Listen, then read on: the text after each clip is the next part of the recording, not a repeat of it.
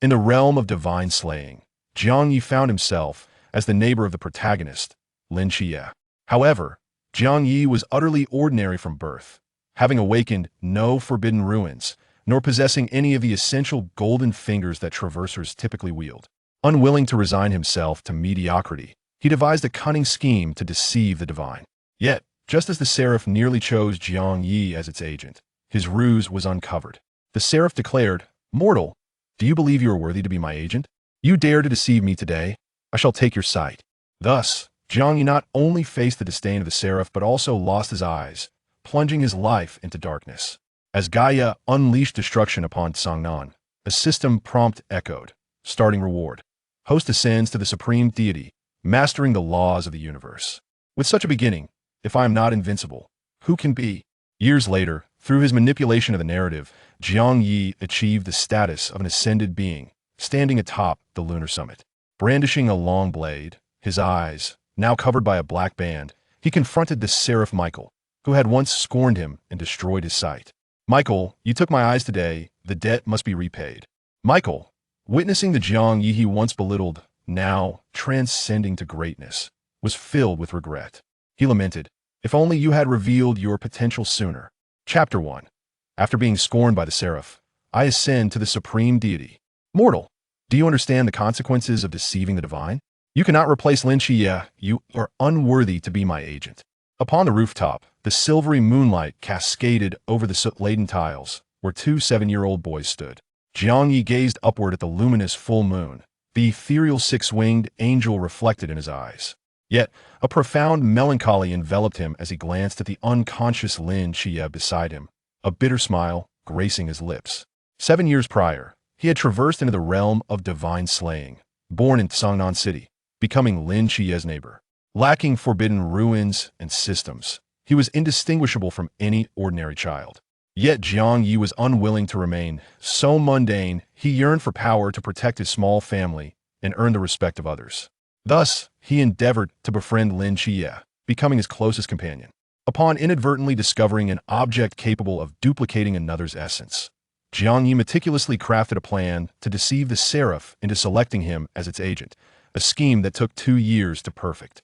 However, shaking his head with a wry smile at his visage, so similar to Lin Qiye's, he pondered how mere mortal schemes could elude the divine's insight. Unsurprisingly, his plot was unveiled by the seraph Michael, and Lin Qiye, as per the original narrative, ascended to the realm of mortals and deities. Jiang Ye stared at the adorable boy beside him, then, in frustration, turned to meet the seraph's gaze. "I too can guard the great Xia and protect humanity. Are not multiple divine agents permissible?" he implored, his tone echoing a desperate plea reminiscent of his past lives' humble, job-seeking endeavors. The ethereal figure of the seraph seemed to scoff, its golden eyes icy. "Mortal, are you worthy, with your frail form, or the inevitable fate that awaits you? Aside from your cunning, I was nearly ensnared by your deceit. What you possess that warrants my bestowal of agency?" The seraph's wrathful voice reverberated in Jiang Ye's ears, piercing his soul, clearly incensed by the act of deception. Ordinary? Unworthy? Merely a wretch? Jiang Ye reflected on his unawakened body, filled with resignation and bitterness. It seemed he truly lacked the qualifications. From a moment he could recall, he had plotted today's deceit against the seraph. Simultaneously, he tirelessly sought the ability to awaken forbidden ruins. Yet, fate appeared to mock him, for as a traverser, he was even more ordinary than the common folk. Only deserving of disdain, Jiang Ye's face fell in disappointment as he murmured, "Just like in my past life, a useless fish." Sighing deeply, he lifted his gaze, respectfully apologizing. "Seraph, I apologize for my earlier offense, please." "Huh, do you think the sin of deceiving the divine is so easily absolved?" The seraph, humiliated by nearly being deceived by a mere 7-year-old, seethed with anger.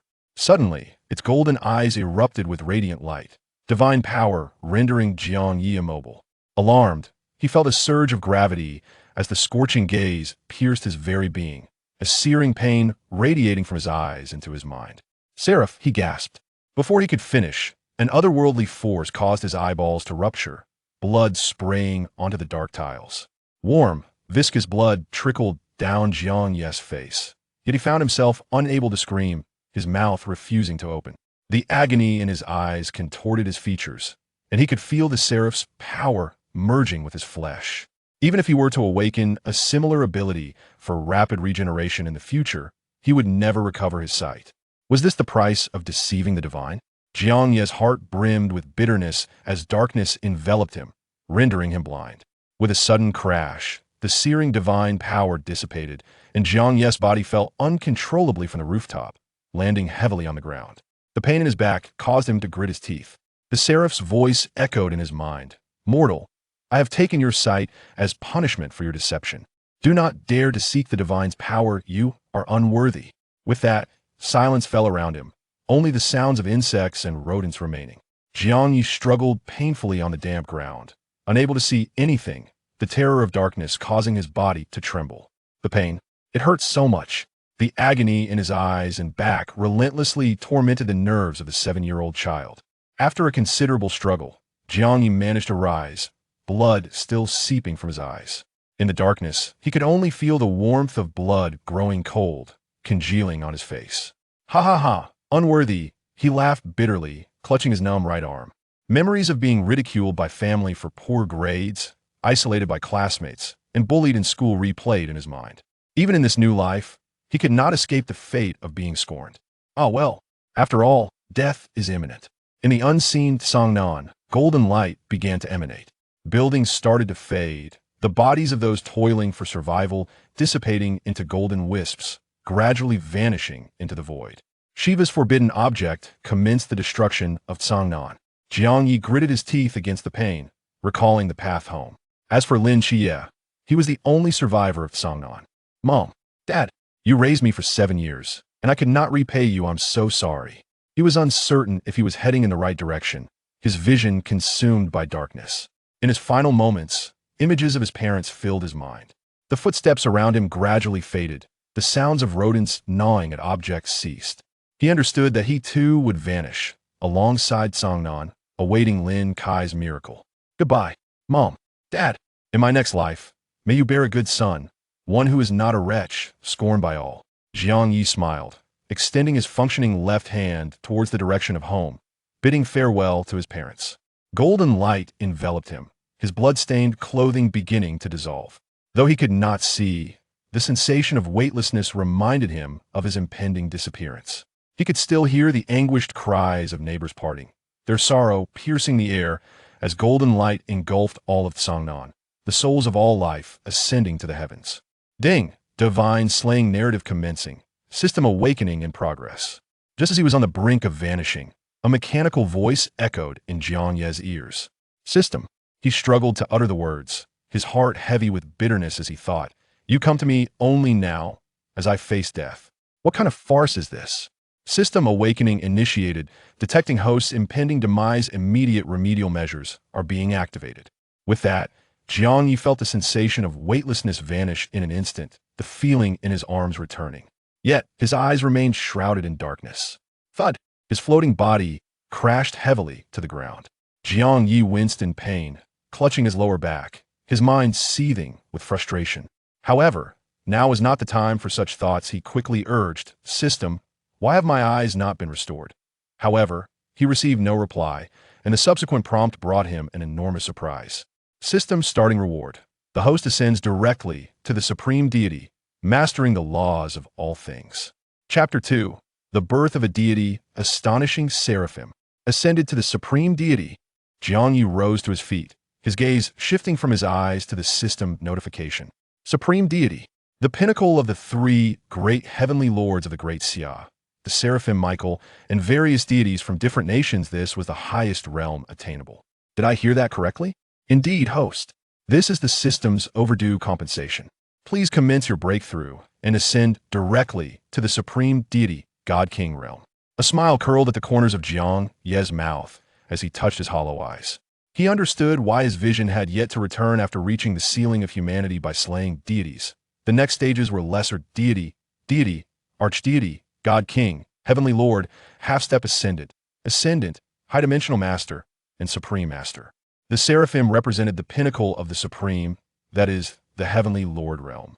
In other words, he needed to ascend to the Heavenly Lord realm to eliminate the miraculous law affecting his vision. However, with the system's assistance, This should be a simple task. Jiang Ye chuckled bitterly. Was this a blessing in disguise? At that moment, a surge of blue energy enveloped him from below, a dazzling light illuminating the entire street. The overwhelming energy flowed into Jiang Ye's body, a wondrous warmth coursing through him, indescribable and enchanting. The darkness in his eyes gradually faded, outlining a black and white silhouette reminiscent of an image from an ancient black and white television set. This was perception.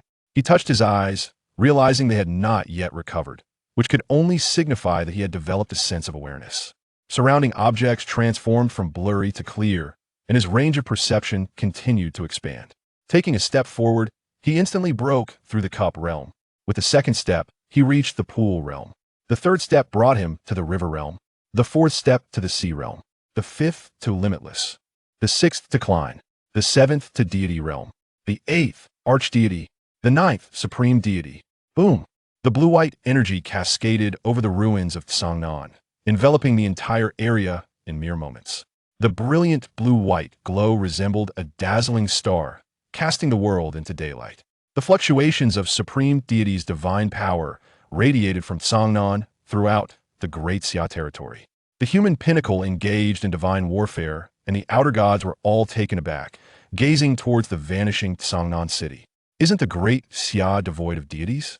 The Mother of Earth, Gaia, shrouded in mist, fixed her gaze upon Tsangnan city. This divine power fluctuation rivaled her own, indicating that this Great Xia deity was at least of the supreme deity realm. Could it be a protector of the prophesied blasphemer? Gaia's eyes held disdain. Even if a deity from Great Xia appeared, what difference would it make against the world-ending power of Shiva? It still wouldn't prevent the blasphemer's demise. At this moment, 5 human pinnacles also turned their eyes towards Tsangnan, filled with astonishment. A deity from Great Xia had emerged, who claimed that Great Xia had no gods. Upon the full moon, a seraphim seated on an exquisite bench, his left hand resting on the back, gazed at the azure planet besieged by mist. Rubbing his brow with his right hand, 6 wings behind him fluttered in the air. Was that truly a 7-year-old child? He nearly ensnared me. Fortunately, I remained vigilant. Otherwise, that transaction would have. Michael shook his head, standing to look towards the source of the mist, his golden eyes glinting with coldness. Lin Qiye, he murmured. Buzz. Suddenly, a divine power fluctuation emanated from the azure planet, causing Michael's expression to shift. Tsangnan. He was somewhat surprised this divine power fluctuation was at least on par with his own realm. Could it be a spiritual treasure? No, this aura was definitely not. Michael hastily employed his divine power to investigate, only to discover Tsangnan enveloped in void, with Lin Qiye lying unconscious and alone. After a thorough search yielded no results, he expanded his range to encompass the entirety of Great Xia. After a long while, there were still no findings. Michael retracted his divine power, furrowing his brow. This does not resemble the aura of any deity from Great Xia, rather. It feels like a freshly ascended supreme deity. Who could it be? When did anyone from Great Xia ascend to such heights? His eyes reflected shock. The deities of Great Xia were still in reincarnation, making it impossible for one to appear here. This meant that the earlier divine power fluctuation was from an unknown new god. Great Xia had birthed a new deity. Michael found it hard to believe, sinking into prolonged contemplation about the potential changes this new emergence might bring. After a considerable time, he shook his head. Little did he know that the Jiang Ye he had just scorned was now a supreme deity. Jiang Ye stood atop a lofty mountain, the system adeptly concealing his divine aura. Otherwise, countless outer gods would have come to investigate. He gazed at the full moon in the night sky, the silvery moonlight casting its glow upon his face, making his eyeless visage appear somewhat unsettling. Michael, the matter of my lost eyes shall be addressed on another day. I hope you still possess tonight's temper then. Jiang Ye retrieved a black ribbon, wrapping it around his eyeless sockets, tying it into a bow. The cool night breeze caressed the boy's youthful yet resolute face, the ribbon's ends fluttering in the wind. The boy stepped towards the ruined city, reaching Lin Qiye's side in just a few strides. But Jiang Ye merely paused briefly, then proceeded to the spot where his family had vanished. Bang! He knelt down, bowing his head thrice with great reverence. Mom and Dad, just 10 more years. I will honor you well and be a good child. I await your return. Jiang Ye's eyes misted over as he slowly rose, disappearing into the void of the city. At the moment of his vanishing, Countless lights enveloped the already ruined Sangnan, the cacophony echoing in Jiang Ye's ears, far away in the forest cave. Now, he could perceive everything within the Great Xia territory, though he was still unable to penetrate the mist. The calamity wrought by the key to the door was not to be underestimated. He had only just entered the supreme deity realm and was not yet a match for those veteran supreme deities, and it seemed he did not belong to any divine system of this world. Host, Jiang Ye realm. Supreme deity, God King realm source. Source of all things laws. Law of the sword. Law of all things divine domain divine ruins. Divine ruins of all things. The law of the sword, as the name suggests, integrates the power of the laws into the blade, unleashing terrifying might. The sword saint of Great Xia, Zhou Ping, comprehended the law of the sword, capable of slaying powerful deities with a single strike. Unfortunately, the physical body could not withstand the power of the laws. The divine ruins of all things and the law of all things were even more intriguing. All things signifies encompassing all. Once the divine ruins are activated, one can manifest their thoughts and even alter the surrounding environment. Within the divine ruins, whatever one desires can be shaped with mere thought. In the divine ruins, I am the sovereign, and anything that enters my domain is subject to influence. It can even give rise to unique abilities. This was simply astonishing. The ability to instantaneously vanish from Sangnan City moments ago was also derived from the divine ruins. It can be said that as long as I think of something, it can materialize. O system, after 7 years of waiting, you finally arrive, and you make me invincible. A mere trifle. Allow me to introduce myself. This system is known as the modified plot system. As long as the host modifies the existing plot structure, they can obtain corresponding modification points, which are crucial for the host's continued advancement in realm. Furthermore, after altering significant plot points, the host has a chance to receive additional random rewards. Altering the plot? Jiang Ye furrowed his brow. If I alter the plot, wouldn't that throw the world of slaying gods into chaos? This is a misconception. The host's inclusion enriches the plot, and the ultimate outcome of each storyline depends on whether the host can withstand the pen of the old thief Sanjiao. Thus, even if I alter the plot's direction, I will ultimately be pulled back by Sanjiao. I can, however, gain modification points to enhance my power. That doesn't seem too bad. Jiang Ye contemplated for a moment and nodded. System, how many modification points do I need to ascend to the Heavenly Lord realm? The Seraphim Michael, as the pinnacle of the holy teaching divine system, stands at the apex of the Heavenly Lord level. As a sovereign among the supreme deities, one would require at least a half-step ascension to challenge the Seraphim. Ascension to the celestial sovereign. Modification value. The main storyline has yet to commence. Please be patient. Host. How much? Jiang Ye extended a finger. 1 million. Goodness. Yet, upon reflecting that the supreme deities are far from being a trivial rank, he suddenly felt at ease. After all, the protagonist's journey is abundant, providing ample opportunity to accumulate modification value. Jiang Ye emerged from the cave, gazing at the luminous moonlight, and reached up to touch the black band that encircled his eyes. Michael, we shall meet again. In the world of divine slaying, Jiang Ye found himself as the neighbor of the protagonist, Lin Qiye. However, from the moment of his birth, Jiang Ye was utterly ordinary, having awakened no forbidden relics, nor possessing the quintessential golden finger that every traveler ought to have. Unwilling to resign himself to mediocrity, he concocted a grand scheme to deceive the divine.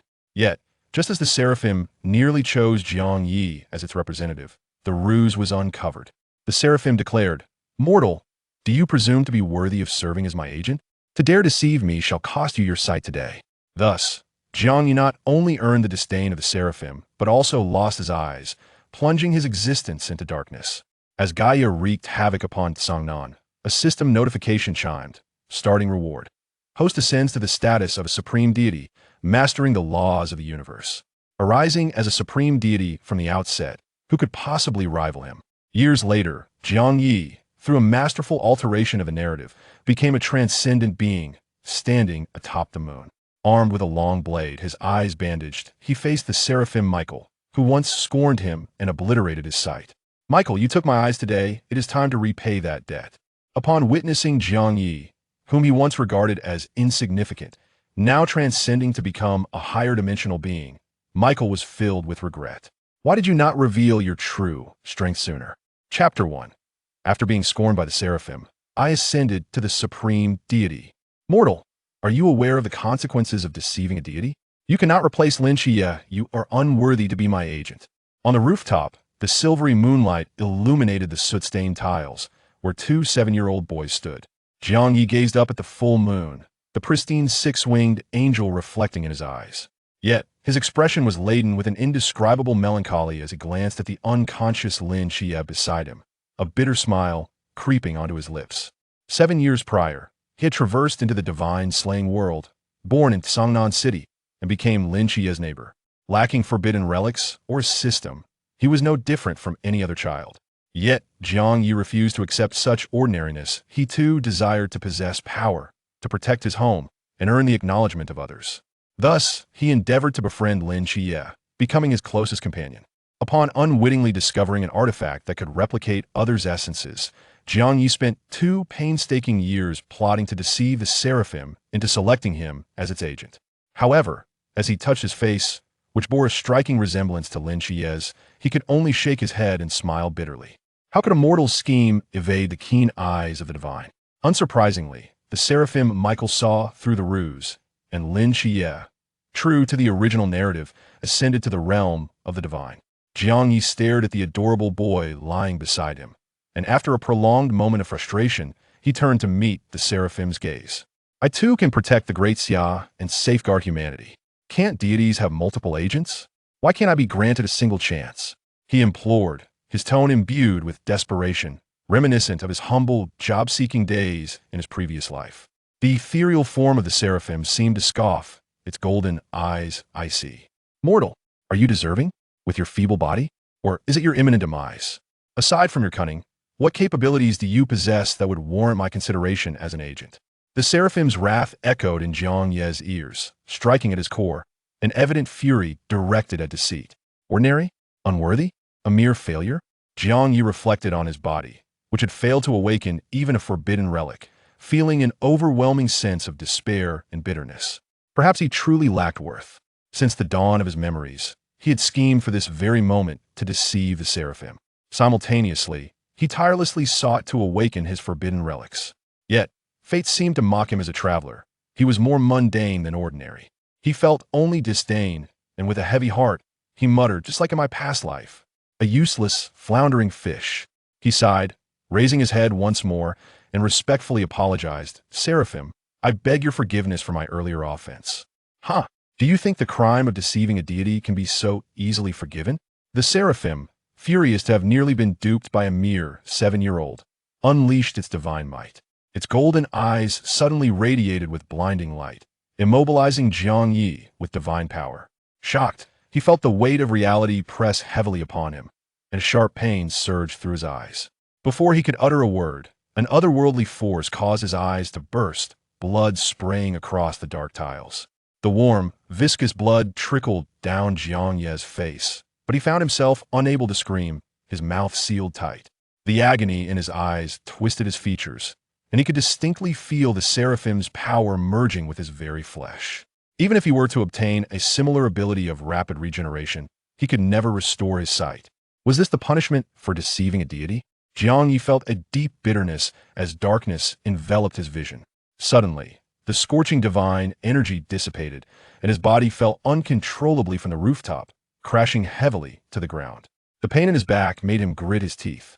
The Seraphim's warning resonated in his mind. Mortal, I have taken your sight as punishment for your deceit. Do not dare to aspire to divine power. You are unworthy. After its voice faded, silence enveloped the surroundings, broken only by the sounds of insects and rodents.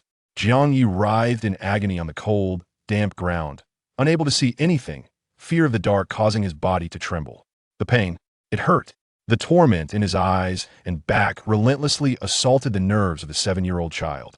After what felt like an eternity, Jiang Ye struggled to rise, his eyes still oozing blood. In the darkness, he could only sense the warmth of his blood turning cold, flowing then congealing upon his face. Ha ha ha! Unworthy, he chuckled to himself, cradling his numb right arm. Memories of being scorned for poor grades, bullied by classmates, and isolated echoed in his mind. Even in this new life, he could not escape the fate of being despised. Fine, I am destined to perish. As Jiang Ye remained blind to the destruction unfolding in Songnan, golden light gradually radiated throughout the town. Buildings began to fade, the bodies of those laboring for their lives dissipating into golden mist. The forbidden relic of Shiva commenced the annihilation of Tsangnan. Jiang Ye gritted his teeth against the pain, relying on memory to navigate towards home. As for Lin Qiye, he was the only one left alive in Tsangnan. Mom, Dad, you raised me for 7 years, and I have yet to repay your kindness. I'm so sorry. He was uncertain if he was heading in the right direction, blinded by darkness. In his final moments, images of his parents surfaced in his mind. The sounds of footsteps faded away, and the gnawing of rodents became silent. He understood he too would vanish, perishing alongside Tsangnan, awaiting Lin Qiye's miracle. Farewell, Mom, Dad. In the next life, may you bear a better son, one who is not so despised.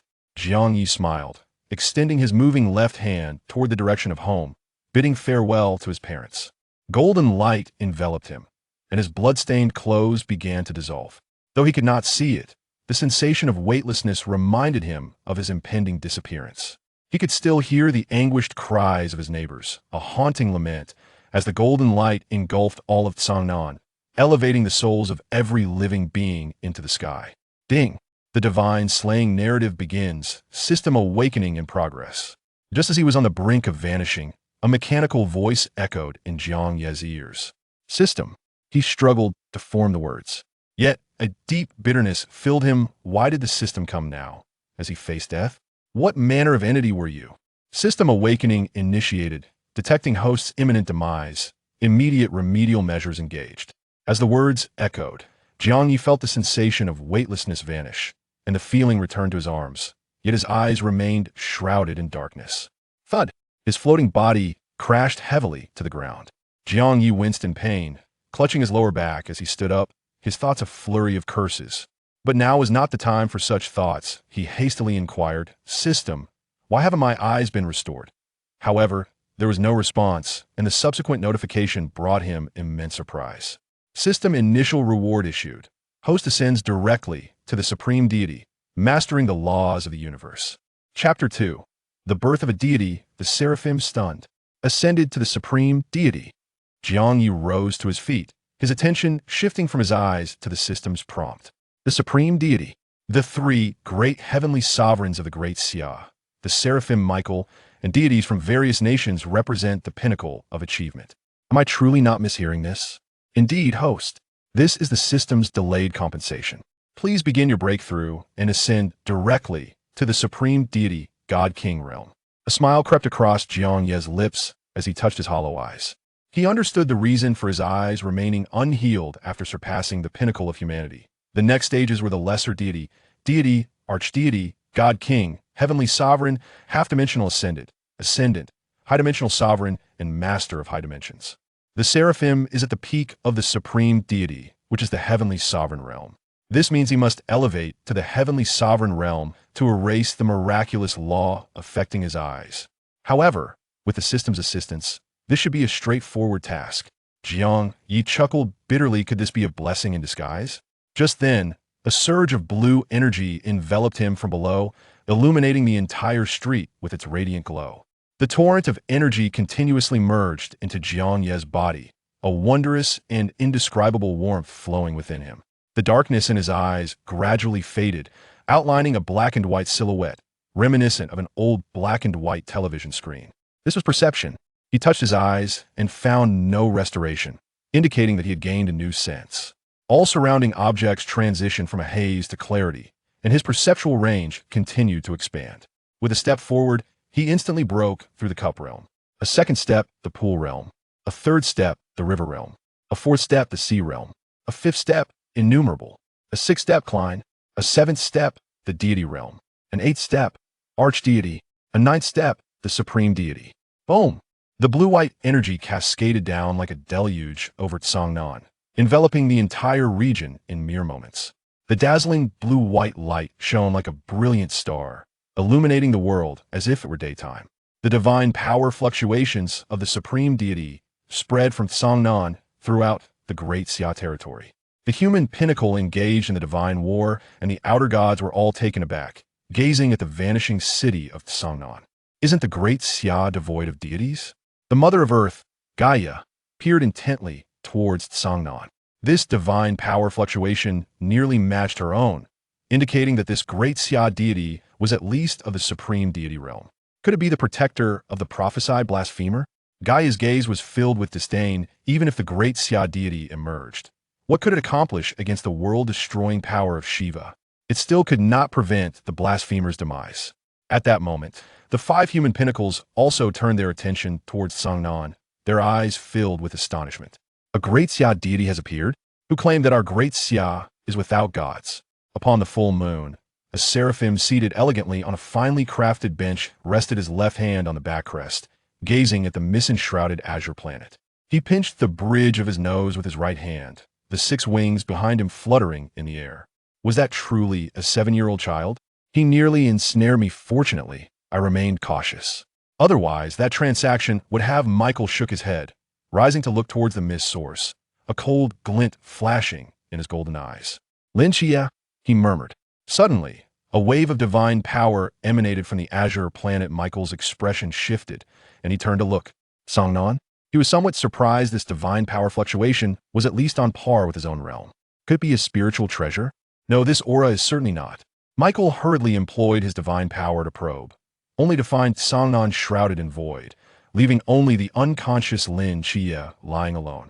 After an unsuccessful search, he expanded his range to encompass the entire Great Xia. After a long while, he still found nothing. Michael withdrew his divine power, his brow furrowed. This does not resemble the aura of any deity in the Great Xia, rather, it feels like a newly ascended supreme deity. Who is this? When did the Great Xia have someone ascend to the supreme deity?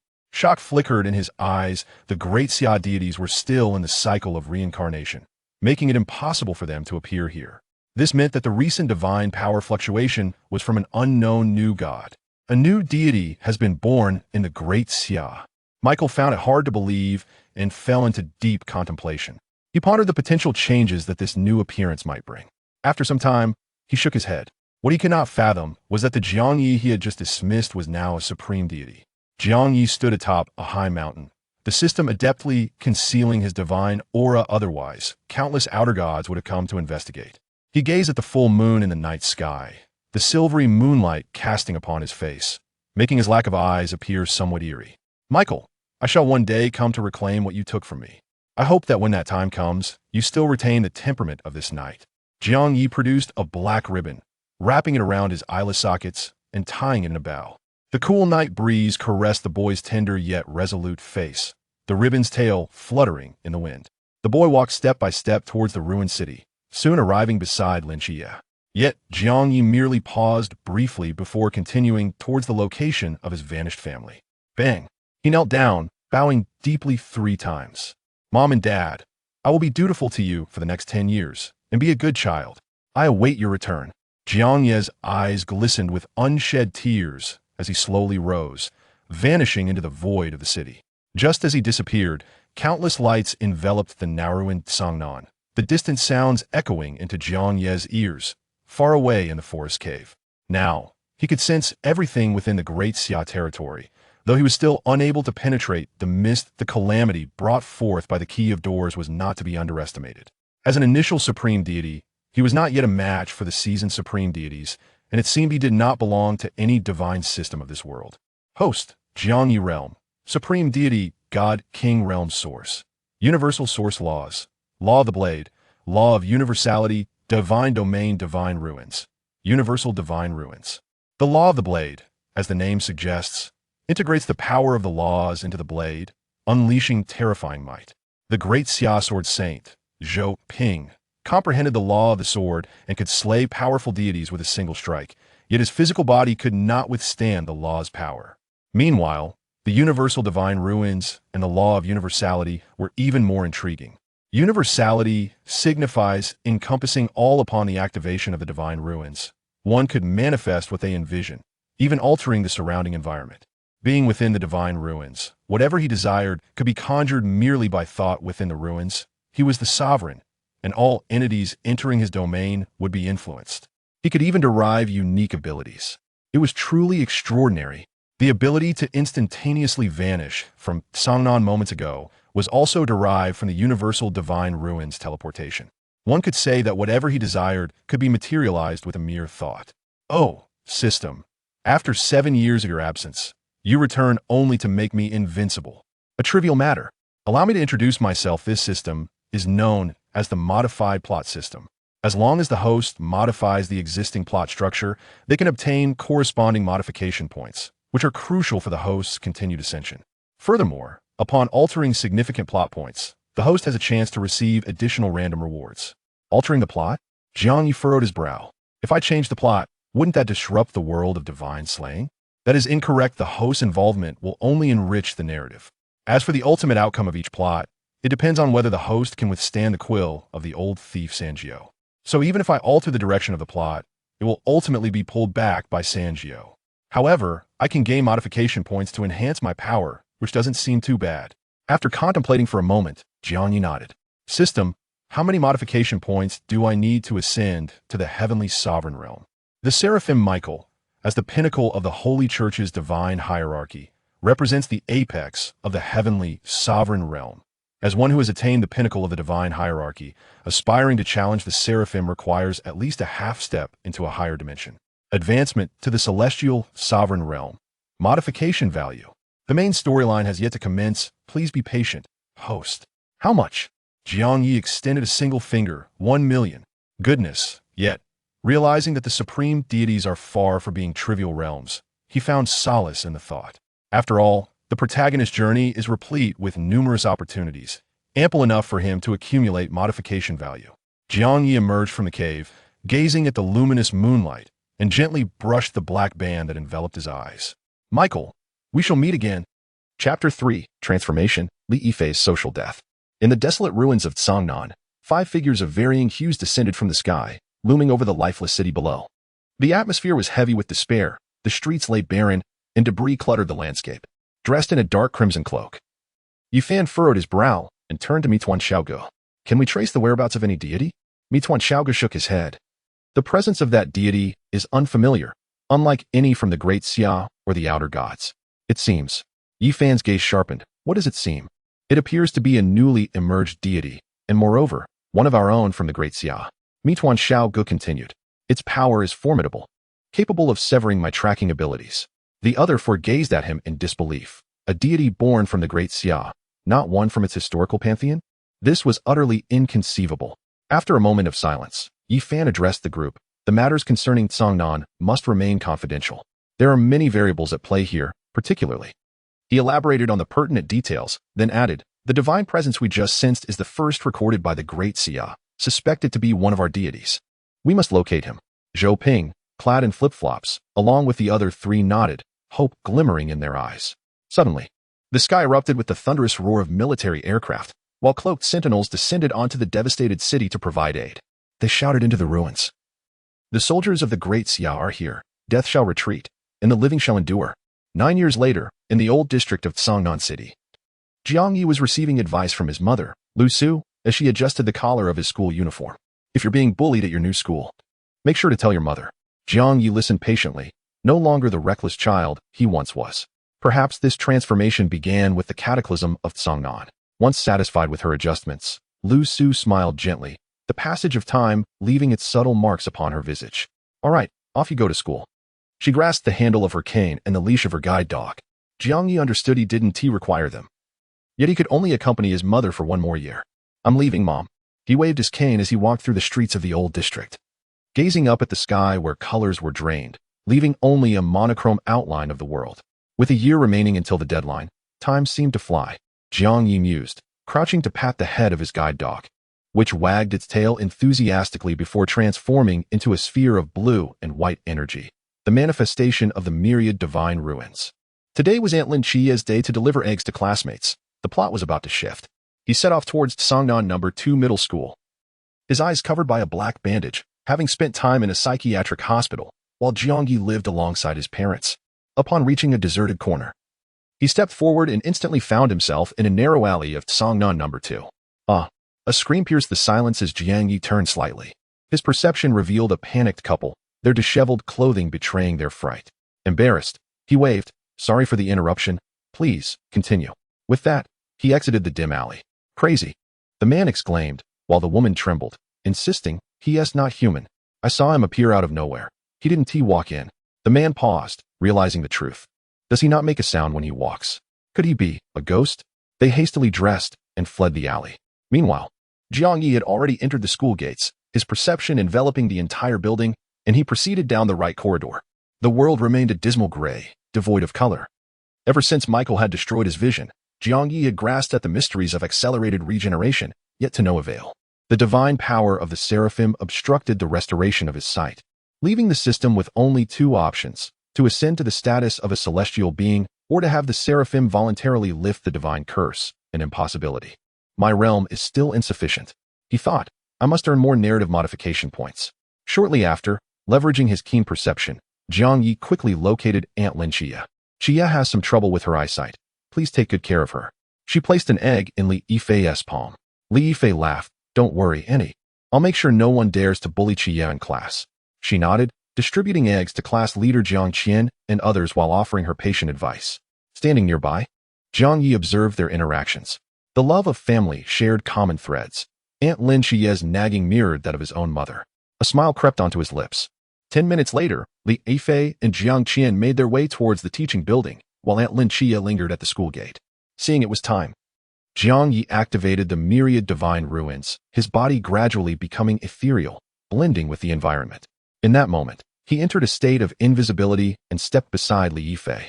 Transformation, Jiang Ye intoned, directing his energy towards the eggs in their hands before vanishing. Why did this egg turn into a stone? A girl shrieked as the egg in her hand morphed into a dead beetle. Lin Qiye, perplexed, lifted his hand, his face flushing red as he discovered a silicone product, something he had secretly purchased online, had somehow appeared. Nearby, Wang Xiao placed a hand on Lin Qiye's shoulder, chuckling, "Qiye, who would have thought you were into this? You're still young. Remember to exercise restraint." The girls around them blushed at the sight, while class leader Jiang Qian exclaimed, "Lin Qiye, what on earth are you holding?" Lin Qiye, bewildered, turned only to be struck by an egg. Ding. The classmate has lost the intention to escort Lin Qiye home, resulting in a slight modification of the plot involving the ghost-faced man Lin Qiye. Having been socially humiliated on the spot, has gained 1,000 modification points.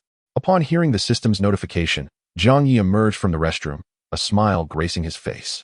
The next step was to prevent Lin Qiye from encountering the ghost-faced man, thus delaying the awakening of his earthly divine realm.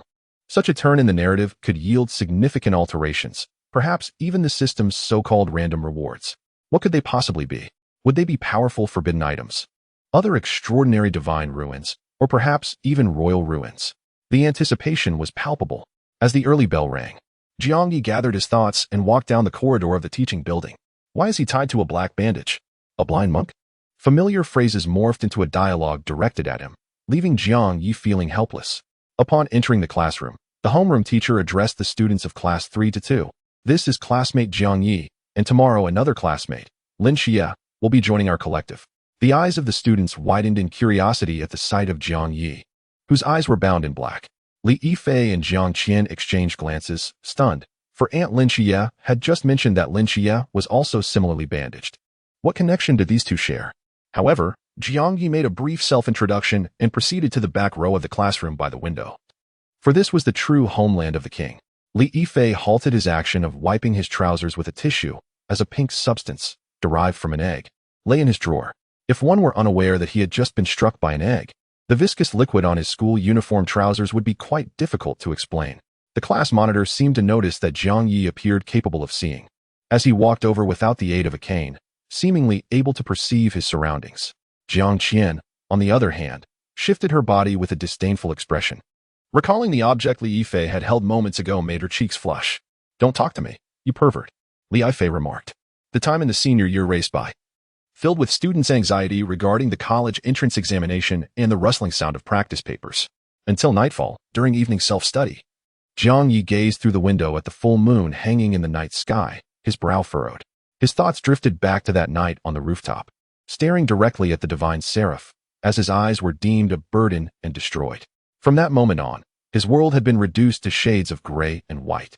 Michael, the pinnacle of divine power? When I ascend even a step into a higher dimension, I shall reclaim the colors of my world. What would one do when confronted by someone they had once scorned? In the early morning, the classroom was filled with the sound of students reciting aloud. as gentle sunlight streamed through the windows, signifying tranquility and serenity. This vibrant world, rich in colors to others, appeared monochromatic and dull to Jiang Ye. Leaning back in his chair, sunlight illuminated the black band around his eyes, offering warmth yet devoid of any hue. Tap, tap, tap. Footsteps echoed outside the classroom, silencing the morning reading. A boy, wrapped in a black band, slowly approached. Chapter 4. Instant Defeat of the Phantom Masked Man. The homeroom teacher entered the classroom with Lin Qiye, who was similarly adorned with a black band. Everyone, please pause. This is Lin Qiye, a new transfer student. Like Jiang Ye, he has experienced some issues with his eyesight, so please extend your kindness. Upon hearing this, the students displayed no reaction, merely observing coldly, with some even showing signs of irritation. Lin Qiye sighed. This outcome had been anticipated.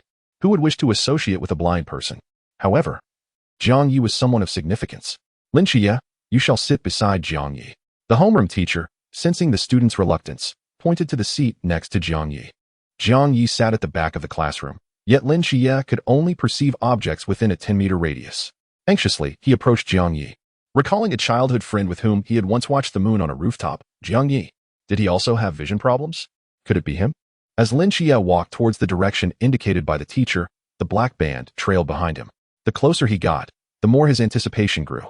Everyone believed him to be insane, dismissing his sight of the six-winged angel. Perhaps Jiang Ye could clarify the doubts lingering in his mind. Gradually, as the distance closed, a strikingly handsome figure came into view, his eyes also wrapped in a band. He could not discern colors, for the world of perception was devoid of hue. Lin Qiye halted, his face reflecting shock as he faced Jiang Ye. He is also blind. Ding, ding, ding. At that moment, the bell signaling the end of morning reading rang, prompting all students to rise from their seats and relax within the classroom. Yet, Lin Qiye remained rooted in place, staring blankly at Jiang Ye. Stop standing there. Take a seat. Jiang Ye patted the bench beside him. Lin Qiye jolted. He could see me? Surprised. He removed his backpack and sat next to Jiang Ye. The sudden appearance of a childhood companion left him at a loss for words. Should he initiate small talk or? After a moment of contemplation, Lin Qiye turned to Jiang Ye. You are also blind. Jiang Ye replied. Your words are indeed sharp. A smile flickered within Jiang Ye as he nodded. Lin Qiye furrowed his brow, pressing on with his inquiries. You saw the angel, didn't you? You possess a 10-meter range of perception, right? What transpired that night? Can you tell me? His voice trembled with excitement. Jiang Ye shook his head, responding nonchalantly. You were unwell. If I were to reveal it, wouldn't that hasten your awakening? Upon hearing this, Lin Qiye's excitement waned, and he lowered his gaze. Then how do you explain your eyes? I entered a pyramid scheme and had them cut out. Lin Qiye, taken aback, perceived the incredulous expression on Jiang Ye's face, eliciting a smile from the latter. The two fell into silence, each lost in memories of their time spent watching the moon on the rooftop. A period fraught with pain for Jiang Ye. Meanwhile, Lin Qiye had been observing the two, exchanging glances with several classmates. Suddenly, a sense of compatibility washed over him. Hey, did you lose that thing yesterday? Upon hearing this, Lin Qiye's face flushed crimson as he waved his hand. I tossed it away. What a pity, haha. Time slipped away amidst each passing class. In the evening, as school concluded, Jiang Ye and Lin Qiye walked out of the school gates together. After a moment of thought, Jiang Ye said, Wait for me here. Lin Qiye, taken aback, nodded in agreement. Jiang Ye rounded a corner and conjured a small electric scooter using his powers. It would be too cumbersome to walk back. Instead, he would take a detour to drop Lin Qiye off at his doorstep, thus perfectly avoiding the phantom masked man and delaying Lin Qiye's awakening. Jiang Ye mounted the scooter, inserted the key, and the music began to play. Hop on. You'll never encounter traffic. Beep, beep, beep.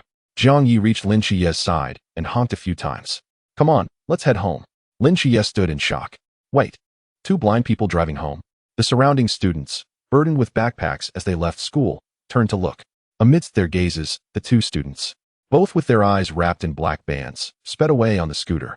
A chubby boy by the roadside, gnawing on a chicken leg, dropped his entire box in astonishment. No way. Blind people driving? And going at 50 miles per hour.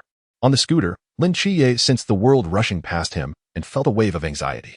His hands instinctively clutched Jiang Ye's waist, and he was further astonished. If his perception range was merely 10 meters, it would be impossible to navigate so smoothly. Unless Jiang Ye possessed extraordinary reflexes, the ride was remarkably steady, as if everything was within his anticipation. There was only one possibility. Jiang Ye's perception range must be vastly greater, perhaps several times more. Lin Qiye's conviction solidified, Jiang Ye had undoubtedly seen the six-winged angel. Perhaps he held the key to opening my eyes. Yet, why did the route seem off? Suddenly, Jiang Ye took a wide detour around the old city, finally bringing the scooter to a steady halt near a small, low house. Qiye, it's time to head home. Let's go. Thanks, Lin Qiye began, but before he could finish, Jiang Ye's figure faded from his perception, leaving only the sound of the scooter's engine in the air. Lin Qiye furrowed his brow, the question that had lingered on his lips unasked, leaving him feeling unsettled. Disheartened, he walked toward the warmly lit low house. Suddenly, a foul odor invaded his nostrils. The old city was enveloped in a realm of no restraint. Jiang Ye gazed at the sign reading "No Forbidden Zone" by the roadside, and in an instant, his figure vanished from sight. Monsters! Run! Wait for me! Aya! Li Yifei's eyes widened in terror as he collapsed to the ground, witnessing his class leader, Jiang Qian, being gruesomely dismembered and devoured by a vile creature. He clamped his mouth shut, stifling the urge to vomit, and hurriedly scrambled to his feet, sprinting towards the dimly lit alleyway. As for Wang Xiao and the others, they had long since vanished, leaving only the echoes of their screams in the air. Just as he dared not look back and continued to flee, a figure entered his line of sight, clad in a red and white school uniform. With a black band wrapped around their eyes, the figure approached him with hands tucked in pockets. So handsome. Ugh. Li Fei spread his arms wide and shouted, Jiang Ye. Hurry. There are monsters. Whoosh. The moment his words fell, Jiang Ye's figure disappeared in an instant. Li Yifei stood there bemused, his footsteps halting involuntarily. Where did he go? He glanced around, but there was still no trace of Jiang Ye. Could I have imagined it? He scratched his head. Wait, why has the sound of the monsters vanished? He quickly turned around, only to find no monsters behind him, just the dismembered corpses of the creatures strewn across the ground. Li Yifei's eyes widened in shock. Chapter 5. Who killed the ghost-faced man? Dead, all dead. Li Yifei stared at the bleeding monster corpses beneath him, his mind clouded with confusion. What just happened? He approached the carcass of the creature, and upon seeing its ghastly head, his heart skipped a beat. Bang! Li Yifei stepped forward, lifted his right heel, and kicked the monster's head away, sending it rolling into the darkness, the sound of clattering echoing in the air. Damn it! Even in death, they dare to frighten me. Li Yifei dusted off his hands and turned towards the direction where he had encountered the monster. Driven by curiosity, he cautiously ventured deeper. However, the scene that unfolded next left him utterly astounded. In the very spot where Jiang Qian had met her demise, several more monster corpses lay, similarly dismembered. All dead. Who could have done this? The image of Jiang Ye suddenly flashed in his mind. Am I seeing things? Or, just then, a heavy sound of footsteps approached. More monsters. Li Yifei jolted, sprinting towards the alley's exit. Don't eat me. My flesh is tough and stringy. I've been indulgent lately. I'm not tasty. Zhao Kongqing paused for a moment, shaking off his cloak, and unleashed his sprinting speed. Kid, don't run. I'm not a monster. Don't try to fool me. Monsters are truly dedicated these days, even learning Chinese. Li Yifei retorted, bewildered. Zhao Kongqing, speechless, leveraged a nearby object to propel himself forward. Landing right in front of Li Yifei, Li Yifei hastily skidded to a stop, taken aback by the humanoid figure before him, and fell onto the ground in shock. Zhao Kongqing lowered his gaze, clenching a cigarette between his fingers, exhaling a plume of smoke as he inquired, Am I handsome? After a brief exchange, Li Yifei finally lowered his guard. Zhao Kongqing, however, was lost in thought, surveying the corpses of the ghost-faced men scattered around. Li Yifei seemed like an ordinary person. So who had slain these ghost-faced beings? After pondering for a moment, he turned to the still trembling Li Yifei, pointing at the bodies. Did you do this? Li Yifei shook his head vigorously. No. During my escape, I spotted a classmate flash by, and when I turned back, all the monsters were dead. A classmate? Zhao Kongqing frowned. How could a student possibly eliminate all the ghost-faced men in an instant? Even Qijing's Hong Ing couldn't manage that. Could it be someone awakened from a high-risk forbidden realm? He asked seriously, what distinguishing features does your classmate possess? Black band wrapped around the eyes. And very handsome, handsomer than you. Li Yifei quickly amended. Zhao Kongqing nodded approvingly, taking a drag from his cigarette. He looked up at the sky, murmuring, a black band around the eyes? At that moment, a voice crackled through the earpiece, Old Zhao, there is still a ghost-faced man in the old city, within your vicinity. Before he could finish, a golden beam of light shot up into the heavens, radiating an awe-inspiring power. Zhao Kongqing dropped his cigarette in shock. What the hell? It's the divine ruins. Could it be that all these ghost-faced men were slain by him? His pupils constricted as he hoisted the black box and dashed towards the golden pillar, leaving a bewildered Li Yifei behind. His eyes gradually transformed into slitted pupils. Ding!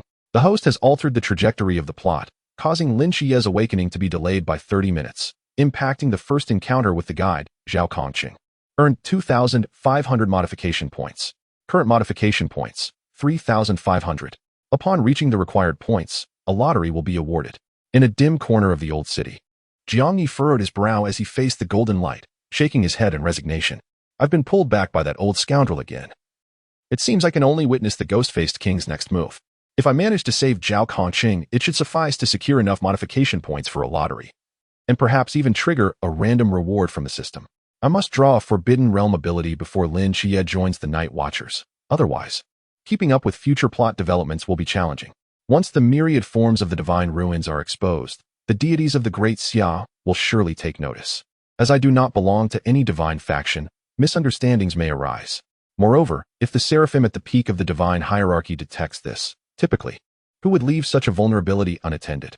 I currently lack the strength to confront them. I must reach the celestial sovereign realm or a half step into the higher dimension. Of course, the most crucial thing was, Jiang Ye gazed up at the moon hanging in the night sky. On the moon, the seraphim Michael's golden eyes narrowed. His gaze shifted from Lin Qiye's radiant golden light to Jiang Ye's previous position, separated by light years. That familiar aura, it's that deceitful mortal. Michael furrowed his brow and contemplated for a moment. He still could not ascertain what was special about that being. He shook his head. Stubborn as ever. Still attempting to obtain my power? Such futile aspirations from a mortal. The seraphim snorted coldly, returning his focus to Lin Qiye, dismissing Jiang Ye entirely. He firmly believed Jiang Ye could not deceive him again. The next day at noon, in the Peace Affairs office, in the conference room, Chen Mai sat in his chair, listening to Zhao Kongqing's report. Yet, the more he listened, the more furrowed his brow became. Old Zhao, this is impossible. Wu Xiangnan was the first to voice his dissent. That kid just awakened the divine ruins. His strength is merely at the Lantern Realm. Based on your interview, it was you who ultimately killed that ghost-faced man, which indicates that the other ghost-faced beings in the old city were not slain by him. Chen Mai nodded in agreement. Indeed. Honging rested her chin on her hands. Pondering, who could it be? Aside from our team 136, Songnan has no other individuals dealing with the mysterious. In a low voice, Chen Mai replied. Based on the fatal wounds on the ghost-faced men, every one of their necks bears identical knife marks. The time of death aligns precisely, meaning the 7 ghost-faced men were almost instantaneously eliminated. As soon as these words were spoken, the underground conference room fell silent for a moment. Chen Mai, being skilled in blade techniques, understood the implications of this. Even with over a decade of practice, he could not achieve such precision in blade marks. This indicated that the person who had slain the ghost-faced men possessed not only unparalleled swordsmanship, but perhaps matched his own strength. In the Sea Realm? Chen Mai's expression grew solemn. Zhao Kongqing stretched his hands and continued. Witness Li Yifei stated that he saw a transfer student with a black bandage over his eyes. I then investigated Lin Qiye's file. He transferred from a special school to Songnan No. 2 High School just yesterday.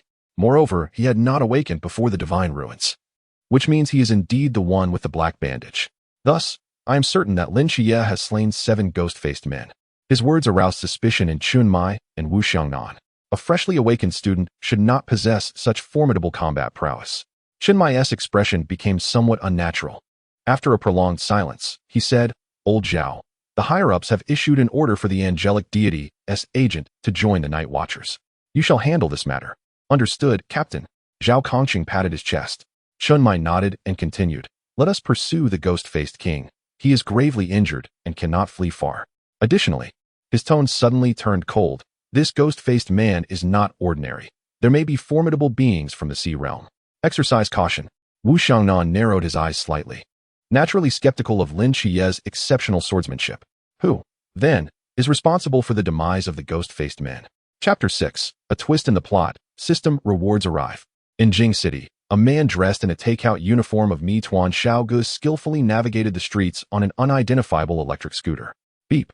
The scooter halted in front of a restaurant named Fengwei de Kaiguan, honking several times. Inside the restaurant, Zhou Ping, seated in a corner with a martial arts novel, glanced over. Meituan Xiaogu nodded toward him, prompting Zhou Ping to set down his book, grab a pair of chopsticks, and greet the owner before exiting the restaurant.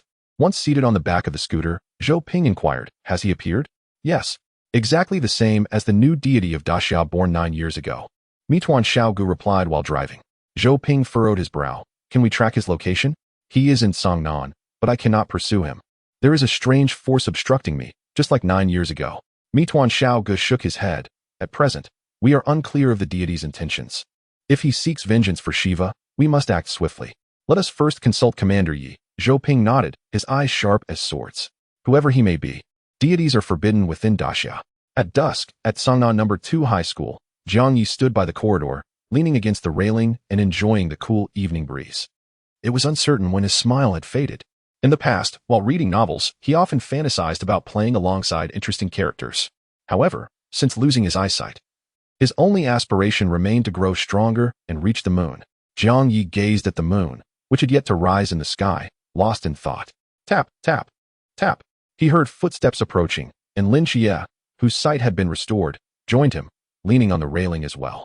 Observing Jiang Ye's dark bandaged eyes, he hesitated before speaking. I can see now. Jiang Ye's mouth twitched. Congratulations. Why can't you still see? Being blind, naturally I can't see. But why can I see? Jiang Ye replied, damn. Is this kid here to show off? Noticing Jiang Ye's silence, Lin Qiye's eyes sparkled with golden light. Jiang Ye, do you still believe what I said? Can you recount the events on the rooftop from our childhood? And the similar powers I've obtained? Jiang Ye slowly turned his head, feeling a hint of bitterness. He couldn't possibly tell him that he once sought to seize his position as an agent. He sighed and remarked, you are the chosen one by the gods, while I am the one rejected by them. It's that simple. We may become rivals in the future. But for now, we are still friends. Chosen by the gods. Rivals. Lin Qiye's eyes glimmered with confusion, gazing at Jiang Ye like a curious child. The two locked eyes. Wali Yifei, peeking at them from the classroom, stroked his chin and gasped. What are these two suddenly gazing at each other so affectionately for? They can't possibly be oh my. Li Yifei hastily averted his gaze, puzzled. Was that really Jiang Ye last night? Could he be a hidden dragon king in the city, effortlessly slaying those monsters? He was skeptical but uncertain due to the dim light last night, questioning whether he had seen it wrong. Perhaps he would find an opportunity to ask later. Yet, this kid seemed so aloof. As if he had stepped out of a domineering CEO novel. He wouldn't suddenly say, man, you're playing with fire, would he? Li Yifei shivered, goosebumps erupting all over. That evening, as school ended, Jiang Ye and Lin Qiye parted ways at the entrance of the old city. Just then, the system's voice echoed. Ding. You have altered the strategic arrangements of 5 human top-tier individuals, obtaining 8,000 modification points. Upon reaching 10,000 points, congratulations, you have earned a chance to draw a lottery.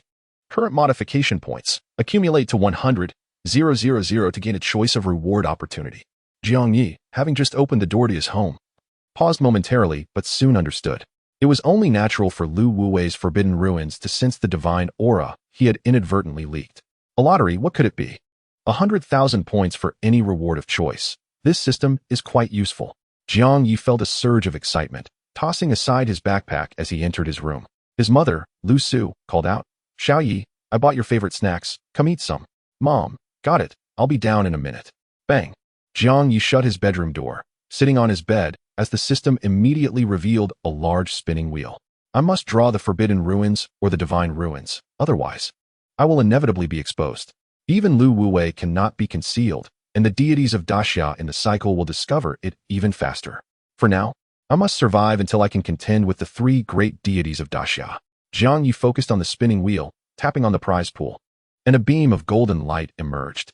Laws of the 5 elements, laws of yin and yang, laws of thunder, 9 heavens divine thunder divine ruins, golden body dharma, 99.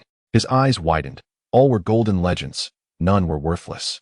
Jiang Ye's breath quickened, his hand trembling slightly as he clicked the central draw area, and the wheel began to spin rapidly. Under his eager gaze, the pointer gradually came to a halt. Self-created secret technique of the forbidden ruins. One-time item: the host can create a self-designed forbidden ruins, freely adding functions with a limit of 6. Self-created?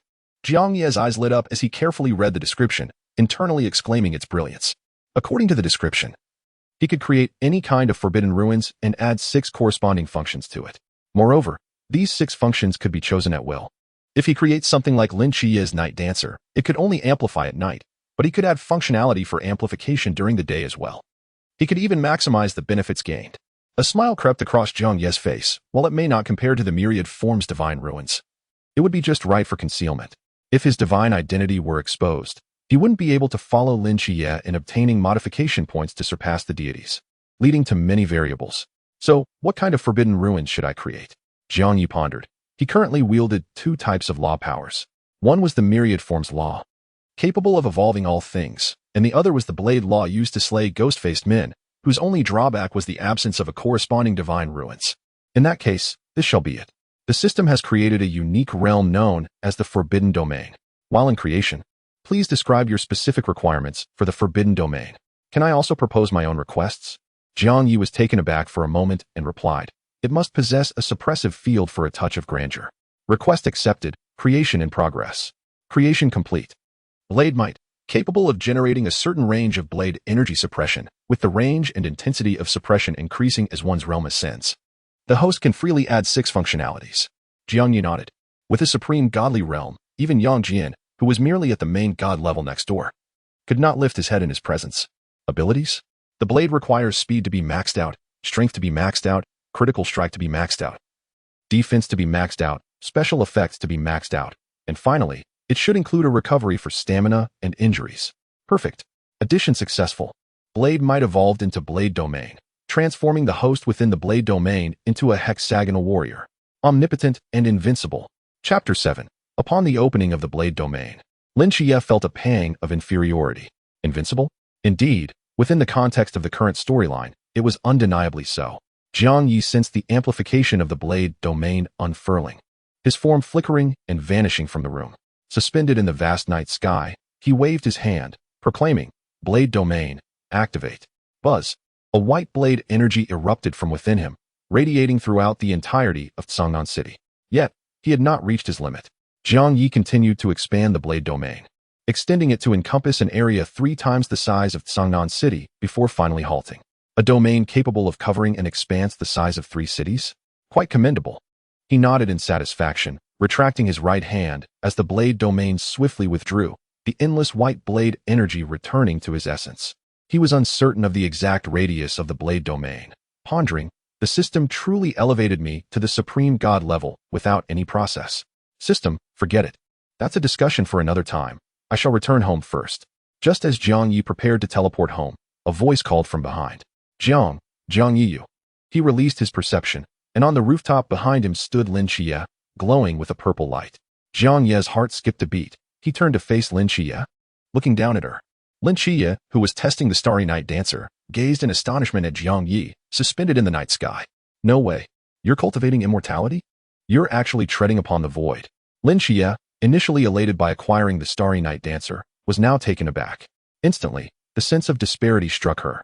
It seemed the Starry Night Dancer wasn't as impressive after all. Well, actually, I have a rope tied behind me, Jiang Ye awkwardly explained, casually plummeting to the ground. Lin Qiye's lips twitched.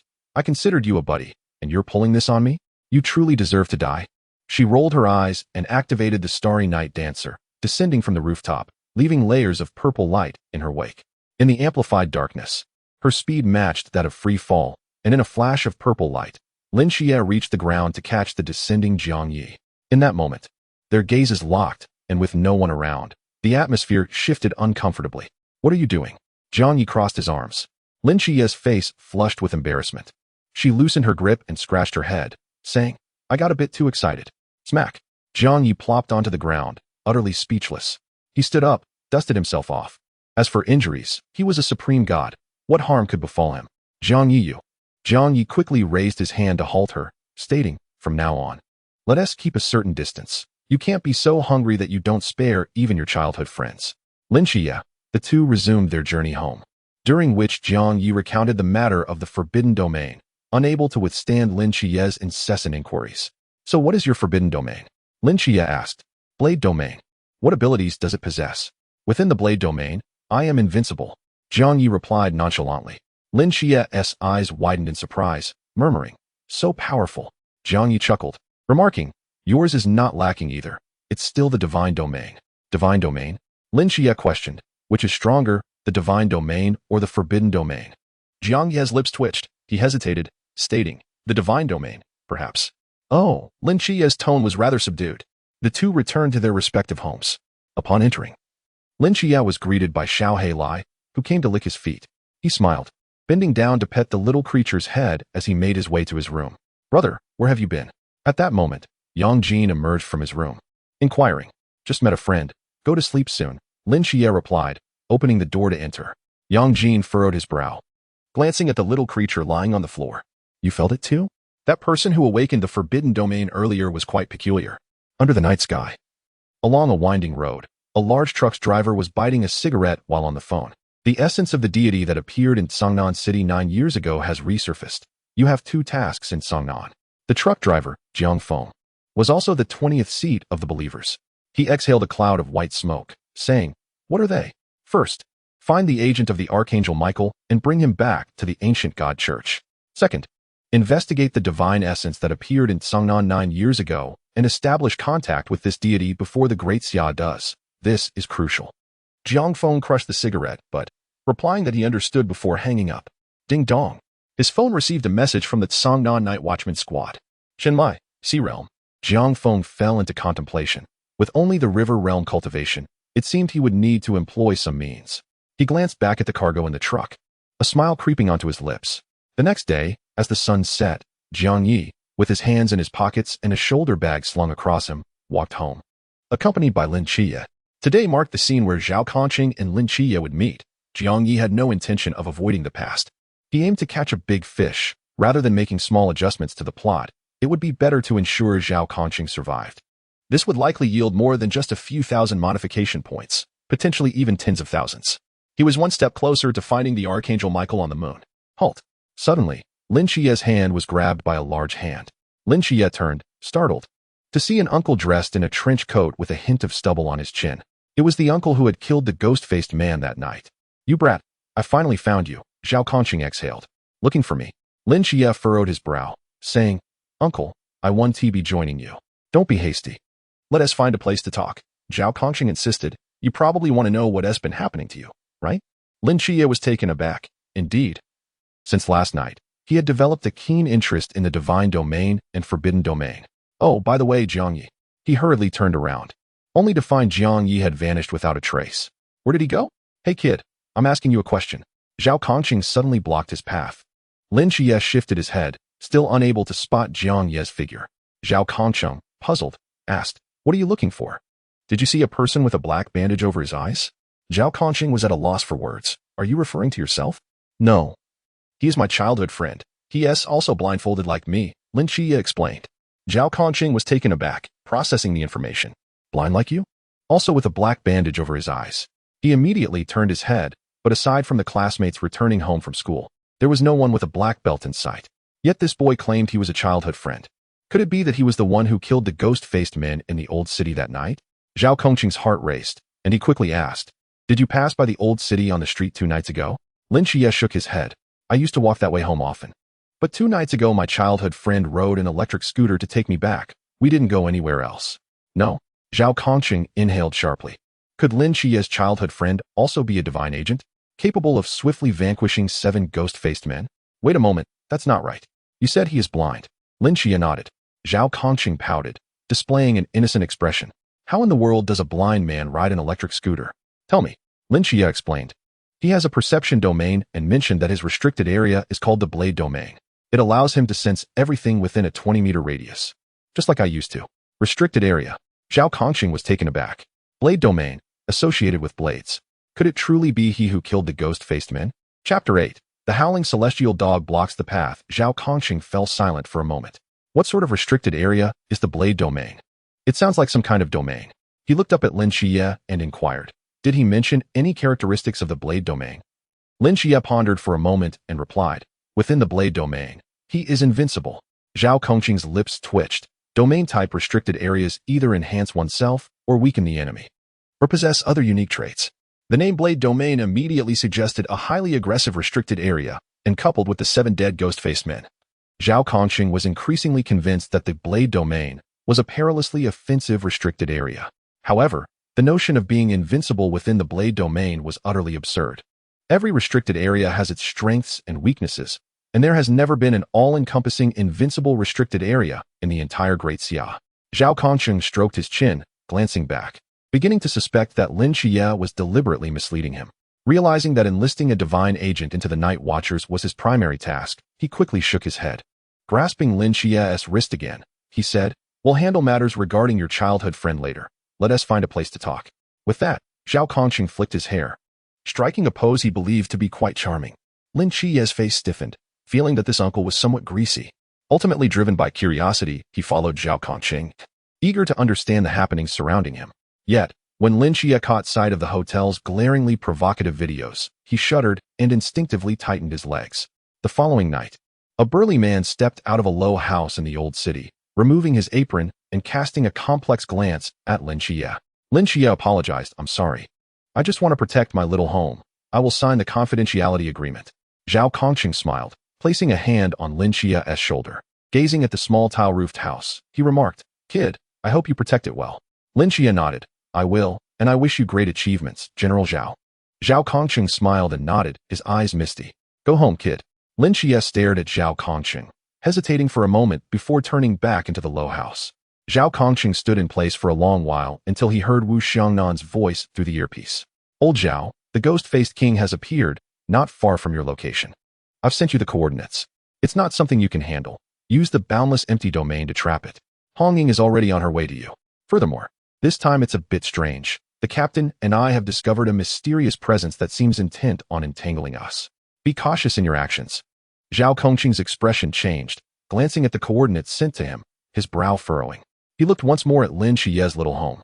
Inside the low house, Lin Qiye was happily walking to the dining table, sharing a meal with his aunt and younger brother. He joyfully ate the ribs his aunt had served, spitting out a bone, just as he was about to toss it to the little black dog.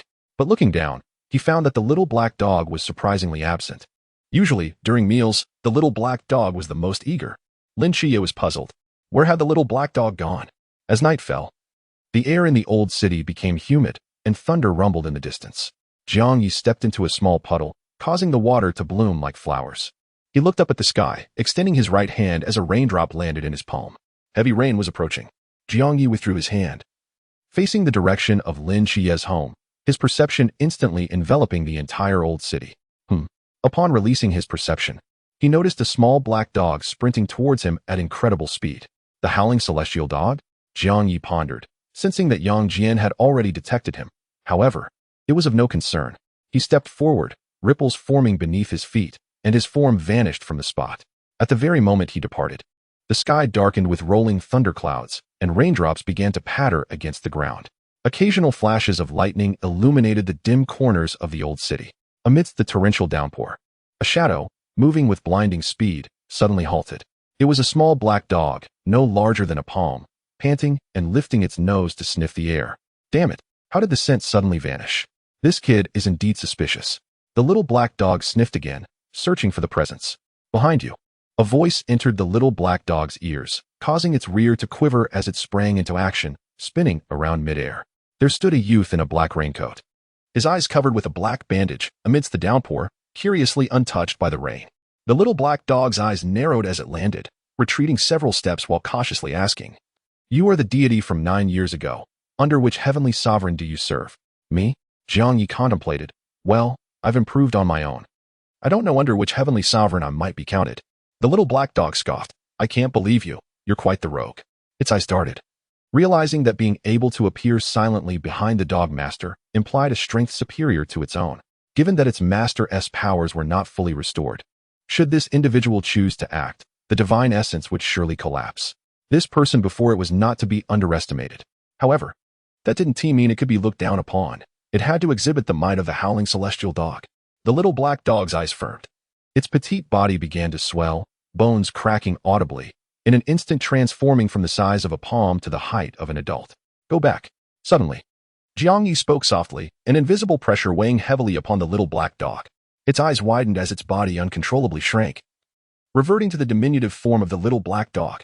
The little black dog stared at Jiang Ye in astonishment. "How did you do that?" Jiang Ye replied, "Just a word, and you're small again." "Damn it," interrupting the dog master's display, "you really ought to die." At the same time, it was astonished. Its master was considered a major deity within the celestial realm. It could easily traverse through the divine realm. If Jiang Ye were a deity of the celestial realm, he should currently be in reincarnation.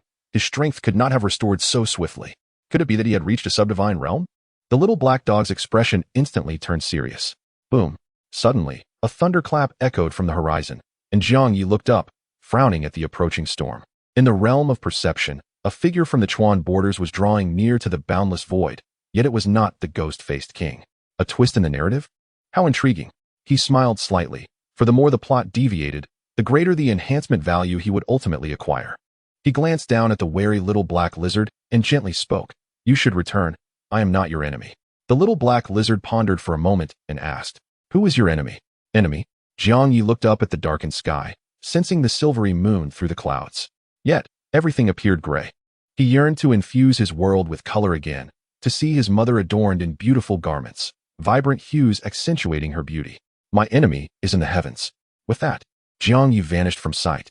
The little black lizard did not pursue, but instead raised its head to gaze at the overcast sky. What nerve? Where is anyone? Chapter 9. Kid, watch closely. Pitter-patter. Large raindrops fell upon the black cloak, drenching the stylish slick-back hair that had been set with hair gel, causing the bangs to fall onto his forehead. In the boundless void, Zhao Kongcheng clutched his chest, the star blade embedded in the ground beside him. He wiped the blood from his lips and, peering through his damp bangs, gazed at the ghost-faced king, its tongue of vivid crimson. Zhao Kongcheng clenched his teeth and glanced back toward Lin Qiye's home, a hint of a smile gracing his lips. He struggled to stand, brushing his bangs aside with his right hand. Damn it, if you dare ruin my handsome hairstyle, you'll know the consequences today. Ding! A golden badge flew into the air, which Zhao Kongcheng caught with one hand. A gentle push revealed a pinhole on the badge. The front read Zhao Kongcheng, while the back proclaimed, If the dark night should fall, I shall stand before countless souls, blade drawn against the abyss, blood staining the heavens. With determination, Zhao Kongcheng unhesitatingly pierced the pinhole into his palm. The power of the ghostly gods surged into him through the needle. Instantly, he felt as if every cell in his body had consumed a stimulant, becoming extraordinarily invigorated.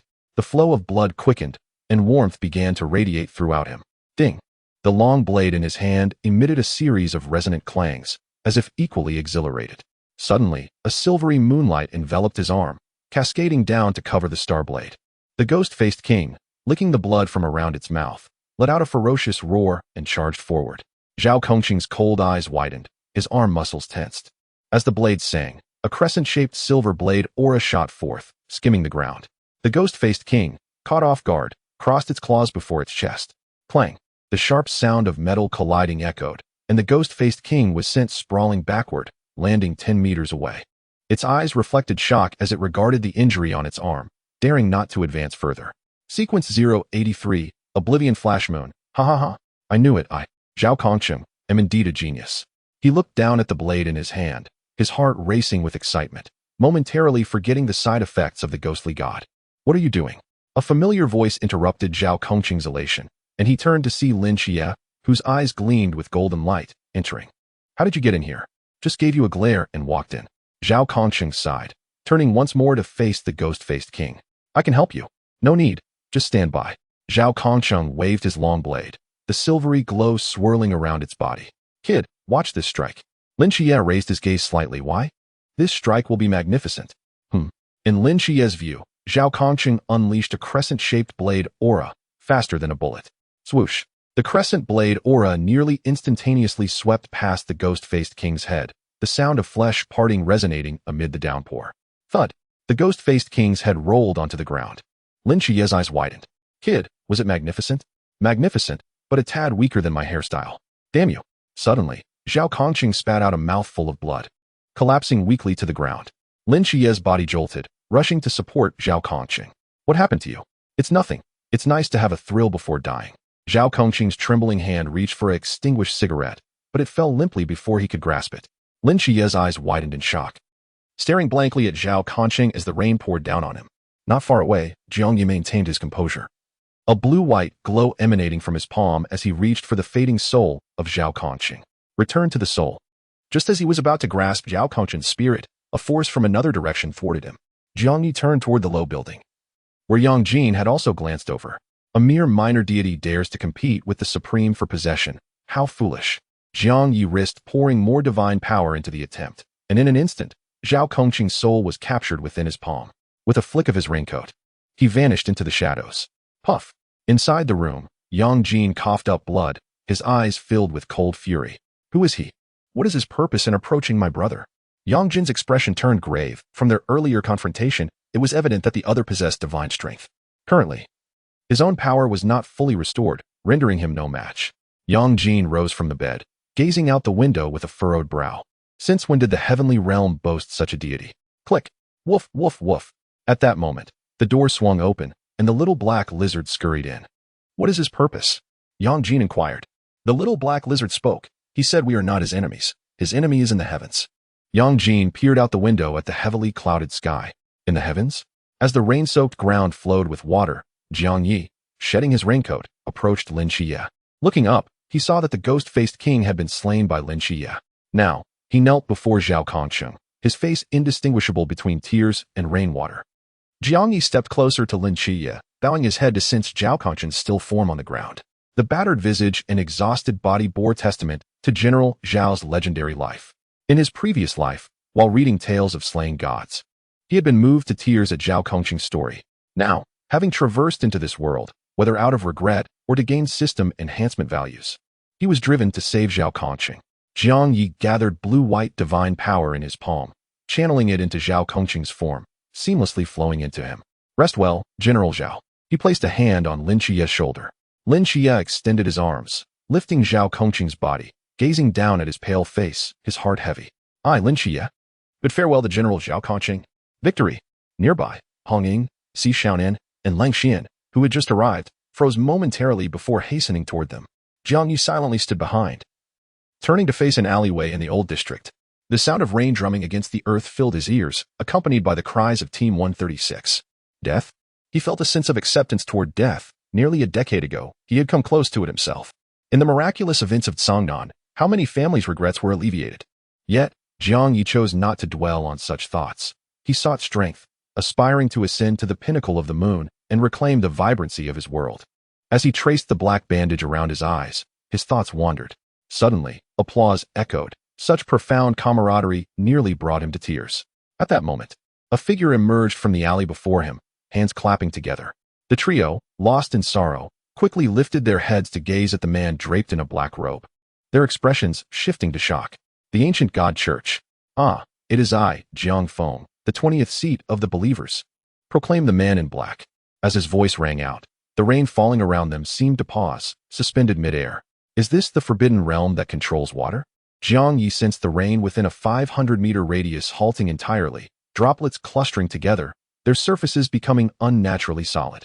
Gradually, within countless droplets, a compression began, a violent reaction brewing, as if the slightest disturbance could lead to an explosion. With the intensifying rain, more droplets floated around them like miniature bombs, poised to detonate at a mere touch. Everyone, remain still. This is sequence 150, water bomb explosion. The rain droplets around us are highly compressed. Any contact will trigger an explosion powerful enough to rival military-grade explosives. Cold Xian shouted from behind. Instantaneously, all movement ceased, and everyone anxiously watched the suspended droplets beside them, the faint light revealing the boiling bubbles within. Water bomb explosion? How novel, Jiang Ye mused, intrigued by the unfolding narrative, noting the swift appearance of the ancient god church. Indeed, you would do well to remain motionless. Injuries would be unfortunate.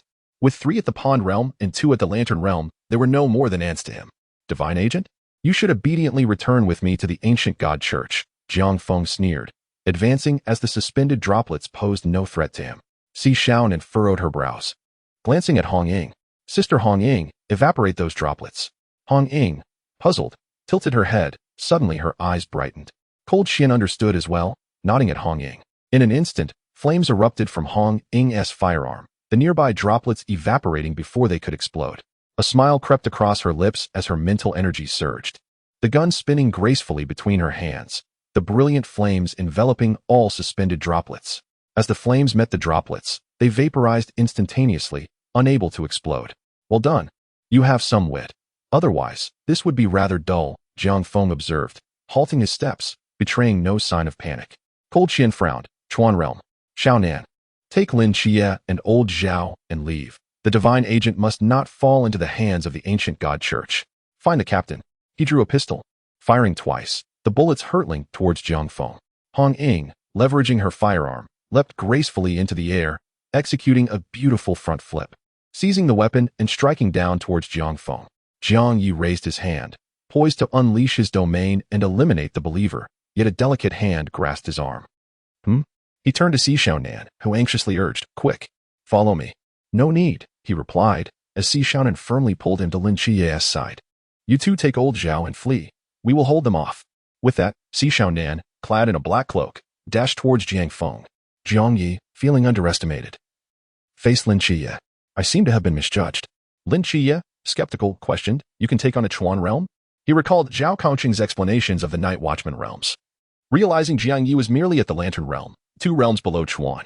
Even with the prowess of Ninth Domain, it was improbable to slay an uninjured Chuan realm opponent. Jiang Ye, expressionless, approached Lin Qiye, grasping the starry knife inscribed with Zhao Kongqing's name, stating, I have said it before, within my domain, I am invincible. Just showing off.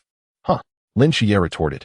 Suddenly, a tremendous explosion resounded, the resulting shockwave billowing their uniforms, the rain droplets striking their faces painfully.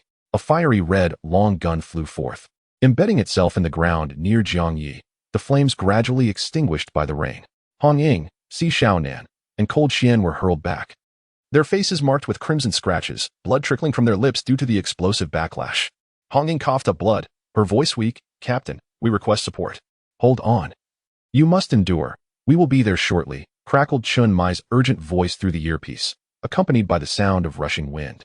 Hong Ying glanced at Xiao Nan and Cold Qian, realizing they lacked the strength to continue fighting. Old Zhao. She bit her lip, tears welling in her eyes. Si Xiao Nan and Cold Qian bore expressions of resignation, as if accepting their fate. Your captain won't be coming to your aid. He is likely still being pursued by my little darling. Jiang Feng emerged from the mist, his face a mask of mockery, reveling in their despair. Now, I shall send you to your demise, he declared, but before he could finish, an overwhelming pressure suddenly bore down on him, forcing his knees to the ground before he could react. Jiang Feng, Hong Ying, and the others were taken aback, exchanging bewildered glances. Wait, it's not even New Year yet. The sound of footsteps splashing through the water rang out as a youthful boy emerged from behind, wielding a sheathed long knife. You've said quite enough. The boy's voice resonated like thunder in their hearts, causing Jiang Feng's expression to shift dramatically, disbelief flooding his eyes. What kind of forbidden realm is this? He possesses only Lantern realm strength, yet he can suppress me. Struggling to lift his head, Jiang Feng's eyes turned crimson as he demanded, Who are you? However, in the next moment, amidst the astonished gazes of the onlookers, Jiang Ye nonchalantly flicked the knife handle with his left thumb, a brilliant white flash illuminating the air. In a mere second, the knife retracted into its sheath, leaving behind a vivid red line of blood across Jiang Feng's neck. With a dull thud, his head toppled off, rolling several meters away like a ball on the slick ground, while his body slumped lifelessly, blood mingling with the rainwater, staining the earth crimson. Jiang Ye slowly raised his right hand, gazing skyward as the dark clouds dispersed, revealing the hidden moon, silver moonlight cascading down. The rain ceased. His eyes, wrapped in black, seemed to gaze intently at the radiant moon, as he mused. Michael, when we meet again, I hope you are not as weak as he. At that moment, Hong Ying, Si Xiaonan, Cold Qian, and Lin Qiye stood in stunned silence, their eyes wide with disbelief. What had just transpired? They had barely grasped the situation before Jiang Feng's head had rolled away. Chapter 11. At the moment of action, did you all lose your wits? No. This is utterly absurd. Lin Qiye stared blankly at Jiang Ye's retreating figure, the night breeze rustling the tail of his dark sash. An awe-inspiring sight that left onlookers astonished. Just moments ago, he had barely managed to discern Jiang Ye's movements through the terrifying dynamic vision and perception granted by the realm of mortal gods. However, upon comprehending the reality, regret washed over him. In merely 0.1 seconds, Jiang Ye executed the actions of drawing, swinging, and sheathing his blade with such natural fluency that it seemed he had reserves of strength still concealed. This was far from his limit. Is this the blade domain? Lin Qiye was plunged into profound shock. Since acquiring his abilities and witnessing the divine presence in the hospital, he had developed a lofty understanding of strength. Yet tonight, Jiang Ye, his childhood friend, had thoroughly reshaped that understanding. Is this something achievable within the realm of the immortal? Lin Qiye recalled Jiang Ye's declaration. Within the blade domain, I am invincible. I thought you were boasting. Brother, you are indeed serious. Suddenly, all the legendary realms such as the Divine Ruins and Starry Night Dancer paled in comparison to the spectacle before him. Aside from Lin Qiye, the trio of Hong Ying were equally dumbfounded. Si Xiaonan felt her cheeks flush as she recalled earlier dismissing his abilities and urging him to leave. Now, the fool was indeed herself, but he appeared to be merely at the realm of the immortal. How could he possess such strength? Could his divine ruins be exceedingly dangerous or perhaps divine? A glimmer of brilliance flickered in Si Xianan's eyes. Long Qian remained relatively composed, a trait befitting a sniper. Yet he regretted not capturing the moment in a photograph. What a blunder. He gazed at Jiang Ye's silhouette, struck by his overwhelming presence. What could his divine ruins possibly entail? Hong Ying's expression was somewhat exaggerated, her elegant visage barely concealing her astonishment. Could it be that an immortal could annihilate a mortal? Hey, Hong Ying, what is the situation on your end? We've been held up by a mysterious mortal and have now slain it. Hey, can you hear me? We're coming over. Urgent voices crackled through the earpiece. Yet Hong Ying remained entranced by Jiang Ye's figure, momentarily unable to respond. This only heightened Chenmai's anxiety, his voice escalating as he called out. Nearly choking up. It seemed he was on the verge of tears. Hong Ying finally snapped back to reality, hastily reassured him, Captain, don't cry. We're still alive. The earpiece fell silent for 2 seconds. You're alive, yet you're not speaking? You're killing me. Came another shout. Hong Ying swiftly removed the earpiece, pinching her ears. Did that mortal escape? After a while, Chenmai inquired. Not escaped. We were taken down by a handsome young man. Chenmai fell silent. The earpiece enveloped in a lengthy stillness. A mortal was slain? Who possesses such formidable prowess? Captain, do you know how he achieved this? Hong Ying's curiosity was piqued. The handsome young man merely nudged the hilt of his blade, and the flash of the blade claimed the head of the church of the ancient deity as believer. All in less than a second. Moreover, this young man is merely at the realm of the immortal. His divine ruins seem particularly potent. Captain, should we invite him to join the Night Watchers? He is truly handsome. Chenmai was incredulous. This is getting more absurd by the moment. Suddenly, Wu Xiangnan's voice came through the earpiece. Hong Ying, are you narrating a novel? When did you develop such an interest? Hong Ying puffed out her cheeks, snorting in response. Just come see for yourself later if you don't believe me. She turned off the earpiece, her expression lively as she strode over to Jiang Ye. Hello, I am Hong Ying, the frontline combatant of the Night Watcher Team 136. Jiang Ye slightly turned his head. Hello, I am Jiang Ye. Handsome young man. Would you be interested in joining us? Hong Ying's eyes sparkled brightly. Jiang Ye contemplated for a moment, just as he was about to decline. The system's voice chimed in. Ding.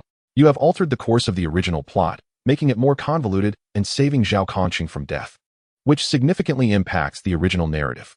You have earned modification points. Random rewards triggered, receiving a random gift package. Current modification points have accumulated to 100,000. Earning a choice reward package. Is this 50,000? And a random gift package? How enticing. Jiang Ye promptly turned to face Lin Qiye, pointing at him. If he joins, I will join. Lin Qiye? Hong Ying paused, glancing at Lin Qiye squatting beside Zhao Kongqing, a radiant smile blooming on her face. Qiye, would you be willing to join the Night Watchers? Hearing this, Lin Qiye lowered his gaze to Zhao Kongqing, his emotions becoming complex. Initially, he desired only to protect his little home, study diligently, and provide a good life for his aunt and Ajin, escaping the old city. Yet, Zhao Kongqing had defended his entire world. Suddenly, Lin Qiye's eyes shone with determination. You protected my world.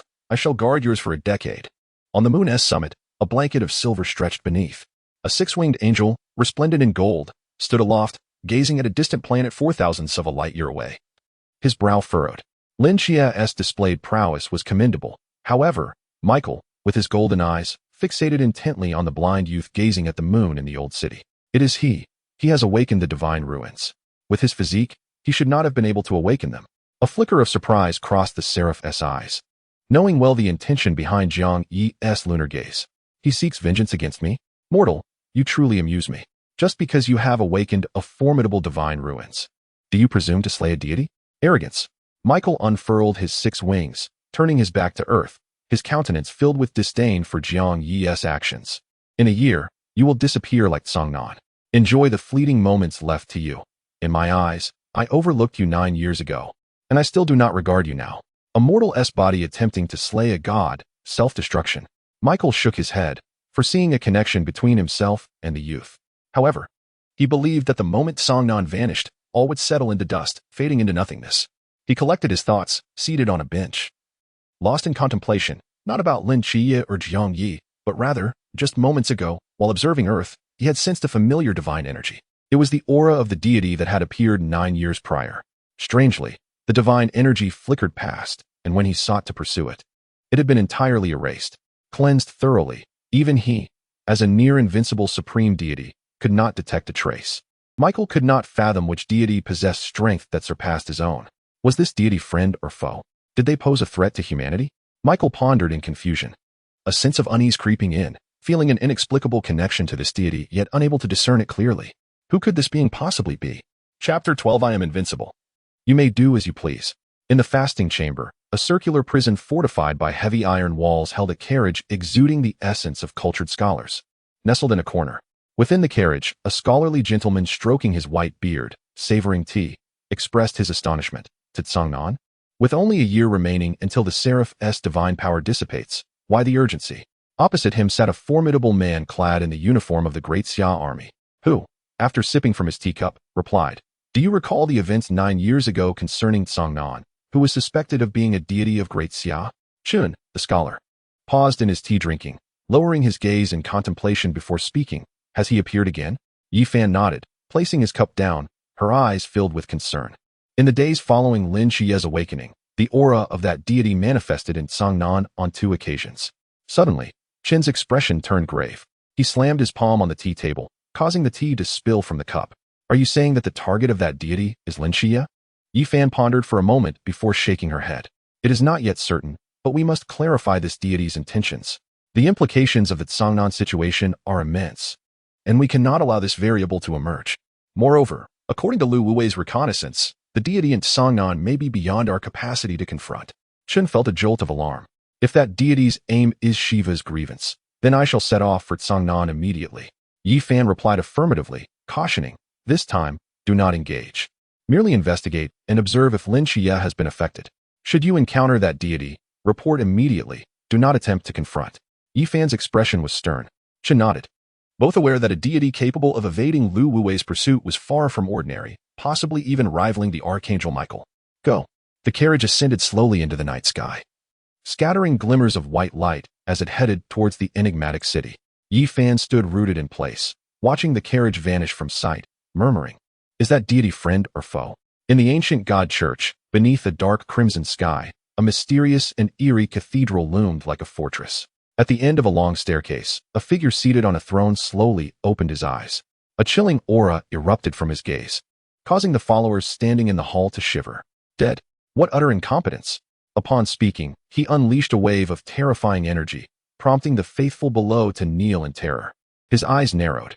The divine agent of the Archangel could only reach the level of a lantern realm and could not possibly possess the strength to slay someone from the river realm. Could it be Chen Mai from Team 136? After a moment's thought, he shook his head, recalling the 20th seat's Jiang Feng, whom he knew well. He would never act without absolute certainty of victory. Jiang Feng must have diverted the Night Watch's strongest forces before engaging. How could a few Pool Realm and 1 Lantern Realm individuals possibly defeat someone from the River Realm? Strange. The figure lowered his head, puzzled. My lord, is it possible that it was that deity from Tsongnan 9 years ago? A voice suddenly interjected from the hall. It was Han Xiaoyan, the 13th seed of the followers. Oh, pray tell, the figure replied. Han Xiaoyan rose respectfully, stating, given Zhang Feng's cunning, he would certainly have made thorough preparations before acting, even planning an escape route.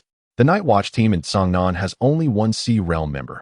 If Jiang Feng faced an unbeatable opponent, he could have fled, yet he met his demise. This indicates he encountered an adversary stronger than a Sea Realm, with no power to resist, not even time to send a warning. Apart from the deity hidden in Tsongnan, there seems to be no other explanation. The figure nodded slightly. Prior to the operation, the church had provided comprehensive information about Tsongnan, leaving no room for misinformation. Thus, the only possibility was indeed that deity. He dares to aid the Night Watch? It appears we have a formidable enemy. Followers, Han Xiaoyan. Present.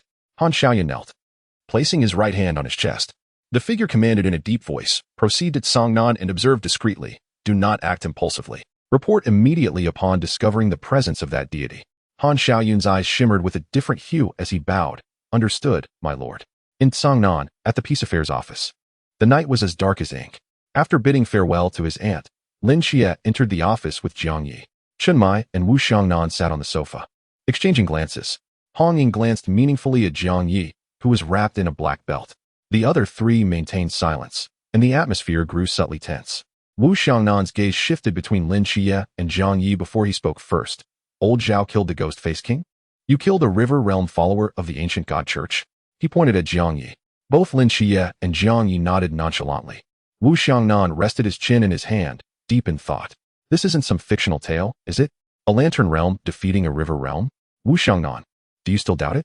Asked Xiao Nan and Lin Qiye. At that moment, handsome brother was simply stunning. Hong Ying pouted, her hand unconsciously brushing Jiang Ye's hair. Her eyes seemingly filled with affection. Jiang Ye remarked, do you really see me as a child? Wu Xiangnan skeptically replied, I can believe old Zhao used the ghostly awakening fleeting moon to slay the ghost-faced king, but a lantern realm defeating a river realm? Are you telling me a fairy tale? Hong Ying's face flushed with indignation as she huffed. Your inability to achieve something doesn't mean others cannot. Why pursue this so relentlessly? Wu Xiangnan countered. I'm merely stating the facts. Enough, you two. Cease your quarrel, Chunmai interjected, raising a hand. He turned to Jiang Ye, his brow furrowed. Go see old Zhao off. Jiang Ye, come with me to the basement. Upon hearing this, Jiang Ye slightly lifted his head, then rose to follow Chunmai to the basement training ground.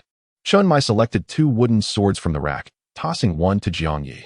After a moment's thought, Jiang Ye caught the wooden sword. If he were to exhibit any other effects, they might mistake him for an enemy. I have great trust in my teammates, and I don't mean to doubt you. But seeing is believing. I wish to witness your strength. Chunmai held the wooden sword in his right hand, his gaze sharp. The notion of a lantern realm instantaneously defeating a river realm was indeed extraordinary, something even members of a special team might struggle to accomplish. Unless his forbidden realm. If old Zhao spoke true, your forbidden realm is called sword domain? Jiang Ye nodded, falling into contemplation while gazing at the wooden sword in his hand. Within the Great Xia Forbidden Realm sequence, such a forbidden realm had yet to be seen. What characteristics does it possess? Upon hearing Chunmai's inquiry, Jiang Ye pondered before responding. Within a certain range, it manifests a sword energy domain, a range amplification type of forbidden realm. Chunmai furrowed his brow, continuing. What can you gain within this domain? Jiang Ye replied coolly, in the domain, I am invincible. Chunmai was taken aback. Invincible? He found himself at a loss for words. A lantern realm declaring invincibility before a sea realm was somewhat arrogant. Yet, he did not wish to undermine Jiang Ye's confidence. For he was still a child, and self-assurance was essential for greater journeys ahead.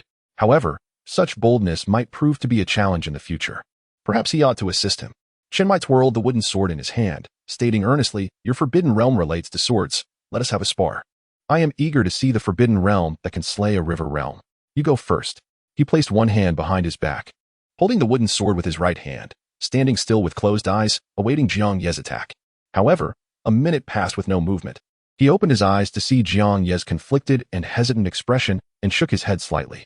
You can't even muster the courage to strike? Hong Ying. Xiaonan's words seemed to have some embellishment. Why aren't you attacking? Chunmai inquired coldly. Captain Chun, perhaps you should go first. I am somewhat uncertain. Jiang Ye said with a forced smile. What if I fail to control my strength? At my pinnacle, I might not die, but I could be left severely injured. My previous hesitation stemmed from this. I thought it best to assess Chunmai's capabilities before making any necessary adjustments. Very well, I shall pay attention. Chunmai's expression was somewhat resigned as he withdrew his wooden sword. With a hum, a fierce gust of wind swept in, ruffling Jiang Ye's black headband. In Jiang Ye's perception, Chunmai's movements were akin to that of a sluggish snail. He stood still, his wooden sword merely a prop in his hand as he uttered a single character. Press. In a sudden burst of speed, Chunmai felt an overwhelming weight on his shoulder, a terrifying pressure looming above him. What is this? He looked up to see a white blade of energy materializing above him, and with his keen insight, he recognized the gravity of the situation. A smile crept onto Chunmai's lips, a flicker of delight igniting within him. Indeed, there was something noteworthy here. He understood that his physical form alone would not suffice to withstand this force, and thus, dark energy began to emanate from him, a shadowy figure rising behind him. Bang! Yet, before the figure of the Black Spectre could fully materialize, the overwhelming pressure suddenly descended, and Chunmai's eyes widened as he lost his balance. His knees met the ground with a thud, and even the wooden sword he held could not endure, snapping in two. Goodness, that was excessive. Jiang Ye, witnessing this, quickly withdrew the oppressive energy, and as the pressure lifted, Chunmai, propelled by his momentum, slid forward until he found himself right before Jiang Ye. Chunmai stood in stunned silence, gazing up at Jiang Ye, the air around them thick with tension. Jiang Ye, too, was taken aback, lowering his head slightly, a smile he could not suppress forming at the corners of his mouth. An awkward atmosphere enveloped them. In an attempt to ease the discomfort, Jiang Ye rummaged through his pocket and conjured a large red envelope from the realm of the myriad wonders. He presented the envelope to Chunmai, his voice tinged with awkwardness. Happy New Year in advance, Captain Chen. Chunmai, half an hour later, the two emerged from the basement in silence. with Chun Mai holding one side of his face, as if burdened by unspoken thoughts. Captain, how did it go? As soon as they exited, Wu Xiangnan approached with a question. Captain Chun, cough cough. Chun Mai quickly interjected with a cough, interrupting Jiang Ye. Jiang Ye, you should go find Hong Ying. She will arrange for you to join the night watchman's process. Additionally, please assist with old Zhao's funeral. Jiang Ye discerned the weight in Captain Chen's tone and nodded gravely before departing the office. Wu Xiangnan, however, looked on with confusion, scrutinizing Chun Mai's expression. Sensing that he was concealing something, the latter coughed again, somewhat awkwardly, before taking a seat on the sofa. His realm of confinement is somewhat unique. I am confident he can eliminate those at the river realm in an instant. Wu Xiangnan's expression shifted to one of surprise as he leaned against the doorframe. What exactly is his realm of confinement? How can it be so powerful? Captain, you had video surveillance of your battle with him. I will retrieve it for analysis. Chun Mai's eyelid twitched, and he quickly stood to block Wu Xiangnan. Xiangnan, please sit down. Wu Xiangnan frowned, but ultimately complied. Jiang Ye's realm of confinement is rather exceptional. A domain-type confinement. Within that domain, he is invincible. After hearing the captain's words, Wu Xiangnan's curiosity deepened. Typically, domain-type confinements enhance one's abilities or perceptions. Given that Jiang Ye could still see while entangled in the black ribbon, it must be a confinement related to sensing his surroundings. Captain, could you elaborate further? Chun Mai's expression was filled with awe. In essence, within the realm of blades, he is unmatched. Ah? Wu Xiangnan's eyes widened instantaneously. Invincibility within a domain? It feels even more formidable than Lin Qiye's confinement. Captain, what is the range of his domain? Chun Mai shook his head, stating that it was still unclear. Further experimentation would reveal the answer. Both he and Lin Qiye are extraordinary. These two may very well become the twin stars of the Great Xia. We must nurture them well. Let us proceed. Old Zhao's funeral should be commencing shortly. Chun Mai rose and made his way outside. Wu Xiangnan followed suit. His thoughts consumed by the notion of invincibility.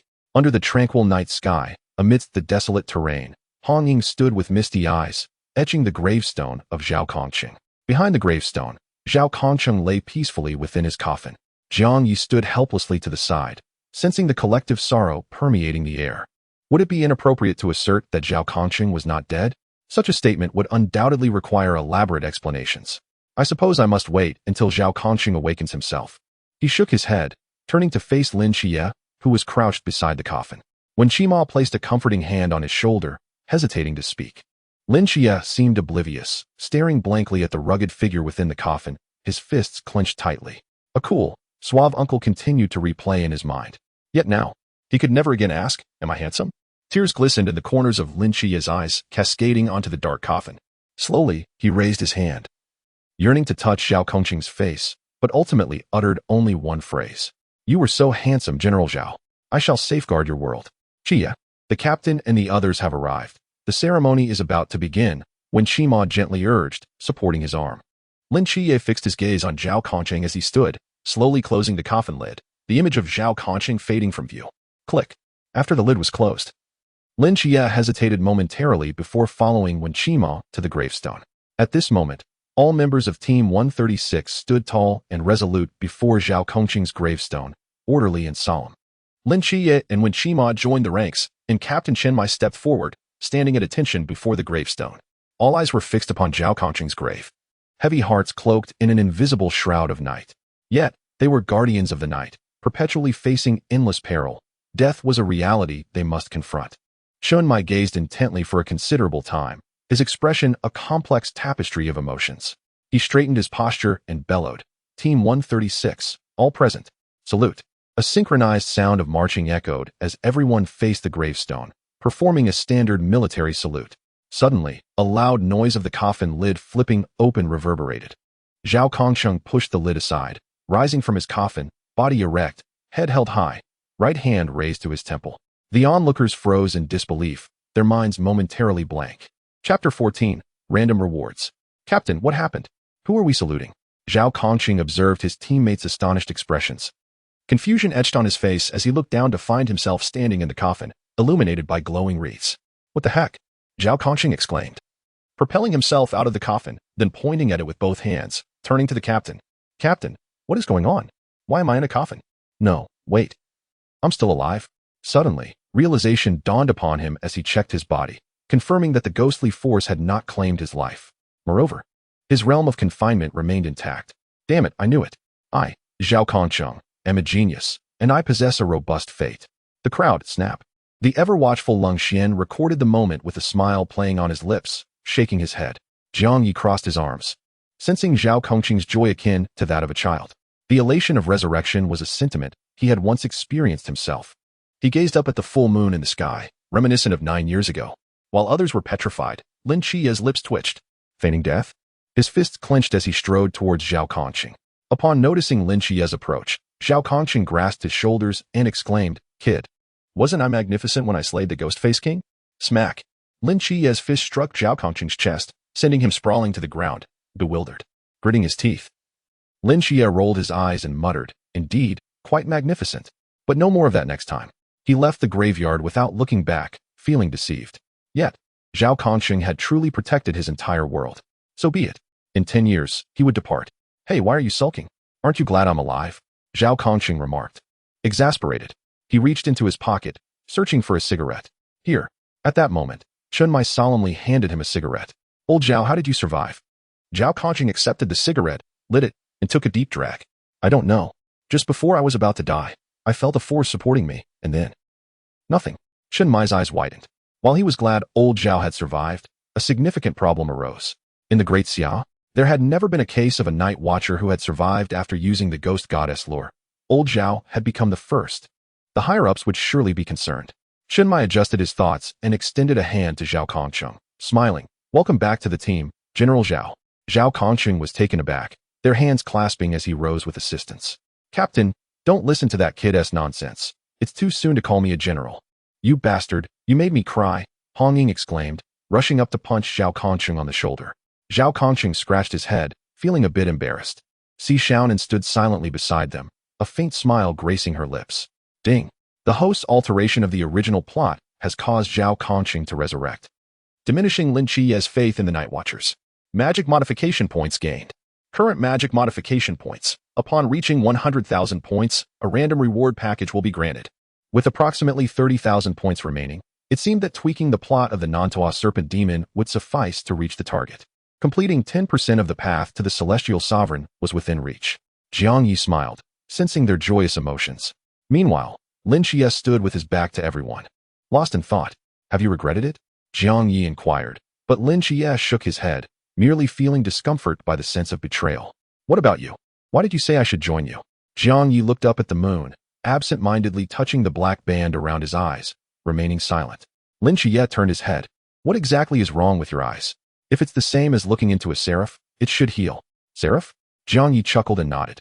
"Rest assured, I will reclaim the colors of my world." Lin Qiye paused, smiling. "Need any help? Your very existence is help enough." In the dead of night, Jiang Ye and Lin Qiye were brought to Hong Ying's grand villa. "Qiye, handsome brother, before your training with the Night Watchers, you'll stay here," Hong Ying said. Linking arms with Si Xiaonan, Jiang Ye raised his hand. "Handsome brother, go ahead." "Hong Ying, I could actually go home." "No way. You killed members of the ancient God Church. If they find out, it could endanger your family. Just stay here and relax." Hong Ying interrupted. Jiang Ye's lips twitched. "Am I afraid of the ancient God Church? Let them come, I'll take them down." Yet, to enhance his magic modification points, he had to comply. "Fine." Hong Ying chuckled and led them into the villa. "I haven't tidied the other rooms yet, so you two will stay in this one tonight. If you need anything or have questions, feel free to ask me." She pointed to the opposite room. "Sleep together?" Jiang Ye and Lin Qiye exchanged glances and simultaneously cleared their throats, turning at a 45-degree angle. Hong Ying tilted her head and laughed. "You two little men are shy? Si Xiaonan and I will be sharing, right?" She hugged Si Xiaonan's arm and nudged him with her face. Si Xiaonan shyly smiled, adjusting his glasses. Thus, Jiang Ye and Lin Qiye entered the room, only to find a large bed, falling into contemplation. "Are you going to sleep over there?" Lin Qiye asked. Jiang Ye pondered for a moment. "Let us decide with rock, paper, scissors." After determining their sleeping arrangements, they washed up in turn. Lin Qiye sat on the bed, unable to fall asleep. "Auntie," he murmured. Meanwhile, Jiang Ye examined the system's random package, clicking to open it without hesitation. Great Red Theater Robe. One-time use. The show begins. The host writes the storyline. Upon using the item, unless unforeseen events occur, the story within the item's scope will proceed according to the host's narrative. Writing the storyline? Jiang Ye stroked his chin, contemplating how this could be perfectly applied to the Nantua Serpent Demon plot.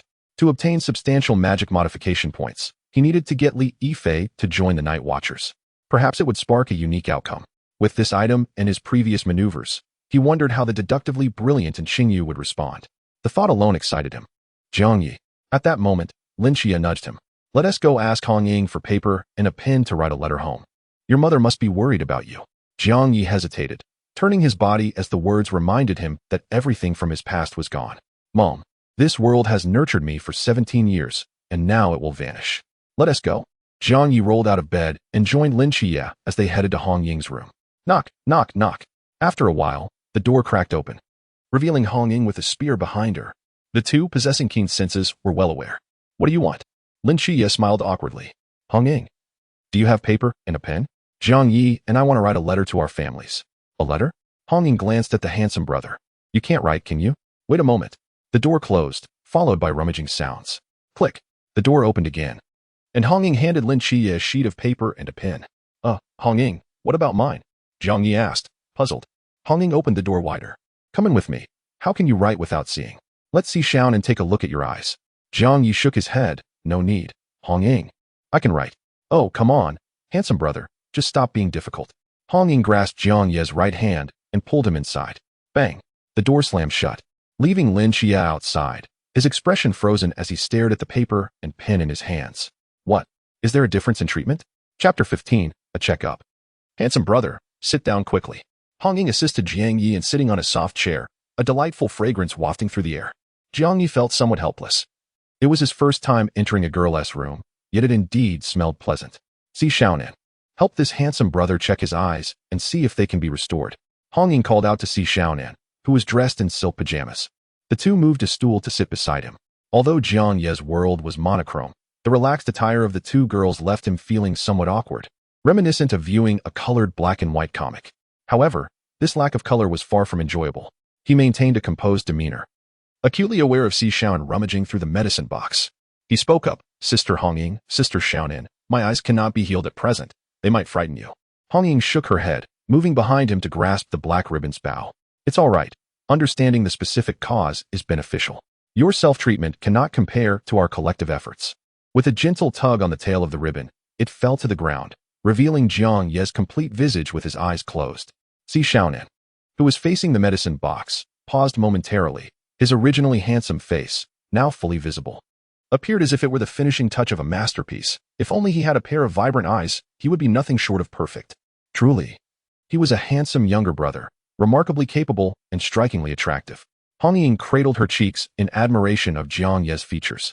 Si Xiaonan shook her head, holding a small flashlight. Jiang Ye, try to open your eyes. After a brief silence, Jiang Ye's eyelids fluttered a few times before slowly rising.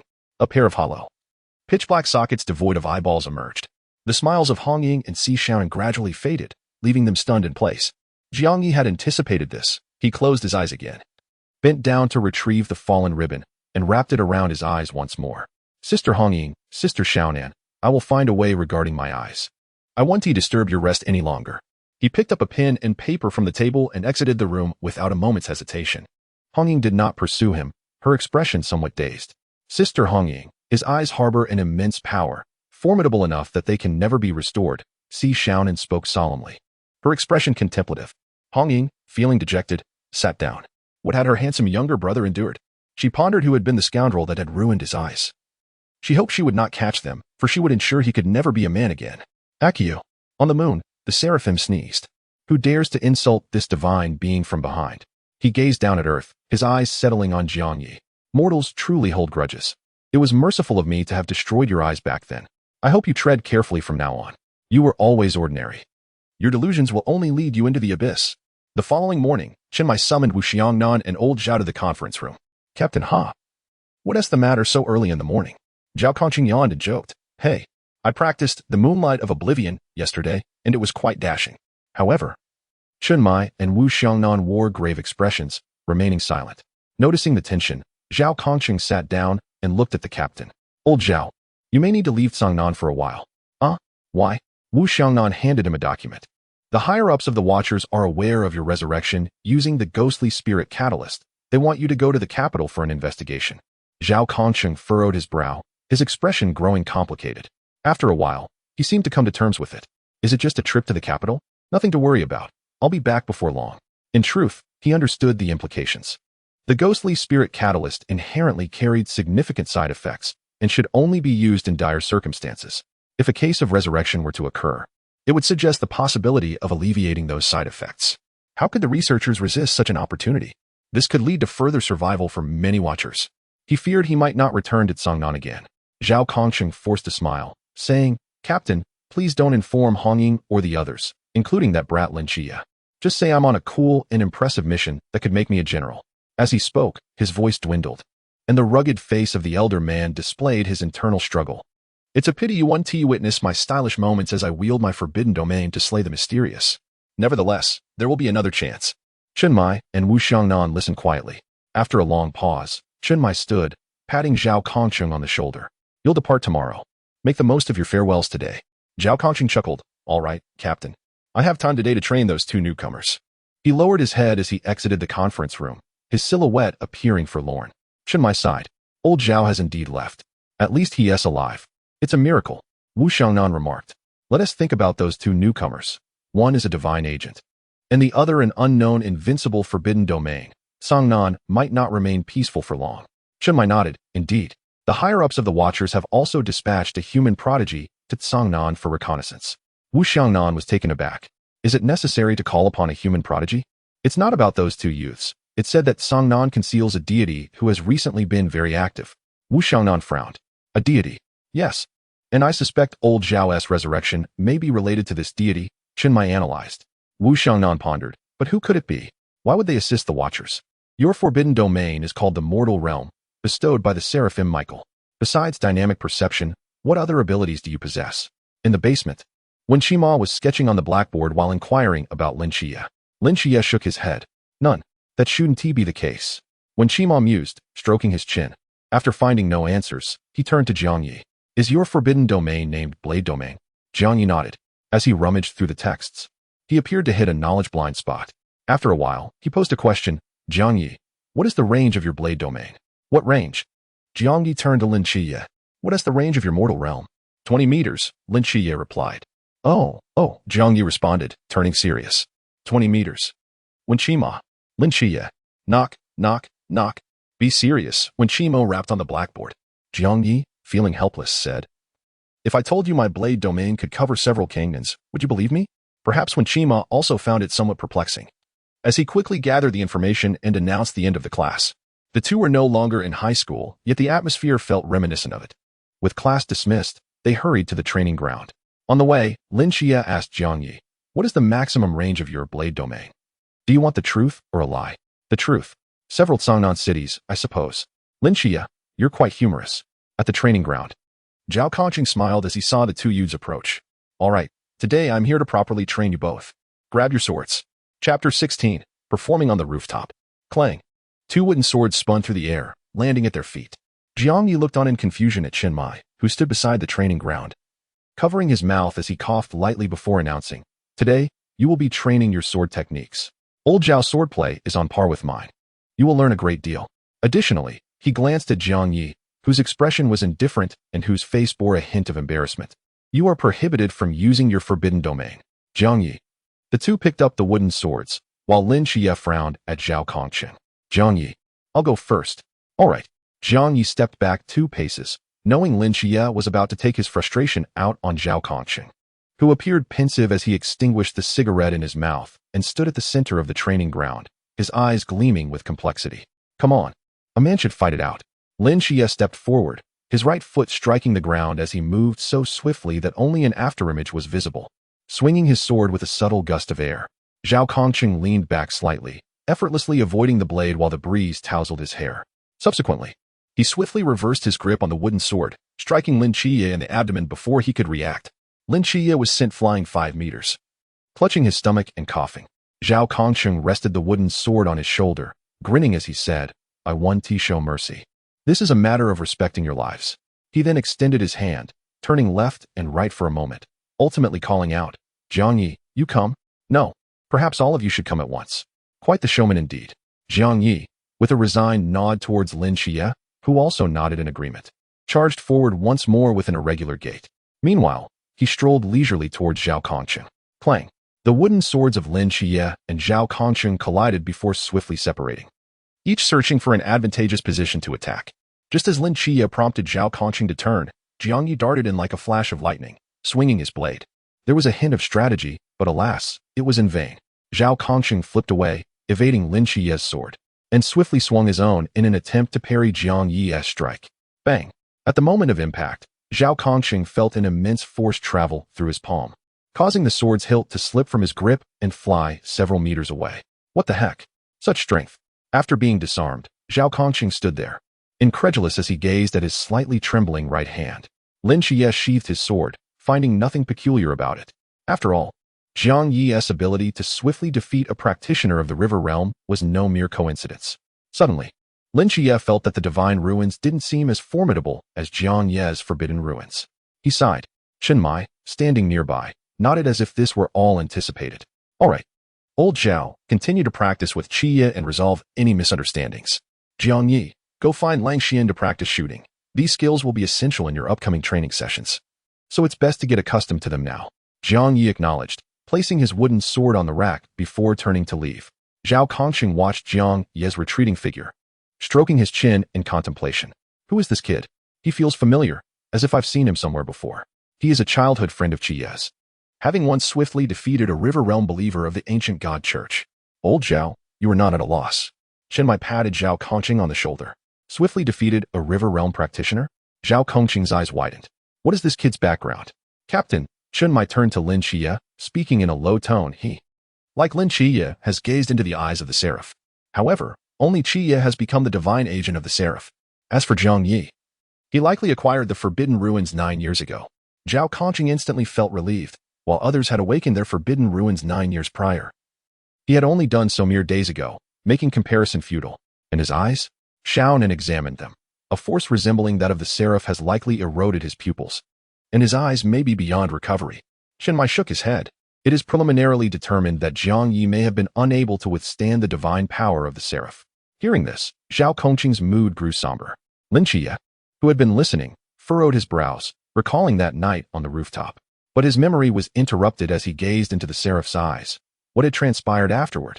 In the afternoon, after training, Jiang Ye exited the office, sensing the dusk on the horizon, and could only imagine adding color to the gray world. Entering a deserted corner, a bluish-white aura enveloped him, and in an instant, he vanished from sight. He did not rush to seek out Li Yifei, but instead returned home.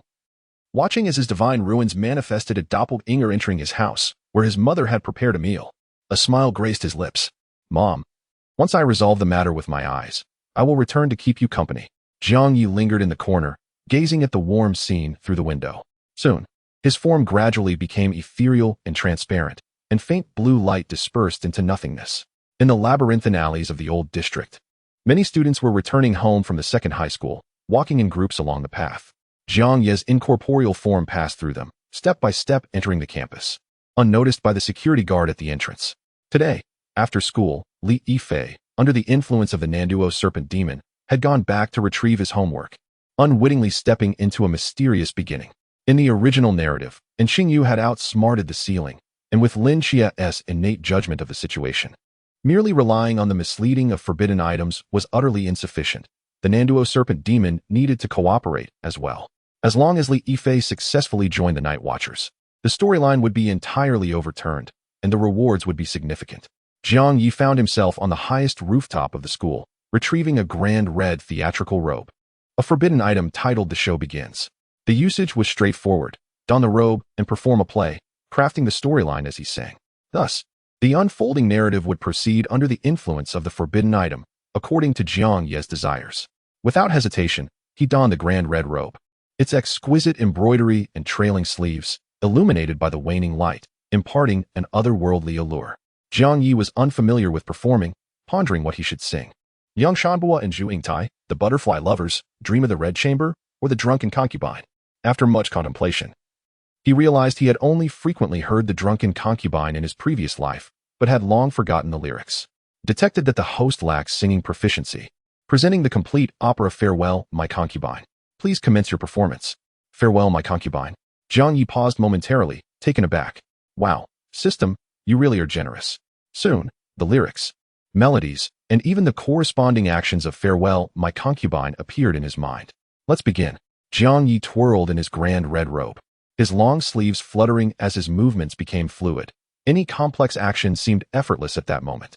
Under the twilight, a man with his eyes bound in black and adorned in a grand red robe danced gracefully atop the rooftop.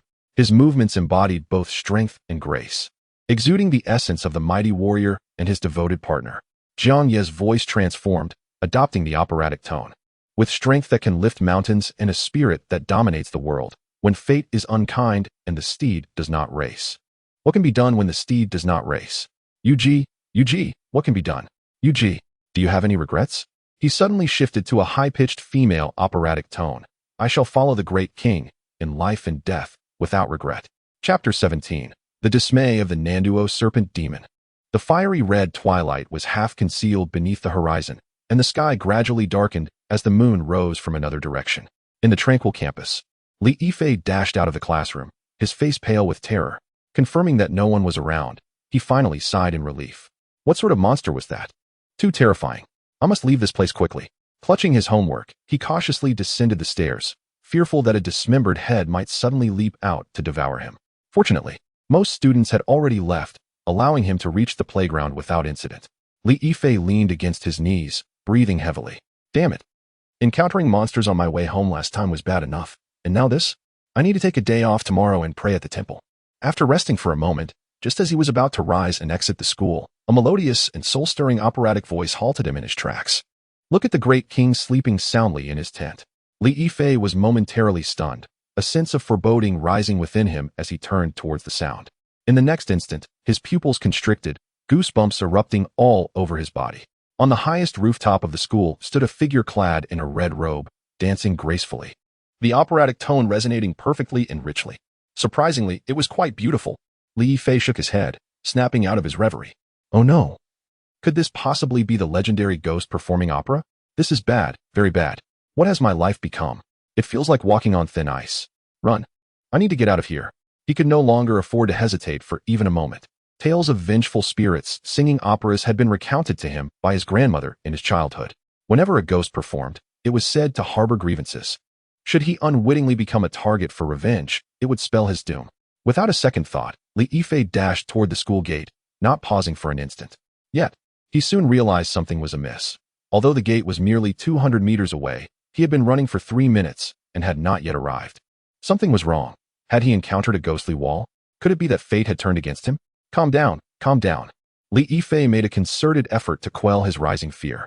As his grandmother advised, when faced with a ghostly wall, one should remain composed and walk straight with eyes closed. He shut his eyes, his legs trembling, and moved forward. The sound of operatic singing and the evening breeze filled his ears, sending an eerie chill from head to toe. May the Bodhisattva protect me. May the Bodhisattva protect me. Suddenly, Lin Qiye's forehead collided with something soft, leaving him perplexed. He reached out to touch it. It was soft, had bones, and was still warm. What on earth was this? As he explored further, a familiar voice rang out. He hastily opened his eyes to see a face wrapped in black cloth and hands approaching an awkward position.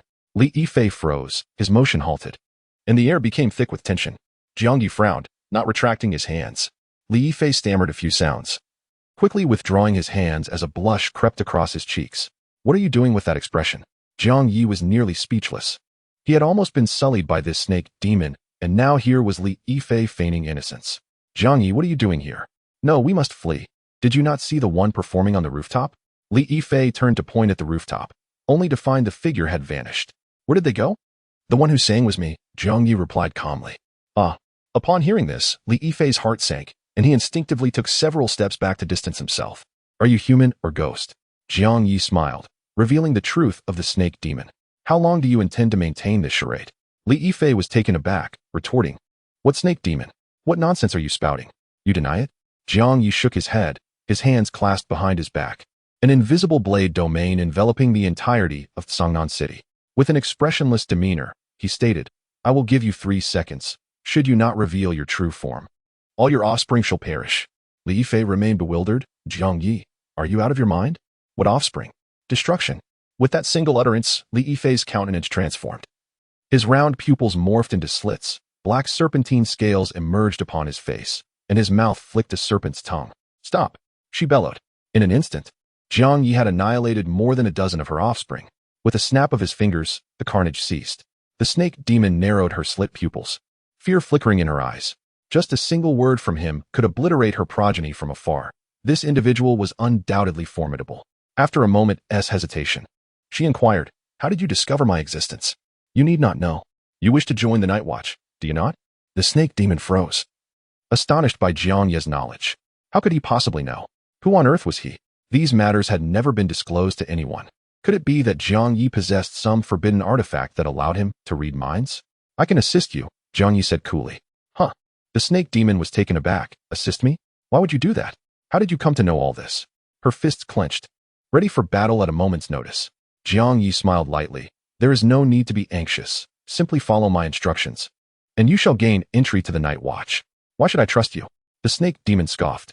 Jiang Ye's brows furrowed, and the blade domain surged toward the snake demon. Bang! Caught completely off guard, she found herself pinned to the ground, a terrifying pressure crushing her flesh. What is happening?" She struggled, yet could not move an inch. Jiang Ye approached slowly, looking down at her. "I have said it. You need only comply with my directives, understood?"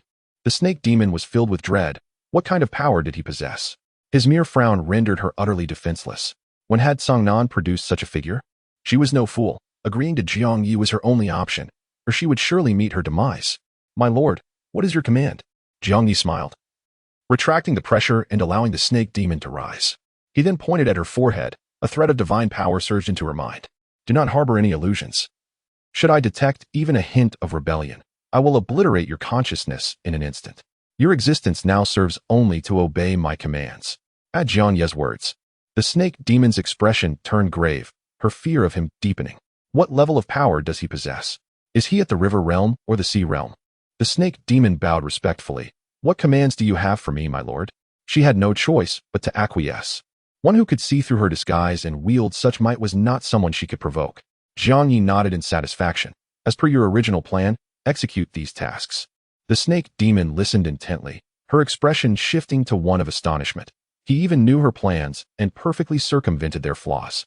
Excitedly, she knelt on one knee. "I understand, my lord." Jiang Ye nodded, raising his gaze to the moon that was about to rise. "The grand performance is about to commence." Chapter 18. Farewell night fell at the peace affairs office. Chun Mai, clad in an apron, busied himself in the kitchen, his eyes betraying a hidden concern. When Shima attended to the injured Lin Qiye, applying ointment and offering comforting words. Without exception, all members of Team 136 had gathered at the office that evening. As Jiang Ye entered, he was greeted by the enticing aroma wafting from the kitchen and the smell of cigarettes from Zhao Kongqing. "Handsome brother, you're here. Come sit," Hong Ying exclaimed, waving him over as she stood. Jiang Ye nodded and approached, taking a seat beside her. As he settled in, Zhao Kongqing ceased his jovial demeanor. "What's wrong, old Zhao? Were you just lecturing Qiye? Now that Xiao Yi is here, you fall silent?" When Shima chuckled, "Get lost," Zhao Kongqing waved dismissively, a touch embarrassed as he seemed reluctant to revisit the incident where Jiang Ye had bested him earlier. His gaze then shifted to Jiang Ye. "Kid, after dinner, let us have another match." "I wasn't prepared today." Getting beaten was exhilarating. Lin Qiye interjected as she dabbed ointment on her facial injuries. "Hey, don't blame me for being harsh. I'm just ensuring your future survival," Lin Qiye retorted, turning her head away. "Got it. You've said that 800 times. Zhao Kongqing chuckled, inhaling from his cigarette before looking back at Jiang Ye with raised brows. Jiang Ye nodded, feigning helplessness. "All right, we can practice after dinner. By the way, what day is it today?" "What's the matter, handsome brother?" "Old Zhao is leaving tomorrow. The captain asked us to have a farewell dinner tonight," Hong Ying explained.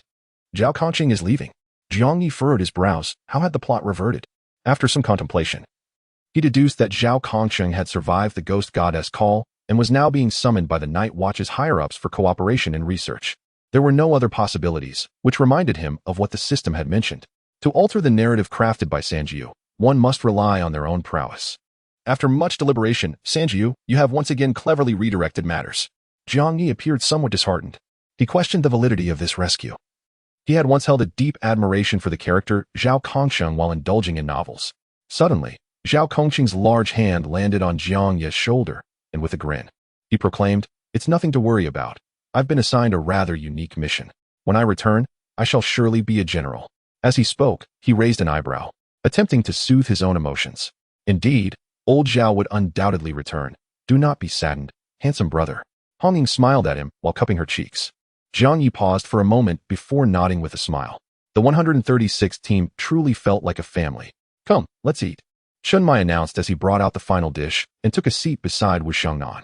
Meanwhile, Hong Ying had already grasped her chopsticks, ready for a culinary battle. Chen Mai glanced at the others, picked up his chopsticks, and began to eat.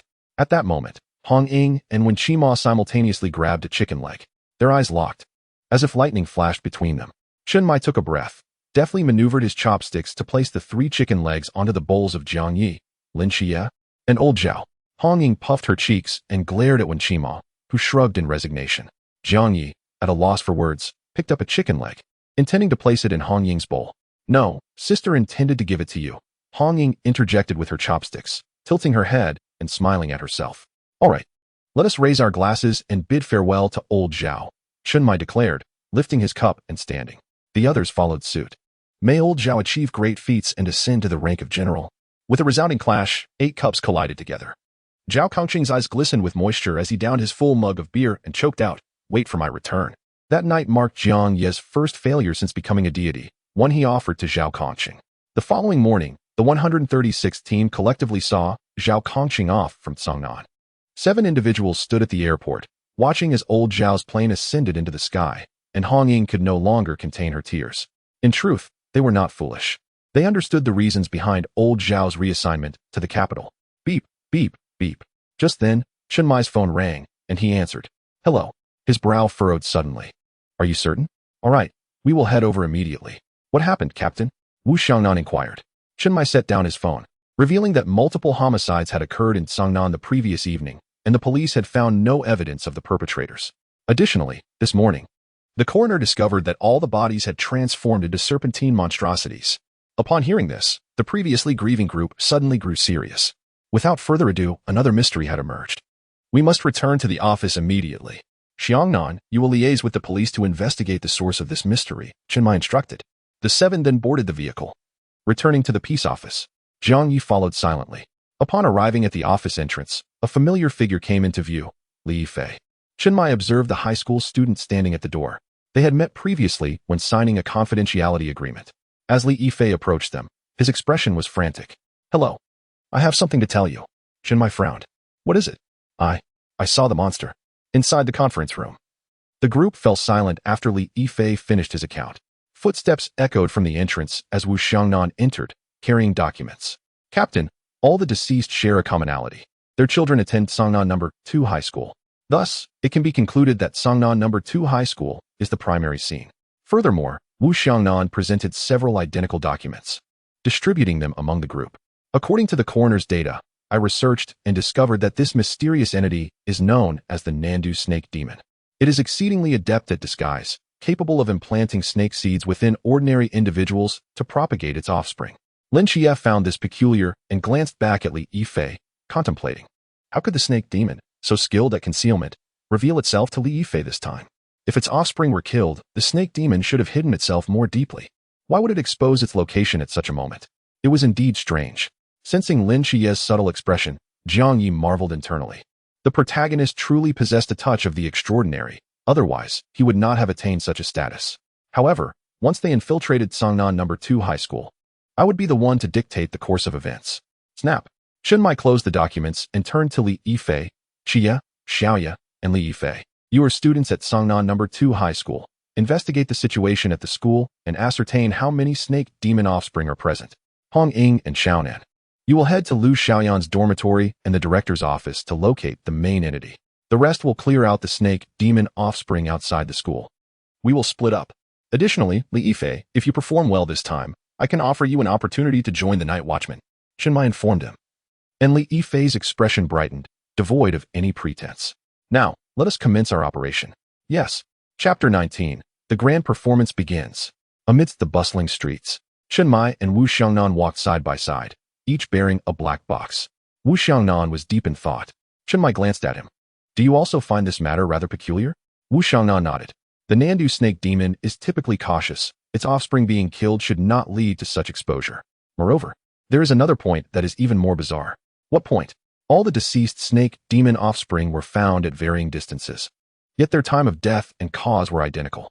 That's over a dozen snake demon offspring, and the perpetrator did not leave a trace of time difference. Wu Xiangnan stated seriously. This indicates either the Nandu snake demon orchestrated this itself, or a more powerful entity, perhaps even one surpassing the immeasurable, simultaneously slaughtered a dozen snake demons.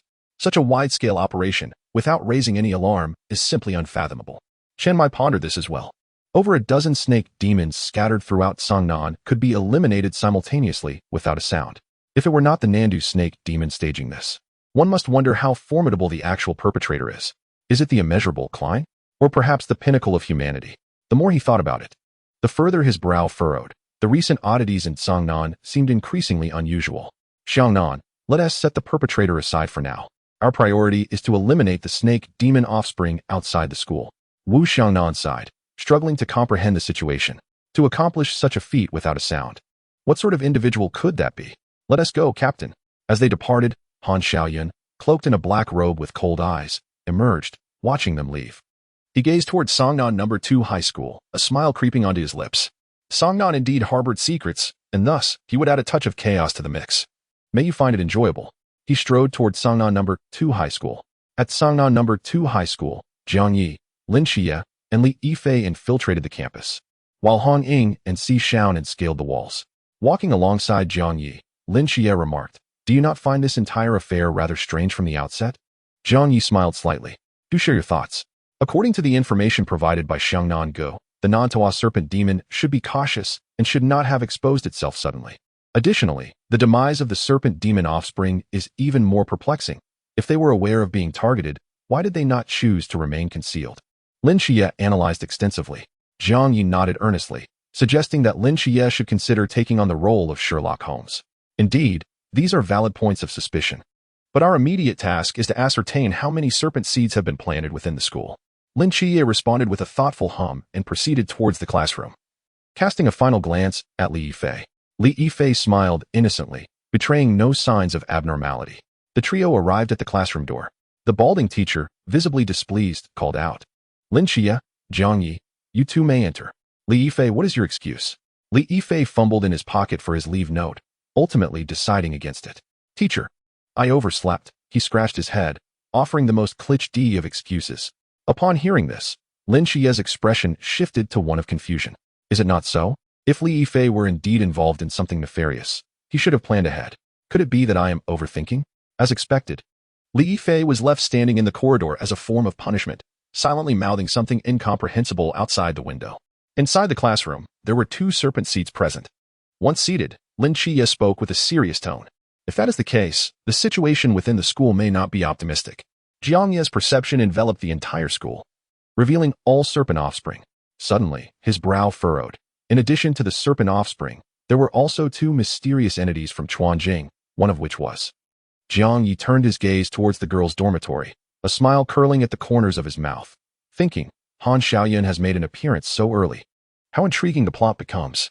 He then addressed Lin Qiye. "Qiye, this is the 2nd period of the morning, which means recess will follow shortly, allowing us to ascertain the specific circumstances within the school." Lin Qiye's eyes brightened at his words. "I shall go lend a hand to Hong Ying and the others to prevent any unforeseen incidents." Lin Qiye nodded, considering Jiang Ye's strength. This indeed seemed reasonable. Thus, minutes passed, and the bell signaling the end of class rang. Accompanying it was the rhythmic march of the students. As the music played, the classmates vacated their seats and headed towards the playground. Lin Qiye and Lin Qiye raced to the field, while Jiang Ye's form gradually became ethereal, vanishing to the rooftop. He gazed at the cerulean sky and the students congregating below, a smile gracing his lips. The show was about to commence. As he spoke, a flash of crimson illuminated the sky, enveloping the entirety of Songnan No. 2 High School. The function of the Forbidden Ruins had been activated.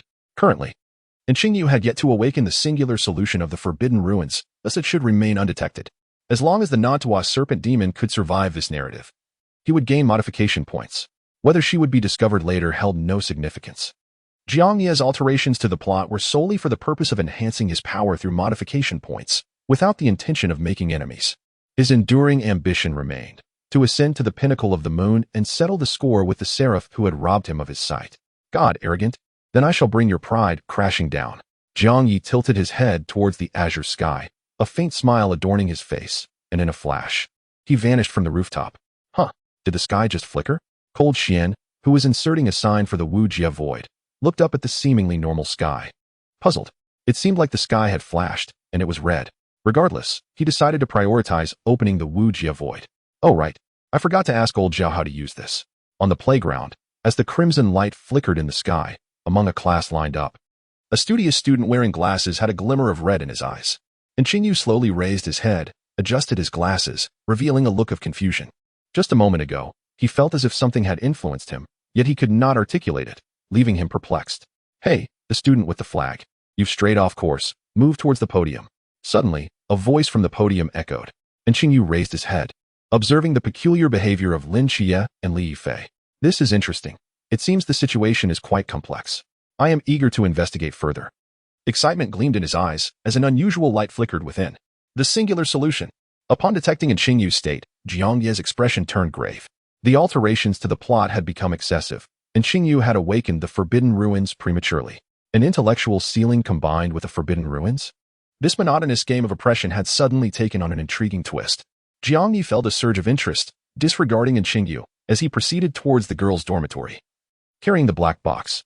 In the concealed state of the myriad phenomena divine ruins, the female dormitory supervisor remained oblivious. To avoid arousing Lin Qiye's suspicions, he decided to first consult with Hong Ying. Against two opponents of considerable intellect, any minor detail could prove fatal. On the 5th floor of the girls' dormitory, Hong Ying and Si Xiaonan ascended cautiously, feigning wariness, while in truth, Hong Ying felt that the silence warranted corresponding actions. After some time, the chill in the air intensified. Si Xiaonan clutched her skirt tightly. Hong Ying, have you discovered anything? Hong Ying turned, her expression serious as she inquired, which room was it? Si Xiaonan replied, the second to last room. Wait. Hong Ying abruptly interrupted her. Si Xiaonan's heart raced. What is it? Hong Ying, serious, remarked, footsteps are approaching. Chapter 20, The Illusion Little Thief. Watch out. Hiding around the corner of the staircase, Hong Ying and Si Xiaonan sprang into action as the footsteps drew closer. The fiery red spear surged forth like a dragon, while Si Xiaonan fired 2 shots with her dual pistols. However, as soon as the action was completed, Jiang Ye's figure entered their line of sight. Handsome brother. Hong Ying quickly retracted her weapon, launching herself into the air with a powerful kick, swinging the spear towards the incoming bullets. After a couple of clangs, she performed a somersault and landed in Jiang Ye's vicinity, the momentum causing her to collide against his firm chest. Jiang Ye remained steadfast, grasping Hong Ying's shoulders to prevent her from falling. Hong Ying, what are you two doing? Hong Ying's cheeks flushed as she quickly stepped back, hands behind her back, her expression one of slight embarrassment. Hee, we were practicing tactics, right, Xiaonan? Si Xiaonan chuckled awkwardly, pushing her glasses and adopting a serious demeanor. Indeed. Jiang Ye's lips twitched. Handsome brother, why are you in the girls' dormitory? Could it be? Hong Ying's smile turned enigmatic. What do I use to see? Jiang Ye pointed at the black band in front of him, exasperated. True. Hong Ying scratched her head. I feared you might encounter unforeseen circumstances, so I came to offer my assistance, Jiang Ye explained, turning his attention to the staircase below, where a group of girls was approaching, among them one who was not a serpent offspring. It possessed 3 tails and the head of a fox. Unmistakably a mysterious entity from Chuanjing. While Jiang Ye was unaware of its precise abilities, it was merely a matter of a glance. Handsome brother, do not underestimate your Hong Ying. Dealing with these serpent offspring is exceedingly effortless, Hong Ying proclaimed proudly. Si Xiaonan, following Jiang Ye's gaze, perked up her ears and heard the chaotic footsteps. Hong Ying, Xiaonan, many are approaching. Upon hearing this, Hong Ying's eyes narrowed slightly, her spear twirling gracefully in the air. And with a sweet smile, she declared, handsome brother, watch closely how I deal with these serpent offspring. In a moment of impulsive bravery, Hong Ying dashed down the corridor before Jiang Ye could utter a word. Jiang Ye shook his head, exchanged a knowing glance with Si Xiaonan, and together they raced downstairs. Upon reaching the 3rd floor, flames erupted from the 2nd floor, turning the once pristine white walls into charred remnants. Yet, as the firelight flickered, the clashing of long spears ceased, plunging the scene into an eerie silence. Jiang Ye grasped the staircase railing and leaped to the 2nd level, with Si Xiaonan closely following. The latter was taken aback by the sight of Hong Ying standing motionless in the dormitory hallway, surrounded by the lifeless bodies of serpent demons, and exclaimed, Hong Ying, you are truly remarkable. However, her praise went unanswered, for Hong Ying remained as still as a statue, seemingly oblivious to her surroundings. Si Xiaonan hesitated, wanting to approach, but Jiang Ye seized her arm, cautioning her that the enemy had yet to reveal itself. Confusion clouded Si Xiaonan's eyes. In her perception, Hong Ying's gaze was vacant, illuminated by a pink glow, as if she were under some form of control. It dawned on her that it was merely a trick of mental manipulation. Jiang Ye shook his head and called into the corridor, "Come out." His voice echoed through the narrow space, followed by the sound of approaching footsteps. At that moment, Hong Ying shifted, clearing the path as a three-tailed humanoid fox sauntered towards them, its slender waist swaying, its eyes gleaming with a pink hue, fixated on Si Xiaonan. In an instant, Si Xiaonan felt her own vision clouded by a pink mist, her expression becoming vacant. However, the next moment, a surge of power erupted within her, shattering the fox demon's mental hold, restoring her clarity. As a proxy of the god of deceit, she was not so easily subdued. The fox demon, with its human-like form and fox face, was momentarily taken aback, its voice dripping with allure. "I didn't expect two tough opponents. But one is merely at the pawn level and the other at the lantern level, hardly a challenge." Si Xiaonan's expression grew grave. Xiao Yi. She is a three-tailed allure fox, adept at manipulating hearts and creating illusions. Hong Ying is now trapped in her phantasm. Moreover, the three-tailed allure fox is at least at the pinnacle of the river level, nearing the sea level. A flicker of dread crossed her mind. Jiang Ye had effortlessly dispatched a newly emerged river-level believer, but facing a peak river-level foe would surely demand more effort. While the allure fox's direct attacks might not be formidable, it could easily ensnare opponents in illusions, leading them to self-destruction without effort. "It's a trivial matter. You should step back," Jiang Ye replied nonchalantly. "What?" Si Xiaonan was taken aback as she watched Jiang Ye stride forward. "Huh? A mere lantern level dares to challenge me? My servant, eliminate him," commanded the three-tailed allure fox with a graceful flick of her fingers towards Jiang Ye. Hong Ying nodded in response, her spear igniting in flames as she dragged it along the ground, sparks flying. The sizzling sound intensified as Hong Ying's speed increased. Jiang Ye remained unfazed, extending his hand slowly to meet the spear descending towards him. Clang! Flames enveloped the corridor, the heat washing over their faces. Si Xiaonan raised her arms to shield herself and stumbled back. When she looked again, she was astounded. Jiang Ye had pinched the spear between two fingers. "What? Is this real?" She was bewildered, suddenly perceiving Jiang Ye as an otherworldly sage from a fantasy novel. Was such power truly attainable by a mere lantern level? Impossible. Utterly impossible. The allure fox's pink eyes widened in disbelief as she scrutinized Jiang Ye. "You are not just a lantern level. You are masquerading as a simpleton. How intriguing. Now, let me reveal to you your deepest fears." Heavenly Fox dream. With that, the pink glow in Hong Ying's eyes vanished, and she slumped into unconsciousness. Jiang Ye quickly supported her, checking for any danger, finding none. Around them, the dormitory's environment dissipated into darkness. "You dare to pull me into an illusion, unaware of your impending doom." Jiang Ye addressed the three-tailed allure fox, who laughed mockingly as she approached, her serpentine waist swaying, a smirk playing on her lips. "Servant, let me see the fears lurking in the depths of your soul." With a casual gesture, she transformed the surroundings. In an instant, brilliance erupted as a vast expanse of space unfolded before them, filled with shimmering celestial bodies. "This is the universe." The allure fox was momentarily taken aback. "Mortal, do you comprehend the consequences of deceiving a deity?" A soul-rending voice pierced her ears. She looked up to see a six-winged angel, eyes gleaming with golden light, standing before the luminous moon. As the angel's gaze magnified, it obscured the entire moon, leaving the allure fox in awe. A surge of divine power flooded her mind, and in an instant, her soul was utterly obliterated, dissipating within the illusion. Jiang Ye gradually raised his gaze, facing the seraphim without a hint of trepidation. "Mortal, do you acknowledge your sins?" The seraphim's golden eyes regarded Jiang Ye as though he were an insignificant insect. Jiang Ye smiled, blue and white light emanating from his hand as he waved gently, shattering the illusion like glass. "Sins? Absurd. No one supports my aspirations. I shall tread through the snow to the mountain's peak." Chapter 21, A Shift in Plans. Snap. In the dimly lit corridor of the girls' dormitory, the three-tailed allure fox's eyes still reflected shock as she muttered a single word. "God." Yet, gradually her gaze dulled, her body stiffening as she toppled to the ground. Her eyes wide as saucers. Si Xiaonan, witnessing the entire scene, stood with her mouth agape, her glasses slipping down her nose, forgotten. In less than 2 minutes, the peak river-level allure fox had been effortlessly dispatched within her own illusion. What kind of monstrosity was this? As a proxy for the god of deceit, Si Xiaonan doubted she could have obliterated the three-tailed allure fox in such a fleeting moment.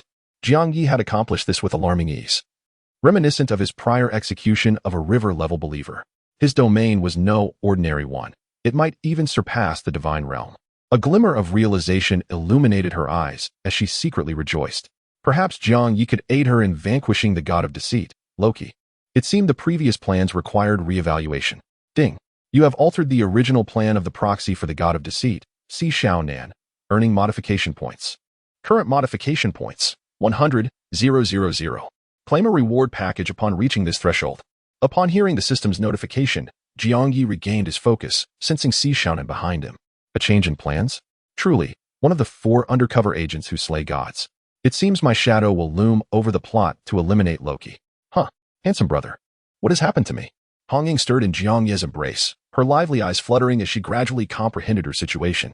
She paused, her gaze fixed on the striking face adorned with a black band, a sensation of both allure and safety washing over her. Wow, handsome brother is still as dashing as ever. Wait, no? I'm lying in. Hong Ying realized she was nestled in Jiang Ye's arms. A faint blush creeping onto her cheeks as she hurriedly stood up. My apologies, handsome brother. Oh, I just saw a fox demon. Did you catch a glimpse? Jiang Ye nodded, gesturing towards the spot behind her. Hong Ying followed his finger to find a mysterious figure with a fox head and human body lying in repose. Dead. The peak river level allure fox was so easily vanquished? Hong Ying was left speechless, her neck stiffly turning back to Jiang Ye. Did you do this? Not exactly by my hand, Jiang Ye pondered before replying. The 3-tailed enchantress fox was ultimately obliterated by the residual divine power of the seraphim lingering in its own eyes. What it shouldn't count even mean. That is the pinnacle of the river realm. Hong Ying puffed up her cheeks. Si Xiaonan approached and embraced Hong Ying's arm, smiling shyly. Come on, Hong Ying, our team 136 has recruited a prodigy. Aren't you happy? I am happy, but it's a bit too formidable, making me feel somewhat inferior. I'm not as good as the handsome younger brother. Hong Ying buried her face in Si Xiaonan's shoulder. Jiang Ye's lips twitched slightly, suddenly sensing Si Xiaonan's scrutinizing gaze. He composed his expression. He was well aware that Si Xiaonan wished to discuss something with him, but the moment was not right. Noticing his lack of response, Si Xiaonan decided to change the topic. This situation is rather unusual. Even the mysteries of the river realm have surfaced, indicating that it is no trivial matter. It could be the work of the ancient god church again. I will report this to the captain. Upon hearing this, Hong Ying adopted a serious demeanor. Pressing her earpiece, she said, Captain, but before she could elaborate, Chun Mai's voice came through. Hong Ying, this matter is peculiar. We discovered a mystery from the river realm while exterminating the serpent demon's offspring and are currently investigating. How is the situation on your end?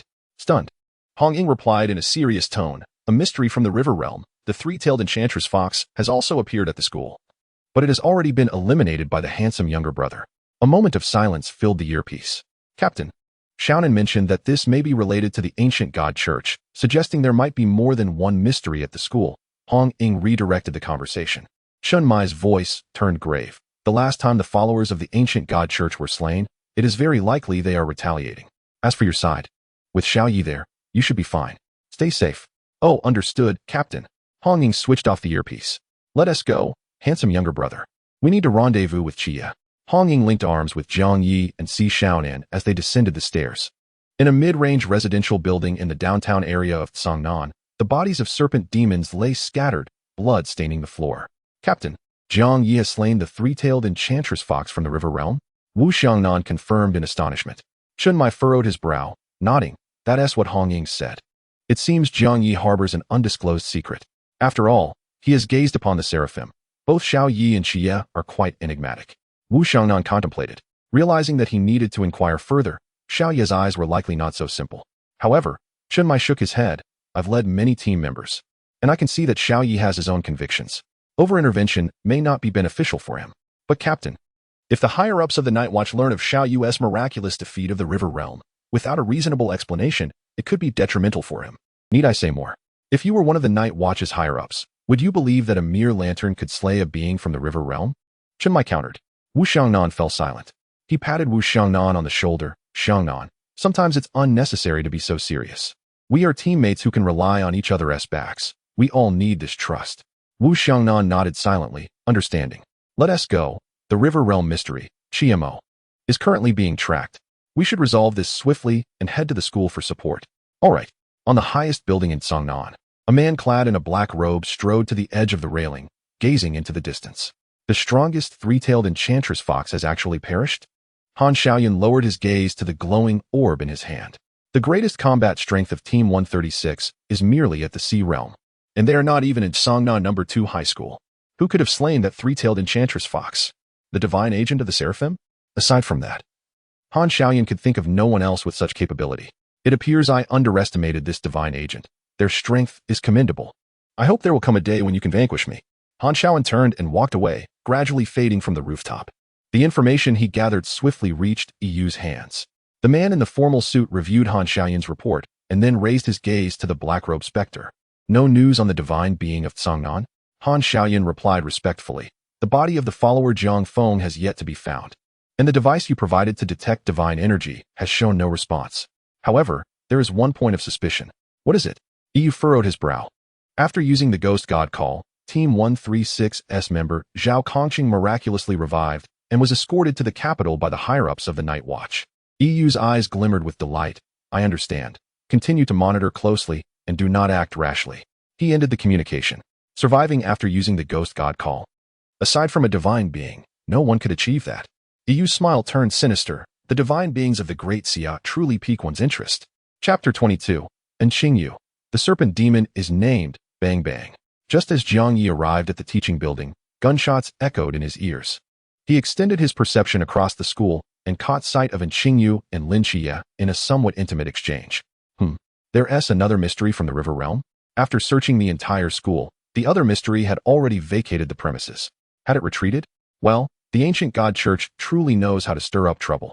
Jiang Ye followed behind Hong Ying, racing to the floor where the gunfire originated, noting that the rope lowered from the upper floor had not been severed. He nodded in approval. The rope that Li Yifei had descended from above was cut, just as Qingyu had seen and deduced to Lin Qiye. This time, it was time to have some fun with this intellectual prodigy. The three soon stood before Lin Qiye, swiftly clearing the surrounding serpent demon offspring. Qiye, have you found the main body of the serpent demon? Hong Ying inquired. Lin Qiye glanced at Li Yifei, shaking his head. Not yet. Nearby, and Qingyu adjusted his glasses. His gaze landing on the intact rope, his brow furrowing slightly. The serpent demon offspring shares vision with the main body, now that the rope remains undamaged. It indicates that the person who descended moments ago should not have encountered any issues. Yet, something felt off. What exactly was the problem? Was the serpent demon exceptionally skilled at disguise? And Qingyu's eyes swept over Li Yifei and his group, falling into contemplation. Now that all the serpent demon offspring in the school had been eradicated, only Lu Yuan had taken away one. Lin Qiye turned his gaze toward the auditorium. Li Yifei, please escort the survivors to the auditorium. Hong Ying, let us search for the main body of the serpent demon. Hong Ying and Si Xiaonan nodded in agreement. Jiang Ye intended to follow, but Hong Ying restrained him. Handsome younger brother, you stay here to protect the survivors.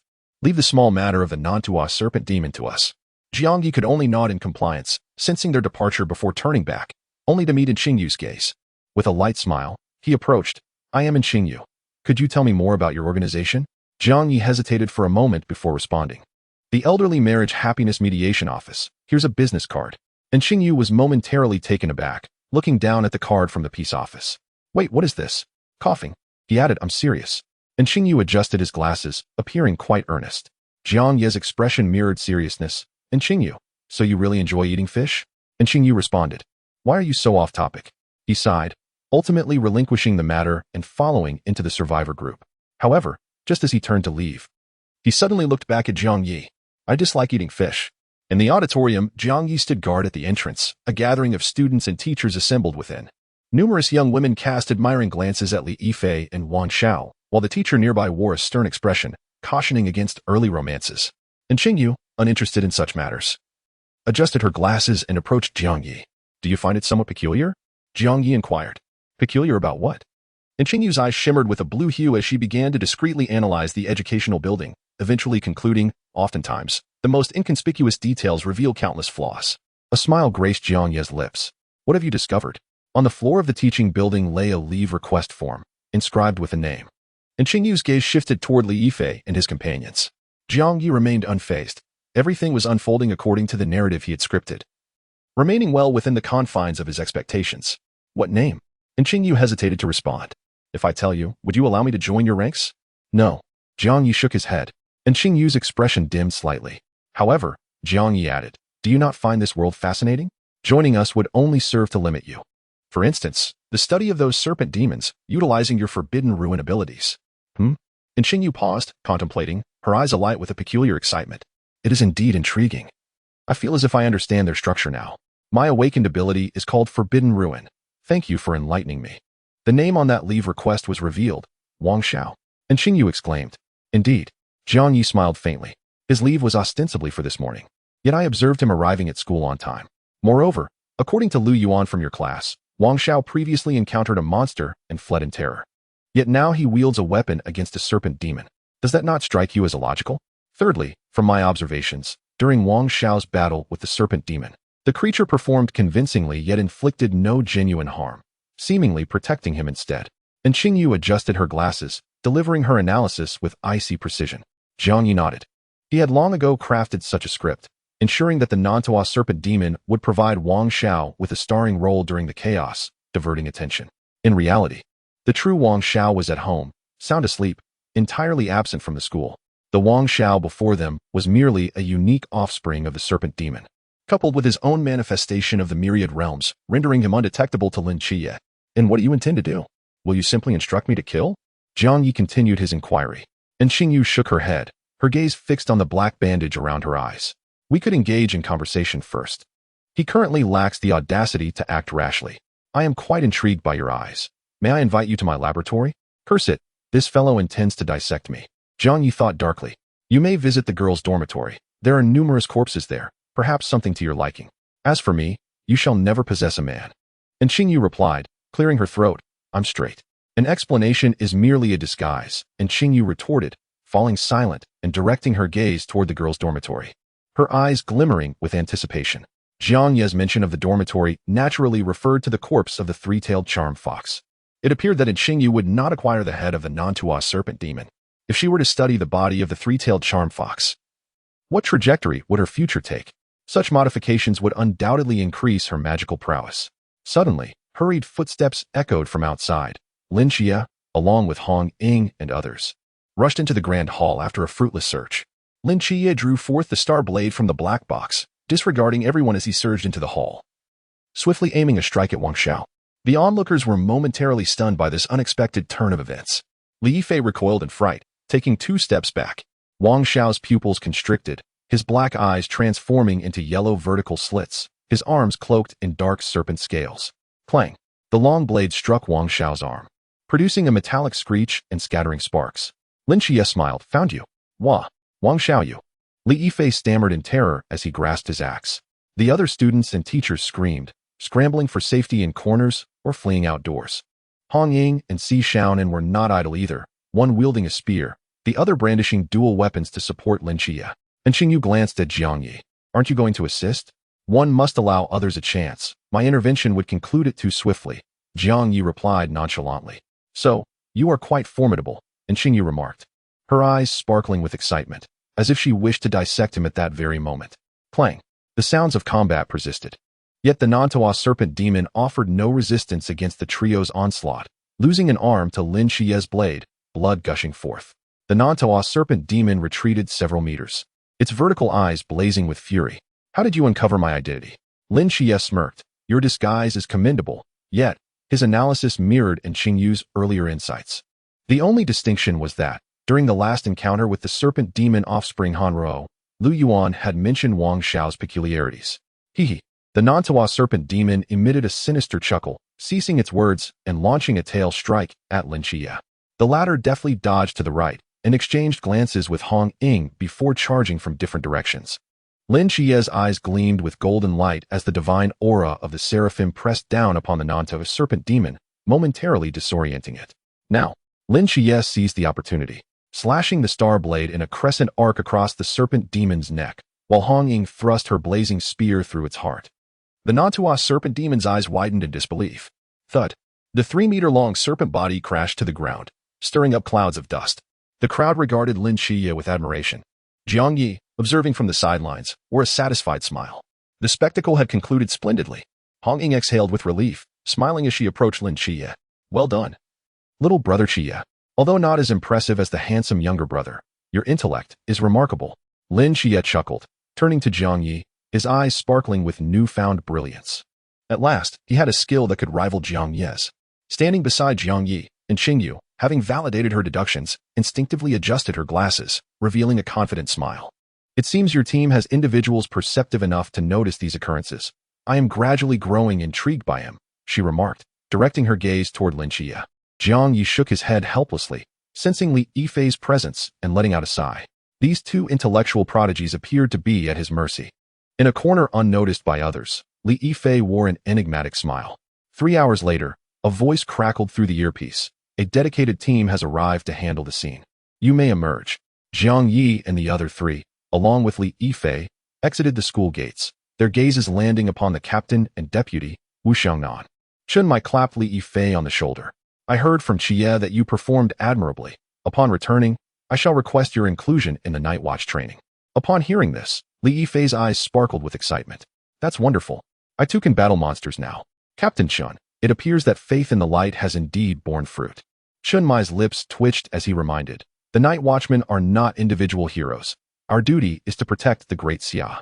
During this time, we may lose our lives at any moment, and you must understand this. I understand, Captain.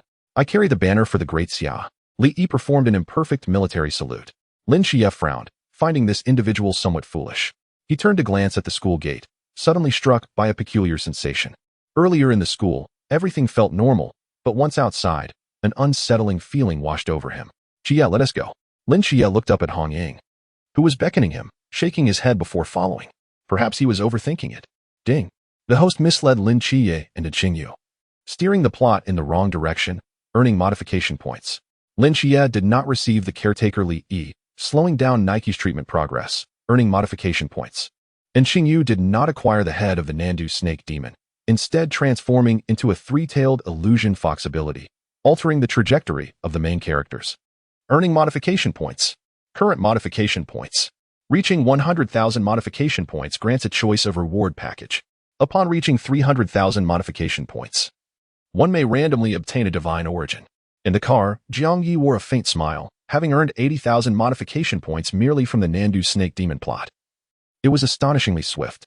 At this rate, reaching the realm of the Celestial Master was just around the corner.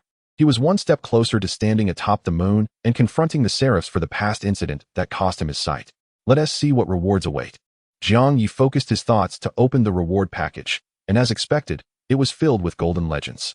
The divine ruins of eternal life. The void control of the divine ruins. He specifically scrutinized the divine ruins category, as showcasing mere forbidden ruins lack persuasion. At the very least, he needed to present himself as a divine ruins figure. In doing so, he too would be a divine agent. It was only natural for him to possess greater strength. Was it not? After contemplating the divine ruins, Jiang Ye made his choice. Upon returning to the Peace Affairs office, Lin Qiye descended to the basement, entering the psychiatric hospital of the gods. Having slain the Nandu snake demon, this should suffice for a caretaker role, allowing him a bit of ease in the future. A smile crept upon his face at this thought. Stepping into the hospital, he spent some time with his mother Nikes, feeding her medication before he ventured into the cell beneath the director's office. A strange feeling washed over him. The ease with which he had dispatched the Nandu snake demon seemed rather unusual. Lu Yuan's warnings about Wang Xiao felt overly deliberate. As Lin Qiye walked, the more he pondered, the more unsettling it became. Forget it. He decided to welcome the hospital's first caretaker. Lin Qiye gazed at the empty cell before him, blinking his bright eyes. Where's the snake? He turned, taking a couple of steps back the way he came. It must be the manner in which I opened it was incorrect. Let me try again. He counted to 3 and returned to the cell, but it remained empty. Lin Qiye's expression grew serious, his brows knitting together in tension. This is bad. I've fallen into a trap. At the entrance of Tsangnan No. 2 Middle School, and Qingyu followed the crowd outside. As for erasing memories, he had successfully evaded it using his forbidden ruins. The corpse of the fox demon from the girls' dormitory was also disposed of in the sewer. He adjusted his glasses and stepped out of the school gates. However, as Qingyu stepped outside, he froze, sensing a certain power dissipate from his body. No, it wasn't vanishing. It was the feeling he had during the morning exercises. He raised his head in confusion, his eyes flashing with a cold blue light, attempting to decipher the situation. After a prolonged moment, there were no traces to be found. Could it be that I am overthinking? And Qingyu murmured, his brow furrowed. That feeling was too peculiar, akin to being guided by some force along a predetermined path while inside the school. Yet upon exiting, his thoughts felt liberated. And he began to doubt the conclusions he had firmly held. Wang Xiao seemed too deliberate. Something was amiss. If he is not the answer, then who is? And Xingyu fell into his own world, repeatedly replaying the scenes in his mind. However, the results remained elusive, leaving him puzzled. Wang Xiao's actions gradually appeared suspicious, but ultimately, it was indeed Wang Xiao who was the Nandu snake demon. And Xingyu raised a hand to his forehead, thinking perhaps he was overanalyzing. He shook his head, dismissing the thought. After all, even the night watchman had confirmed that it was the Nandu snake demon. Hey, why are all of you out? No classes today? I don't know. It seems something happened at school. Huh? I just took a day off. What is going on? A familiar voice halted Xingyu in his tracks, his eyes widening in shock. Turning around, he saw Wang Xiao with a backpack, inquiring about what had transpired. And Xingyu clenched his palms, staring intently at Wang Xiao. He has made a mistake. Chapter 24. No, I am standing right in front of you, and you are still speculating about who I am? And Xingyu's arms trembled slightly, his previously excited eyes now icy. How could I possibly be mistaken? His teeth chattered as he stepped forward to grasp Wang Xiao's shoulders with remarkable force. Wang Xiao gasped, taken aback by the normally demure Xingyu. Classmate, what are you doing? I am innocent, he stammered nervously. And Xingyu was too preoccupied to heed his words. Why did you take a day off? I was playing games with classmates until late last night and complained about not wanting to go to school tomorrow. So my buddy kindly got me a day off. Wang Xiao recalled. What is your buddy's name? And Xingyu pressed urgently. Li, Wang Xiao replied, suddenly realizing. Pushing Xingyu's hands away. No, classmate, I don't even know you. Why should I tell you? Yet Xingyu did not pursue the matter further, murmuring. So it's Li. He released Wang Xiao, his eyes showing signs of fatigue as he walked away. Wang Xiao, filled with confusion, watched Xingyu's dazed expression and couldn't help but mutter, crazy. An hour later, in the foul-smelling sewer, the sound of footsteps echoed. The rat scurried about in search of food. Click. And Xingyu, holding the corpse of the three-tailed illusion fox, entered the laboratory. He did not alert the night watchman, primarily due to the fox demon's corpse in his possession. Should the night watchman discover his memory had not been erased, coupled with the missing corpse, informing them of Li Yi's issues would undoubtedly lead to his own demise.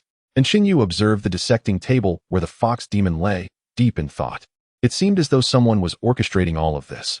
Li Yi was merely a pawn. Who could the mastermind be?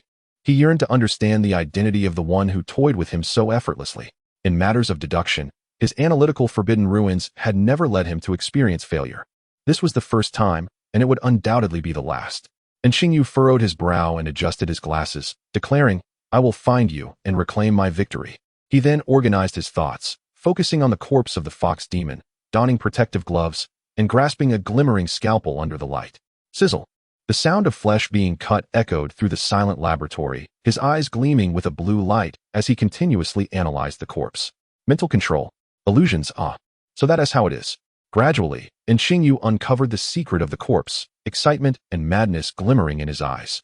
He opened the cage beside him, where a lively mouse was confined, seizing it with fervor. It is an honor for you to contribute to my research, he declared, intending to test the fox spirit's abilities on the mouse. After a day's worth of experimentation, two pink-eyed mice scurried out of the laboratory, unflagging in their dash along the sewage pipes. They eventually emerged from the drainage system of the peace office, momentarily gazing at the office as if confirming something. At that moment, Lin Qiye, furrowing his brow, practiced his swordsmanship while his mind was preoccupied with thoughts of the Nanduo snake demon. If Wang Xiao was not the true form of the Nanduo snake demon, then where could the true entity be? His gaze fell upon Li Yifei, who was chopping wood not far away. No, the evidence was still too scant. Lin Qiye set down the starry blade, wiped the sweat from his brow, and stepped into the bathroom. Squeak. Lin Qiye heard the sound of a mouse and turned to the corner of the room, where a white mouse with pink eyes caught his attention. Suddenly, the mouse turned its head, locking eyes with him. A wave of dizziness washed over Lin Qiye, and as he closed his eyes and shook his head to regain clarity, he realized he was no longer in the bathroom. The surroundings morphed into an ethereal space, and he frowned slightly. This was an illusion. Lin Qiye, we meet again, and Xingyu's figure gradually materialized. Lin Qiye was taken aback. And Xingyu, it was you who stole the corpse of the fox spirit. What do you intend by pulling me into this illusion? And Xingyu smiled, hands tucked into his pockets. No rush. Not everyone has arrived yet. What should I choose? Everything seems rather impressive. In the shooting range, Jiang Ye, having concluded Lung Xian's special training, pondered over the choice of the divine ruins. He was destined to face the seraphim. Thus he needed to select a divine ruin that could counter its powers. The most formidable ability of the seraphim in the mortal realm was the miracle, transforming the impossible into the possible. The reason his eyes had yet to recover was due to the miraculous attribute contained within the divine power of Michael, preventing the rapid regeneration that should have restored them. A divine ruin that suppresses miracles? He had much to search for. Jiang Ye gazed at the screen filled with golden legends. It was indeed a considerable undertaking. Squeak. Suddenly, the sound of a mouse echoed, and Jiang Ye extended his perception, discovering a mouse manipulated by mental control in the corner. And Qingyu, is he looking for me? Jiang Ye furrowed his brows. Had he been discovered? Such intelligence was indeed enviable. However, it was not a significant concern. Now that he had secured the modified value, even if the plot reverted, it would be inconsequential. He would select the divine ruin later and investigate the matter at hand, releasing his mental grip. The white mouse's eyes emanated a pink glow. After a dizzying whirl, he found himself in a uniquely decorated room, awash in pink hues. You have arrived. Jiang Ye heard a voice and turned to see Qingyu and Lin Qiye seated by the bed, seemingly waiting for him. Your decor. And you even have a large bed. How extravagant. Lin Qiye interjected, while Qingyu cleared his throat, waving his right hand, causing the room's colors to change instantaneously, transforming the sensual pink bed into a table and benches. Please, take a seat. Qingyu gestured to the space beside Lin Qiye. Jiang Ye nodded and sat down. Now, can we discuss the evidence you have gathered? Lin Qiye initiated. Li Yifei's leave request was facilitated by him, meaning the school would not grant a leave of absence unless he was present, indicating the true form of the snake demon must be him. Lin Qiye nodded, having suspected Li Yifei as well. Is that all? Jiang Ye remarked, bemused, as he was brought into this just to hear this. Additionally, Qingyu adjusted his glasses. Li Yifei may merely be a pawn. The true mastermind behind all this is who we should focus on. Who is this mastermind? Lin Qiye inquired, frowning. Jiang Ye rested his left hand on his face, wearing an innocuous smile as he attentively listened. Fortunately, he had undergone professional training and did not crack a smile. I do not know. The clues are too scant at the moment.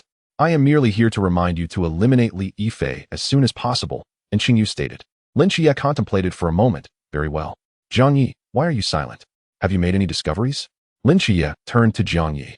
Huh. Jiang Ye awkwardly retracted his smile. Damn it. I am the mastermind behind this. How can I say that? Should I expose myself? He coughed a couple of times. Feigning ignorance, I didn't understand. You were discussing who the mastermind is, and I will go and deal with him. How dare he toy with us? Such an unforgivable offense. Qingyu, tell me, who is he? Qingyu remained silent. Lin Qiye rubbed his forehead, realizing that his childhood friend lacked wit. This was the proverbial simple-mindedness and physical prowess. He reached out and grasped Jiang Ye's arm. All right, perhaps that person belongs to the ancient god church. Qingyu, thank you. As a gesture of goodwill, I want to report your theft of the corpse to the night watchers. Qingyu revealed a faint smile. Very well. Consider it a favor owed to you. Farewell. As the words fell, the illusion began to collapse, and everything in the room started to fade away. A sensation of weightlessness surged through his mind. Huh. Jiang Ye opened his eyes in the shooting range, exhaling a breath of stale air. My acting was passable. He decided to continue selecting divine ruins. There was no longer a need to alter the situation regarding Li Yifei. Let Lin Qiye handle it himself.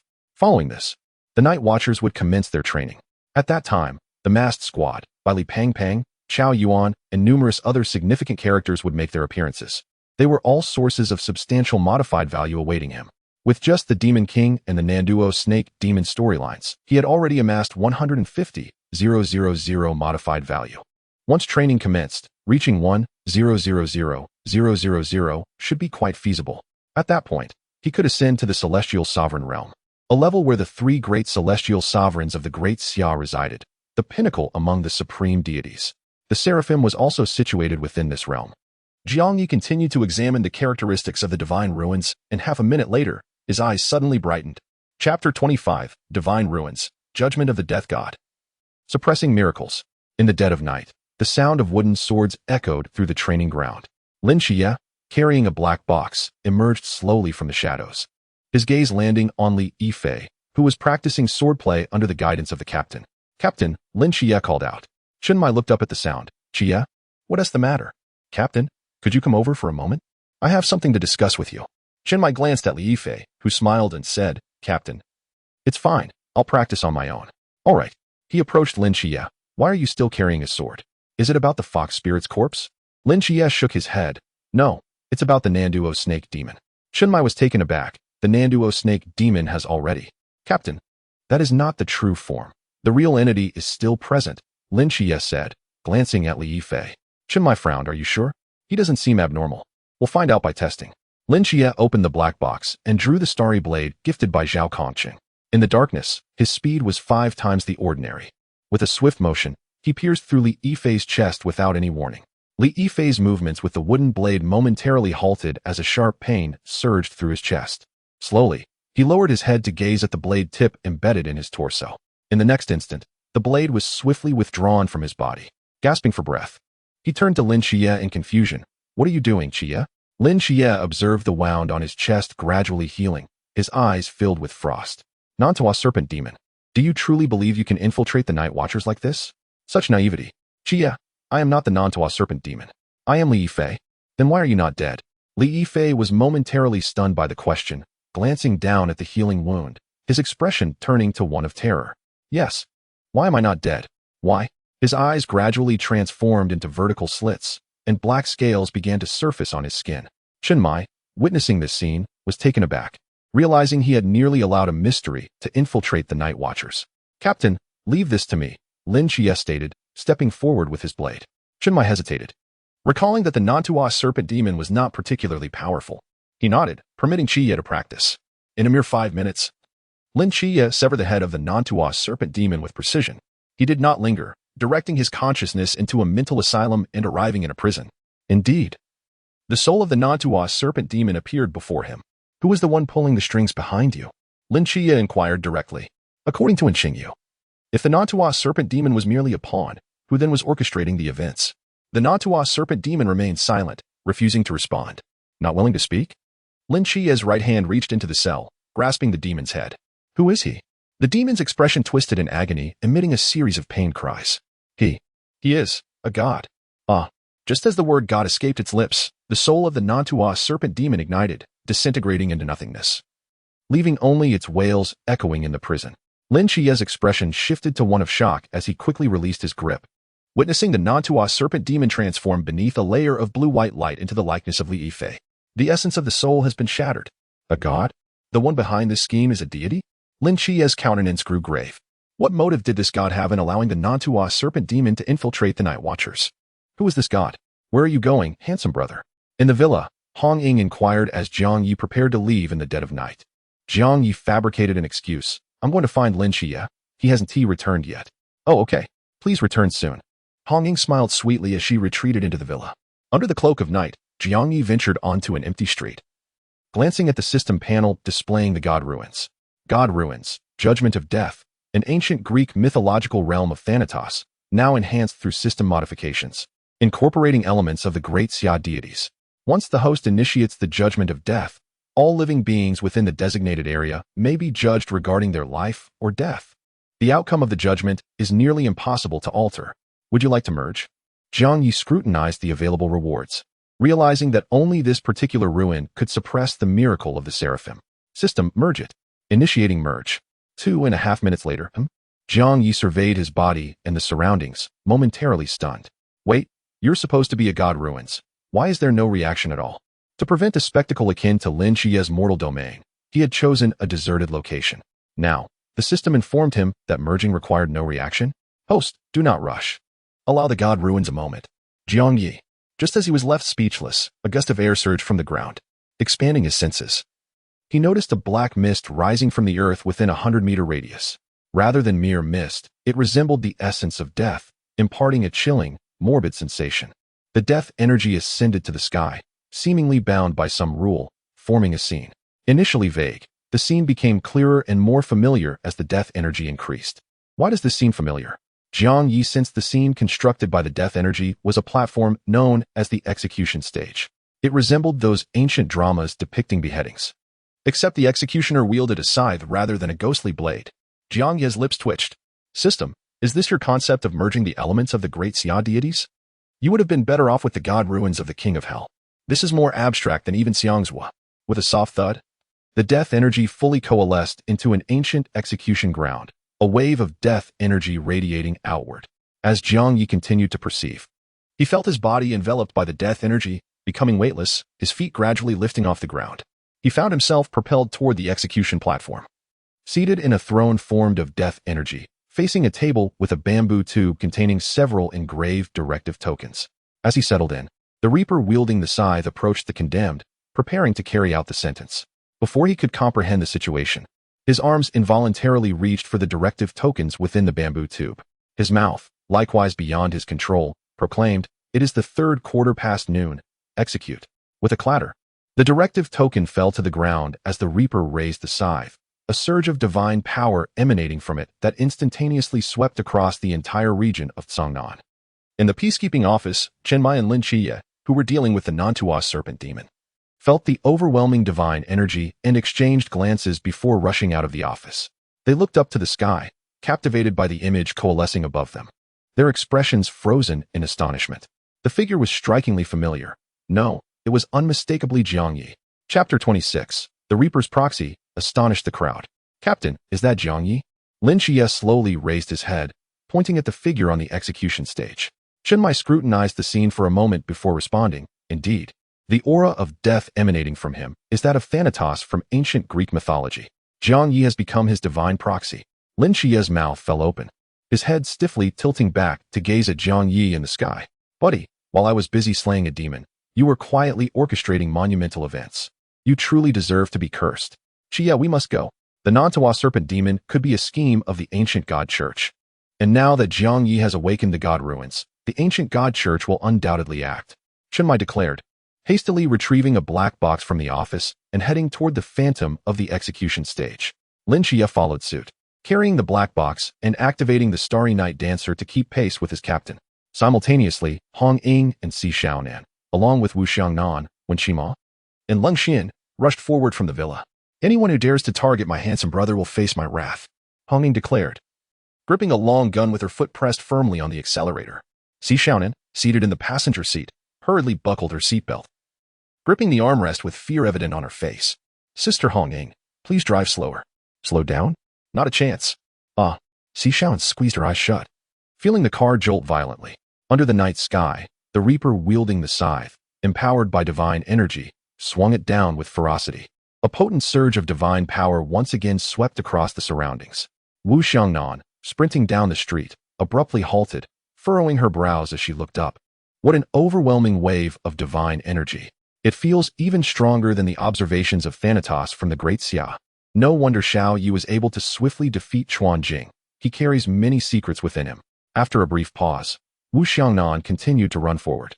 Soon, Team 136 arrived at the location where Jiang Ye had previously stood. "Hong Ying, how did Xiao Yi suddenly awaken the divine ruins?" Jiang Ye inquired. Hong Ying shook her head. "I am not certain. The handsome younger brother said he was going to find Qi Yi, and then he awakened. I am the first to witness the awakening of the forbidden ruins, followed by the awakening of the divine ruins." She gazed up at Jiang Ye in the sky, lost in thought. Jiang Ye felt similarly. The blade domain could already make Xiao Yi invincible, and now with the awakening of the god of death Thanatos' divine ruins, he has become a divine agent. Previously, I thought Xiao Yi was strong, but his potential cannot compare to that of the divine agent Qi Yi. Now it seems these two young men are increasingly formidable. No wonder they made me kneel. He hissed, having forgotten to delete the surveillance from that time. Thanatos. Is he not the child of the night goddess Nyx? Lin Qiye pondered. Could it be that Thanatos is still alive? Was it not said that Nyx developed a mental illness due to her inability to accept the death of her child?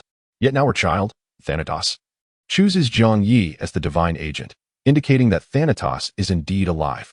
However, Lin Qiye gazed at the divine ruins forming in the sky, feeling an unsettling familiarity. Was this not the scene of an ancient execution? Could it be that Thanatos also studied the history of the Great Xia? Aside from the astonishment of Jiang Ye and others, a peculiar light flickered in Si Xianan's eyes. A divine agent, capable of swiftly defeating Chuan Jing. What is the extent of his power? Her eyes narrowed slightly. It seems I must find an opportunity to discuss cooperation with Xiao Yi. I wonder if he will agree. After all, he is the god of deceit, and once exposed, the only outcome is death. Yet I have no choice. I must proceed. Si Xiaonan looked at the captain, Hong Ying, and her companions, not wishing to harm anyone in Team 136. The only way out is to eliminate Loki. The god of death Thanatos has chosen a divine agent. How could this be? In a corner of Cangnan, Master Chen sat in a carriage, gazing at the sky with a grim expression.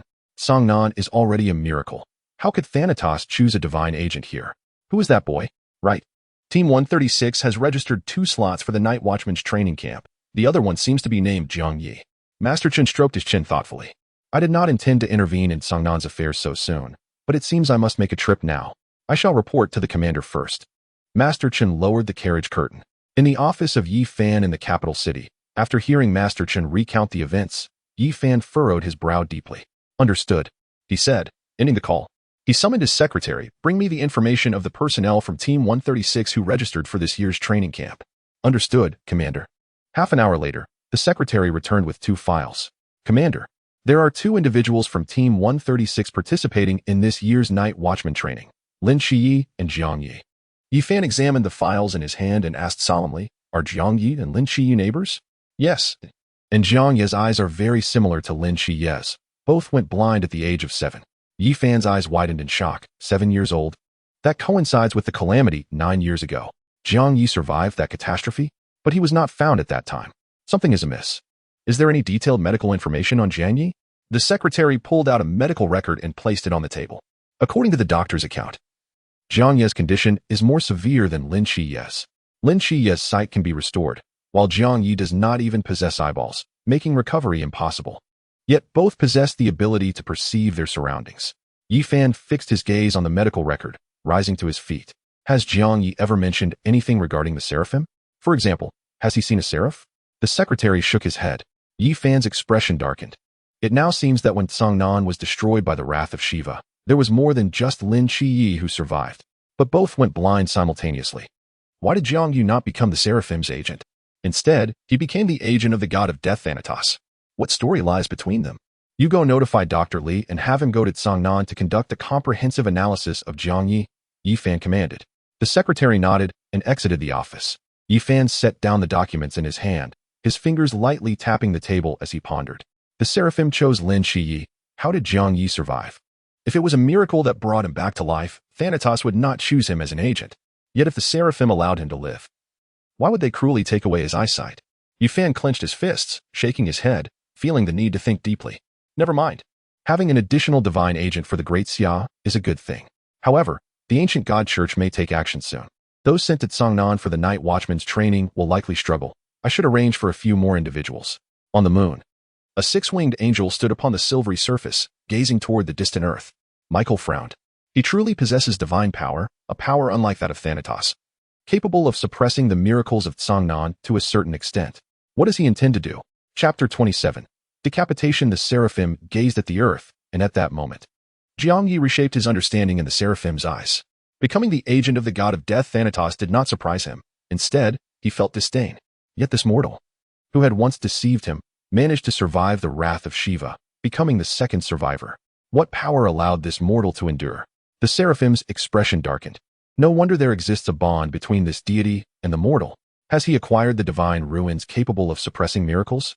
Does he seek vengeance for the loss of his eyesight? Such mortal delusions. In my eyes, you are but an insignificant insect. The seraphim unleashed a surge of divine power, soaring toward the earth. Mortal, let me see what you are truly capable of, daring to harbor thoughts of God-slaying. On the azure planet, as the distance closed, the Songnan Peace Affairs office remained illuminated in the deep night, standing as the sole beacon in the dark sky. Jiang Ye sat upright, sensing the multitude of curious gazes upon him, and he suddenly felt a touch of embarrassment. Captain, Hong Ying, what are you doing? He asked, arms crossed over his chest, recalling a similar feeling when under the gaze of Qingyu. Handsome younger brother, how did you become the agent of the god of death? Hong Ying inquired. Jiang Ye responded nonchalantly, I was originally looking for Qiye, and while walking, I felt a voice calling to me, and then I awakened. Hong Ying's brows furrowed slightly. This sounds a bit like the plot of the novel I read. Let me ask, Wu Xiangnan interjected. Xiao Yi, can you tell us about your eyes? Eyes. Jiang Ye recalled that fateful night 9 years ago. Sure. There's nothing to hide, really. I just caught a glimpse of the seraphim and then went blind. Meanwhile, Lin Qiye wore an expression of eager anticipation, yearning to uncover what had transpired after he fainted that year. His own eyesight could be restored. Why could Jiang Ye's not? Countless questions swirled in his mind, and he sought an answer. 9 years ago, I ascended to the rooftop with Ye to gaze at the moon, where we both witnessed the Archangel Michael. However, I was left blind by the Archangel, while Ye was chosen instead. Later, Jiang Ye intended to discuss the subsequent devastation of Songnan, hoping to gain some magical modification points from it. Suddenly, a burning sensation enveloped his eyes, intensifying with each passing moment. Ah! He clutched his eyes with both hands, his brain's nerves agitated by the incessant prickling pain. This was the divine power left in his eyes by the Archangel. Michael! Jiang Ye suddenly covered his eyes, his expression contorted in pain, startling the 7 companions. Hong Ying was the first to rush forward, grasping Jiang Ye's hand, her face etched with concern. Handsome brother, what's wrong? My eyes, it hurts. Jiang Ye felt as if his eyes were ablaze with a searing fire, his consciousness seemingly being pulled into another realm. Sister Hong Ying, untie his blindfold. It's the divine power's fluctuation from the Archangel, Lin Qiye suddenly remarked. As someone possessing the mortal realm's divine domain, he could sense the Archangel's power eroding Jiang Ye's flesh and mind. Hong Ying responded affirmatively, unfastening Jiang Ye's blindfold. To their astonishment, golden lines began to emerge upon the skin surrounding Jiang Ye's eyes. What are these golden lines? Hong Ying exclaimed in surprise.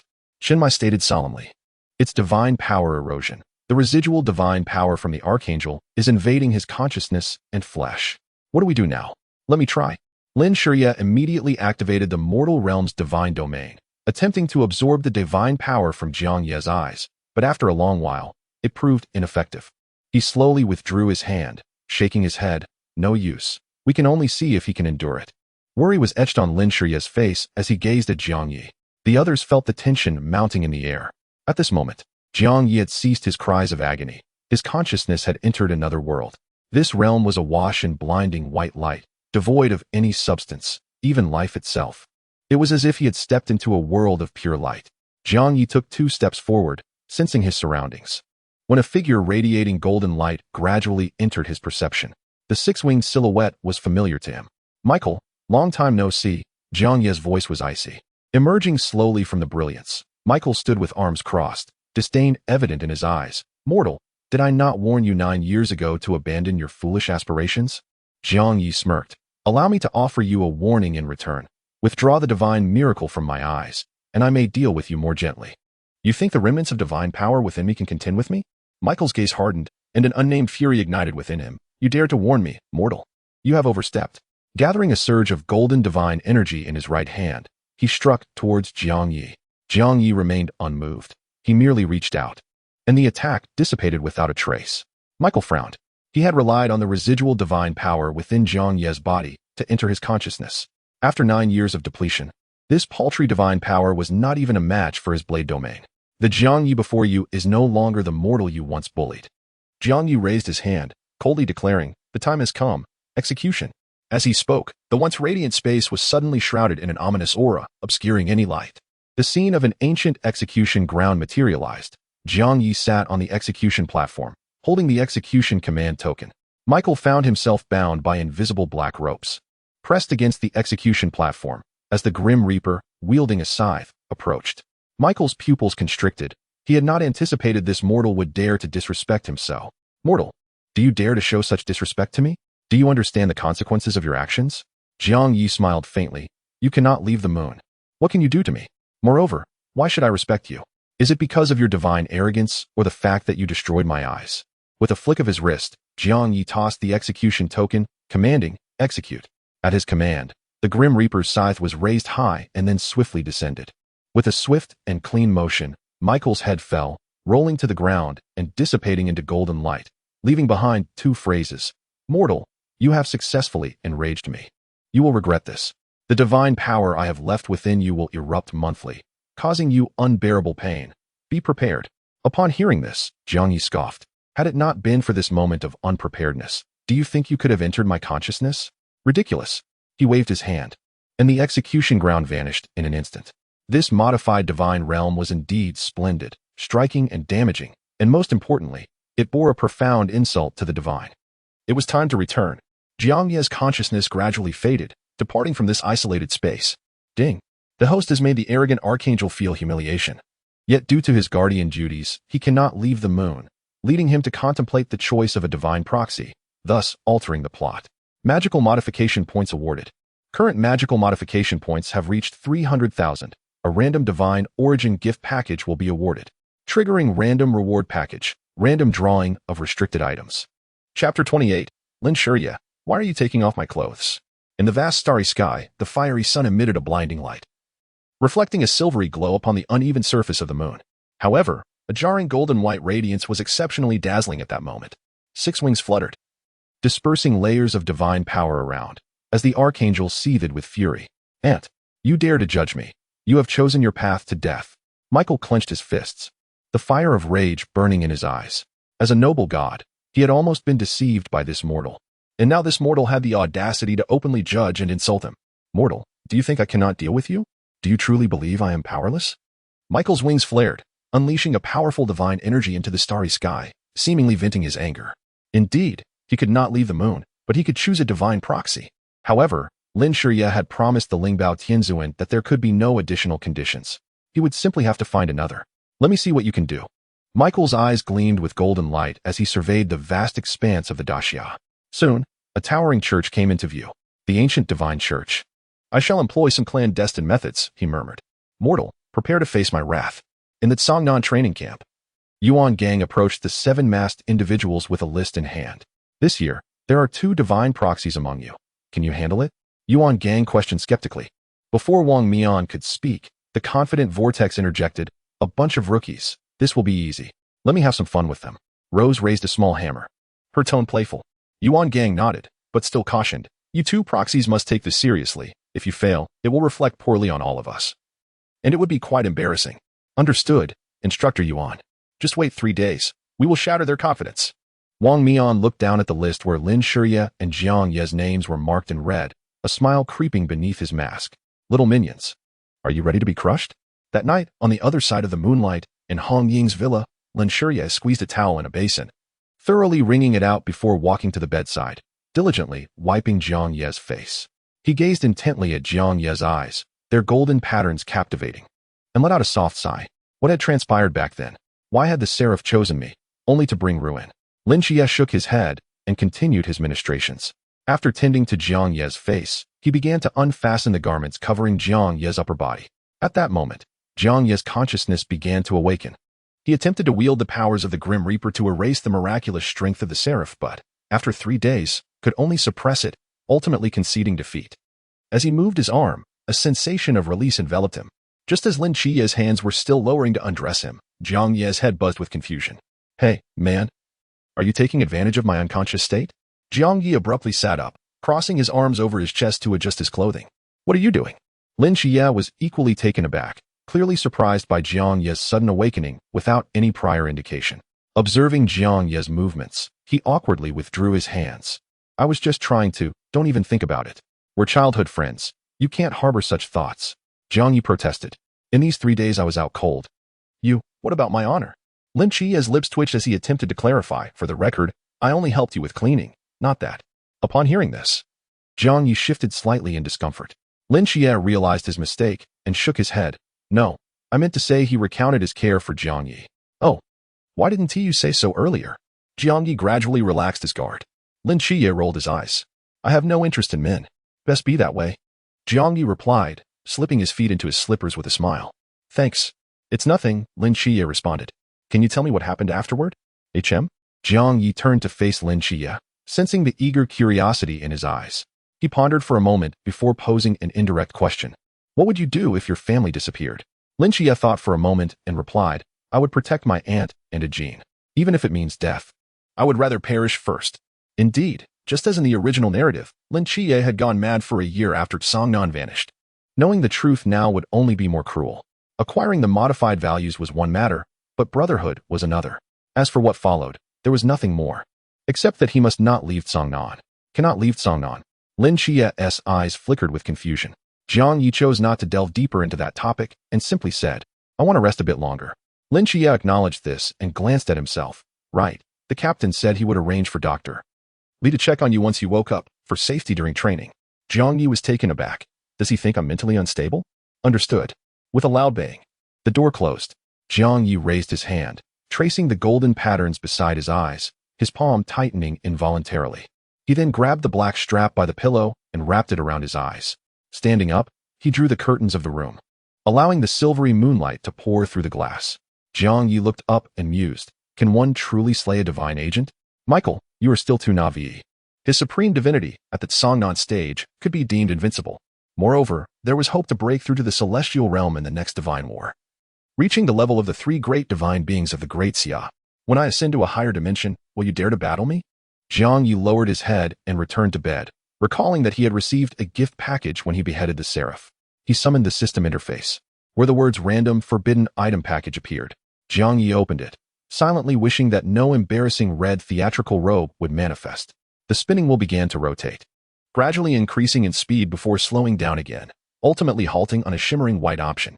Grim Reaper S order, forbidden item comprises 4 commands.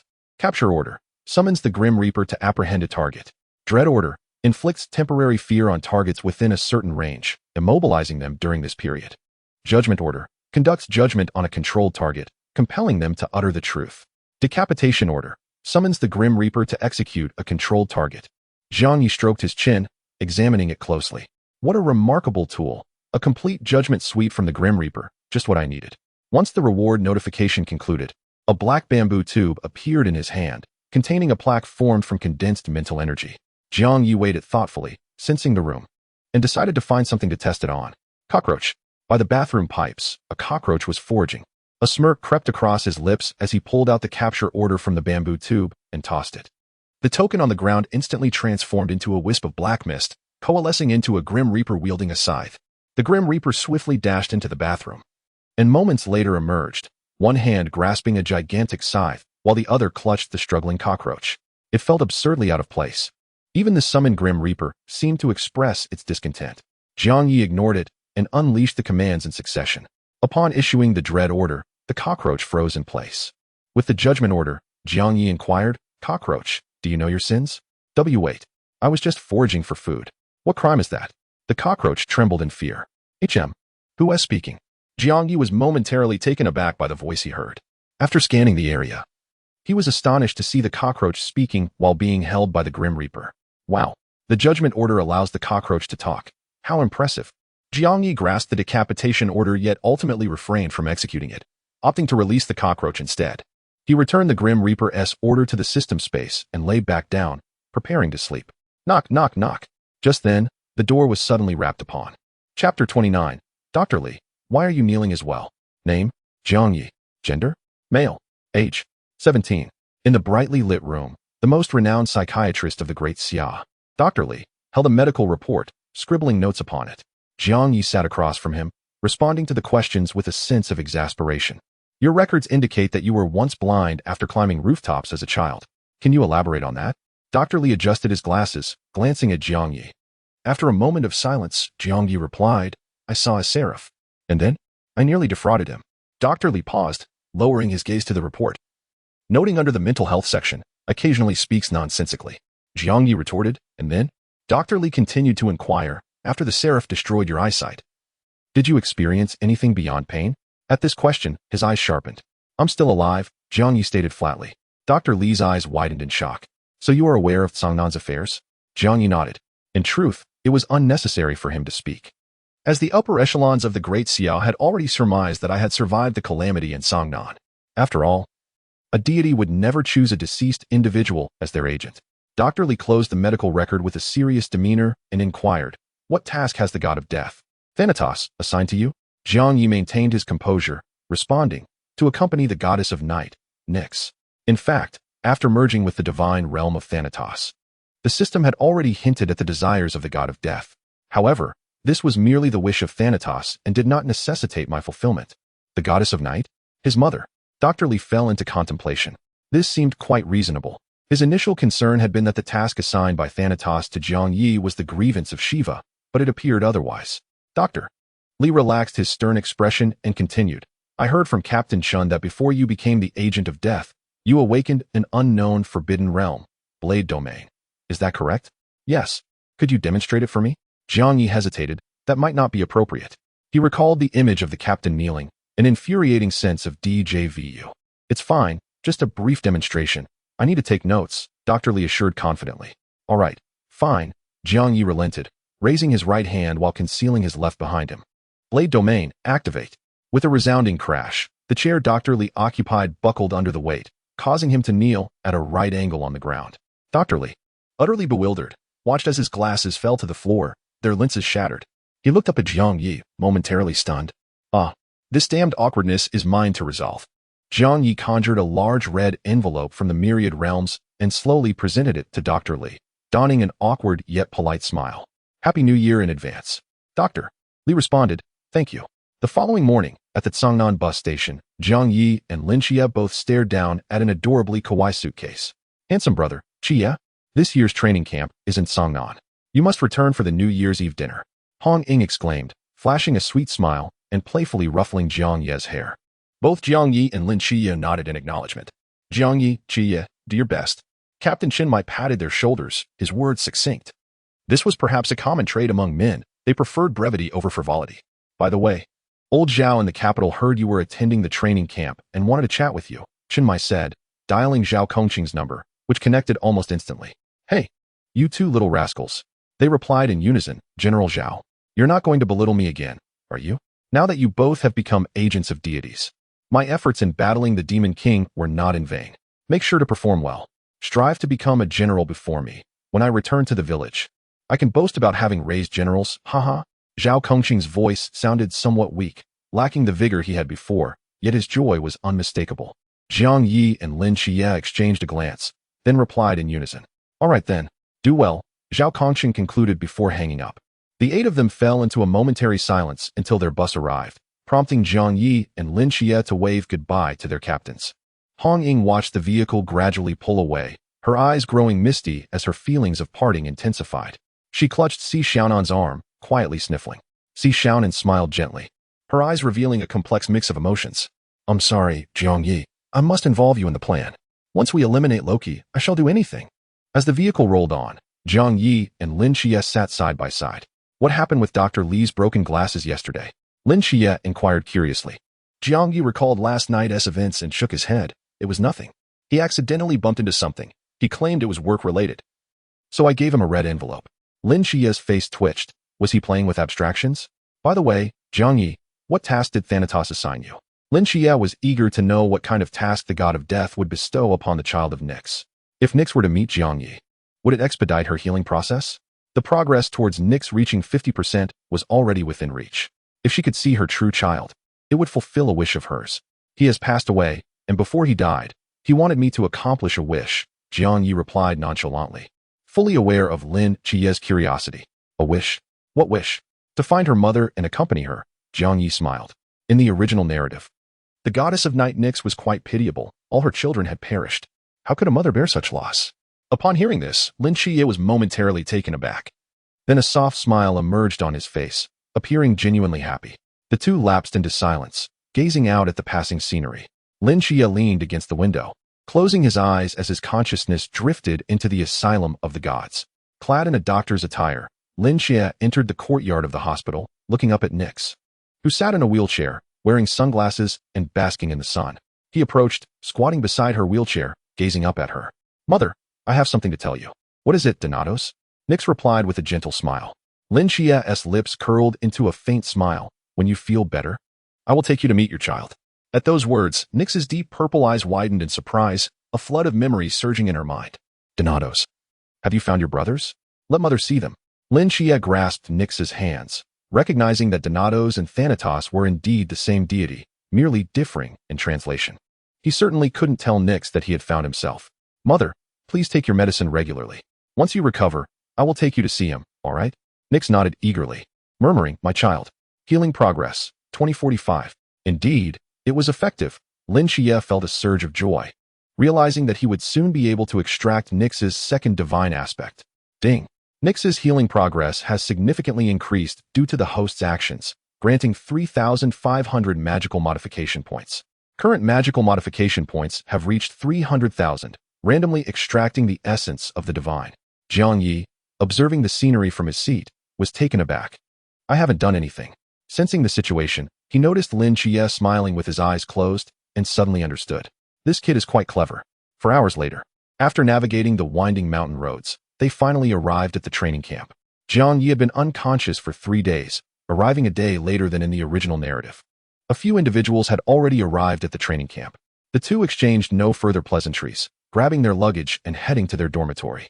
Let's choose this one. Lin Qiye suggested, pointing to a room on the right. Jiang Ye nodded and dragged his luggage over. Creak. As the door swung open, Jiang Ye was stunned to find the room filled with exquisitely wrapped gift boxes. No way. Could this be a coincidence? Hiki, you must be my roommates. A pleasure to meet you. Please accept these small gifts. A voice from behind spoke in a dialect. The two turned to see two gleaming Rolex watches handed to them. The chubby boy chuckled. Please do not refuse. This is not an exhibition of wealth. I am merely a child from an ordinary family. Chapter 30. Li Pang comes to deliver labor. Jiang Ye and Lin Qiye exchanged glances, their expressions stiffening. Before them stood a figure adorned with a large golden chain, his arms wrapped in luxurious Rolex watches, gleaming under the sunlight that streamed through the window. Li Tuming noticed their astonishment and quickly waved his hands, saying, Really, I am here to make friends. I am just a kid from a humble background. His authentic Cantonese was familiar to Jiang Ye but sounded foreign to Lin Qiye. Qiye, you can stay with him. I'll go to another dormitory. Jiang Ye understood the dormitory was meant for two and had no intention of making things awkward. Wait. No, I'm going with you. Lin Qiye hurriedly grasped Jiang Ye's arm. What do you mean by going with me? Clarify. Jiang Ye felt speechless. Hey, don't leave. I have a way. Li Pang suddenly spread his arms, blocking their path. With a clap of his hands, a group of bodyguards appeared in the dormitory corridor. Add another bed to the dormitory. Yes, young master, the bodyguards responded in unison, efficiently beginning to set up the bed. After giving his instructions, Li Pang brushed his hair back and extended his right hand, speaking in slightly hesitant Mandarin. Hello, I am Li Tuming. But you can call me Pang. Jiang Ye nodded and shook his hand, introducing himself, Jiang Ye. Lin Qiye followed suit, saying, I am Lin Qiye. Upon hearing their names, Li Pang's eyes widened, and he quickly lowered his head, gripping their hands tightly. I've heard of you, the agents of the divine. I have prepared many small gifts for you. Please wait a moment.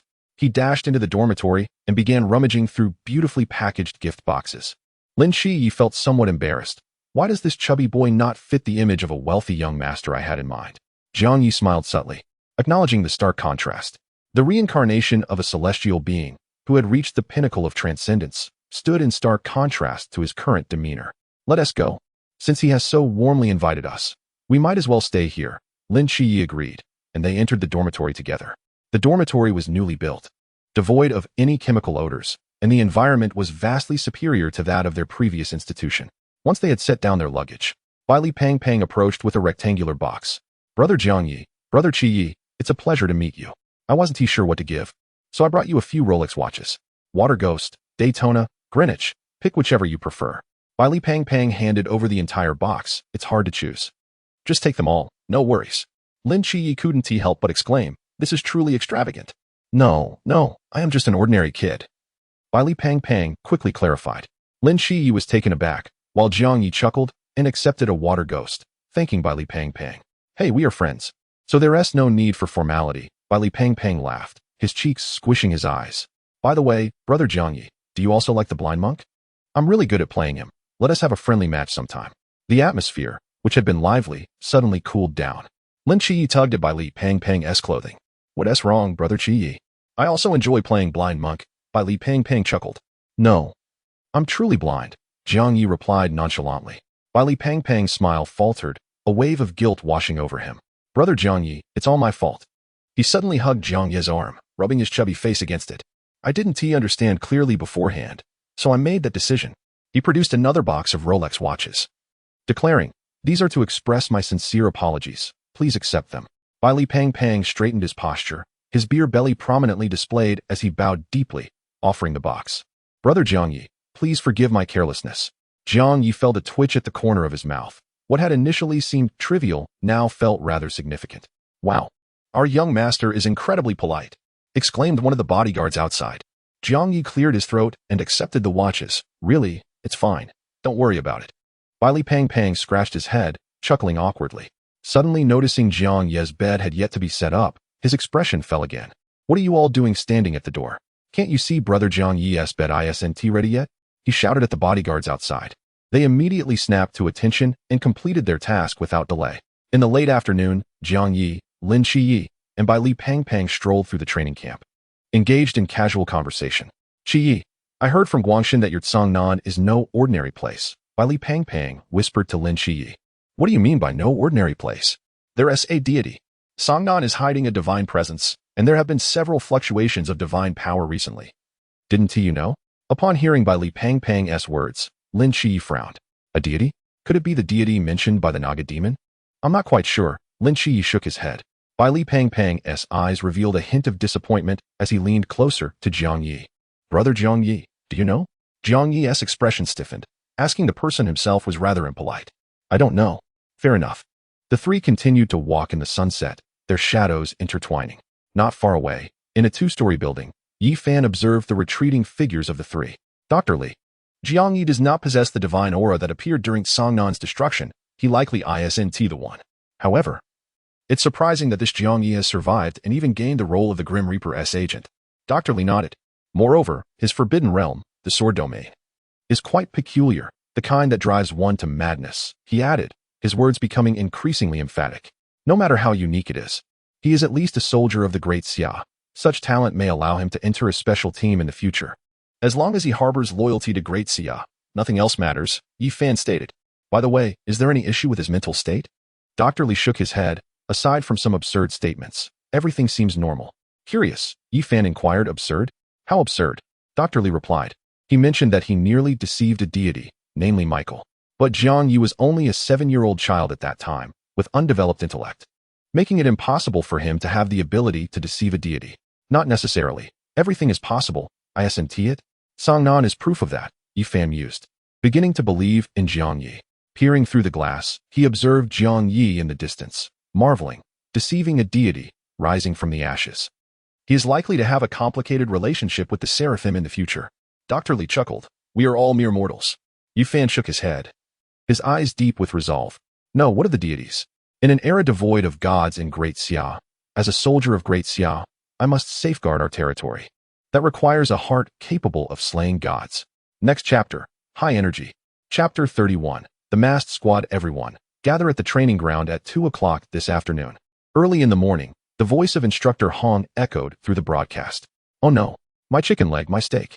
Shouting this early has ruined breakfast.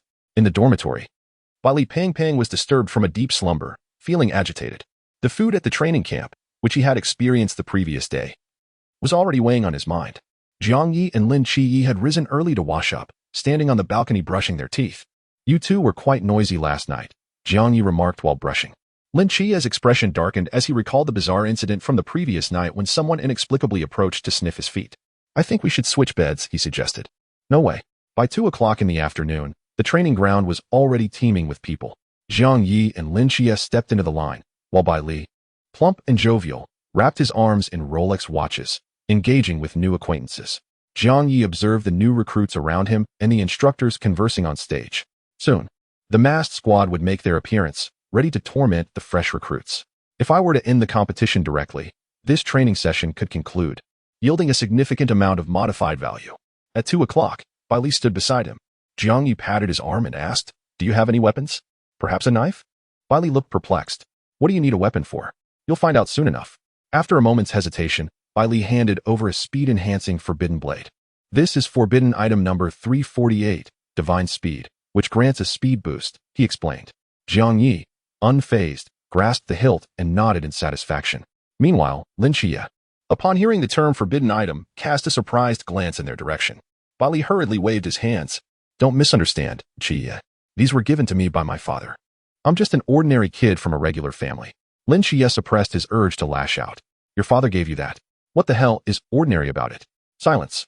Suddenly, a voice boomed from the stage. Yuan Gang, clad in military attire, stood upright, gazing disdainfully at the recruits below. I am Yuan Gang, your chief instructor. I know you are all the finest talents chosen from across the Great Xia, even among the elite. However, he continued, fixing his gaze on Lin Qiye and Jiang Ye. I must inform you that here, you are nothing but garbage. You are novices, utterly useless. I do not care about your past achievements. Here, you must obey the instructors. For you are not exceptional at all. Do you understand? His voice resonated like a thunderclap, weighing heavily on each recruit's heart. Jiang Ye chuckled, familiar with the routine of intimidation. Well, this is the first time I've been looked down upon like this. What makes you so impressive? Exactly. Why should we listen to you? Show us your strength if you can. Right. Do you really think we're afraid of you? The recruits' faces flushed with anger at the disdainful remarks. Yuan Gang smiled slightly. This was precisely the reaction he desired. Not convinced? Who among you dares to stand up? I dare. At that moment, Shen Qingzhu, with a swaggering gait and chewing gum, stepped forward, his eyes coldly locking onto Yuan Gang. His followers raised their hands in solidarity behind him. Yuan Gang's lips curled into a smile. Good, you have spirit. I hope you maintain that spirit when the time comes. He then turned his gaze skyward, speaking into the intercom. Come down. The new recruits looked up in confusion. Suddenly, 7 figures plummeted from the cloud-covered sky, weaving through the clouds. They wore masks of various colors, forming a V-shaped formation reminiscent of a flock of geese in flight. As they descended rapidly, their masks shimmered with vibrant hues, adding color to their trailing silhouettes. The new recruits were left awestruck. Wow, this is quite impressive, Bailey exclaimed, his expression shifting. Qiye, Jiang Ye, I think these instructors are about to show us what they're made of. Oh, Jiang Ye and Lin Qiye replied nonchalantly. Oh, what do you mean, Bio? Bailey pressed, anxious. That is the masked squad, a special unit of the Great Xia. Do you really think you can defeat them? Jiang Ye weighed the knife in his hand. They're average. Lin Qiye nodded. They are suitable opponents. Bailey's expression turned to shock as he rubbed his eyes. Wait. Do divine agents really speak so arrogantly these days? Not just anyone, my friend. The leader of the masked squad is also a divine agent. One who has even slain beings of immeasurable realms, Bailey added. Meanwhile, Jiang Ye ignored Bailey's words, rubbing his ears. Boom. Just then, the descending 7 landed gracefully, stirring up a gust of wind that kicked up dust from the ground. The masked squad stood tall, each striking a cool pose, except for one, who knelt and began to vomit. I'm sorry, I have a fear of heights. The crowd reacted with surprise, and Yuan Gang coughed to clear the awkwardness. Weren't you all just defiant? He then turned to the new recruits. Now, I am giving you a chance. He pointed at the masked squad. They are one of the special units of the Great Xia. Do you dare to challenge them? Shen Qingzhu scoffed. In this world, there is nothing I wouldn't dare. Yuan Gang nodded in satisfaction. Very well, then I announce the rules of engagement. The masked squad will suppress their realms to the level of novice, and you will have only 8 hours. If you can remove the mask from any one of them, you win. This training camp will conclude with that victory. Do you understand? Upon hearing this, the new recruits' eyes lit up with excitement. With so many of them, how could they possibly fear just 7? Let us take them down. Absolutely. We can handle this. Excellent. Yuan Gang replied, turning to the masked squad. The leader nodded, and a youthful voice emerged, to give you some hope. We will only send 5 of us. Let us hope it doesn't end too badly for you. With that declaration, the recruit's fury reached its peak. How arrogant. How dare you steal Shinji's thunder? We'll knock you down hard.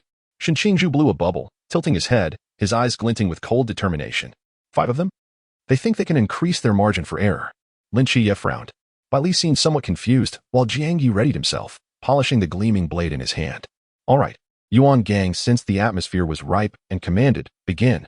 As his words fell, a figure shot forth from the ranks of recruits, moving faster than lightning, darting past the 5 members of the masked squad. The recruits and the instructors alike stared in disbelief. The 5 members of the masked squad were equally taken aback. Jiang Ye, his eyes concealed beneath a black scarf, had already appeared behind the masked squad, lowering his long blade. It's over. Crack. The masks of the 5 members shattered into pieces, falling to the ground. Chapter 32. A single strike, astonishment abounds. System alert. You have disrupted the training camp's plan to suppress the recruits, thwarting the instructors and the masked squad strategy. This has affected Chao Yuan's awareness of Lin Qiye being the one who can save him, subtly altering the narrative of the training camp, earning you modified value. Current modified value points have reached 300,000, randomly obtaining the essence of divinity. As Jiang Ye sheathed his blade, he noted the system notification and silently nodded. 200,000 was quite satisfactory. He understood that regardless of the outcome of the battle with the masked squad, the training camp would not disband. Thus, he casually profited from the situation, while the recruits, angered by Yuan Gang's scornful remarks, erupted in outrage. At this moment, a profound silence enveloped the group, each pair of eyes wide with astonishment, fixated on the boy adorned with a black belt. The instructors' faces grew rigid, and Yuan Gang involuntarily took a couple of steps back, his mouth agape. What? This is a new recruit. The Phantom Squad remained frozen in their descent, not out of reluctance to move, but rather because their astonishment had rendered them immobile. They glanced down at the mask that had fallen on the ground, their lips twitching. Indeed, in this world, while some had yet to begin, others had already reached their conclusion. The eerie silence of the training ground persisted for over a minute, prompting Jiang Ye to approach Yuan Gang with a puzzled expression. Instructor Yuan, are you going to keep your word? Yuan Gang jolted, staring at the boy before him, and quickly retreated. Observing his imminent fall, the other instructors rushed to support him. This inquiry shattered the peculiar stillness. What the hell? Incredible! The new recruits erupted in excitement. Shen Qizhu stared blankly at the boy's back, muttering to himself, so handsome. Wait, maybe just a tad less than me. He turned away, adopting a haughty demeanor, though his eyes betrayed his thoughts. Damn it, Shen, this kid dares to overshadow you. We should find a chance to deal with him, Jiang Ye remarked with disdain. Upon hearing this, Shen Qizhu slapped Jiang Ye on the head, retorting, what nonsense. He just took down an elite squad. Do you want to send him to his demise? Oh, right. Jiang Ye scratched his head, grinning foolishly. Shen Qizhu couldn't help but glance back, quickly averting his gaze in denial. Among the new recruits, a striking figure with crimson hair squinted at the boy on stage.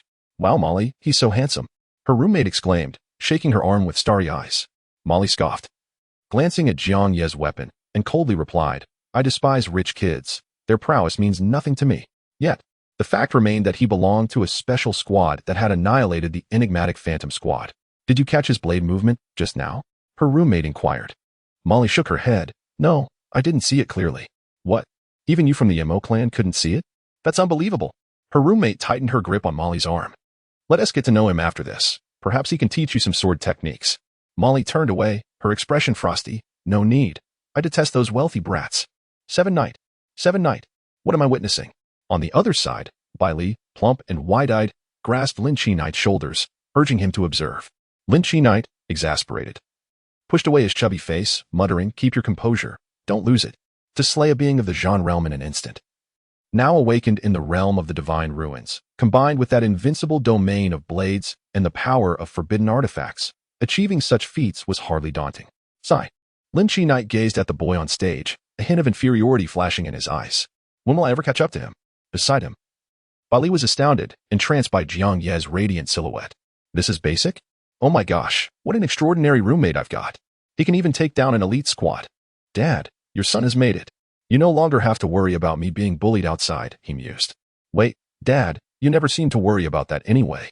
Seven Knight, I've made up my mind. I shall be Jiang Ye's #1 fan, waving his banner high.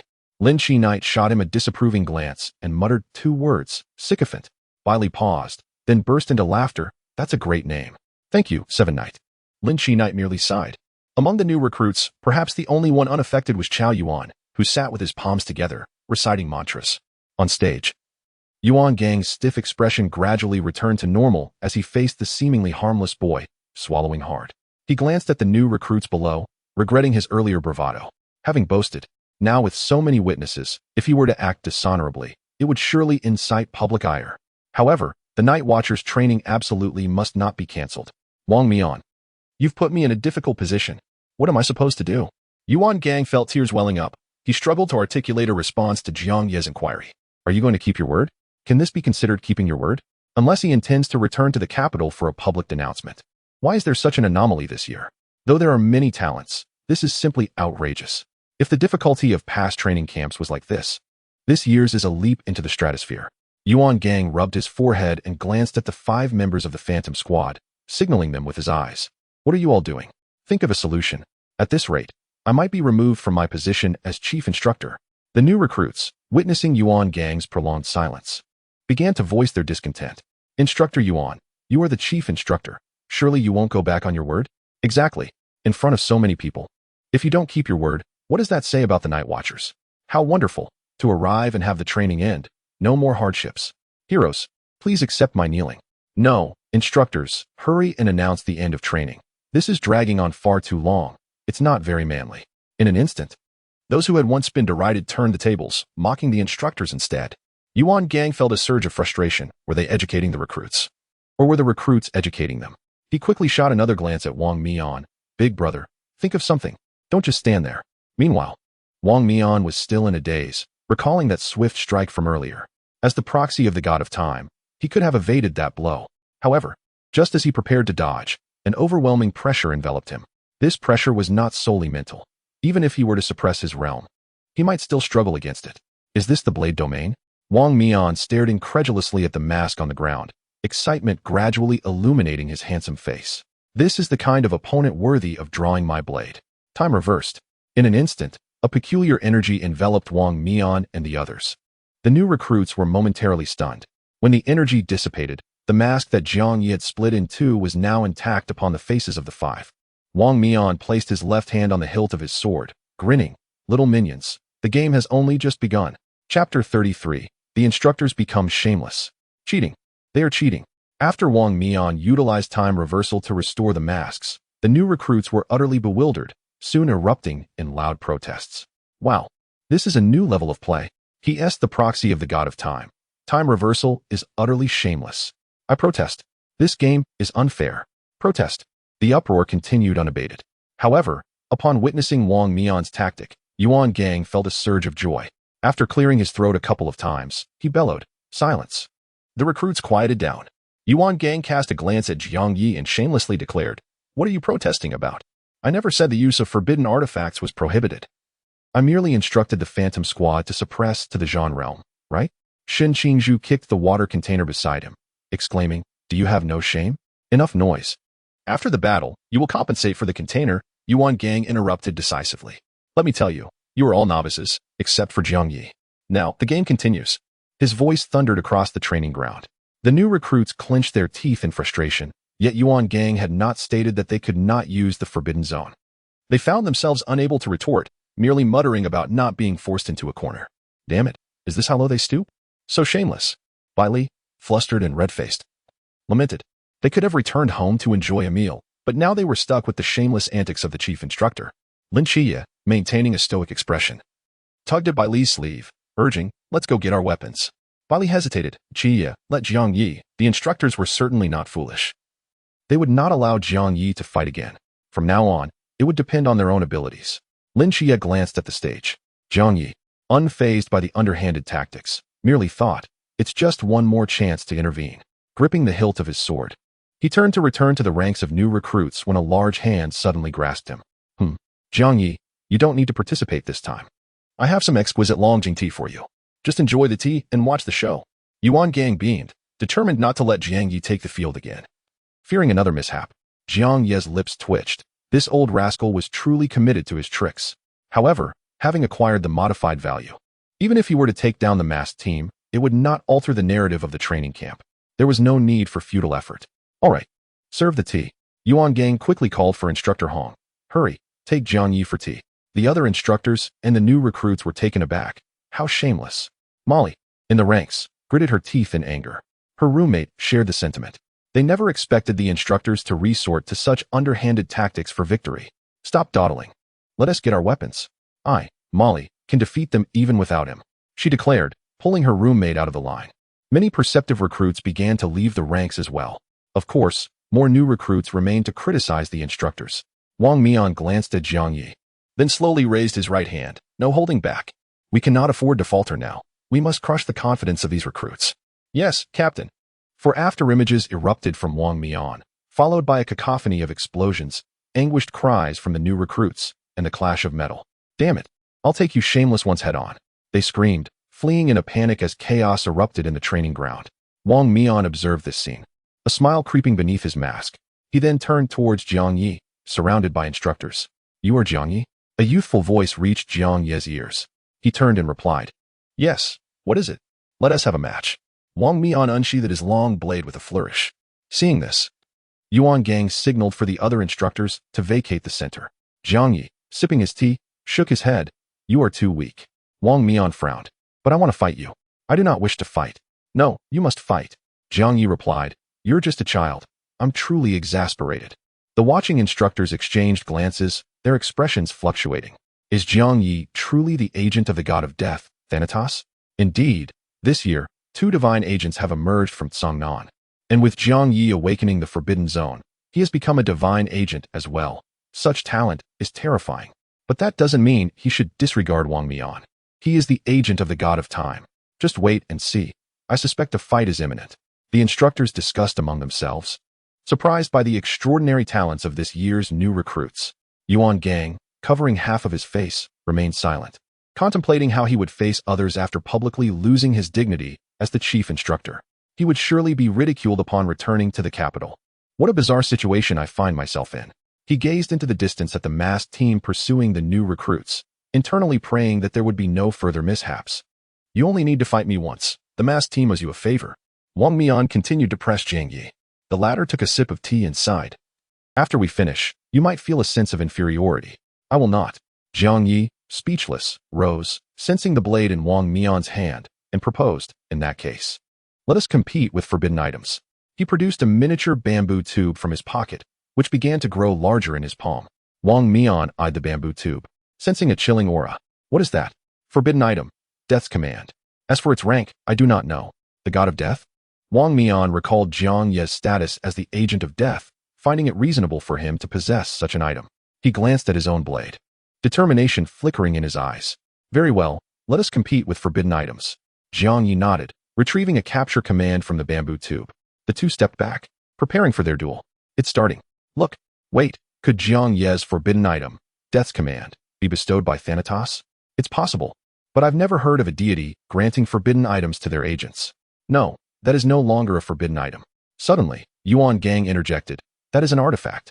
The instructors gasped in astonishment. Swish. On stage, Wang Mian moved, infusing his mental energy into the forbidden item, Yuan, causing a blade aura to manifest. Jiang Ye appeared relaxed, sensing Wang Mian darting around him. The ability of Yuan was to condense one's speed into a blade aura. The faster the speed, the stronger the aura. Moreover, as the agent of the god of time, Kronos, Wang Mian's divine ability allowed him to manipulate time, potentially amplifying the power of his blade aura to a level comparable to highly dangerous forbidden zones. However, he was facing a supreme god. Jiang Ye smiled, tossing the capture command. Thud. Upon hitting the ground, the token transformed into a black mist, coalescing into a reaper wielding a scythe. In the astonished gazes of the instructors, the reaper swiftly darted out, weaving through the blade auras before effortlessly lifting Wang Mian as if he were a mere chick, bringing him before Jiang Ye. Wang Mian was stunned. What the hell? I'm being carried mid-air. Facing Wang Mian, Jiang Ye hesitated for a moment, then found the words, you. Won't he feel inferior, will you? Wang Mian. The instructors? Chapter 34, Wang Mian weeps. Is it really that easy to be captured? Instructor Hong's eyes widened in disbelief as he watched the Reaper holding Wang Mian. Yuan Gang marveled. I never expected that Thanatos would grant Jiang Ye an artifact. His expression grew increasingly serious. If Jiang Ye was not only a divine agent, but also possessed the artifact of the god of death, the ancient god church would surely be unable to contain themselves. Yuan Gang turned to the other instructors. You all listen closely. The fact that Jiang Ye possesses an artifact must not be disclosed to anyone. Understood? The instructors were momentarily taken aback, but soon grasped the underlying rationale. Yes, Chief Instructor. They replied in unison, yet one instructor's eyes glimmered with an unusual hue. On the stage, Jiang Ye faced Wang Mian, ensnared by the clutches of death, and cast an edict of judgment. The decree transformed into a wisp of deathly aura that surged into Wang Mian's chest. What is this? Wang Mian gazed at Jiang Ye in confusion. The latter smiled slightly and posed a question. Have you ever played Truth or Dare? A question mark appeared above Wang Mian's head, pondering its meaning. Jiang Ye did not elaborate, but continued. What is the most embarrassing thing you have ever done in your life? Wang Mian, initially puzzled, was suddenly overtaken by a peculiar compulsion that seized his tongue. The most humiliating thing I did was wet the bed at 10, act pretentiously and get slapped at 12, and confess my feelings only to be rejected at 15. Wang Mian could not restrain his lips, recounting his life's most embarrassing moments as if reciting treasured tales. Jiang Ye only retained the memory of the bedwetting at 10, cough, cough. The instructors below listened with rapt attention. Why did that girl reject your confession? Jiang Ye pressed on. Wang Mian felt as though struck by lightning, hastily shaking his head at Jiang Ye, yet his mouth betrayed him. Because she found me lacking, Wang Mian slapped himself in an attempt to halt his words. However, resistance was futile in the face of the edict. She deemed me short, he muttered, his face reddening to the point of resembling a bleeding wound. Jiang Ye quickly covered his mouth, realizing the man's dignity was in tatters. The instructors exchanged glances, stifling their amusement. Jiang Ye waved away the edict's effect, watching as Wang Mian's specter of death dissipated into shadows. Here, take this, he conjured a vial of kidney treasure. Wang Mian's face twitched, his head sunk into his shoulders, hands obscuring his face. A muffled whimpering ensued, prompting Jiang Ye to stifle his laughter and maintain professionalism. After a brief hesitation, he patted Wang Mian's shoulder, reassuring him. It's all right, I understand. No, you don't understand, you know nothing. Wang Mian broke down. Jiang Ye was about to say more when Yuan Gang abruptly approached and said, Ahem. Wang Mian, This is quite normal. Go assist your teammates. Wang Mian paused, lifting his flushed face akin to a monkey's backside, sprang to his feet, and bolted away at lightning speed. His life had just accrued yet another mortifying incident. Jiang Ye and Yuan Gang exchanged glances as they watched Wang Mian's retreating figure. Then, after a hearty laugh, Yuan Gang turned serious, asking, Jiang Ye, what realm are you in? The pinnacle of the lamp realm, Jiang Ye replied. Yuan Gang fell silent.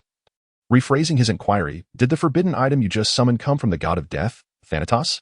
Jiang Ye furrowed his brow, sensing the eager gazes of the surrounding instructors. Did they genuinely regard this as a divine artifact?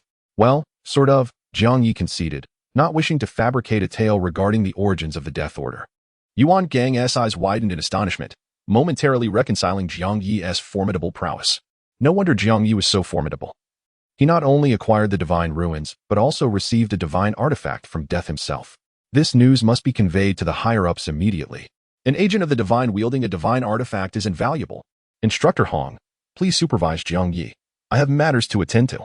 Yuan Gang patted Jiang Ye's shoulder and hastily departed. Instructor Hong approached with a hearty smile, urging Jiang Ye to continue enjoying his tea and the show. Jiang Ye, pleased with the leisurely pace, settled back down, sipping his hot tea. Meanwhile, one instructor strayed from the group, heading toward an unoccupied corner. Jiang Ye smirked, but paid it no mind. In the capital, you say Jiang Ye possesses the malevolent artifact of death? In the office, Yi Fan leapt from his seat, confirming once more. Indeed, Commander. Yi Fan's eyes sparkled with joy. What is the name of this artifact? What abilities does it possess? It is called the Death Order. Resembling a pen case, containing various tokens, each with distinct functions.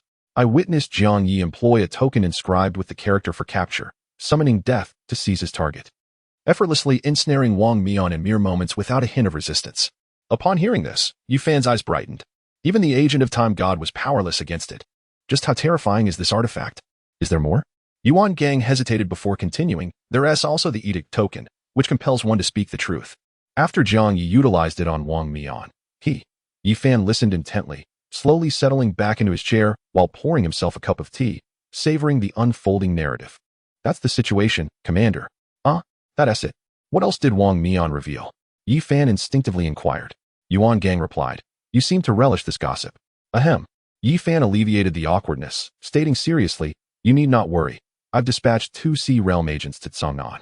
Should the ancient god church dare to manifest, they will be ready to assist you at any moment. Commander, is sending 2 Sea Realm agents too much?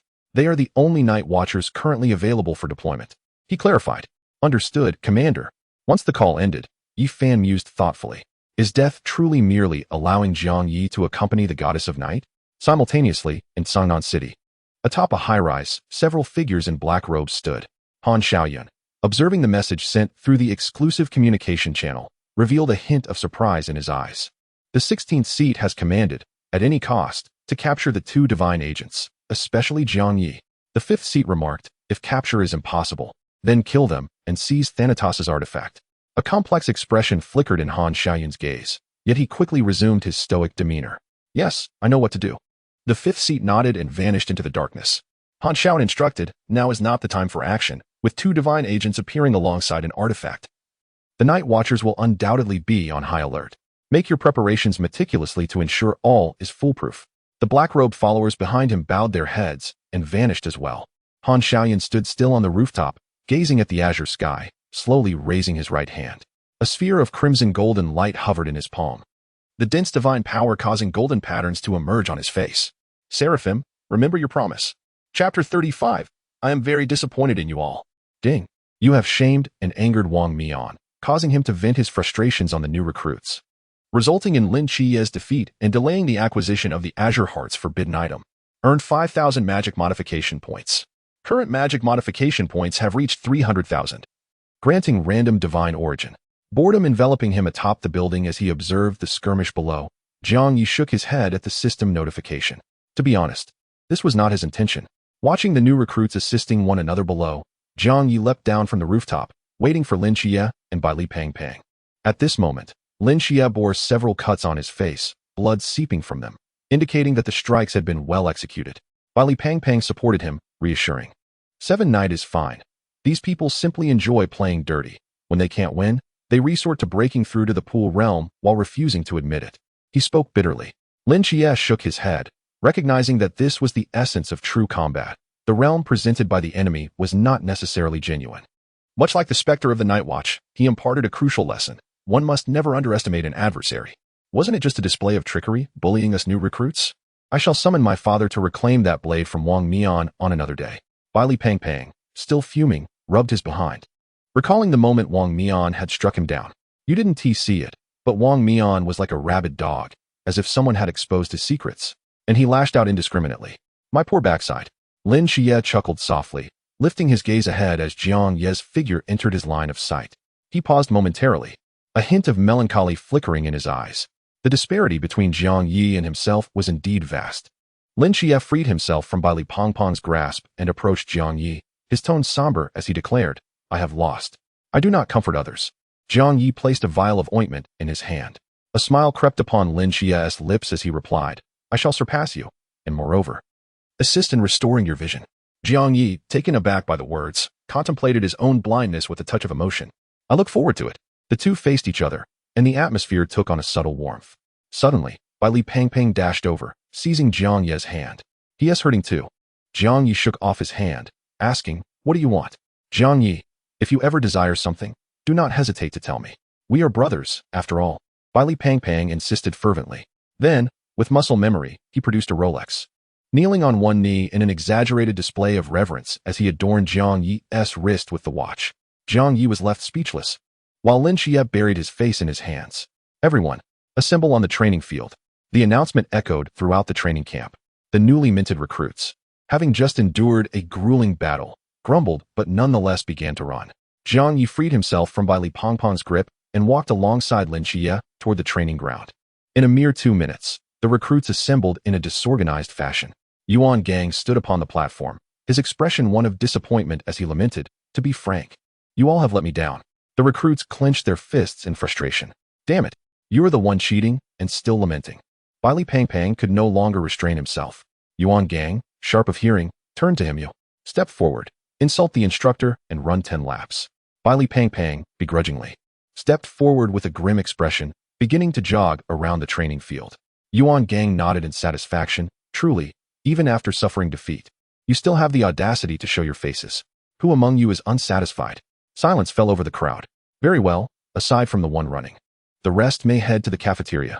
With those words, the recruits finally breathed a sigh of relief as the formation began to disperse. Shingu, let us go. To the cafeteria, Deng Wei urged as he noticed Shen Qingzhu standing still. Meanwhile, Shen Qingzhu observed Jiang Ye making his way to the cafeteria, pondering, the divine agent? Quite intriguing. Shingu, are you interested in that lad? Though it's rather peculiar that he can still see despite being entangled with the black belt, Deng Wei remarked. Get lost, you're the one interested, Shen Qingzhu retorted, pouting. In the cafeteria, Lin Qiye and the late-arriving Li Pang stared contemplatively at the raw meat in their bowls, while the steamed buns prompted deep reflection. Jiang Ye was unfazed. Yet the raw meat was indeed a first for him. He picked up a bun, took a bite, and hesitated before closing his eyes and biting into the raw meat. The sanguine texture was surprisingly novel. Jiang Ye chewed with some difficulty. After a moment of contemplation, Lin Qiye began to eat as well. Only Li Pang, with a face of despair, remained motionless before finally stuffing a bun into his mouth. Yet, in the blink of an eye, he noticed the massed team seated at a large round table, their spread replete with delectable dishes. In contrast, the raw meat and buns became increasingly unpalatable. Surrounding recruits cast envious glances. Jiang Ye, Qiye, why do they get to eat so well? Li Pang protested, showcasing the adage that comparison breeds discontent. Just then, Wang Mian from the masked team approached, his youthful and handsome visage complemented by flowing locks, exuding an air of boyish charm. Jiang Ye, Lin Qiye, come dine with us. He invited. Li Pang was taken aback, pointing at himself as if to say, can't you see I'm right here? Thus, Jiang Ye and Lin Qiye followed Wang Mian, leaving Li Pang in utter disarray. Once seated, Wang Mian encouraged his team members to introduce themselves. Moon Ghost, Vortex, Rose, Balance. Jiang Ye, how did you execute that blade technique earlier? It was utterly incomprehensible. Vortex exclaimed in awe. Jiang Ye pondered for a moment. You should ask your captain. He knows. The four turned their gazes toward Wang Mian, whose face flushed as memories of his duel with Jiang Ye resurfaced. Damn it. I must not let them find out. I would rather die. Cough, cough. It's no big deal. The divine agent is just a bit formidable. That's entirely reasonable. Wang Mian asserted. Whereas the reason in that, Captain? He.s. only at the realm of light. Vortex replied, bewildered. Moon Ghost's piercing gaze fixed upon the captain. Captain, are you hiding something from us? Vortex chimed in, yeah? You were overly aggressive during the match with the new recruits, as if something had provoked you. You weren't like this before. Rose and Balance also scrutinized Wang Mian with inquisitive eyes. Jiang Ye clenched his fist, resting it against his mouth to maintain composure. No, there's nothing to hide. Wang Mian stammered nervously. Something's off, Vortex observed, strategically pushing up his glasses. Captain, your face is red, and you're speaking nervously. That's clearly a sign of deceit. Wang Mian's mouth twitched as his face grew warmer. That's just because it's hot. Aren't you all feeling the heat? All right, stop questioning me. I know what is going on. You should ask me instead. In an instant, all 5 pairs of eyes converged upon Jiang Ye. Wang Mian's heart raced. Oh dear, are you really going to say it? Jiang Ye, what's the matter? Vortex inquired with curiosity. Just as Jiang Ye was about to elaborate, Wang Mian abruptly slammed his hand on the table, startling everyone.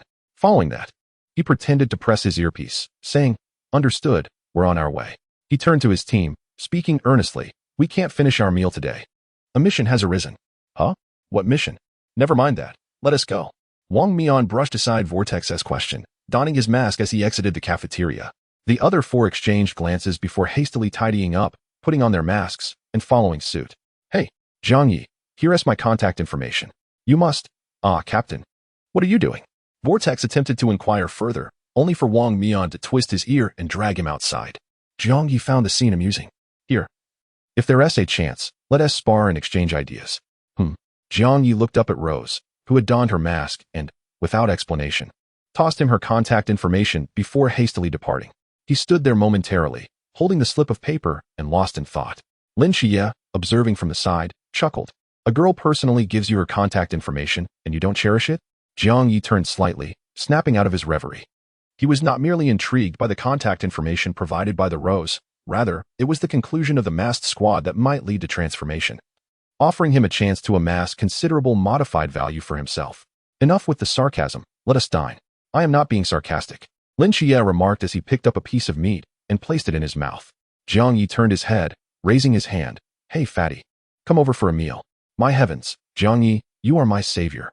Bai Li, who had been gloomily gnawing on a steamed bun, immediately sprang from his seat like a famished wolf and plopped down beside Jiang Ye, indulging voraciously. The new recruits in the cafeteria gazed enviously at Bai Li, who was savoring every bite. Jiang Ye couldn't help but nod. Bai Li's eating style would be perfect for a food broadcast.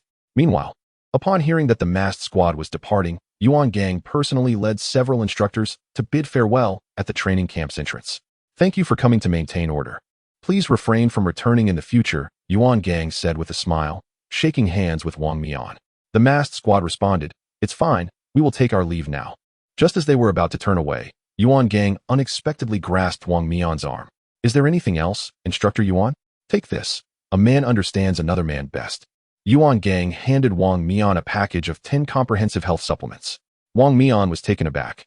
The other 3 also appeared to understand the implication. Xian Yuan and Tianping sighed, patting the captain on the shoulder. Captain, it's nothing to be ashamed of. Captain, I have a family remedy. Wang Mian shouted, his face flushed as he dashed away. The 4 were momentarily stunned before waving goodbye to the instructors and following suit. Yuan Gang's expression turned serious. Attention, everyone, salute. At his command. All the instructors straightened their legs, raised their chests, and saluted the departing masked squad. That night, under the silvery moonlight casting its glow over the tranquil training camp, Jiang Ye stood atop the dormitory building, gazing at the moon. After decapitating the Seraph's divine avatar, he surmised that it had likely found a method to counter him, perhaps through a divine agent. His thoughts briefly flickered to Lin Qiye, but were quickly dismissed. The Seraph had chosen Lin Qiye as an agent without any preconditions. With Ling Dao Tianzuan overseeing matters, the Seraph would not act unilaterally. Thus, he had to seek a new agent and hasten his acquisition of modified value. At this moment, an excellent opportunity presented itself. Jiang Ye's perception expanded, revealing every move of a shadowy figure within the training camp. After ensuring no one was around, he activated the myriad manifestation divine ruins, ensuring that not a trace of divine power escaped, aided by the system. As for the training camp's suppressive monument, it would be a joke to think it could restrain a supreme god. In an instant, he vanished from his position, in a concealed corner of the training camp. Li Yaoguang, clad in instructor's attire, glanced around to confirm he was alone before producing an unknown black object and tapping it lightly. After a dozen gentle taps, he paused, muttering, "The training camp is so secure nowadays, and these followers are pushing like dogs, shifting from every 3 days to now every day. It's truly annoying. But for the sake of the master's plan, I suppose I can endure a few more times." Li Yaoguang tucked the object away and peered around before stepping into a narrow path. "Who goes there?" A voice suddenly echoed from behind. Li Yaoguang halted, his eyes widening. He did not turn immediately, but reached into his pocket. He had been discovered. Frowning, he forced a natural smile and turned to see a youth clad in military training attire, his eyes covered by a black band, appearing enigmatic under the moonlight. "Jiang Ye? So it's just a new recruit. Thankfully, it's not another instructor. But when did he get behind me?" Li Yaoguang realized a grave issue. Jiang Ye was present, and he should have sensed him. "Haha, Jiang Ye, I was just using the restroom. The toilet in the dormitory is clogged," he feigned. Jiang Ye smirked. "But how does a mere rambling know about your toilet troubles?" The mention of rambling caused Li Yaoguang's pupils to constrict as he tightened his grip on the item in his pocket, his smile vanishing. "Who are you?" "A new recruit could never discover my secret." Jiang Ye took 2 steps forward, his tone icy. "I dislike explaining myself to the deceased." With that, the blue-white divine ruins activated, enveloping a 50-meter radius. This was Jiang Ye's first time using the myriad manifestation divine ruins in combat. Previously, his opponents had perished before he had to resort to it. It was an opportune moment to test his abilities against an undercover agent. Li Yaoguang was momentarily dazed. This was a divine ruin, but not the same as the god of death Thanatos' divine ruin. It was a different kind altogether. You possess 2 kinds of divine ruins. A dual divine agent. He was astounded. A dual divine agent had never existed in the entirety of the Great Xia or the ancient divine church, and now one stood plainly before him. What kind of genius is this? I must relay this information. Li Yaoguang's thoughts abruptly halted, his eyes widening. Jiang Ye could employ divine ruins. And with the suppressive monument in place, how is that possible? "You, what are you?" Jiang Ye advanced slowly, raising his right hand. "You should not question the divine." In the midst of Li Yaoguang's terrified gaze, he had yet to draw the object from his pocket when Jiang Ye's hand clenched. In an instant, Li Yaoguang's body was disassembled by divine power, transforming into a mist of blood that hung suspended in the air, devoid of a single scream. Li Yaoguang vanished from existence. Jiang Ye waved his hand gently, the blood dissipating into blue-white motes of light, revealing a small black object and a short knife of prohibition on the ground. He retracted the myriad manifestation divine ruins, bent down to pick up the black item, and tapped it lightly several times, a playful smile gracing his lips. Chapter 37. There's a traitor. Terminate the operation. Under the shroud of night in the city of Tsangnan, Han Xiaoyan, clad in a black robe, pondered the information relayed by the undercover agent. The follower delivering the message also furrowed his brow. The news seemed peculiar. Indeed, how could this be? This undercover agent must have taken the wrong medication. Han Xiaoyan sat in his chair, casting the information onto the table, his gaze icy. "Speak. Is this information genuine? If it is, do not blame me for being merciless." He glanced at the information on the tablet, a surge of murderous intent welling within him. The transaction he had made with the Seraph did not permit any failure in the assassination of Jiang Ye. Only then could he extricate himself from the ancient divine church and reunite with his deceased comrades. Subsequently, Han Xiaoyan directed his gaze at Li Yaoguang's contact, his voice frigid. "You explain." The latter appeared tense. "Lord Han, the training camp has just commenced. Yuan Gang could not possibly discover the undercover agent we have infiltrated. Therefore, this information may indeed be true. However, this undercover agent seems a bit dim-witted. Should I investigate?" The scarred man in the black robe nodded. Han Xiaoyan slightly inclined his head. Indeed, no anomalies had occurred in the training camp, and who would suspect the presence of an undercover agent? Then this information. His eyes glinted with murderous intent as he lowered his gaze to the assembled characters on the tablet. "There is a traitor. Abort the operation. You have eliminated the infiltrator from the ancient god church at the training camp, leading to the immediate cancellation of subsequent attacks. You conveyed false information to the ancient god church, resulting in Han Xiaoyan eliminating a number of his subordinates, which has consequently slowed down the operations against Tsangnan. You have acquired modification points. Currently, your modification points have reached 300,000, granting you a random reward of the source of the gods. Random reward triggered, Soul Guardian Ring." In a dim corner, Jiang Ye carefully stored away the communicator from the ancient god church, a smile gracing his face as he contemplated the system's rewards. The Soul Guardian Ring artifact, it possesses an infinite internal space, capable of storing both the living and the dead. Absolute mental defense. No being, human or divine, can invade your mental realm. Wearing the Soul Guardian ring renders any mental attack, regardless of its magnitude, ineffective against you. It serves as a storage device, while simultaneously nullifying all mental assaults. Such an extraordinary artifact speaks for itself. A wave of joy surged within Jiang Ye. This was precisely what he needed. After the last encounter with the Seraph, when a remnant of divine power had infiltrated his consciousness through his eyes, he had been on high alert, continuously guarding his mind. This potential threat had now been resolved. Jiang Ye raised his hand, and a silver-white ring adorned with exquisite patterns materialized in his palm. The moment he slipped it onto his middle finger, a warm current surged into his brain, nourishing his spirit, instantly dispelling the slight fatigue from a day of training. Even his divine power had increased somewhat. What is this? In his subconscious perception, he sensed a small, luminous particle, imbued with potent spiritual energy. However, under the absolute defense of the Soul Guardian ring, this spiritual particle dissipated into nothingness after merely a second. This is Dr. Li's sixth forbidden sight. Jiang Ye couldn't help but furrow his brow. In the original narrative, Dr. Li possessed the most formidable psychic forbidden sight in the Great Xia, ranked within the top 30, Heart Wander. This must have been during Dr. Li's examination. He shook his head. If it weren't for the Soul Guardian ring, he would not have been aware of it. Nevertheless, even without that awareness, no divine being could harm him. Regaining his focus, Jiang Ye noted the time and flickered into existence on the dormitory rooftop, then strolled back to his room. Jiang Ye, where have you been? Just out for a stroll, he replied as he approached his bed. Wait. At that moment, Bai Li, plump and boisterous, seized his arm, lifting his left hand and scrutinizing the silver ring on Jiang Ye's middle finger. 7 nights. Jiang Ye is in a relationship. Jiang Ye was momentarily taken aback. Bang. Lin Qiye, just emerging from the shower in shorts, caught sight of the ring on Jiang Ye's hand. The ring on the ring finger signifies marriage, and the one on the middle finger signifies romance. A smile crept onto Lin Qiye's lips as she approached Jiang Ye. Who gave it to you? Bai Li chimed in, hands on his hips, expressing dissatisfaction. Exactly. Who gave it to you? You're Jiang Ye, and she dares to fish? Just wait until I smash her with a Rolex. Jiang Ye thought, what the hell? Explaining this to a bunch of grown men is pointless. He lay back on his bed, smirking. Guess. The two were momentarily stunned. The implication was clear. Could it be the masked team, Rose? Just a day.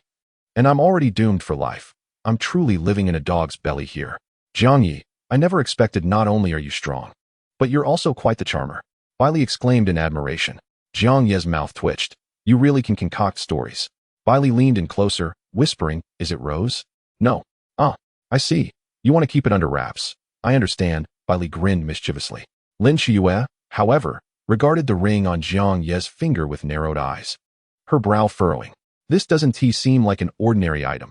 Is it some sort of forbidden object? Under the perception of the mortal realm, she sensed the immense spiritual energy contained within the silver ring. It was undoubtedly a forbidden object. What the hell? Just one meeting, and you tricked Rose into giving you a forbidden object. Lin Qiye gritted her teeth, stating, you truly are despicable. Jiang Ye? Being caught in the crossfire is the most lethal. Bai Li stood up, throwing his arm around Lin Qiye's shoulders. It seems even heroes struggle against the allure of beauty. From now on, we must rely on each other. Enough of that. It's just an ornament. Not a gift from anyone. Be quiet. This dormitory rejects pretentiousness. They exclaimed in unison. The following morning, warm sunlight streamed through the windows of the instructor's office. What? Missing? Yuan Gang asked gravely as he sat at his desk. Instructor Hong nodded. Yes. Last night Instructor Li said he was going out for a bit and hasn't returned since. This morning, several instructors and I searched the entire training camp, but we found nothing. Yuan Gang furrowed his brow. Have you checked outside the training camp? Guards are currently searching a 10-kilometer radius outside the camp, and we are reviewing the surveillance footage. Strange. How could he go missing at this time? Yuan Gang fell into contemplation. Just yesterday, Jiang Ye had revealed the Death God artifact, and that very night, an instructor had vanished. Could there be a connection? Could it be the ancient God Church? Knock, knock, knock. The sound of knocking interrupted his thoughts, and a coach carrying documents entered, promptly placing the surveillance video on the desk. Chief Instructor, last night, Li Yaowang did not leave the training camp. Rather, he hid in a blind spot in the surveillance. However, after that, he never re-emerged, and no one entered. Yuan Gang's eyes widened in disbelief as he observed the footage. So he vanished into thin air? Yes, one could say that. Additionally, I investigated Li Yaowang's background and discovered something concerning. Upon hearing this, Yuan Gang snatched the documents from the instructor's hand, examining them closely. After several minutes, He put them down with a grim expression and commanded, "Immediately conduct a thorough investigation of all instructors at the training camp. Spare no one." Yes. Watching the instructor leave, Yuan Gang lowered his head in contemplation. If Li Yaoguang was indeed an infiltrator, he should have continued operating without such haste to disappear. The only possibility left is that Li Yaoguang is dead. But who is assisting us in eliminating the infiltrators from the ancient God Church? Who could silently erase evidence right under our noses? Chapter 38. Instructor Han's confidence in the abstinence center, the mental hospital. Li Yaoguang, searching for medical records, looked up. His brow furrowed. My forbidden sight has failed, he pondered, as since acquiring the king's forbidden sight, heart wander. He had never lost control unless a powerful forbidden object had interfered. Jiang Ye, intriguing. Dr. Li continued his search, perusing records related to the death god Thanatos and similar domains of blades. He first eliminated Thanatos, as his divine sight was incapable of breaching his king's forbidden sight. Next, he considered similar forbidden domains, such as the gravity field ranked 279 and the mental oppression ranked 191. The blade domain seemed to perfectly merge the functions of both, achieving a dual pressure on body and soul. Even during Jiang Ye's diagnosis, he had felt the terrifying weight of that pressure. However, what was puzzling was that neither the death god domain nor the blade domain could eliminate what he had planted in Jiang Ye's subconscious. Dr. Li adjusted his glasses, gazing at the documents on the table, his expression growing serious. It appears that Jiang Ye is not as simple as he seems. There seems to be a secret about him. Songnan is indeed a mysterious place. What surprises might these two bring to the great Xia in the future? Dr. Li narrowed his eyes, filled with anticipation. In the training camp, under the sun, a gathering of new recruits filled the training ground. Instructor Han, wielding a wooden sword, was elucidating the essence of sword techniques to the recruits below. Bai Li, the plump recruit, occasionally glanced towards the red-haired Molly. Jiang Ye pondered how to utilize Instructor Han to alter the narrative, but ultimately abandoned the idea, deeming it ineffective. Suddenly, someone patted Jiang Ye on the back. Turning in confusion, he found it was Shun Qingzhu, who, even in military attire, wore it with an air of coolness. He held a piece of chewing gum, his gaze directed elsewhere. To make friends, this isn't my idea. It's my brother's wish to meet you. He gave a slight pat on Deng Wei's shoulder. Deng Wei looked bewildered. Not you? Shun Qingzhu shot him a glare. It is me, Deng Wei quickly replied. A faint smile crept onto Jiang Ye's lips. He was indeed a bit prideful. Accepting the gum, he extended his hand, saying, "Thank you. We shall be comrades henceforth." Shun Qingzhu smiled lightly, grasping Jiang Ye's hand. Hey, what are you two doing? Why are you holding hands in class? Have you both learned that? Suddenly, Instructor Han noticed Jiang Ye and Shun Qingzhu holding hands in front of him. As a straight male instructor, he had zero tolerance for such behavior. In an instant, all new recruits turned to look, and the two, caught in their moment, were exposed to everyone's gaze. The sudden silence was palpable, embodying the moment perfectly. Jiang Ye and Shun Qingzhu's faces stiffened as they quickly released their hands and turned away in unison. Damn it, Instructor Han. Bai Li, observing from the side, wore a spectacular expression and slowly approached, saying, "Brother Jiang Ye, so it's like this. I misunderstood you last night. Actually, there is no shame in this." Jiang Ye replied, "You fatso, what are you talking about?" Shun Qingzhu immediately shouted upon hearing this. "Look, the cool guy is even protective," Bai Li exclaimed. The crowd around echoed in surprise. "Bai Li, you better shut up," Jiang Ye said, covering his mouth with one hand. Lin Qiye shook his head lightly from the side. All right, Instructor Han said with a stern look, "You two, come up here. If you're going to be distracted in my class, it seems you've learned enough. Come, take your swords. Let me see how well you've mastered them." Instructor Han tossed two wooden swords to the pair, exuding confidence. With the town south steel in place, no matter how talented these kids were, it wouldn't matter. Jiang Ye, puzzled, thought, "Are we supposed to fight you?" Instructor Han shook his head. "One at a time, I'll demonstrate for them, then you both can join in. By the way, have you learned sword techniques?" The two shook their heads. Instructor Han smiled slightly. "Good. Who will go first?" Jiang Ye and Shun Qingzhu faced each other, simultaneously stating, "You go." Wow. Even their speech is so in sync. Bai Li clapped his hands. Shun Qingzhu shot a glare at Bai Li, gripping the wooden sword tightly. "I'll handle this. Do you really think I'm scared?" Instructor Han stood with his left hand behind his back and the sword in his right. "Come." Shun Qingzhu, chewing gum, made a sound of disdain, twirled the wooden sword in his hand, and struck. Bang. Instructor Han effortlessly countered, and under the suppression of the town's steel, Shun Qingzhu could only resort to his usual brawling techniques. However, for the experienced Instructor Han, It took only a few moves to disarm Shin Qingzhu, knocking the wooden sword from his hand. All right, next. Instructor Han stood tall, looking as if he were playing house with a novice. Frowning, Shin Qingzhu retreated to Jiang Ye's side, saying, "Show me what you can do." Jiang Ye nodded. He wasn't particularly interested in this fight. However, if he were to face embarrassment, he'd ensure Shin Qingzhu felt it too. Stepping forward, he made no further moves. Instructor Han, perplexed, asked, "Why aren't you attacking? Afraid you won't get a chance?" Instructor Han paused, surprised by Jiang Ye's boldness. Indeed, he had heard of Jiang Ye's exploits from the previous day. Yet, under the suppression of the town's steel, even if Jiang Ye had some sword skills, it wouldn't matter. Fine, let us grant you that. Instructor Han spun the wooden sword and propelled himself forward. Bailey widened his eyes in astonishment, nudging Lin Qiye. "Qiye, look quickly. What is Jiang Ye doing with that red envelope behind him?" Qiye? Chao Yuan, who was right behind Bailey, turned to look at Lin Qiye upon hearing the name. "Two wooden dolls. 8, he muttered. Lin Qiye turned, her gaze falling on the large red envelope prominently displayed behind Jiang Ye. "This looks like the one from Dr. Li. Could it be?" Bang. A heavy thud echoed as everyone turned their attention to the training platform, their eyes sparkling with curiosity. Instructor Han, who had just swung his sword at Jiang Ye, suddenly slid to his knees in front of him. Shin Qingzhu was taken aback, confused by the situation. What the hell? Is Instructor Han practicing sliding on his knees? Bailey scratched his head. Lin Qiye understood. No wonder Dr. Li had such a grim expression when he left. On the platform, Jiang Ye faced Instructor Han, and under his dazed gaze, produced the red envelope from behind. "Instructor Han, wishing you a happy new year in advance." Instructor Han's eyes widened in shock, his lips twitching. In the monitoring room, the other instructors were left pondering at this scene. Chapter 39. "Qiye, you're biased. How can he still use Forbidden Void? Isn't the town's steel already activated?" Instructor Han exclaimed. Yuan Gang shook his head. "The suppression of the town's steel has its limits. If Jiang Ye's Forbidden Void is powerful enough, he can still use it, albeit with diminished strength. Then during the extreme training, isn't this kid a transcendent presence?" Yuan Gang nodded, acknowledging the issue.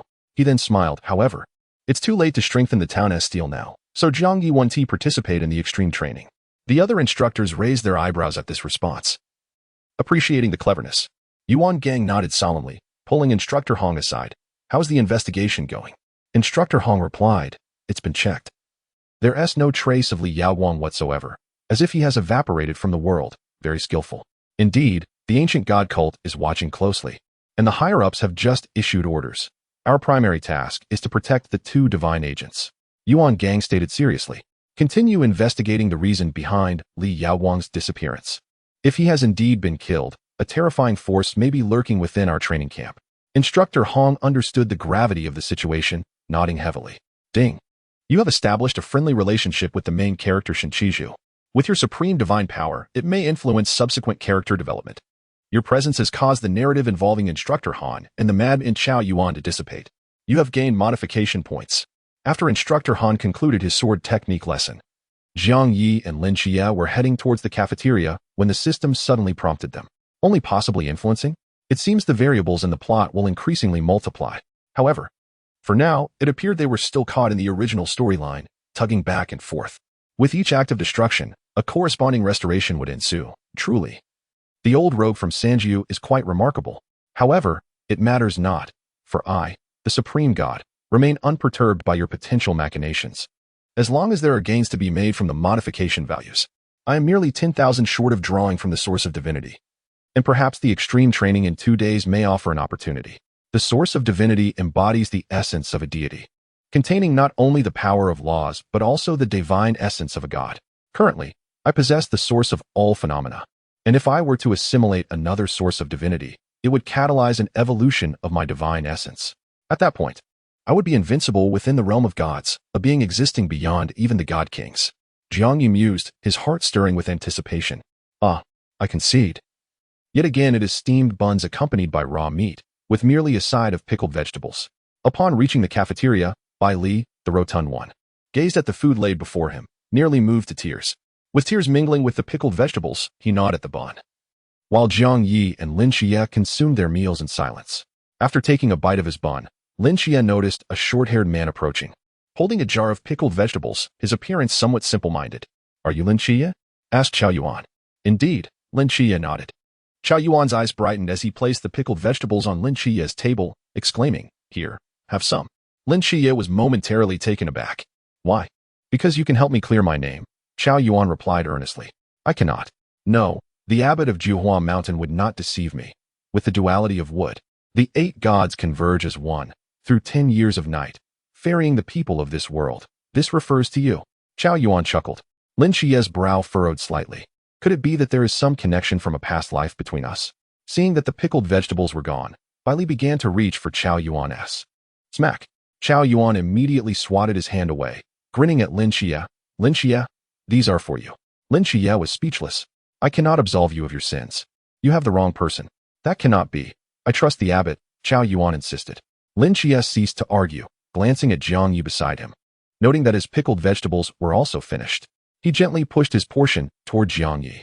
"I have more. You eat." Jiang Ye was taken aback, a smile creeping onto his lips. "Thank you." Lin Qiye merely nodded in acknowledgement.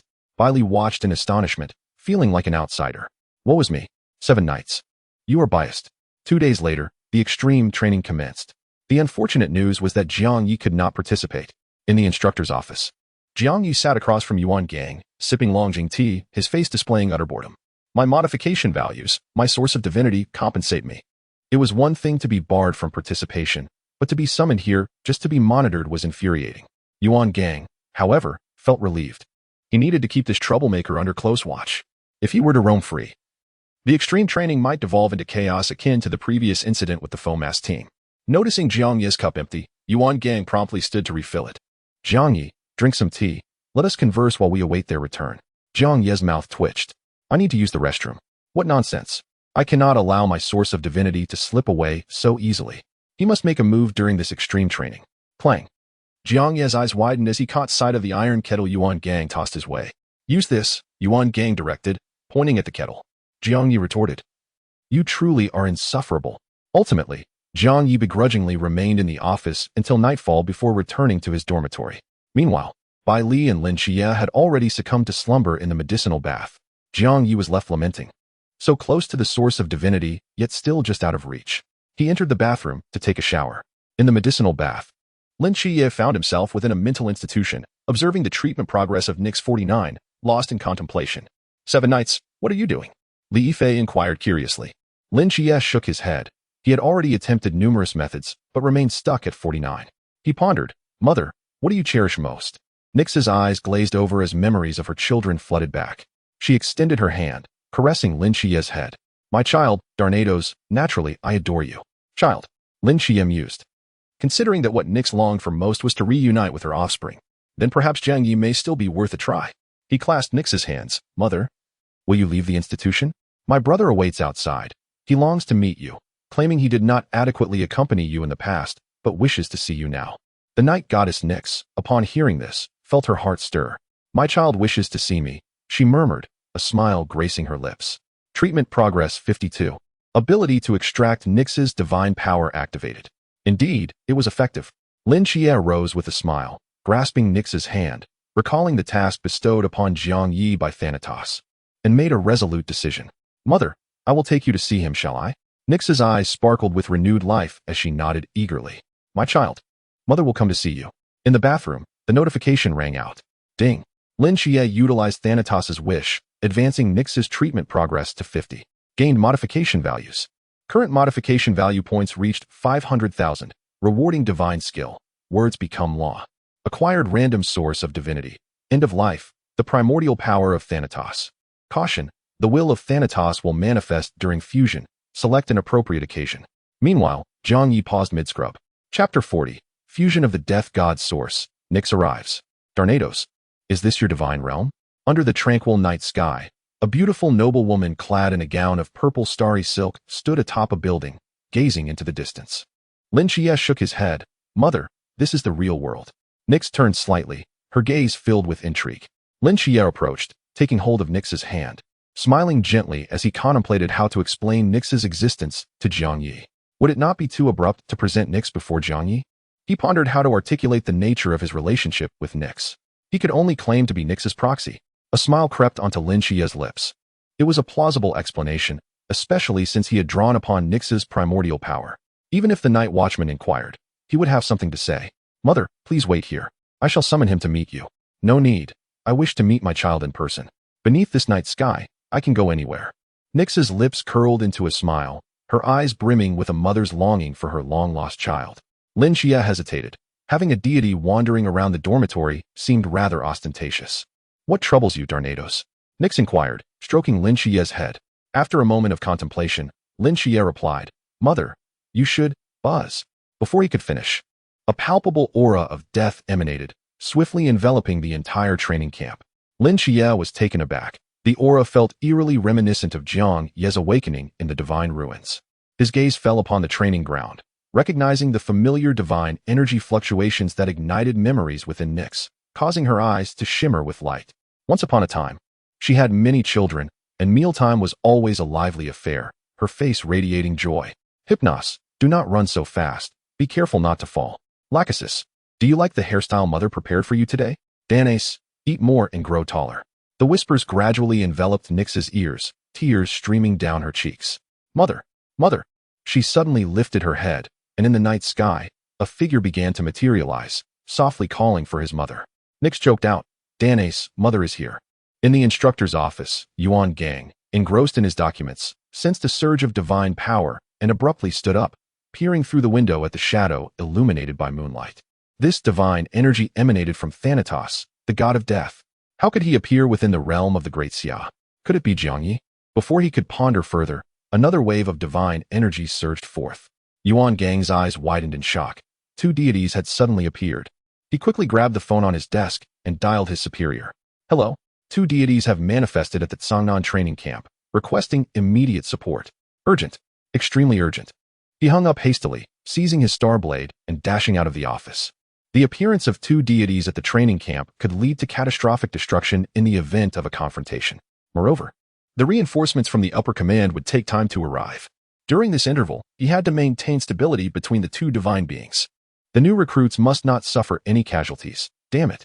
Yuan Gang summoned all his strength, maximizing his cultivation in the sea realm, and rushed toward the training grounds filled with potent divine energy. What a commotion the fusion of the original source had created. At the training ground, Jiang Ye observed the figure materializing above him. It was indeed Thanatos, clad in a dark robe, his countenance austere, exuding an aura of death. In his hand, he wielded a scythe larger than himself, growing increasingly distinct as the death energy coalesced. This is bad. Jiang Ye initially thought that as the agent of the god of death, it would be reasonable for some commotion to arise from merging with the essence of death. But now, how had he summoned the very soul of Thanatos? System, did you not mention the illusion? Thanatos sensed his mother, the goddess of night Nyx, nearby, hence igniting his last vestige of attachment to see her once more. Nyx? Jiang Ye was momentarily taken aback. Mother? Mother? The repeated calls of mother echoed in Jiang Ye's ears, prompting him to look up. In his perception, the god of death walked through the void, incessantly calling for his mother. His voice resonated throughout the entire training camp, enveloping even Cangnan. It was imbued with longing, sorrow, and regret. After a dozen calls, the night sky suddenly began to flicker, a wave of supreme divine energy emanating forth, albeit not overwhelmingly strong. Jiang Ye understood. The goddess of night Nyx had arrived. Within the dormitory, the sound of mother calling startled everyone in the training camp. Shun, look outside. What is that? Exclaimed Deng Wei, still soaking in his medicinal bath. To the already dressed Shin Qingzhu. Shin Qingzhu had already turned to look. The call had been audible to anyone. Such soul-shaking energy. That must be a deity. He furrowed his brow. Holy crap. A deity. Has the training camp summoned divine beings? Deng Wei shot up from the bath in alarm, gazing out at the night sky. He spotted the figures of a man and a woman, the man prominently wielding an enormous scythe. Is that the god of death by Qi? He gasped. Slap. Shin Qingzhu immediately gave him a fierce glare. Damn it, that's Thanatos. Can you not read? Deng Wei scratched his head, grinning foolishly. Shin Qingzhu, exasperated, grabbed his jacket and bolted out of the dormitory. Deng Wei wanted to follow, but found himself inappropriately attired, halting his movements. Outside the training ground, the first to arrive was Lin Qiye, who had sensed the divine energy fluctuations the fastest. He looked up to see Nyx approaching, accompanied by a figure radiating dark death energy. From the god of death's deep crimson eyes, Lin Qiye discerned his emotions. He murmured to himself, Aunt Ajin, are you all well? Lin Qiye slightly bowed his head, his gaze falling on the stage within the training ground, where a boy with a black blindfold stood. Jiang Ye also faced him, seemingly aware of his presence. He hurried over, asking, "Did you summon him?" Jiang Ye's lips twitched slightly. "What about the goddess of night?" Lin Qiye paused. "I have become the agent of the goddess of night, so..." Jiang Ye smiled, refraining from exposing him, and instead lifted his gaze towards the two deities under the night sky. He couldn't help but think of the mother who had cared for him for 17 years in this world. Isn't it wonderful? Lin Qiye's eyes widened, gazing up at the night sky. For Nyx, whose motherly heart had been shattered by the violent loss of her child, to see her offspring once more was an inconceivably joyous occasion. Under the starlit sky, the goddess of night, Nyx, reached out to caress the face of Thanatos, hidden beneath his dark robe. "Danace, you've lost weight. Have you not been eating properly?" Chapter 41, Judgment of Death complete. "Mother, I'm sorry for not being able to share a meal with you for so long." A deep, husky voice emerged as Nyx enveloped Thanatos in her arms. Tears streamed from her eyes. "It's all right, my child. From now on, Mother will protect you well." She understood that the Thanatos before her was merely a manifestation of his attachment, yet the memories of their past pierced through her very soul. "Yes, Mother. I must go now. They will replace me and keep you company. Mother, remember to be happy every day, just as you told me when I was young." Thanatos leaned stiffly closer to his mother's face, gently kissing her. "Farewell, Mother."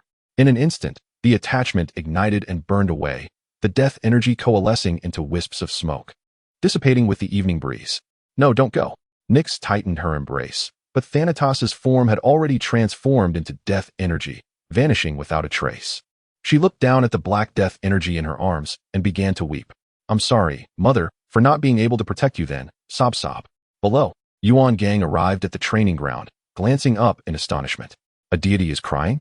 No, wait, the god of death's divine aura has vanished." Yuan Gang breathed a sigh of relief, his gaze fixed on Nyx. He had clearly heard the conversation between the two deities. Moreover, Thanatos was indeed the child of the goddess of night. Could it be that? His gaze shifted downward, where the figures of two youths came into view on the stage. Commander Yi had mentioned that Jiang Ye was the agent of the god of death, tasked with accompanying the goddess of night Nyx. What connection could there be between the two? Suddenly, Yuan Gang felt the death energy surrounding him shifting in a particular direction. His expression turned serious. The death energy contained immense divine power, seemingly the source of the god of death. Could it be that? Yuan Gang's eyes widened as he fixed his gaze on Jiang Ye, who stood beside Lin Qiye. The convergence of black death energy was precisely at Jiang Ye's location. Could it be that the god of death Thanatos had bestowed his divine source upon Jiang Ye? His eyes widened in realization. If that were the case, Jiang Ye could potentially ascend to the level of a deity in the future. Holy crap! What is happening? Chief Instructor, is that a deity? A chaotic sound of footsteps approached from behind as all the instructors from the training camp arrived, armed with star blades. Yuan Gang nodded. Instructor Hong unsheathed his sword halfway. But Yuan Gang swiftly restrained him, stating firmly, "Do not move. Just observe." The other instructors exchanged puzzled glances. "Seal off the entire training ground. No new recruits are allowed to enter. Do not disturb Jiang Ye," Yuan Gang commanded with gravity. Though he was uncertain of the consequences of merging with the essence of death, he knew it must not be interrupted. The instructors, understanding the urgency, immediately complied. Within 2.5 minutes, the training ground was completely sealed off, expelling all new recruits who had gathered in the corners to watch. In the center of the training ground, Jiang Ye felt the influx of deathly energy from all directions merging into his being. As the power of the essence of death integrated within him, his divine attributes were undergoing a transformation, enhancing his perception abilities, allowing him to penetrate the mist that had previously eluded him. Within the system panel of personal attributes, the essence of death prominently appeared. Essence of all things, evolving all. Essence of death, the end of life. The ranks section changed to Supreme God, pinnacle of divine kingship. Unbeknownst to him, as the essence of death fused, the partial divine abilities previously granted by the system transformed into a complete divine ability known as Judgment of Death. In that moment, he became the embodiment of death. Boom. The Judgment of Death activated spontaneously, enveloping the spacious training ground in an instant with the aura of an ancient execution ground. A heavy, dark energy shrouded the entire area, leaving the instructors outside stunned, unable to see what was happening inside. "Why can't we see anything?" Instructor Hong blinked, his vision consumed by the black miasma. Yuan Gang furrowed his brow. Although he could not discern the situation within, the aura emanating from the divine realm was significantly stronger than what Jiang Ye had displayed before. Merely gazing upon it instilled a deep sense of fear within his soul. Is this the essence of death? he murmured. Above in the sky, the sudden resurgence of divine energy caused the weeping Nix's body to tremble. She gazed in bewilderment at Jiang Ye, who was manifesting the divine realm. Thanatos, is this the one you have chosen? Mother will protect him well. He shall not suffer harm again. Nix's eyes regained their brilliance, reminiscent of her time in the hospital. Perhaps only in her delusions could she feel her child forever by her side. Her gaze reflected the figures of Lin Qiye and Jiang Ye. My child. Within the divine realm, Jiang Ye sat upon a throne forged from the gathered death energy, while a reaper, kneeling on one knee before him with a scythe raised, proclaimed, Welcome, my lord. The raspy voice echoed around him. Lin Qiye was utterly dumbfounded. No, this is too ostentatious. Even when I extracted Nix's divine abilities, it never reached this level. Suddenly, Lin Qiye realized something and looked down, his eyes widening in shock. Unbeknownst to him, he had found himself kneeling on the execution platform, bound by chains exuding a dark aura, with a sign strapped to his back, resembling an ancient death row inmate. What is happening? How did I become a prisoner? Heavy footsteps echoed in Lin Qiye's ears, sending chills down his spine. He turned to see a figure cloaked in black, with long dark fingers gripping a massive scythe, advancing toward him step by step. Desperately, he attempted to break free from his bonds, but to no avail. The mundane divine realm seemed suppressed. Can even the mundane divine realm be subdued? Is this the essence of death? Lin Qiye thought in disbelief, but the approaching footsteps left him little room for contemplation. Jiang Ye, what are you doing? It's me, Lin Qiye, he shouted urgently toward the throne. Huh. Jiang Ye's hand trembled, nearly sending the execution token flying. He quickly looked down to see Lin Qiye ensnared by chains. As the reaper grasped the sign on his back, the glimmering scythe hovering dangerously close. I almost overdid it, Jiang Ye thought, waving his hand as the reaper instantly vanished. Facing Lin Qiye, he awkwardly asked, How did you end up on the execution platform? Lin Qiye replied incredulously, Do you not have any self-awareness? Jiang Ye cleared his throat, conjured his right hand, and the complete version of Judgment of Death vanished in an instant. The dark energy enveloping the training ground dissipated, restoring visibility to the instructors, who all turned their gaze toward Jiang Ye. Just as they were about to inquire, Nix suddenly pushed them back. Yuan Gang stared at Nix in confusion as she stepped forward to Lin Qiye and Jiang Ye. Jiang Ye took 2 steps back, unwilling to compete for his mother's affection. Nix's darkened eyes glistened with moisture as she approached, arms outstretched, jogging towards them. Lin Qiye smiled, lifting his hand slightly. Mother. However, as Nix passed Lin Qiye, she enveloped Jiang Ye in an embrace. My child, Jiang Ye. Lin Qiye, Chapter 42, Fusion of Essences. Feeling the overwhelming warmth of maternal love, Jiang Ye stood frozen in place. Have I gained another mother? Child, mother is sorry, Nix said, holding Jiang Ye's shoulders. Resting her chin upon him, her voice choked with emotion. Jiang Ye, bewildered, pointed at Lin Qiye, silently mouthing, Your mother, do something. As Lin Qiye stepped forward, he noticed the healing progress indicator above Nix's head. Healing progress, 62, 625, 63, slowly increasing. He halted, shrugging at Jiang Ye, expressing his helplessness. Jiang Ye asked, Can you call me mother? At that moment, Nix released him, her starry eyes gazing deeply into his. Mother? Jiang Ye was taken aback. Thanatos, you truly know how to create trouble for me. You help me reach the pinnacle of divine kingship, and I will assist you this once. He looked at Nix, the moonlight illuminating her loving face, sensing the hope in her eyes. After a moment's hesitation, he softly said, Mom, mother. Upon uttering those words, a visible smile spread across Nix's face as she buried Jiang Ye's head in her embrace, her voice filled with excitement. Child, mother is here. Oh no. I can't breathe. Realizing Nix's joy, Jiang Ye relinquished his resistance. Suddenly, a deep, hoarse voice echoed in his mind. Thank you. Then, silence fell once more. Thanatos' voice. Jiang Ye sighed. Merging with the essence had unexpectedly given him another mother. Who could he complain to about this? Lady of the Night. May I inquire what brings you to my realm? At that moment, Yuan Gang, wielding the star blade, ascended the steps, his eyes filled with wariness. Until he was certain of the purpose of an outer god's presence in his domain, vigilance was paramount.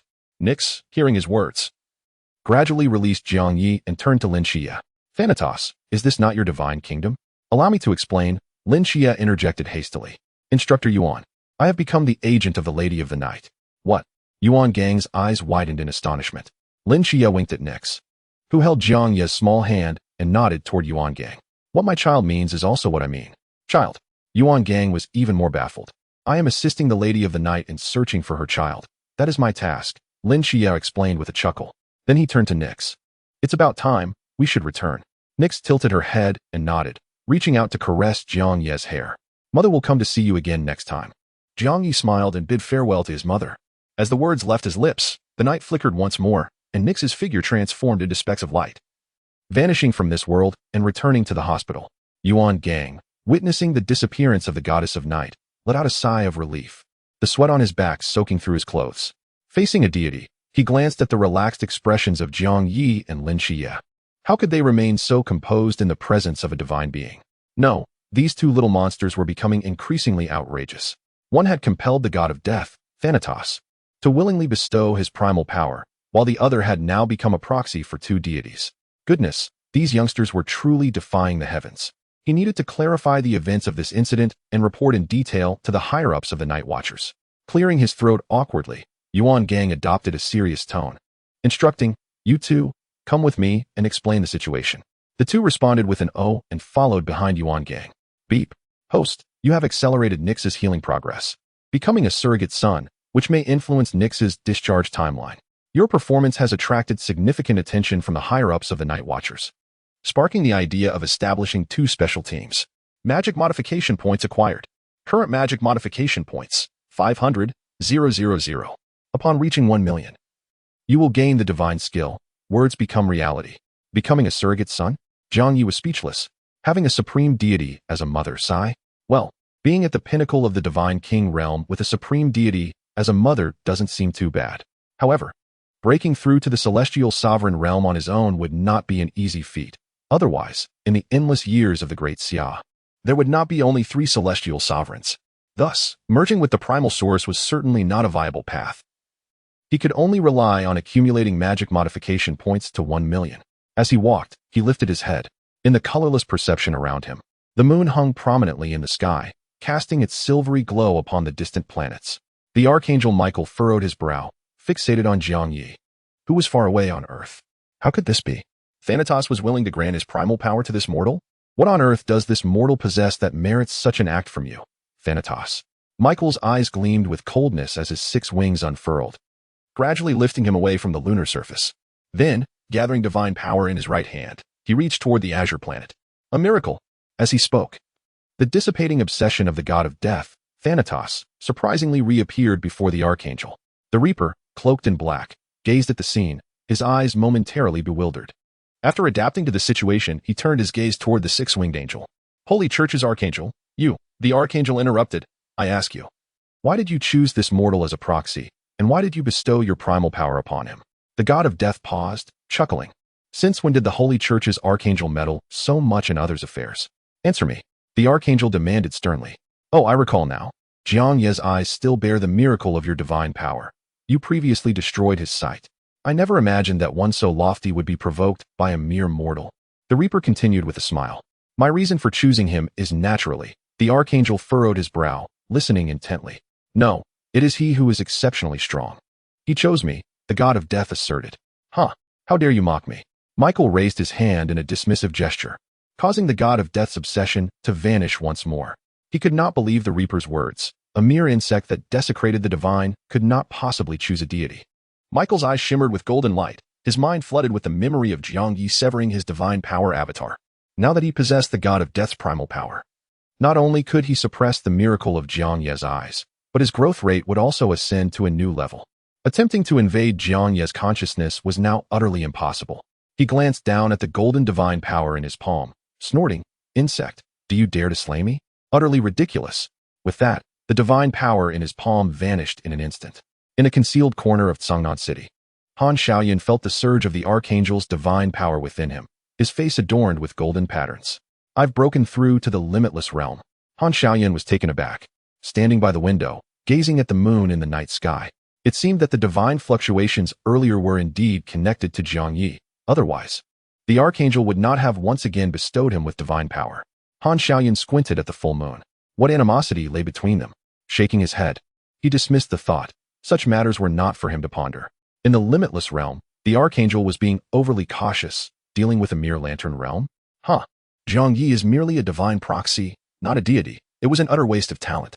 Meanwhile, in a low building in the old town. Chapter 43, Bai Li was startled awake as if the sky had fallen.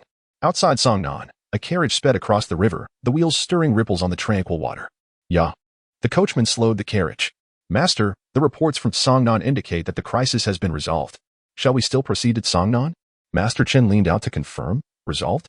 Yes, master. He pondered for a moment before saying, let us return. That place is quite peculiar. Understood. Master Chen withdrew, settling beside the tea table to sip hot tea. He then turned to the man opposite him. Zhou Ping, what is your take on this matter? Zhou Ping, upon hearing this, picked up a teacup from the table, sipping as if he were invisible to others. Master Chen remarked, Songnan, 9 years ago, that deity hadn't finished investigating, and now suddenly 2 more have emerged. What a troublesome city. By the way, has Wu Wei found out anything about that deity? Zhou Ping blinked, inquiring me. Who else could it be? I do not know. Master Chen replied, feeling exasperated as he sipped his tea in silence. Communicating with this taciturn person was utterly futile. In a neatly arranged, military-style conference room, 3 individuals sat at the table under the dim light of a hanging lamp. Yuan Gang instructed Instructor Hong to take notes while he tapped the table, adopting a demeanor of candidness. Now, tell us about tonight's events. Lin Qiye, how did you become the proxy of the goddess of night? Lin Qiye glanced at Jiang Ye and replied, I simply called her mother and became one. Yuan Gang was taken aback. While Instructor Hong diligently recorded the information but widened his eyes upon reading the words, drawing 2 lines through the notes. Yuan Gang cleared his throat and turned to Jiang Ye. And how did you manage to have the god of death grant you his primal power? Jiang Ye pondered briefly, pointing at Lin Qiye. Well, he made me his son, and then it was given. Lin Qiye gave Jiang Ye a thumbs up under the table. Yuan Gang was left speechless. What could he possibly glean from such responses? Mother? Son? He sighed. All right, it's getting late. You 2 should head back. Jiang Ye and Lin Qiye nodded and quickly exited the conference room. Yuan Gang watched the 2 mischief makers, a faint smile tugging at the corners of his mouth. Instructor Yuan. Not going to ask more? No need. A report based on tonight's events will suffice. Yuan Gang instructed Instructor Hong. Also, request a larger suppression monument from above. If these 2 continue unchecked, this training camp may well be turned upside down. Instructor Hong nodded and left. Yuan Gang silently dialed Commander Ye's number, outlining the basic situation. Are you saying that the god of death, Thanatos, bestowed his primal power to Jiang Ye? And Lin Qiye has also become a proxy for 2 deities? Indeed, Commander Ye. There was a prolonged silence on the other end. How did those 2 explain this?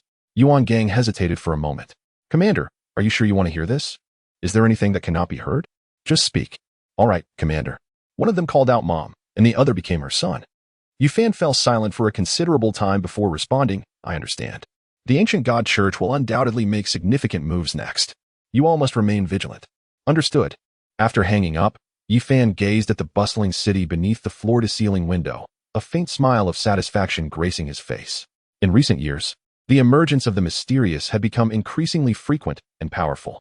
With these 2 promising candidates, it was possible to establish 2 special teams in the future, especially Jiang Ye, who had merged with the essence of the god of death. He was destined to surpass the limits of humanity and become a divine being. His potential was indeed limitless. In a land devoid of gods, let us create deities for those outer gods to witness. Within the towering edifice of the ancient god church, designed in a Western architectural style, the figure draped in a tailcoat, known as Murmurs, listened to Han Xiaoyan's report, a glint of light flickering in his eyes. The dual divine proxies, and one who has compelled the god of death, Thanatos, to relinquish his essence. Excellent. Splendid. The guardians of the Great Xia are indeed a reservoir of talent this year. If they could all join the ancient god church, it would surely soar to greatness. After a hearty laugh, Murmurs turned to Han Xiaoyan. Do you have confidence in this? Han Xiaoyan, clad in a black robe, nodded affirmatively.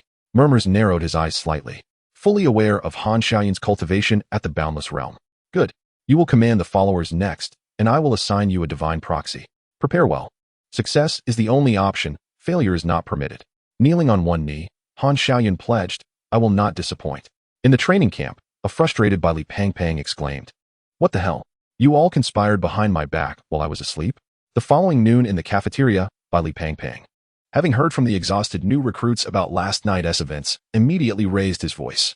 Jiang Ye, Lin Qiye, and Xiao Yuan, however, continued their meal in silence, ignoring him completely. Li Pangpang had slept soundly, as if dead, entirely undisturbed by the happenings in the capital, which he considered somewhat impressive in its own right. Hey, say something. The 3 remained unresponsive. The sky is falling. I take a nap. and one of you becomes a dual divine proxy while the other merges with the essence of death. Why am I left out? Li Pangpang was on the verge of a breakdown, the disparity glaringly evident. Jiang Ye took a bite of meat and patted the future spirit treasure lord. Li Pangpang seemed to find solace in Jiang Ye's presence, his eyes filled with hope. After swallowing his bite, Jiang Ye replied nonchalantly, "It's all right. You still have a redeeming quality." "What quality?" "The foolish son of a landlord." Li Pangpang retorted, "Shut up, you deadweight." Suddenly, Shin Qingzhu, seated behind, shouted. Li Pangpang promptly closed his mouth and mimicked a zipper motion. Shin Qingzhu glanced at Jiang Ye and said, "I've never yielded to anyone. You were the first. In the upcoming training, I will surpass you." A smile crept onto Jiang Ye's lips. "Go for it." Not interested, Shin Qingzhu scoffed, leaving the cafeteria with a grin. Deng Wei followed behind, astonished. It was the first time he had heard Shan, who seldom bowed to anyone, say such words. "Jiang Ye is impressive. Even the proud Shin has been conquered by you." Once Shin Qingzhu exited, Li Pangpang raised his thumb in admiration. Jiang Ye shook his head. "Just eat your meal. You foolish landlord's son." Li Pangpang looked around, relieved that Molly was absent. "I must clarify, Jiang Ye. I am truly just an ordinary child from a common family." The three rolled their eyes and continued their meal. Qiao Yuan turned to Lin Qiye and asked, "Qiye, is there enough food? If not, take some for mine. I'll go get a bowl of soup." "Out of paper?" "I have some." Li Pangpang rested his pudgy face on his hand, muttering, "Love-struck fool." Time flowed slowly amidst the routine training. From the scorching heat of summer to the frosty chill of winter, half a year slipped by unnoticed. Just as in school, one only realizes the swiftness of time after entering the workforce. Over these 6 months, Jiang Ye's complexion remained unchanged, while Lin Qiye, Li Pangpang, and Qiao Yuan had all darkened considerably. In the training arena, Lin Qiye wielded a wooden sword, training Li Pangpang, who cried out for mercy.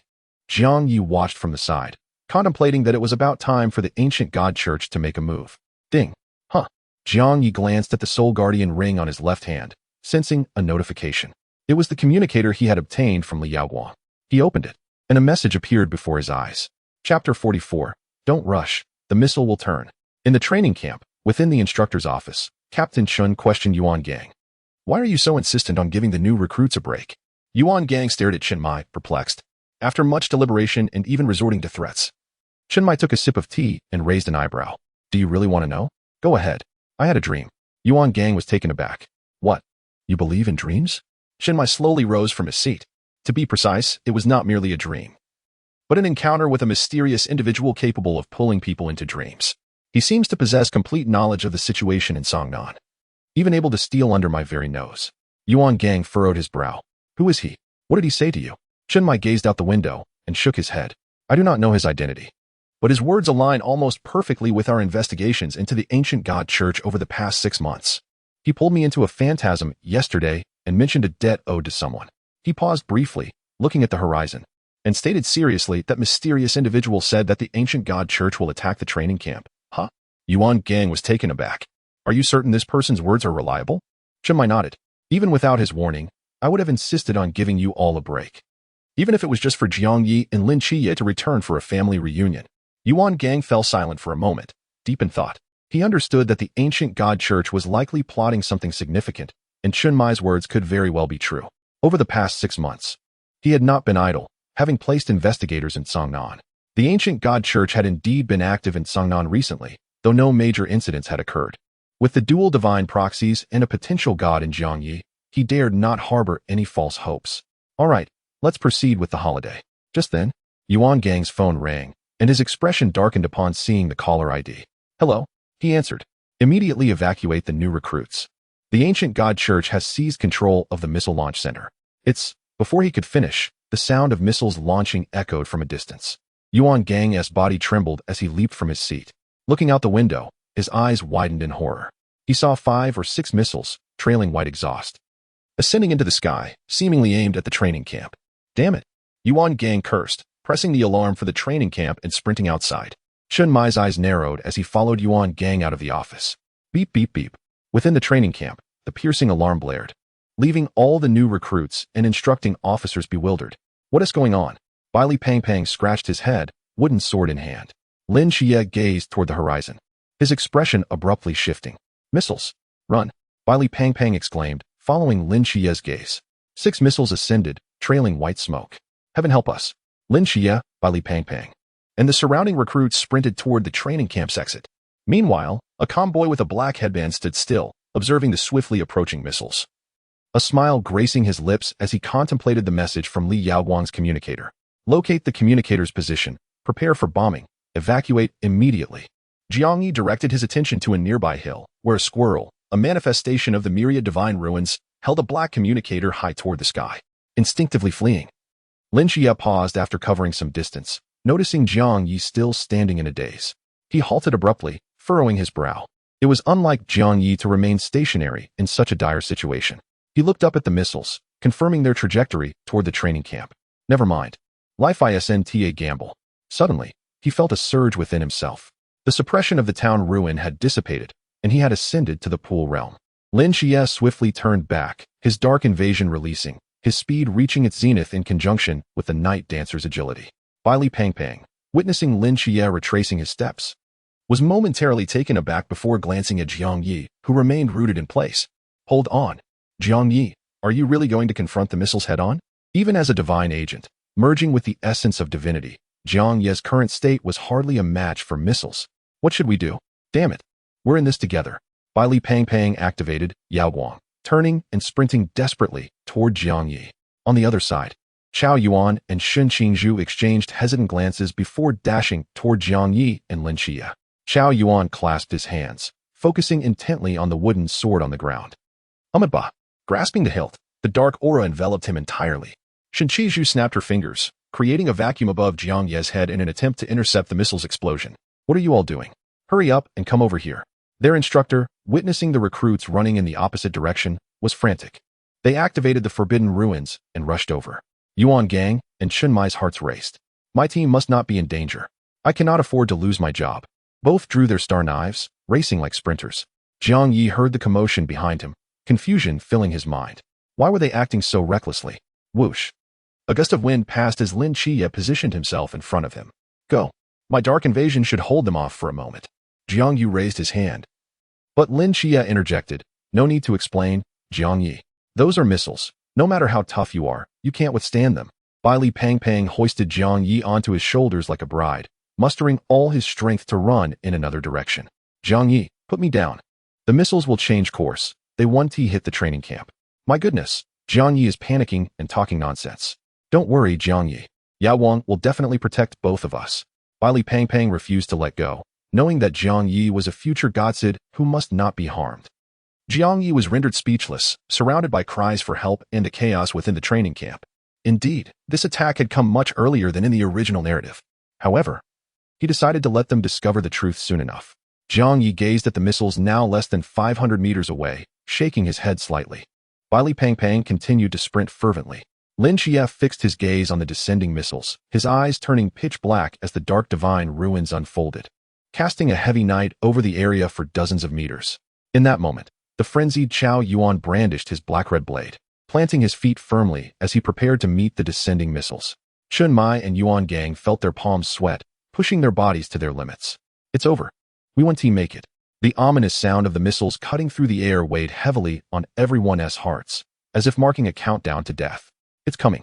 As Lin Qiye noted that the missile was 300 meters away, everyone braced themselves. Suddenly, when the missile was 200 meters from the training camp, it veered sharply to the right, heading toward a small hill. What? Lin Qiye's darkened eyes widened in disbelief. The missile changed direction.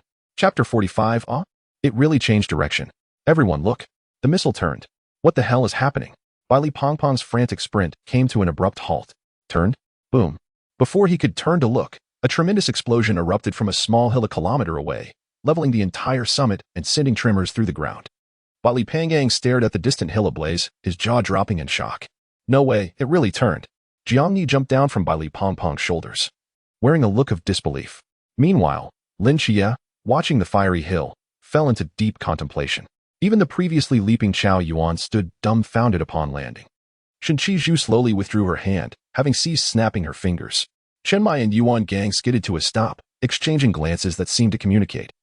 Is this what you called an attack? Well, perhaps something unexpected occurred. The instructors and recruits were left shaken. Had those missiles struck, casualties would have been unavoidable. Yet, if someone intended to assault the training camp, why had the missiles suddenly veered off course? Among the crowd, Molly turned to Jiang Ye, who had been at the back. She had heard him assert that the missiles would change direction. Initially, like by Li Pang, she had doubted him, but now she wondered how he had known. Molly scrutinized Jiang Ye's figure, lost in thought. Hey, Molly, what are you daydreaming about at a time like this? Her roommate nudged her. Molly frowned. You're the one daydreaming. It's so annoying. Haha, the crisis is averted. Just kidding. That joke wasn't funny at all. At the back of the group, Li Pang gripped Jiang Ye's shoulders, his eyes wide with astonishment. Damn it, Jiang Ye. How did you know the missile would turn? Jiang Ye pushed him away. Responding nonchalantly, I could tell. What the hell? That is incredible. Jiang Ye, as a Reaper's agent, do you possess some sort of power? What power? Li Pang pointed to his head. Can you see how much life I have left, and thus deduce that none of us would die today? Jiang Ye twitched the corner of his mouth. Have you been reading too many novels?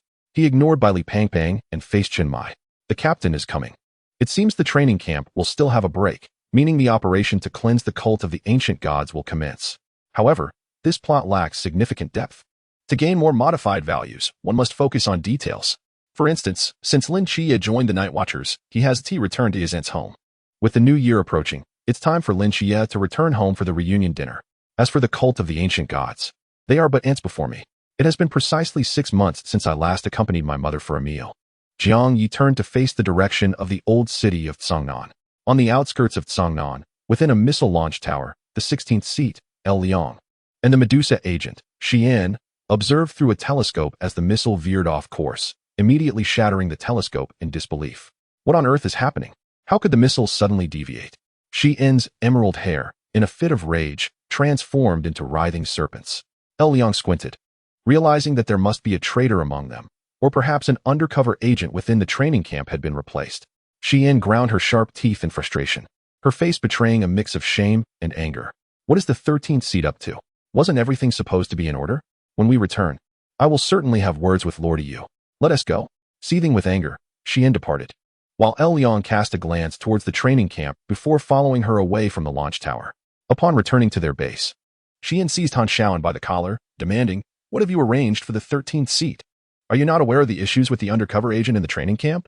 Han Shaoyan's cold demeanor shifted as he furrowed his brow in confusion. What is going on? El Liang clarified. We attempted to assault the training camp, locked onto the undercover agent's communicator, yet the missile struck the mountainside adjacent to the camp. Xian's expression darkened ominously. You had better clarify this, or I will certainly report to Lord Yu. Han Shaoyan paused momentarily, then forcefully pushed Xian away, coldly stating, I understand. We shall proceed as planned. Do not forget that I am in command this time. You. El Liang quickly restrained the furious Xian, nodding at Han Shaoyan as they retreated. Once they left, Han Shaoyan slowly clenched his fists, cursing inwardly. He had been played. The message from 6 months ago indicated that the undercover agent within the training camp no longer existed. Someone had been impersonating them all along. At the time, he thought the Night Watchers had no basis for discovering the infiltrator and thus paid it no heed. It became clear why false information had been circulated for an entire year, explaining the frequent issues with their previous plans. Han Shaoyan slammed his palm onto the table. Damn it, do not let me find out who you are. At the training camp, in the instructor's office, the chief instructor listened to the report and furrowed his brow. We have investigated the launch tower and confirmed that it was the work of the ancient God Church's Medusa agent. He then inquired, how did the missile veer off course? One of the instructors, holding a document, produced a piece of investigative data. According to our findings, the missile was connected to a positioning system. Initially, this positioning system was located within the training camp, but for reasons unknown, it suddenly appeared on a mountain 1 kilometer away. Strangely, the positioning system indicated that it had instantaneously relocated to the hillside. Instantaneous relocation? The chief instructor was taken aback, recalling the disappearance of the traitor Li Yaoguang 6 months prior, who had also vanished from the training camp without a trace. It became evident that someone within the training camp was assisting them. First, they eliminated the ancient God Church's infiltrator, and then they prevented an attack on the camp. Both actions suggested that the individual behind it bore no ill intent. You should investigate the new recruit files to see if there are any with similar instantaneous movement abilities. Also, inform them to grant the new recruits a 4-day holiday. We need to address the matters concerning the ancient God Church first, the chief instructor commanded. Understood, chief instructor. The officer carrying the documents exited, and upon receiving the holiday notice, Instructor Hong immediately gathered the new recruits at the training ground. Several buses were parked nearby, ready for action. What are they planning? Are we really getting a holiday? Bai Li Pang exclaimed, his eyes shining with excitement. Lin Qiye, however, remained silent, finding the situation rather obvious. Bai Li Pang laughed heartily, draping an arm around Jiang Ye's shoulder. Brother Jiang Ye, let us go play in Guangzhou and Shenzhen. I'm like a local emperor there. I can have any girl I want. Jiang Ye pushed Bai Li Pang's chubby face away in disdain. Then let us invite Qiye to join us for some fun in Guangzhou and Shenzhen. Not going. Bai Li Pang looked disappointed, wondering how the allure of the bustling city and its beautiful women did not entice them. Where do you want to go then? Jiang Ye and Lin Qiye exchanged glances and spoke in unison. Back home for the new year. Chapter 46. The Squad, a sense of home. On the slightly bumpy bus, Jiang Ye, Lin Qiye, Xiao Yuan, and Bai Li Pang sat together. Unsurprisingly, the new recruits remained in Songnan for their activities. Alas, I shall not see my lovely maid again, Bai Li Pang lamented. Jiang Ye patted his shoulder. You should be more concerned about yourself. Your worth is not insignificant. Many are eager to claim you as repayment. Bai Li Pang waved his hand dismissively. Relax, my 4 powerful artifacts are already en route. So where will we stay tonight? Xiao Yuan inquired, looking at Bai Li Pang. The latter stroked his chin in contemplation before replying. We'll decide when the time comes. I'll make sure to arrange it clearly for you. As dusk approached, the bus arrived in Songnan City, and the 4 disembarked, parting ways. Handsome brother, Qiye, over here. No sooner had they taken a few steps than Hong Ying's voice rang out. Jiang Ye and Lin Qiye turned simultaneously, noticing that aside from Lung Xian, the entire 136 squad had arrived. The two approached with faint smiles. Handsome brother, why is your skin still so fair? Look at Qiye. Hong Ying observed their complexions with curiosity. Lin Qiye instinctively compared himself and noted that he was indeed a tad darker. How come you're so pale? He queried. Jiang Ye shrugged. I can't help it. One must lament the beauty bestowed by nature. Lin Qiye retorted, damn it. Everywhere is boasting. Hee, you two are amusing. However, Qiye still exudes a bit more masculinity, Hong Ying remarked, offering Lin Qiye some consolation. At that moment, Chunmai stepped forward, clasping both their shoulders. All right, let us go. We'll dine at Hong Ying's house together. The two nodded, and amidst the group of 5, they walked toward the vibrant city. Click. On a distant rooftop, Lung Xian observed the emerging photographs from his camera, shaking them in his hand with a faint smile playing on his lips. Half an hour later, inside the villa, Chinmai donned an apron, cooking in the kitchen, while the others gathered around the dining table, chatting and playfully teasing one another. Jiang Ye meticulously observed the subtle shifts in each person's expressions, feeling a wave of melancholy wash over him. If he were unaware of the outcome, he might have felt as joyous as Sister Hong Ying at this moment. Xiao Yi, I heard from Instructor Yuan that you have fused with the essence of the Grim Reaper? Wu Xiangnan inquired with a smile. Jiang Ye nodded. Then, Qiye, you have also become the dual agent of the deities? Lin Qiye nodded in affirmation as well. Wu Xiangnan fell into contemplation, asking curiously, how did you manage that? When Shima, too, was intrigued, yes, that night's surge of divine power almost led to the destruction of Songnan. I initially thought it was catastrophic, but it turned out to be you two youngsters. To share your legendary tales, we are all ears. Clap. Hong Ying joined in, playfully remarking. The Grim Reaper and the Goddess of Night are still in a mother-son relationship. You two don't have any past connections, do you? Jiang Ye and Lin Qiye exchanged glances. Lin Qiye inhaled deeply, stating simply, to put it succinctly, for pairs of serious faces turned towards him, eagerly awaiting his next words. We admit, the Goddess of Night became a mother, and then this transpired. Lin Qiye endeavored to present the narrative in a straightforward manner, which, in essence, was quite accurate. The Grim Reaper, in a bid to remain by Nix's side, bestowed his source of power upon Jiang Ye, while he himself was perpetually regarded as a son. However, this revelation plunged the dining table into silence for a brief moment. Each character was familiar to them, yet woven together, it felt strikingly alien. What is the matter with you all? At this moment, Chinmai emerged with the final dish in hand. Noticing the silence among the group, he paused in surprise. Captain, please don't argue, Hong Ying interjected, raising her hand thoughtfully. I am contemplating how to recognize the deity as my mother. The others were taken aback. Chinmai shook his head, taking a seat and uncapping a beer next to his chopsticks. Come on, let us consider this an early New Year celebration. He stood with a gentle smile. Jiang Ye, Lin Qiye, and Hong Ying followed suit, raising their drinks and beers. Cheers. Happy New Year. After the meal, predictably, there wasn't enough space in Hong Ying's room. Jiang Ye and Lin Qiye briefly explained their situation before stepping out of the villa to find Bai Li Pang. Qiye, are you heading home for dinner tomorrow on New Year's Eve? Jiang Ye inquired. Lin Qiye paused, contemplating for a moment before responding, I would like to. But, if you want to do it, then do it now, don't wait until you regret it. I will accompany you, Jiang Ye replied softly. Aren't you worried about involving your family? Rest assured, I am invincible, Jiang Ye smiled, raising an eyebrow. Your family resides with Erling Shun, what do you fear? Lin Qiye rolled her eyes, conceding. All right, we will return together tomorrow night for the reunion dinner. Ding. The host alters the original plot, allowing Lin Qiye to create more cherished and warm family memories during the new year. This may indirectly influence Lin Qiye's self-awareness after Tsang Nan's disappearance. Earned 5,000 modification points. Current modification points. Reach 500,000 points to obtain divine skill. Words manifest reality. Indeed, although it is a small amount, even the smallest is still valuable. Jiang Ye nodded at Lin Qiye. Let us go. They headed toward the hotel whereby Li Pangpang was, as there was still a scene to handle. After the two left, a pure white mouse, its eyes shimmering with a pink glow, slowly raised its body, observing the departing figures. Kailansaji Hotel. Indeed, this is the place. Under the magnificent building's decorations, Lin Qiye entered. Jiang Ye followed behind, his senses alert as 4 unfamiliar auras became apparent. 4. Among them was one from Chuanjing. Wasn't he there only 3 in the original text? How intriguing, the timing aligns perfectly. Suddenly, a loud explosion echoed, illuminating the night sky with flames from the rooftop as black smoke billowed from the shattered windows. A plump figure, wrapped in white, screamed as it fell from the top floor, while Chao Yuan, falling alongside, remained remarkably composed. Lin Qiye, startled by the explosion, turned to Jiang Ye but found him already missing. Where did he go? Never mind. I'll check on by Li Pangpang. He should be able to handle it. Thinking of Jiang Ye's strength, Lin Qiye swiftly drew the star blade strapped to her back and dashed towards the direction of the explosion. At this moment, a faintly colored layer of energy enveloped the sky, marking the boundary of the Wujie void. On the rooftop of a commercial building next to the hotel stood a man in a black robe, silently observing everything.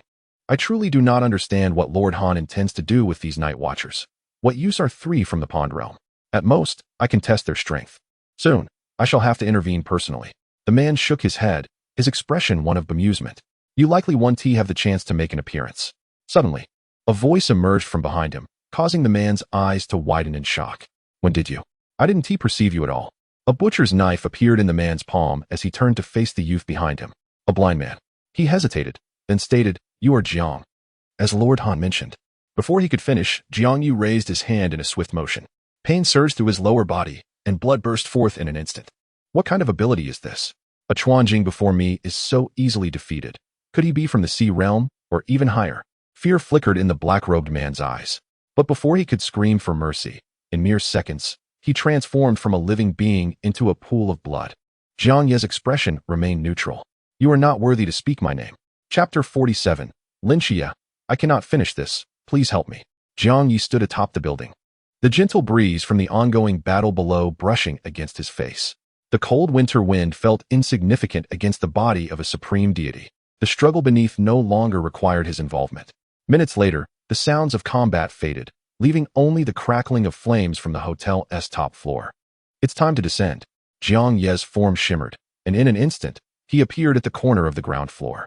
He slowly walked into the devastated battlefield, where the 3 night watchers from the Pond Realm lay lifeless. In the distance, the clashing of metal echoed, likely from the instructors. Jiang Ye, where did you run off to earlier? Lin Qiye turned, sensing Jiang Ye's presence, her voice tinged with curiosity. I was pursuing a fleeing figure. Jiang Ye replied with a smile.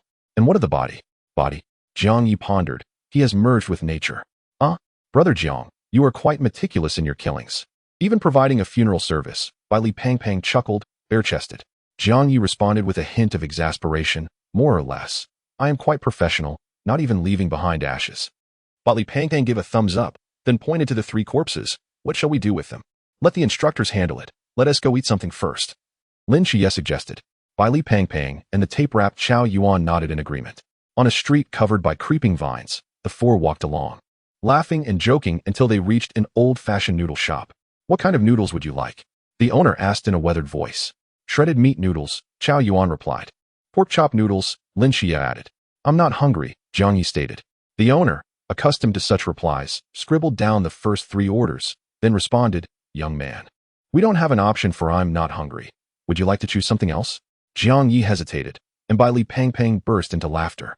1 bowl of braised beef noodles, with an egg, fatty intestines, and assorted chicken parts. The owner's eyes lit up, as if anticipating a grand business venture.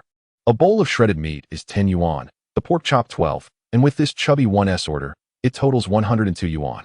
Lin Qiye's eyes widened. And in the end, Chow Yuan covered the bill. Before long, 3 bowls of fragrant noodles were served. Li Pangpang propped his right leg on the bench, grasping his chopsticks, slurping the noodles with glee. Lin Qiye took a bite, then glanced at Jiang Ye, whose eyes were covered in black satin. Before picking up some noodles and pushing the bowl toward him, "I can't eat anymore. Please help me finish this." Lin Qiye switched the chopsticks to the other end. Jiang Ye was taken aback, but smiled, picking up the chopsticks. At the level of a deity, one could easily forego sustenance. Qiye, you can't finish? Give it to me." Li Pangpang reached out eagerly. Lin Qiye frowned, swatting his hand away. "You and T get to eat this. Remember to pay me back." "Oh." Li Pangpang reluctantly retracted his hand and continued slurping his noodles. Chow Yuan felt a sense of impending crisis. Jiang Ye sensed the warmth of the noodles before him. Wishing he could see their color, gray and white bore no emotion. He picked up the chopsticks and began to eat. "Owner, for bowls of clear broth noodles." Just then, a familiar voice emanated from the adjacent table. Li Pangpang paused mid-motion, looking up with a smile. "Hey, Brother Zhuai, you are here for noodles too? Order the beef noodles here. They are delicious." Shen Qingzhu paused momentarily, her gaze shifting over, her eyes betraying a hint of embarrassment. Subsequently, the proud Shen Qingzhu allocated some shredded meat to her 3 underlings, while she herself opted for a simple broth. Lin Qiye broached the subject of appointing Shen Qingzhu as a bodyguard for Li Pangpang. After the meal, the 5 of them, accompanied by Shen Qingzhu, arrived at a hotel flaunting a rather provocative promotional video. Li Pangpang, bare-chested, instinctively tightened his grip, exclaiming, "Qiye, you can't do this." To which Lin Qiye replied, "No registration is necessary here. You may stay or leave as you please." He then pulled Jiang Ye inside. Jiang Ye exclaimed, "What are you doing? This feels a bit ambiguous."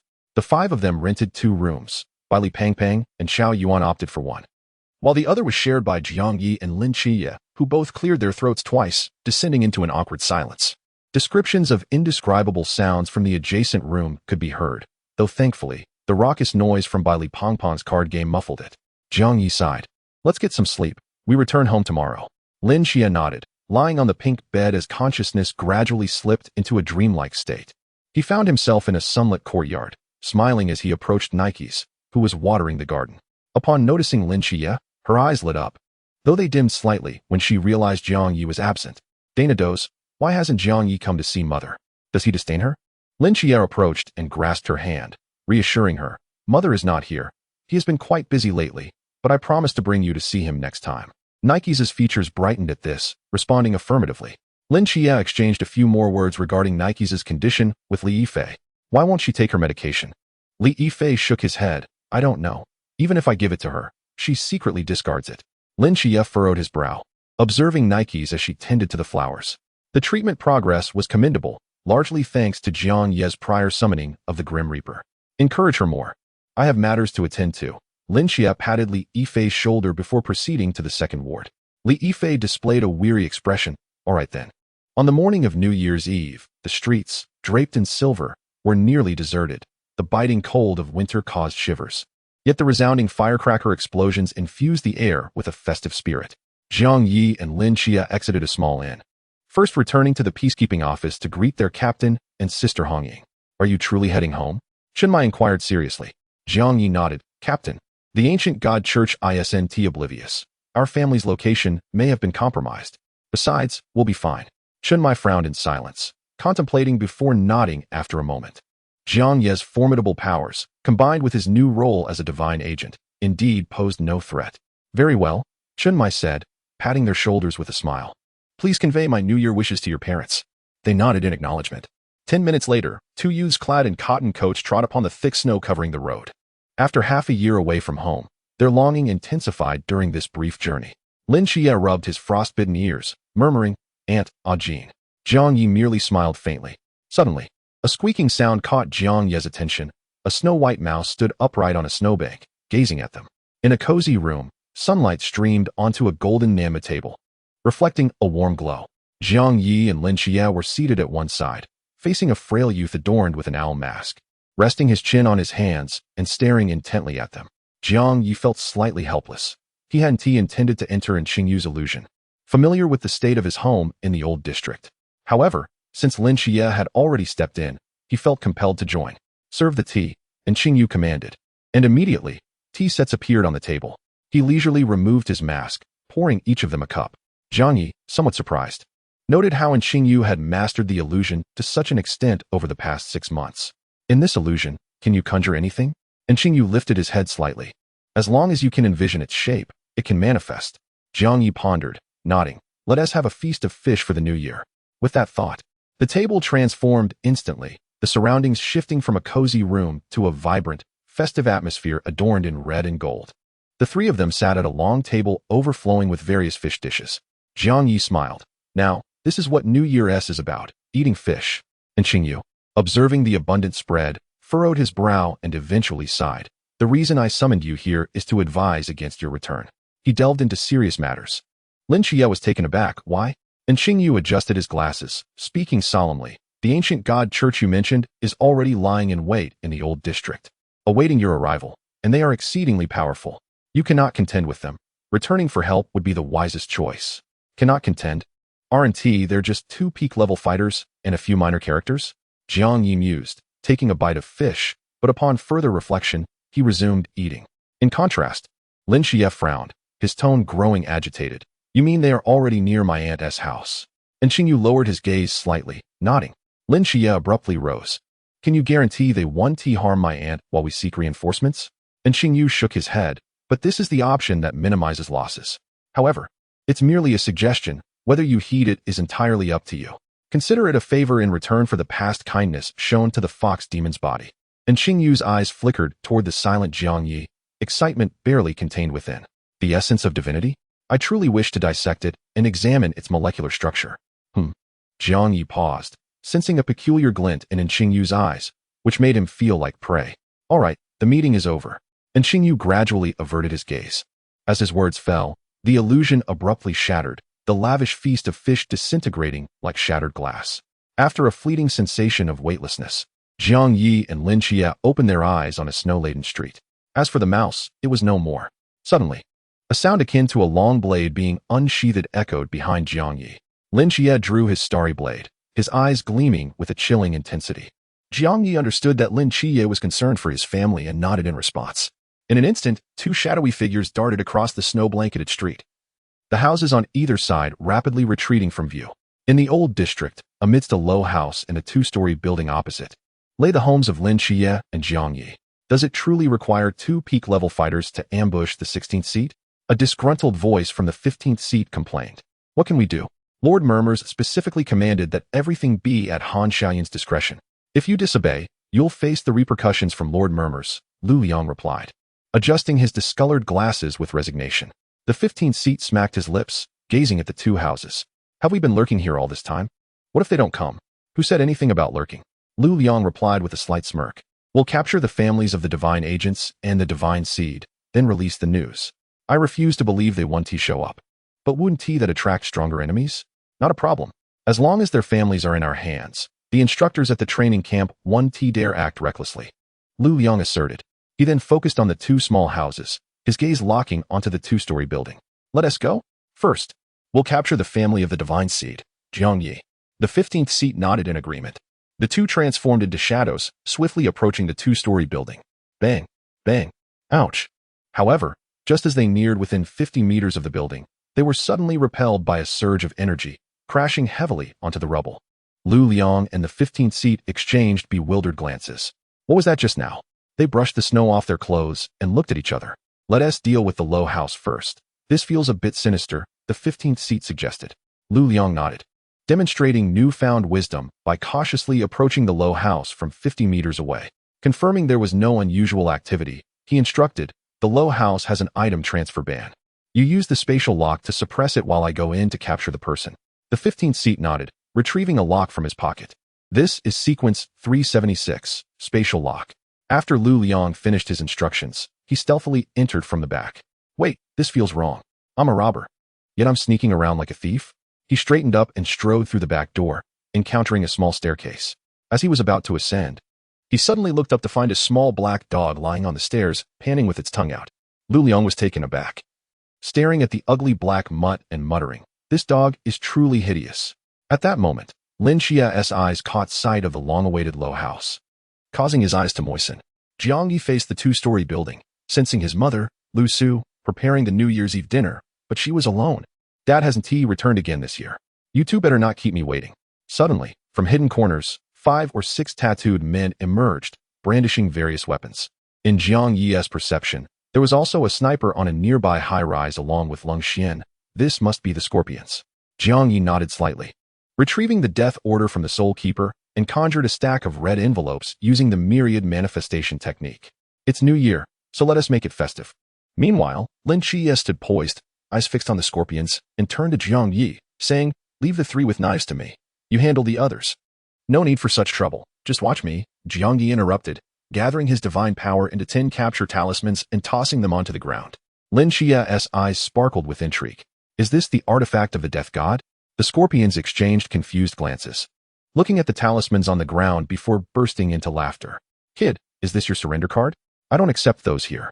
However, before they could revel in their mockery, the capture talismans instantly transformed into deathly energy, summoning 10 Grim Reapers wielding enormous scythes. The Scorpions gasped in shock. "What the hell is this? Run. That scythe is bigger than us." The situation flipped dramatically. Just then, Lu Liang ascended the staircase, where the small black dog licked its lips, gazing hungrily at him. It opened its mouth. Suddenly, a shadow wielding a scythe burst in, grabbing Lu Liang by the collar and swiftly dragging him out of the low house. The black dog's eyes widened in disbelief. What just flew by? It sprang to its feet and barked furiously at the door. "Damn it, how dare you steal my food?" Chapter 49. The Hound of Hell arrives as the sky gradually darkened. Light snowflakes fell, swirling in the cold wind. Lin Qiye, gripping his long knife, blinked his sparkling eyes at the death god, who held the Scorpions and their 2 followers like chicks in a clutch. He was momentarily stunned, his head stiff as he turned to Jiang Ye, pointing at the 10 captives. "There they really finished just like that?" Jiang Ye nodded nonchalantly. "It's just average." Lin Qiye exclaimed, "What do you mean average?" He stared at the death order in Jiang Ye's hand, internally marveling at its power. "Incredible!" This Lu Liang stared blankly at the neatly arranged Scorpions and the 15th seat, led by the scythe-wielding figures, his mind racing. How did they get here? Just a moment ago, I felt a soul-shaking force, and then in the blink of an eye, I was here. He turned his head, recognizing 2 familiar figures. Jiang Ye and Lin Qiye. "It's you two." He was bewildered. "Didn't they say it was the Pool Realm? How did we go from Peak River Realm to this? Damn it. Han Xiaoyan, I curse your ancestors for giving me false intel." With a swift motion, Lin Qiye sheathed his knife and approached Jiang Ye, asking, "What do you plan to do with them?" After pondering for a moment, Jiang Ye replied, "It's the new year. Seeing blood would be inappropriate. Let us have them put on a festive show instead." "A festive show?" Lin Qiye questioned, puzzled. Jiang Ye raised his hand and calmly ordered, "Make them kneel." "Yes, my lord." With a series of crisp knee impacts, under the heavy pressure of the death god's aura, the 10 captives inexplicably knelt. Jiang Ye extended his left hand from behind, tossing a stack of red envelopes to them. "Come on, Happy New Year." The 10 men looked bewildered, staring coldly at the envelopes in their hands. But soon, with the sounds of firecrackers, fireworks, and horns, Lin Qiye's eyes sparkled with understanding as he slowly pulled out a lighter. "Since you accepted my envelopes, it's time for you to work. Listen up. They must shout Happy New Year at least 50 times per minute, or they'll be executed." Additionally, Jiang Ye placed the firecrackers in Lu Liang's hands, insisting they hold them while setting them off. "Yes, my lord," the death god nodded. The 10 captives were stunned. Lu Liang erupted in fury, realizing these 2 were clearly toying with them. "Bastards! You can kill me. Every follower here is tough as nails."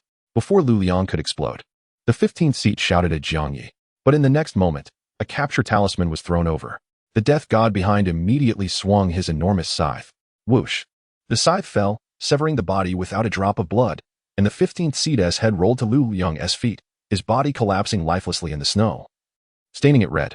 Lu Liang's expression changed drastically as he desperately clutched the firecrackers, determined not to let go, while the other 8 did the same. "This is ridiculous. Han Xiaoyan, you traitor." Clapping his hands, Jiang Ye said, "That's enough. Qiye, let us go." Lin Qiye nodded with a smile, walking side by side with Jiang Ye towards their long-lost home after half a year. Arriving at their doorstep, Lin Qiye glanced back at Jiang Ye, hesitating for a moment before knocking on the door. "Knock, knock, knock. Who is there?" came his aunt's voice from within. Lin Qiye's eyes moistened. His voice choked as he replied, "Aunt, it's me, Qiye." After a brief silence, hurried footsteps echoed from inside. Creak. The aged door creaked open, revealing Auntie and Jean standing at the threshold, their expressions mingling surprise with warmth as they beheld Lin Qiye. "You mischievous child," returning without a word, Auntie exclaimed, grasping Lin Qiye's shoulders, her eyes glistening with tears. "You've grown so strong. No wonder you were a soldier. Qiye has truly become a formidable man." "Of course. My brother excels at everything," Jean chimed in from the side. With a smile, Lin Qiye stepped inside. "Let me see what delicious dishes Annie has prepared." Did Jean lend a hand? Yang Jin, standing by the door, tilted his head. Of course he did. Auntie waved her hand dismissively. All right. It's just good to have you back." Jean, close the door. It's time for the New Year's Eve dinner." "Oh, right," Yang Jin replied, turning towards the door, his gaze falling upon the entrance of the two-story building across the street. At that moment, Jiang Ye did not knock, but instead smiled at Yang Jin. Yang Jin hesitated, pondering Jiang Ye's intentions in approaching his brother. Had he attained a divine level, yet concealed his purpose? Was he perhaps the reincarnation of a deity from the Great Xia? No, a reincarnation could not regain strength so swiftly. With Jiang Ye's current prowess, he was at least on par with a divine being. Furthermore, he could wield divine power at will, a feat that even he struggled with, as it often led to the fragmentation of his divine essence. Was he a Great Xia deity who had not traversed the 6 paths of reincarnation? Or, Jean, come eat. Auntie's voice cut through his thoughts, prompting Yang Jin to respond and glance back at Jiang Ye one last time. Bang! The door slammed shut. Is he scrutinizing me? Jiang Ye mused with a smile, turning to knock on the door. Woof! A bark interrupted the moment, and he turned slightly to see the small black dog, Xiao He, barking at him in the snow. Perplexed, Jiang Ye asked, "Why are you barking, dog?" The celestial hound retorted, "Damn it, you steal my dog food and act so righteous." Dog food. Jiang Ye was taken aback, just as the system's voice chimed in. Ding! You have allowed Lin Qiye to relive the warmth of home, influencing the subsequent disappearance of Cangnan, leading Lin Qiye into a state of self-awareness. You have stolen the celestial hound's dog food, Lu Liang, forging a bond of enmity. You gain modification points. Current modification points. Reach 500,000 to acquire divine skill. Words become reality. Triggered random reward. Spirit type Forbidden Ruins random gift package. Upon hearing the system's notification, Jiang Ye began to comprehend the situation. However, the random reward intrigued him further, and he resolved to tread lightly. Jiang Ye crouched down and inquired of the celestial hound, "What do you desire?" The hound raised its proud head, extending its short front paws, all 4 claws standing upright. "Just give me 4, and that will suffice."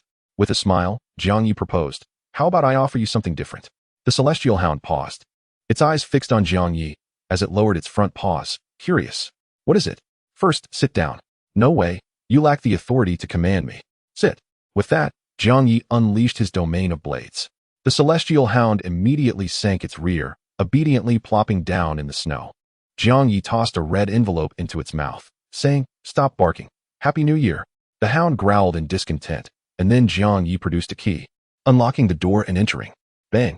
The door shut behind him, and suddenly, the night sky erupted with the sounds of fireworks, blooming in a stunning display. Chapter 50, New Year's Eve Dinner. Crack! On a nearby rooftop, the cold Xian, clad in black cotton, documented Jiang Ye and Lin Qiye's reunion with his camera. He lowered the camera and gazed at the members of the ancient divine church setting off firecrackers and fireworks below, marveling at Jiang Ye's strength. Indeed, his prowess was enigmatic. He had dispatched 2 peak-level fighters from the Chuan realm effortlessly. No wonder the higher-ups of the Night Watch valued him so highly.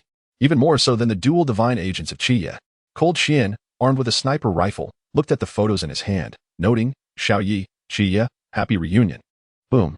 A sudden loud crash resounded, and Cold Xian frowned, turning to look in the direction of the sound, a smile creeping onto his lips. "Old Zhao this time. It's our turn to protect these 2 children's world." Crackle. On New Year's Eve, the night sky over the old city was ablaze with vibrant fireworks. The conclusion of one year heralded the dawn of another. Jiang Ye stood by the window, gazing at the lively night sky, although he could not perceive the colors. The sounds, coupled with memories, painted a vivid picture in his mind. What a beautiful city. Jiang Ye slowly lowered his head, sensing the cheerful laughter from within that modest home. "Xiao Yi, come quickly, dinner is ready. I've made your favorite chicken soup. Your father is busy with work this year and won't be coming home." His mother, Lu Su, arranged the bowls and chopsticks at the table. Jiang Ye retracted his awareness and approached the table. "It's all right, I've grown accustomed to it." His mother did not seem surprised by his return, as the myriad illusions of the divine realm had always accompanied her during his absence. "Come, Have some chicken soup. It will nourish you and help you grow taller. Then the girls will like you. Jiang Ye nodded silently, eating while listening to his mother's gentle nagging. After the meal, he helped his mother clean up the dishes, then sat with her to watch the spring festival gala, munching on sunflower seeds. Jiang Ye's thoughts drifted to the rewards from the system's gift package. The spirit-type Forbidden Ruins random package should yield something akin to Hearts in Wander. Last time, he created the Blade domain, Forbidden Ruins, and could max out its attributes. If this time he could do the same with the spirit-type Forbidden Ruins, it would be formidable. No need for combat. A mere thought could obliterate a crowd. System, you must ensure I can max out the attributes. Rest assured, host, it is guaranteed. Jiang Ye raised an eyebrow, covering his mouth to hide his characteristic grin. He then focused his awareness on drawing from the gift. A spinning wheel appeared, visible only to him. Gradually, the pointer slowed and settled. Soul contract. You may establish a soul pact with a target. If the target is already bound by another, you can directly overwrite the existing pact. Upon successful bonding, regardless of distance, you can instantly control the contracted individual's body. The host may select from spirit control abilities. 03. Skill added, automatically maxed out. A soul contract? Jiang Ye was momentarily taken aback. This was akin to the ancient divine church. Wait, a brilliant idea struck him. Initially, he believed altering the plot would be arduous. But with this Forbidden Ruins, everything changed. What if he established a soul contract with Han Xiaoyan, ensuring his survival? Wouldn't that alter the narrative? Jiang Ye's mind raced with plans, certain that this move would yield significant modification points. He then redirected his attention to enhancing the soul contract abilities. Spirit type? Then, let's add spirit annihilation. The spirit guardian was unnecessary. The soul guarding ring suffices. 2 remaining slots. One should be akin to Hearts in Wonder, allowing insight into others' inner worlds and understanding their thoughts. The other, perhaps infinite spirit power. This way, if he encountered a rival god of equal strength, he could outlast them. Ding. Ability enhancement successful. The soul contract is now perfect. Soul pact, spirit annihilation, heart wander, and infinite spirit have all reached maximum level. Feel free to use. 1 Forbidden Ruins with 4 powers. Who could rival that? The atmosphere was fraught with intensity as Jiang Ye gradually focused his thoughts, sensing the fierce battles taking place not far away in the boundless void. The thunderous sounds of energy colliding reverberated through the room. Was Han Xiaoyan already at the Infinite Realm? It seemed improbable that he could have advanced so swiftly in just half a year. Was someone aiding him? Jiang Ye's attention sharpened on Han Xiaoyan, the golden divine power within him illuminating the truth. Ah, Michaela, how intriguing that you chose Han Xiaoyan as your proxy. Allow me to meet your envoy. Jiang Ye's form began to dissipate, leaving behind a phantasmal version of himself to accompany his mother while his true self ventured outside. He produced 9 slashing talismans, casting them toward the group of Lu Liang, and in a flash, vanished from sight. All that remained was the chilling sound of scythes slicing through flesh, echoing in the snowy expanse. 10 minutes prior, within a modest dwelling, Lin Qiye sat at the dining table, surrounded by familiar flavors. He placed a piece of braised pork into his younger brother Jin's bowl, a smile gracing his face. The irritable little black dog, having returned through a gap, caught the rich aroma of the meal and instantly drooled, with its short legs bouncing. It scampered to Lin Qiye's feet, nudging him affectionately. Lin Qiye tossed a bone from beside his bowl to the eager pup. He then spoke to his aunt about events in the military, reminiscent of a child returning home. Suddenly, a deafening explosion, more intense than fireworks, erupted outside, causing Lin Qiye to pause mid-bite and glance out the window. The snowfall seemed to intensify, possessing the power of the mortal realm. He sensed that this was no ordinary explosion. Instructor, the captain, and the others might. Lin Qiye looked at his aunt and Jean, biting his lip as he reached into his pocket, all while maintaining a facade of calmness. Moments later, his phone rang, startling both his aunt and Yang Jean. Their eyes shifting to Lin Qiye, he retrieved his phone, silencing the alarm, and pressed it to his ear. Commander. Understood. Lin Qiye abruptly rose from his seat, and his aunt felt a wave of unease wash over her. Yang Jean frowned silently at his side. Aunt, the commander has assigned me a mission. I must return immediately. Lin Qiye explained, grappling with the situation. His aunt gasped, You just got back. Must you leave again so soon? Lin Qiye lowered his gaze, reassuring her. I'll be fine, Aunt. I promise I'll return. He grasped her hands and smiled brightly. Shortly after, Lin Qiye slung the black box from the corner over his shoulder, opened the door, and departed. Aunt Jean. Wait, this is the winter coat I made for you. Put it on. It's cold outside, his aunt hurriedly insisted, placing the thick garment in his hands. With moist eyes, he nodded gratefully. clutching the coat to his chest as he plunged into the depths of the snowstorm. His aunt watched the silhouette of the young man vanish, staring into the vast white. Lost in thought for a long while, Yang Jin clenched his fists behind her. Brother, you fool. He had witnessed every action Lin Qiye had taken. Visibility in the relentless snow dwindled drastically. Wearing the coat made by his aunt, Lin Qiye drew his blade and advanced toward the source of the energy fluctuations. As he traversed halfway, he spotted a familiar figure ahead, the snow around them seemingly pausing. Countless eerie serpentine eyes emerged from the ground. This was the domain of Medusa's envoy, the Serpent Woman. Lin Qiye looked up to see Jiang Ye standing at the center of all those serpent eyes. Jiang, he intended to warn him, but witnessed Jiang Ye slowly utter a single word. The surrounding serpent eyes ignited like firecrackers, one after another bursting in succession. Lin Qiye's mouth closed abruptly. Am I superfluous? Chapter 51. Medusa's Wrath, to be punished. In the long night, amidst the swirling snow on the deserted streets, a few homes glowed warmly, illuminating the darkened paths. Jiang Ye stood there, the serpent eyes previously set by the serpent woman vanishing into nothingness as he unleashed his blade domain.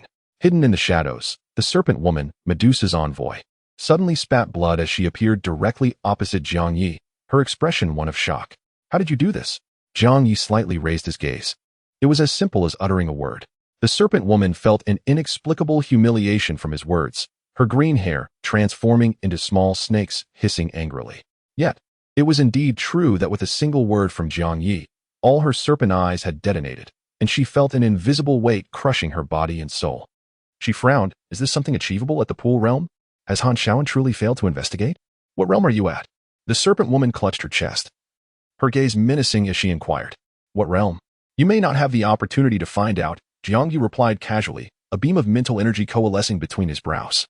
The serpent woman's mind blanked momentarily, as if an energy force was obliterating her very essence. She clutched her head, her eyes contorting in agony as she endured immense suffering. Medusa's divine protection? Pathetically weak.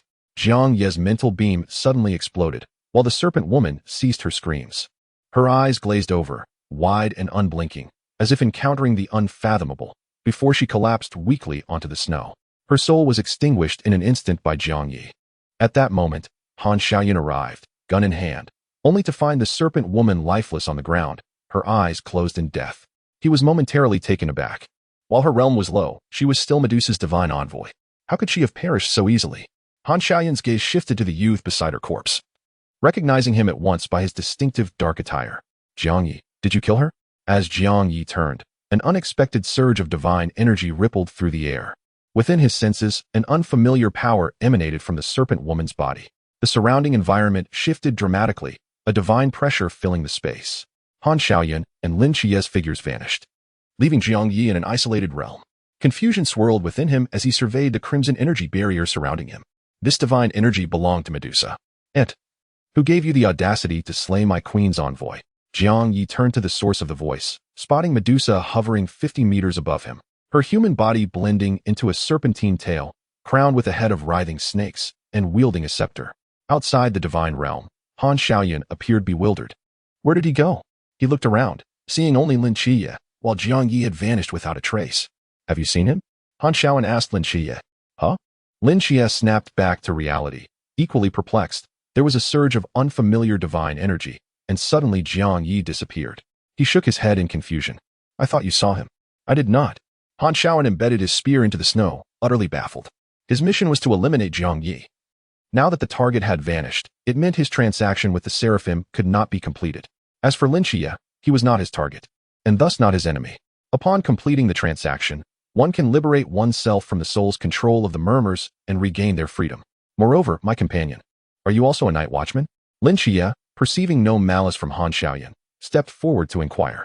Han Shaoyan was still scanning the surroundings, searching for Jiang Ye's whereabouts. Responding instinctively to Lin Qiye's question, he stated, former night watchman of Suzhou City, now the 13th seat of the ancient God Church's believers. Lin Qiye's pupils dilated in shock. A believer? How could I have considered conversing with a believer? Ding. He immediately distanced himself by several meters, drawing his sword as the darkness of the abyss began to unfold, enveloping the surrounding space in a thick shroud of black. Han Shaoyan, who had not focused on Lin Qiye, sensed something amiss and quickly turned around. Observing the encroaching darkness, he took 2 steps back. If it were not for dire necessity, He would not have joined the ancient god church nor wished to harm a night watchman, for that had once been his creed. He instinctively reached into his pocket for a night watchman's medal, embossed with his name and the inscription, "If the dark night descends, I shall stand before multitudes. You are not my adversary, and my aim is not you. Fleeing is your best option." Han Xiaoyan gripped the medal tightly, issuing a warning to Lin Qiye. The latter hesitated momentarily, contemplating escape. Wasn't the ancient god church intent on capturing or killing him? Why then did he suggest that he flee? The encroaching darkness halted as his obsidian eyes fixed upon Han Xiaoyan. "So who is your target?" "Jiang Ye." Upon uttering this, Han Xiaoyan unleashed the pressure of the infinite realm. Lin Qiye felt a crushing weight descend upon him, nearly causing him to collapse. This oppressive force was even greater than that of Instructor Yuan. Yuan was at the sea realm, while Han Xiaoyan before him likely stood at the pinnacle of the sea realm, or even the infinite, as a mere pond realm practitioner. Facing someone of the infinite realm felt akin to a mayfly attempting to shake a tree. However, what would happen if he allowed Han Xiaoyan to locate Jiang Ye? He had only witnessed Jiang Ye at the pond realm easily slay those at the peak of the river realm, but this was the infinite, 2 entire realms above. Even the artifacts of the god of death might not suffice against such power. What should he do? Lin Qiye tightened his grip on the sword, caught in a dilemma. Retreating seemed unwise, yet advancing was equally perilous.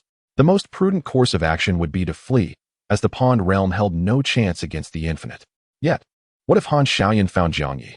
Just then, as Lin Qiye vacillated, the sound of metal scraping against the ground echoed around him.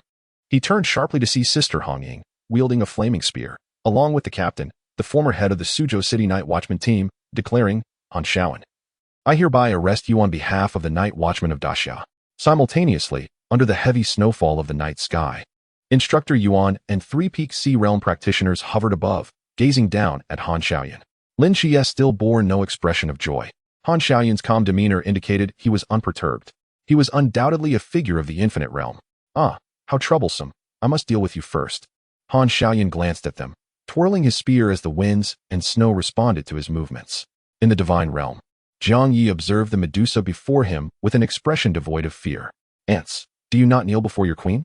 Medusa's crimson eyes shimmered with divine authority. Jiang Ye merely shook his head, unaffected in the slightest. "A being not even a true deity, and you expect my submission? How laughable. To kneel? Very well. I shall grant you that." As he spoke, an overwhelming divine might filled the space. The release of blue and white divine energy shattering the divine realm formed by Medusa's power. Medusa's expression froze, her eyes widening in astonishment as she beheld Jiang Ye. He raised his right hand, channeling his divine power toward her with an icy, commanding tone. "In the realm of Daxia, you foreign gods shall be eradicated." Chapter 52. Nonsense foreign gods, one strike to obliterate. "You, how could you be a god? Daxia has no gods." Medusa, gazing at the blue and white divine energy surrounding Jiang Ye, was utterly astonished. The intensity of his divine power seemed to surpass her own essence. Could this youth have already attained the status of a true deity? This was inconceivable. Medusa's blood-red eyes darkened with malice as she hurriedly brandished her staff, releasing a pink glow of divine energy to form a protective barrier around her. Such futile resistance. Jiang Ye slowly ascended, his black satin eyes, under the overwhelming release of divine power, shattered into fragments of darkness. Those eyes, devoid of pupils, emanated a blue-white energy glow. Jiang Ye, with his right hand gathering divine power, effortlessly flicked his fingers, unleashing a blue-white laser that transcended the speed of light, piercing through Medusa's heart without hindrance. Her blood-red eyes widened in disbelief as she looked down at her chest, her heart tumultuous with shock. A mere projection of her divine power could not withstand even a single blow from Jiang Ye. Hadn't the gods of Daxia vanished? How could such a terrifying deity emerge? Jiang Ye before her had undoubtedly reached the level of a true deity. It was well known that true deities within a pantheon were fearsome entities. The 12 Olympian deities of the ancient Greek pantheon, any one of them would be a figure of reverence. Now, with a true deity emerging in Daxia, could it be that the disappearance of its gods was merely an illusion? Suddenly, a sharp pain surged through her chest as her projection began to dissipate, completely extinguished in mere moments, leaving no room for even a final retort. Jiang Ye gradually lowered his right hand, shaking it lightly. Easily vanquished.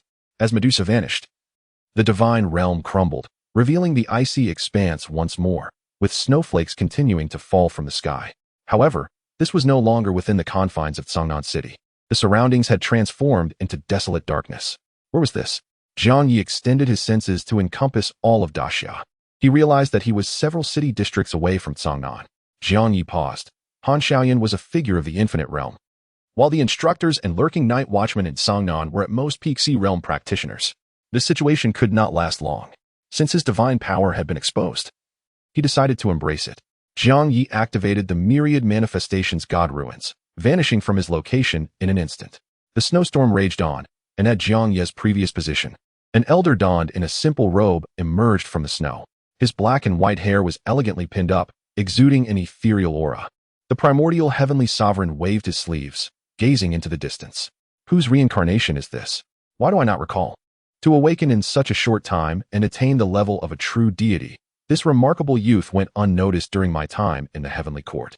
The primordial heavenly sovereign stroked his beard, contemplating the direction Jiang Ye had taken. Beyond the borders of Daxia, within a valley shrouded in mist, something appeared to impede the encroaching fog. Deep within the valley, in a cave shimmering with emerald green light, Medusa, seated upon a golden throne, suddenly opened her blood-red eyes. A furious roar echoing from the cave. The serpents dwelling in the valley quivered in fear. With a crash, Medusa overturned the offering table before her, her eyes blazing with fury. That divine power resembled the deity Gaia had summoned 9 years ago when utilizing Shiva's wrath. Clutching her staff tightly, her expression shifted from rage to gravity. Revenge? For a deity to seek vengeance against a true god was tantamount to courting annihilation. What manner of being had the ancient god church provoked? Medusa let out a cold snort, her thoughts drifting to the fact that her agent had perished, leaving the tasks entrusted to him unfulfilled, which sent another wave of headache through her. It appeared she would have to seek out a new agent who could meet her standards. With a long sigh, she acknowledged that the disparity in power compelled her to compromise. However, many deities from various nations were already in discussions about forming an alliance, which would render Great Xia as vulnerable as a turtle in a jar. When that time comes, avenging today's grievances would not be too late. Her gaze turned icy as she looked toward the direction of Great Xia. In the city of Cangnan, within Great Xia, Han Xiaoyan, once cloaked in black, now donned a white-patterned robe, wielding a long spear amidst the falling snow, continuously fending off the assaults of 4 sea realm warriors. Yuan Gang and Chun Mai noticed something amiss. Han Xiaoyan remained in a defensive stance, clearly a being of immeasurable realm, yet refraining from offense. Yuan Gang furrowed his brow and questioned, Han Xiaoyan, why do you not attack? Is your heart telling you not to harm the Night Watchers? What transpired back then? With his spear rotating effortlessly in hand, Han Xiaoyan blocked the attack of a peak sea realm warrior, stepping back calmly to meet Yuan Gang's gaze. Were it not for the divine power of the Seraph suppressing the soul contract of the Whisper, he surmised he would have already lost control. He shook his head at Yuan Gang, stating, I have said, my target is not you. Captain Chun, I wish to ask, what are your teammates to you? Chun Mai paused, glancing at the slightly injured Hong Ying, Qi Yi, and others, a faint smile gracing his lips as he replied. They are the most important people to me, worthy of my trust. Han Xiaoyan erupted in laughter, prompting the others to cease their actions momentarily. Is that so? Then when your teammates face a grim fate before your eyes, and you are given a choice to save them, albeit at the cost of your convictions, how will you choose? Chun Mai's expression darkened as he struggled to answer. Even Lin Qiye fell silent. If his family were threatened and joining the ancient god society could save them, how would he decide? At that moment, Han Xiaoyan gazed up at the night sky, a helpless smile gracing his lips. Ching Ching and my teammates, I shall resurrect you all, none shall stand in my way. The image of a woman clad in green flashed in his mind, her eyes firmly shut, unresponsive to his calls. Ching Ching, I failed to protect you then. I shall not miss the chance to save you this time. Lowering his gaze to the night watcher draped in a dark red cloak, brandishing a starlit blade, he clenched his teeth. Retrieving the night watcher's medal from his pocket, he examined the name inscribed upon it. After a moment's hesitation, he released his grip, and the metal clattered to the snow with a metallic ring. I am sorry. I cannot protect millions. I only wish to guard those most dear to me. With unwavering determination in his eyes, Han Xiaoyan's aura surged, drawing the surrounding winds and snow toward him. Beneath his feet, a vortex of wind unleashed a tremendous tempest. As the onlookers held their breath, Han Xiaoyan slowly ascended. Since you wish to obstruct me, I must purge you all. With that proclamation, a swirling tornado laden with snow materialized above Cangnan, exerting a powerful force that damaged the surrounding structures. Yuan Gang raised a hand to shield himself. This was catastrophic, a calamity of immeasurable realm capable of annihilating Cangnan and its neighboring cities. It must be stopped. The 2 peak sea realm warriors exchanged glances. Shaking their heads in unison, We cannot stop this. Reinforcements will not arrive in time. This revelation left the crowd disheartened, bracing against the tornado's relentless pull. Meanwhile, on a stone platform not far from the snowstorm, Li Pangpang, Qiao Yuan, and Shen Qingzhu were drawn to the commotion. Chewing gum, Shen Qingzhu observed the gathering tempest, instinctively raising his right hand to snap his fingers. Chapter 53, by Li Pangpang, sacrificing Qiao Yuan's 10 years of life. With a resounding snap, the formidable, menacing snow tornado dissipated without a trace, leaving Han Xiaoyan momentarily stunned. "Where's my wind eye?" he muttered, looking down, realizing it had vanished into thin air. Yuan Gang and Chen Mai exchanged glances, directing their attention to Shen Qizhu on the stone platform. Lin Qiye and the others quickly understood. Qi Min completely counters Han Xiaoyan's calamity of the winds. "What the hell, bro? What did you do? How did the tornado vanish?" Li Pangpang exclaimed, astonished. Even the typically composed Qiao Yuan stared in disbelief at Shen Qizhu. Under the weight of so many gazes, Shen Qizhu felt a twinge of embarrassment. "I merely snapped my fingers." Li Pangpang was flabbergasted. "You just nullified a grand move of immeasurable realm with a snap? My goodness, why am I surrounded by such monsters? I feel utterly ordinary." He turned and leapt into Qiao Yuan's embrace, but Qiao Yuan sidestepped, stating nonchalantly, "Qiye is fine." "You are not." Li Pangpang crumpled to the ground, eyes glazed over. I can't take it anymore." On the battlefield, Yuan Gang and the two-peak Sea Realm Night Watchers exchanged determined glances, their blades slicing through the air with a resonant clang. Under Chen Mai's guidance, Team 136 charged toward Han Xiaoyan, who hovered in midair. Bang! The muzzle of Lang Xian's sniper rifle erupted with sparks as a bullet hurtled toward Han Xiaoyan. Frowning slightly, Han Xiaoyan twirled his spear, deflecting the bullet with a metallic clang, his gaze shifting toward Shen Qingzhu. "You counter my void. Then allow me to show you what a miracle truly is." With a hum, Han Xiaoyan radiated golden light, golden patterns emerging on his forehead. A divine presence enveloping the land. The might of the Seraph sent Yuan Gang, Chen Mai, and the others crashing back, leaving only Lin Qiye unaffected. Lin Qiye's eyes widened in shock, realizing Han Xiaoyan was also a proxy of the Seraph. He swung his blade toward Han Xiaoyan, but with a slight motion. Han Xiaoyan unleashed a force that sent Lin Qiye flying. In a clash of immeasurable against the pool realm, Lin Qiye found himself without any chance of victory. Unable even to resist. This was the power of the Seraph. On the ground, Yuan Gang's eyes narrowed in disbelief as he stared at Han Xiaoyan. He has become the Seraph's proxy. Impossible. If he were, the Night Watchers would have detected it before. Yuan Gang's expression grew grave. A divine proxy of immeasurable realm left them with no hope of victory. He looked upon the city of Tsangnan, a bitter smile tugging at his lips. Yet retreat was not an option. They were the Night Watchers, and they must stand before millions. Fixing his gaze on Han Xiaoyan, enveloped in golden light, Yuan Gang declared resolutely, "Everyone, draw your blades." With that command, the sound of blades unsheathing echoed as they all stood behind Yuan Gang, none faltering. Team 136 of the Night Watchers would fight to the last. Chen Mai gripped his sword tightly, followed by Hong Ying, Wen Shima, Wu Xiangnan, Si Xiaonan, and Lin Qiye, all shouting in unison. Lin Qiye turned his gaze toward the old city, and, Jin, I will protect you. Han Xiaoyan, suspended in the air, gazed down at the unfolding scene, his eyes revealing a complex array of emotions. Once, he had stood before millions, but now, he could only utter an apology. Han Xiaoyan wielded his spear, and in an instant, the eye of the storm gathered once more, this time shimmering with golden light. The snow tornado slowly ascended again, its might even more formidable than before, as if heralding the apocalypse. "Not again," Li Pangpang exclaimed, urging Zhuaiga to snap his fingers once more. Although Shen Qingzhu disapproved of such a commanding tone, it was his duty as a bodyguard to comply.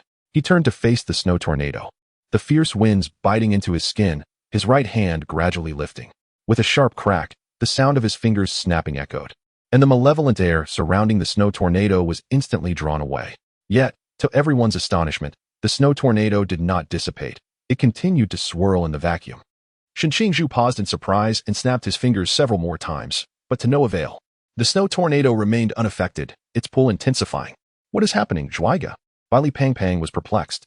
Qiao Yuan furrowed his brow, reasoning that by all accounts, a storm is a phenomenon of large-scale air movement, and in a vacuum, there should be no medium for such a storm to manifest.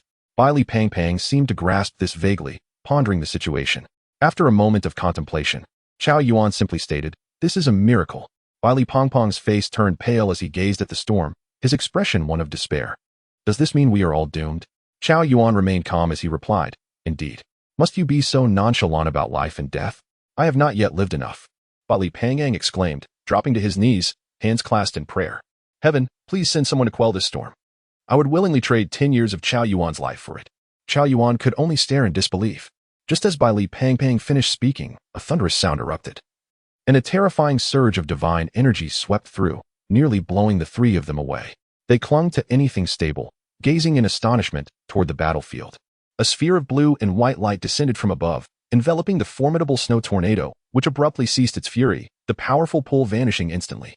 Yuan Gang and the others below were equally startled, retreating to a safe distance.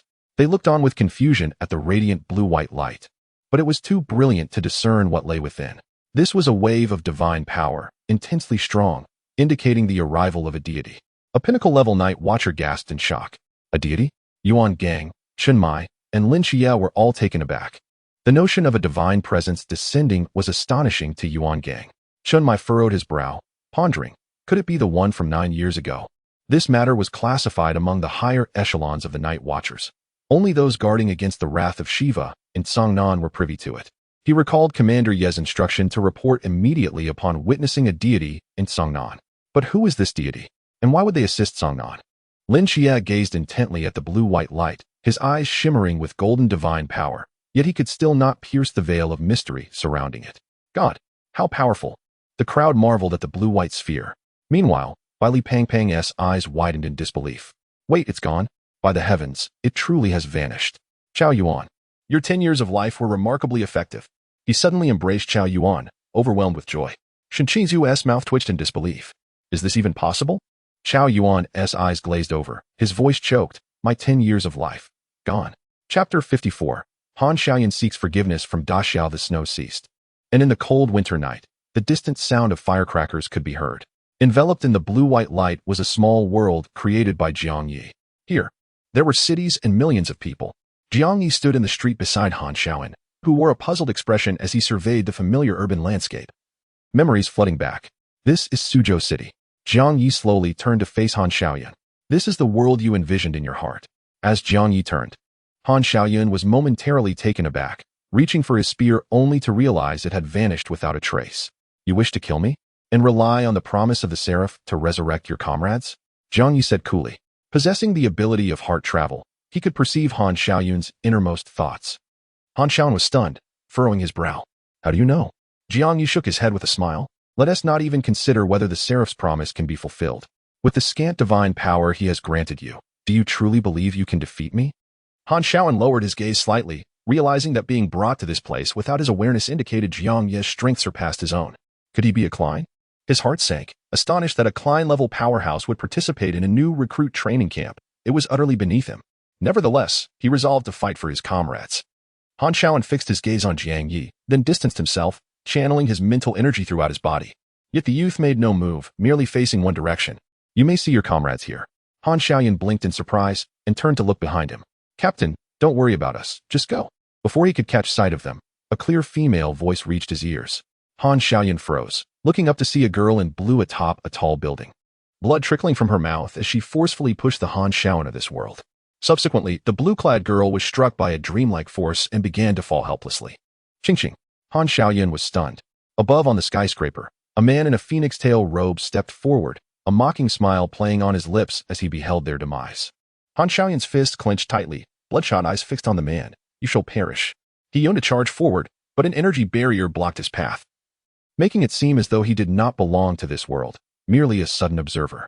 Han Xiaoyan pounded against the barrier in vain, but it proved ineffective. Jiang Ye watched without intervening, continuing to observe the scene within Han Xiaoyan's heart. Soon, the murmurs of the foe decimated the night watchers of Suzhou City, leaving only Han Xiaoyan standing. The foe slowly lifted the blue-clad girl, a playful smile gracing his lips. Your name is Han Xiaoyan, correct? Your talent is quite commendable. I offer you a chance to save this woman. Simply become my follower, and she shall live. Han Xiaoyan, kneeling atop the building, spat blood, trembling all over. Ching-ching. He gritted his teeth, tightly clutching the Night Watcher insignia. In that moment of decision, faith in the life of a crucial person weighed heavily upon Han Xiaoyan. After a lengthy silence, he bitterly smiled. If I cannot even protect my comrades, my beloved, how can I safeguard millions? After a self-deprecating chuckle, Han Xiaoyan bowed his head before the foe. Just as he did, the entire world vanished, plunging into darkness, leaving only Jiang Ye and the true Han Xiaoyan in existence. At that moment, Han Xiaoyan was in tears, kneeling on the ground, repeatedly apologizing. Jiang Ye approached him slowly. Your comrade's soul has already dissipated. Even a miracle from the seraph cannot revive her. Han Xiaoyan, perhaps understanding, let out a self-mocking laugh. He simply could not let go. As long as there was a glimmer of hope, those in despair were willing to believe. However, Jiang Ye's tone shifted. I can save that blue-clad girl. Upon hearing the words, Han Xiaoyan's body trembled violently, and he looked up at Jiang Ye. His eyes dimmed once again as he inquired, what are your conditions? Why should I trust you? It matters not if you trust me or not. I shall inform you that I will safeguard the soul of that young girl until he uses a miracle to restart the world, Jiang Ye replied calmly. The he in question was, of course, Lin Qiye. Jiang Ye crouched down, patting Han Xiaoyan on the shoulder. I have already severed your soul contract. Live well, and perhaps you will meet her again in the future. Han Xiaoyan's expression changed in shock as he introspected and confirmed that the contract binding him had indeed vanished. This was certainly not a feat achievable by Klein. Who exactly was he? Even among the elite of humanity, no one had mentioned such a figure. Could he be a deity? Han Xiaoyan gazed at Jiang Ye in astonishment. Are you a deity of the Great Xia? Jiang Ye pondered briefly before responding. I am a person of the Great Xia. Understanding dawned on Han Xiaoyan, and he slowly nodded in agreement. Very well, I shall wait. Furthermore, I apologize for bringing shame upon the Great Xia. He stood and offered his apologies. Jiang Ye smiled, repent sincerely. As he spoke, the ground began to tremble, and the space around them started to collapse. Han Xiaoyan glanced around, but when he turned back, Jiang Ye had already vanished. At that moment, he was utterly convinced that Jiang Ye was indeed a deity. Having appeared to rescue him and now departing, he likely wished to keep his identity concealed. As the space dissolved, the sensation of weightlessness enveloped Han Xiaoyan, causing him to feel as though he had plunged into the depths of the ocean. Yet this time, the surface was no longer shrouded in darkness. A beam of sunlight pierced through. Look, the blue and white light is fading. Outside the radiant glow, Yuan Gang and the others fixed their gazes on the dissipating orb of light, gripping their sabers tightly, bracing for what was to come. As the light gradually faded, a weathered man clad in white robes emerged into view. Han Xiaoyan. Upon recognizing his face, Yuan Gang and the members of Team 136 swiftly surrounded him. In the frigid winter air, beads of cold sweat trickled down Yuan Gang's forehead.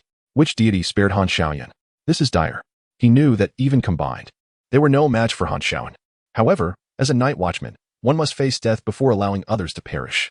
Han Xiaoyan, if you still possess a shred of conscience, cease your actions and return with me to the monastery to repent, Yuan Gang urged, observing Han Xiaoyan's demeanor. It seemed he did not genuinely wish to betray the night watchman but was merely acting under duress. Yet, Han Xiaoyan stood there in a daze, gazing up at the night sky, tears streaming down his cheeks. Seeing his silence, Yuan Gang's heart sank. This scene made the distant Bai Li Pang Pang and others tense up as well. So impressive upon arrival, yet now, nothing.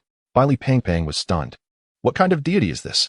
Chao Yuan and Shen Qizhu bore grave expressions. With Han Xiaoyan unscathed, it signified that they were doomed, and the entire Cangnan would face annihilation. Suddenly, Bai Li Pang Pang knelt down again, clasping his hands in prayer. Heavenly deities, let Han Xiaoyan accept his punishment willingly, and spare us from further calamity. I am willing to exchange Shen Qingzhu's 10 years of life. Shen Qingzhu. The two looked at Bai Li Pang Pang as if he were a fool. Damn it, I bang. Suddenly, the sound of knees hitting the ground echoed from the battlefield.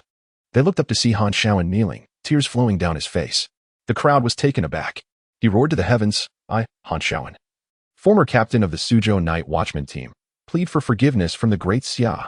Chapter 55, The Life Sacrifice of the Oracle Wow. Shen Qingzhu was left dumbfounded, turning vacantly to Bai Li Pang Pang, who was still kneeling. Not again. This time it's my life. Bai Li Pang Pang, witnessing Han Xiaoyan's willingness to accept punishment, was filled with astonishment. I can't believe it. My mouth has truly opened a path to fortune. He joyfully stood up, shaking his beer belly and patting Shen Qizhu and Chao Yuan on the shoulders. Oh, it's nothing. Just 10 years of life. Losing 10 years isn't a big deal.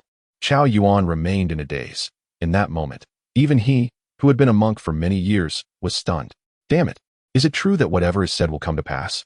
However, Shen Qingzhu was less forgiving, grabbing Bai Li Pang Pang by the collar. Who the hell told you to exchange my life? Don't you have any of your own? Bai Li Pang Pang raised his hands defensively. Bro, look at how many lives I just saved. 10 years of your life is nothing. You, Shun Qingzhu shoved Bai Li Pangpang away, casting a glance at the people below. Sighing. Indeed, saving so many lives was worth a decade of his own. Damn it, you all must remember, I exchanged 10 years of life for you. Meanwhile, on the battlefield below, Team 136 and the 3C realm members were all stunned. Pleading for forgiveness? This isn't a fight.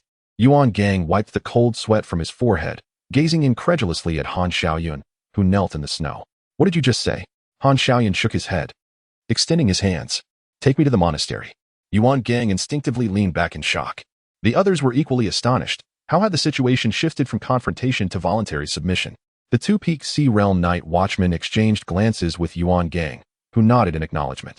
They understood and produced handcuffs crafted from the materials of the town ruins monument, fastening them onto Han Xiaoyun's wrists. They grasped his arms and lifted him up. Instructor Yuan, we will return to report now. Yuan Gang, awakening from his stupor, stood at attention and saluted. The two returned the gesture and led Han Xiaoyun away. Han Xiaoyun gazed up at the now brightening sky. Qing, I await your return. In this manner, Han Xiaoyun was taken away so easily. Team 136 remained in a daze. Chun Mai cleared his throat awkwardly, feeling that his earlier passionate words were premature. Lin Qiye looked equally bewildered. Had the blue and white orb of light truly compelled Han Xiaoyun to accept his punishment? Wait, Jiang Ye hasn't been found yet. Captain, you are all here. Just then, Jiang Ye suddenly emerged from the alley, panting heavily. Upon hearing his voice, everyone turned around. Lin Qiye rushed over, gripping his shoulder and scanning him for injuries. You weren't hurt? Jiang Ye replied dryly. Shouldn't I be injured? No. The serpent woman had set up a serpent eye elsewhere and just teleported me. I ran all the way here and am utterly exhausted. Upon hearing this, Lin Qiye understood. Indeed, the serpent woman's serpent eye had teleportation capabilities, so Jiang Ye's words were likely true. Is it all over here? Jiang Ye changed the subject. Yes, you weren't here. So you missed what just transpired, Lin Qiye replied with a smile, teasingly. All right. Chun Mai and the members of Team 136 approached. As long as you're fine. Today is the first day of the new year. I will make dumplings for you. Hooray. Captain, I want a double portion. Hong Ying exclaimed joyfully. After surviving a great calamity, everyone wore smiles of relief. Yuan Gang observed Team 130 SIX's laughter and joy, nodding with a smile. In his line of sight, Chin Mai stepped out from the group and approached Yuan Gang. After the two exchanged nods, they walked a distance away from the others. Han Xiaoyun's voluntary surrender surely indicated the involvement of a certain deity. It can now be confirmed that this divine presence harbors no malice. Yet one must remain vigilant and observe it. He refuses to reveal his true form. Thus, it is best not to seek him out intentionally. As provoking a deity would not bode well for Songnan, Yuan Gang said solemnly. Chin Mai nodded, acknowledging that the immense divine power displayed moments ago suggested that Songnan could be obliterated with the slightest pressure. Understood. I will trouble Instructor Yuan to report to the higher-ups of the Night Watch, he replied. Yuan Gang chuckled. It's a trivial matter. By the way, let us share a meal of dumplings before we part ways. Chin Mai suggested, how about we eat together? Yuan Gang paused and waved his hand. No, I shan't compete with the children for food. I must take my leave. With a wave, he left Chun Mai with a sense of solitude. As Chun Mai watched Yuan Gang gradually disappear from view, he reflected on the significance of family reunions for the Night Watch. Perhaps it is their greatest desire. Brother Jiang Ye, Qi, we have arrived. I want dumplings too. At that moment, Bai Li Pangpang rushed over, pulling along Chao Yuan and Shin Qingzhu.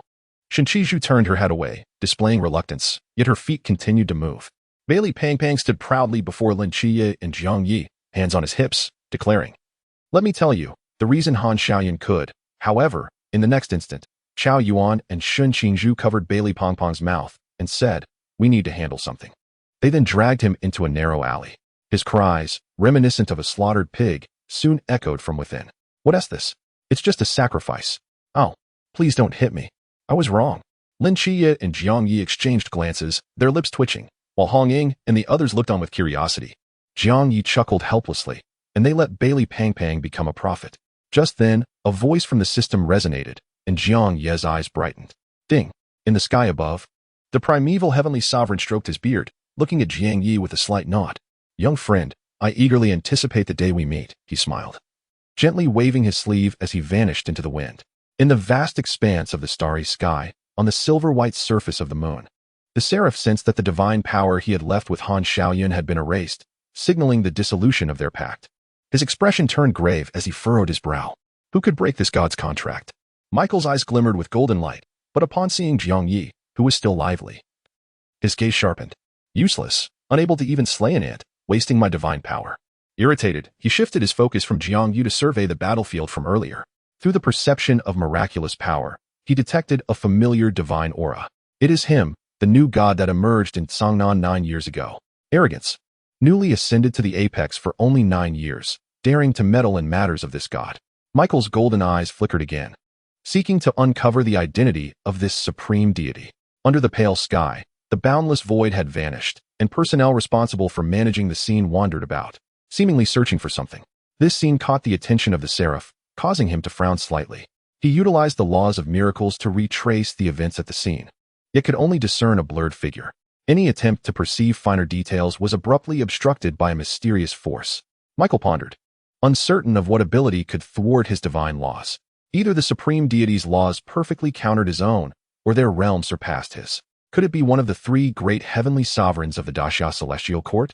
He speculated, recalling his previous encounters with Ling Baotianzun, whose power he did not wish to contemplate. The seraph flicked his hand, returning to the lunar surface.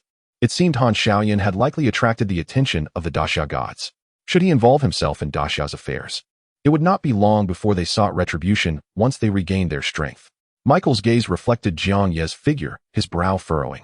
An ant, let you dance a little longer. He swirled golden light in his palm, employing the laws of miracles to calculate the future. In half a year, Songnan would vanish, heralding a great calamity, seemingly over a contested item. Michael's eyes narrowed, then he chuckled. It appears my intervention is unnecessary. Ant, this is your fate. When Songnan disappears in half a year, external deities will invade Daxia, targeting Songnan. Jiang Ye would also be involved, though Michael could not foresee the final outcome. A mere mortal and amidst this divine conflict would be as fragile as a mayfly, utterly vulnerable. A smirk graced Michael's lips, knowing that Jiang Ye, this blasphemous ant, would soon meet his demise. Out of my generosity, I shall allow you to live for another 6 months. The seraph turned away, his 6 wings facing earth, exuding an air of arrogance. In Daxia, Songnan City, at the dimly lit exit of a sewer, a frail figure slowly emerged, white light illuminating the delicate face of a youth. And Xingyu adjusted his glasses, gazing at the sky shrouded in clouds, sunlight filtering through. Alas, I have played the fool this time, truly meddling in affairs that do not concern me. The mice he had released had already witnessed Jiang Ye using the death command to slay the followers and swiftly eliminate the agent of Medusa, the serpent woman. He leaned against a pillar, hands in his pockets, pondering with a flicker of excitement in his eyes. If only I could dissect him. Meanwhile, on a street in Songnan, a delivery worker clad in a yellow vest and a helmet adorned with 2 ears sped down the road. Finding a god without an agent is truly challenging. Lu Wuwei lamented, feeling vexed at the disappearance of his target. The moment the divine power of Songnan surged, he sensed the familiar aura from 9 years ago. Yet it vanished as swiftly as it had appeared. He did, however, catch sight of the malevolent goddess Medusa, who initially appeared far away from Songnan before vanishing altogether. Uncertain of what had transpired, Lu Wuwei shook his head. As a spatial rift appeared before his electric scooter, he drove into it, disappearing from the street. Yet, the bustling crowd around remained utterly oblivious. In the training camp, Yuan Gang returned early, intending to report the situation to his superiors. As he entered the office corridor, Instructors Hong and Gu happened upon him. Chief Instructor, they greeted with a military salute. Yuan Gang nodded, exchanging no further pleasantries as he proceeded to his office. Instructor Gu, taken aback, inquired, what has gotten into old Yuan? He seems in quite a hurry. Instructor Hong chuckled, you theoretical masters were not involved in the cleansing of Songnan, so you might be unaware. A significant event transpired last night. Instructor Gu's curiosity piqued. What do you mean? Last night, after I finished clearing the remnants of the ancient god church ahead of schedule, I rushed over to assist old Yuan along with a few instructors. Guess what happened? Instructor Gu leaned in, all ears. Instructor Hong smiled. A deity appeared. A deity? Instructor Gu gasped, excitement evident. Could it be a Daxia deity? Instructor Hong shook his head. I cannot say for certain, but that deity seemed to be aiding the night watch of Daxia. Do you know about the former night watchman squad in Suzhou? Instructor Gu nodded, recounting how they encountered the whispers of the ancient god church and were nearly annihilated. The squad leader, Han Xiaoyan, had joined the ancient god church, becoming not only an agent of the divine but also breaking through to the boundless realm. Instructor Hong recounted slowly, just when old Yuan and the 2 Peak Sea realm night watchmen sent by the higher-ups were at their wits' end. A blue-white orb of light descended from the heavens, extinguishing Han Xiaoyun's great calamity. Can you guess what happened next? Instructor Gu, lost in thought, pondered how Han Xiaoyan, as a divine agent who had also reached the boundless realm, was already quite remarkable. But a descent from the heavens, was this a scene from a movie? Nevertheless, he curiously replied, I guess Han Xiaoyan died afterward? Instructor Hong raised a finger in a gesture, declaring that he was unscathed. Instructor Gu exclaimed, cut the nonsense. Instructor Hong chuckled, how unrefined. Well, afterward, Han Xiaoyan voluntarily surrendered. That's it.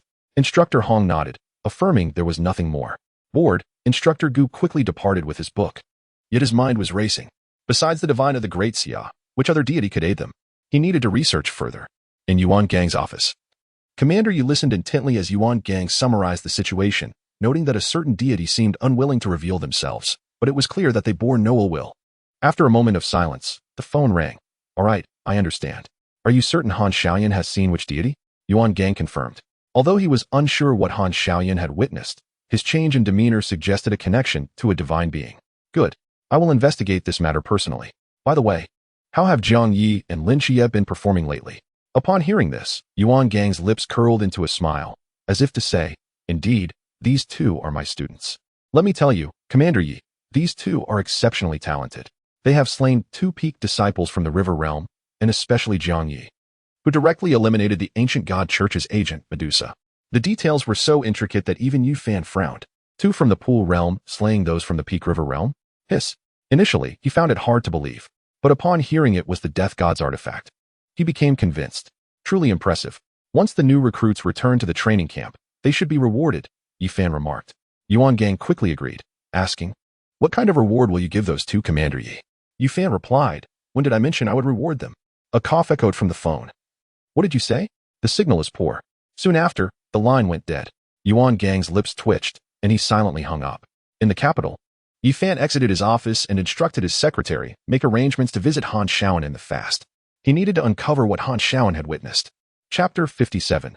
The Whispers in the Vast Ocean. A circular prison resembling an iron cage stood firm upon the waves. A warplane descended upon the fasting site, and as the cabin opened, Yu Fan slowly emerged. As the warden of the fasting site, Master Chen naturally came forth to greet him. The two entered a carriage like brothers, where Master Chen skillfully prepared a pot of tea, pouring a cup for Yu Fan. Yu Fan lifted it, blowing on the steam before taking a sip and nodding. By the way, what did Han Xiaoyan disclose?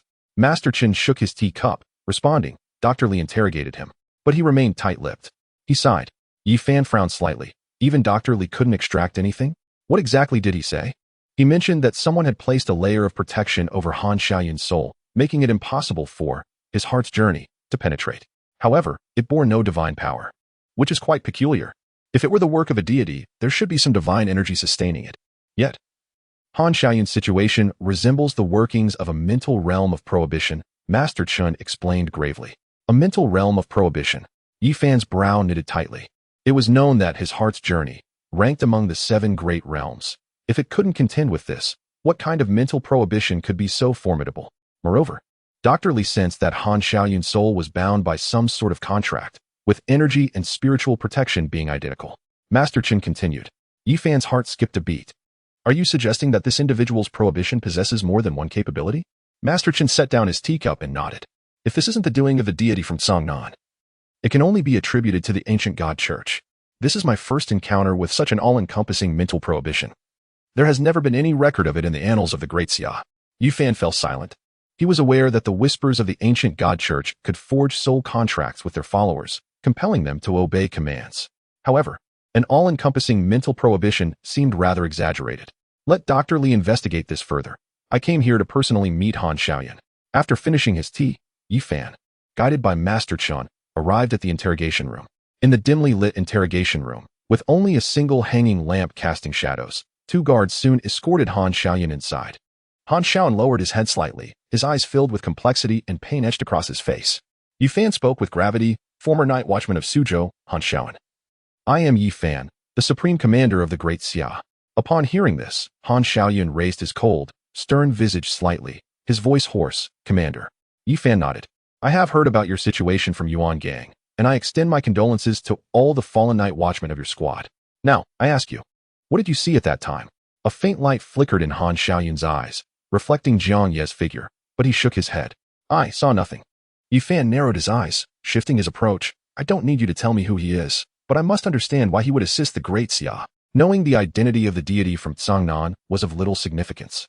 His primary concern was whether this would pose a danger to the great Xia, or if the deity's assistance came with undisclosed intentions. Han Xiaoyan appeared momentarily stunned, contemplating. The dim interrogation room fell into silence, with only the sound of breathing echoing. After a long pause, Han Xiaoyan opened his mouth, hesitantly uttering a few words. He is of the great Xia. At this, Yi Fan's eyes brightened slightly, but when he looked at Han Xiaoyan again, he had already lowered his head, falling silent. Yi Fan smiled, rising to pat Han Xiaoyan on the shoulder. Live well. If the opportunity arises, I will grant you a chance for redemption. Han Xiaoyan did not respond, and Yi Fan did not press further, exiting the interrogation room. At the ancient god church. Within the cathedral, the whispers slowly opened their eyes, revealing a glint of menace. All dead? The heavy tone caused a sinking feeling among the congregation in the grand hall. The sixth seat spoke up. Yes, Lord Whispers. What about the snake woman? She is also dead. Bang. A terrifying pressure emanated from the whispers, distorting their features. The followers knelt on one knee in the hall, trembling. The whisper's chest heaved violently, unable to fathom that sending Han Xiaoyan, who had reached the boundless realm, would result in not only the loss of a majority of their followers, but also the death of a divine agent. This was a devastating blow to the ancient god church. Most critically, Jiang Ye and Lin Qiye had emerged unscathed. A bunch of useless fools. The whispers clenched the armrests of the throne, cursing. Lord Whispers, Han Xiaoyan is not dead, the second seat interjected. In a moment of confusion, he wondered where others had gone. Had they surrendered? The fire within him, which had almost extinguished, was suddenly reignited. Yet, reason ultimately triumphed over fury. Han Xiaoyan, bound by a soul contract, could never capitulate. What was truly happening? He inquired. My lord, it is as follows. The second seat recounted the emergence of deities in Cangnan. The more he listened, the more tightly his brows furrowed. If a deity was indeed involved, it would not be impossible to disrupt his soul contract. This meant that Han Xiaoyan had escaped his control. Thus, plans concerning the church would need to be reorganized, particularly the schemes surrounding the fasting institution. Wu Tongxian must die. Second seat, sixth seat, find a way to connect with the followers of the fasting institution. They must not disclose our plans to Han Xiaoyan. If they have already done so, eliminate them. Understood, the second and sixth seats replied, rising from the throne. He ghosted out of the church and descended into a hidden chamber beneath it. With a clang, the stone door creaked open, revealing the room's furnishings, which appeared rather cozy. He chuckled softly, admiring the flowers and warm-toned decorations. On a crystal bed to the right, a woman clad in patterned azure lay still, possessing a beauty that could make fish sink and geese alight. She seemed to be in a deep slumber. As he approached, gazing down at her, he thought, since Han Xiaoyan has betrayed me, you shall take the place of the 13th seat among the believers. He pondered the scene that would unfold when she eventually encountered Han Xiaoyan. The anticipation was palpable. He extended his hand, reaching for the woman's head to establish a soul contract. His mental energy began to seep into her mind, delving deeper into the recesses of her soul. However, before he could penetrate her consciousness, an opposing force thwarted him. What was happening? He intensified his mental input, only to have his energy absorbed and rebound, injuring his spirit. Blood escaped his lips as his expression shifted between anger and despair. Who was responsible? Could it be the deity that erased Han Xiaoyan's soul contract? Was it possible to act from such a distance? Wiping the blood from his mouth, he fixed a cold gaze upon the azure-clad woman. If he could not control her, then he would eliminate her. A dagger swiftly formed in his hand, suspended in the air, poised to strike. Clang. Upon contact with her skin, the dagger rebounded as if striking a solid metal, repelled forcefully. In response, a blue and white radiance erupted from the woman. In a moment of astonishment, the luminous energy obliterated this fragment of his being. The hidden chamber fell into silence. Chapter 58, The Pet Ding. You have slain the agent of Medusa, disrupting the plans of the malevolent deity Medusa, affecting the subsequent operations of the Nightfall team in dealing with the Belcrand incident in Suzhou. You have rescued Han Xiaoyan from imprisonment at the fasting institution, which may influence the forthcoming disappearance of Cangnan and Lin Qiye's escape plan from there. You have safeguarded Han Xiaoyan's beloved, thus giving rise to a new subplot. You have gained modification points. The current modification points have reached 500,000. Unlocking the divine skill. Word is law. You have triggered a random reward. Pet contract package. 80,000 modification points. This was the most significant accumulation yet. Jiang Ye, tidying up the room, couldn't help but smile. He had noticed a pattern. The more he influenced the main character Lin Qiye's storyline, the greater the modification points he accrued. This meant altering the main plot. Jiang Ye nodded thoughtfully, realizing that Han Xiaoyan's subplot had only yielded 2,000 modification points, leaving him somewhat disappointed. With 70,000 points still needed to acquire the divine skill, word is law, he hoped to achieve that before the divine war in Songnan commenced. Curious about the random reward, he pondered the pet contract package.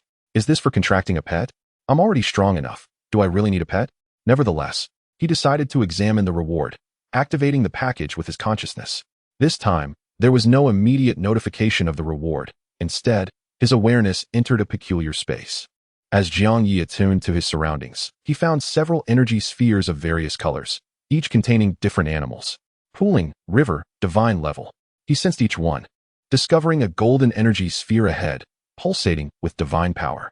Wow, this random package can even contract divine-level pets. Impressive. Jiang Ye floated towards the golden sphere, touching it, only to find a formidable sealing force obstructing him. Such a minor divine seal, blocking the supreme deity? He shook his head, placing his hand on the energy sphere, tightening his grip. Instantly, the sealing power crumbled into fragments.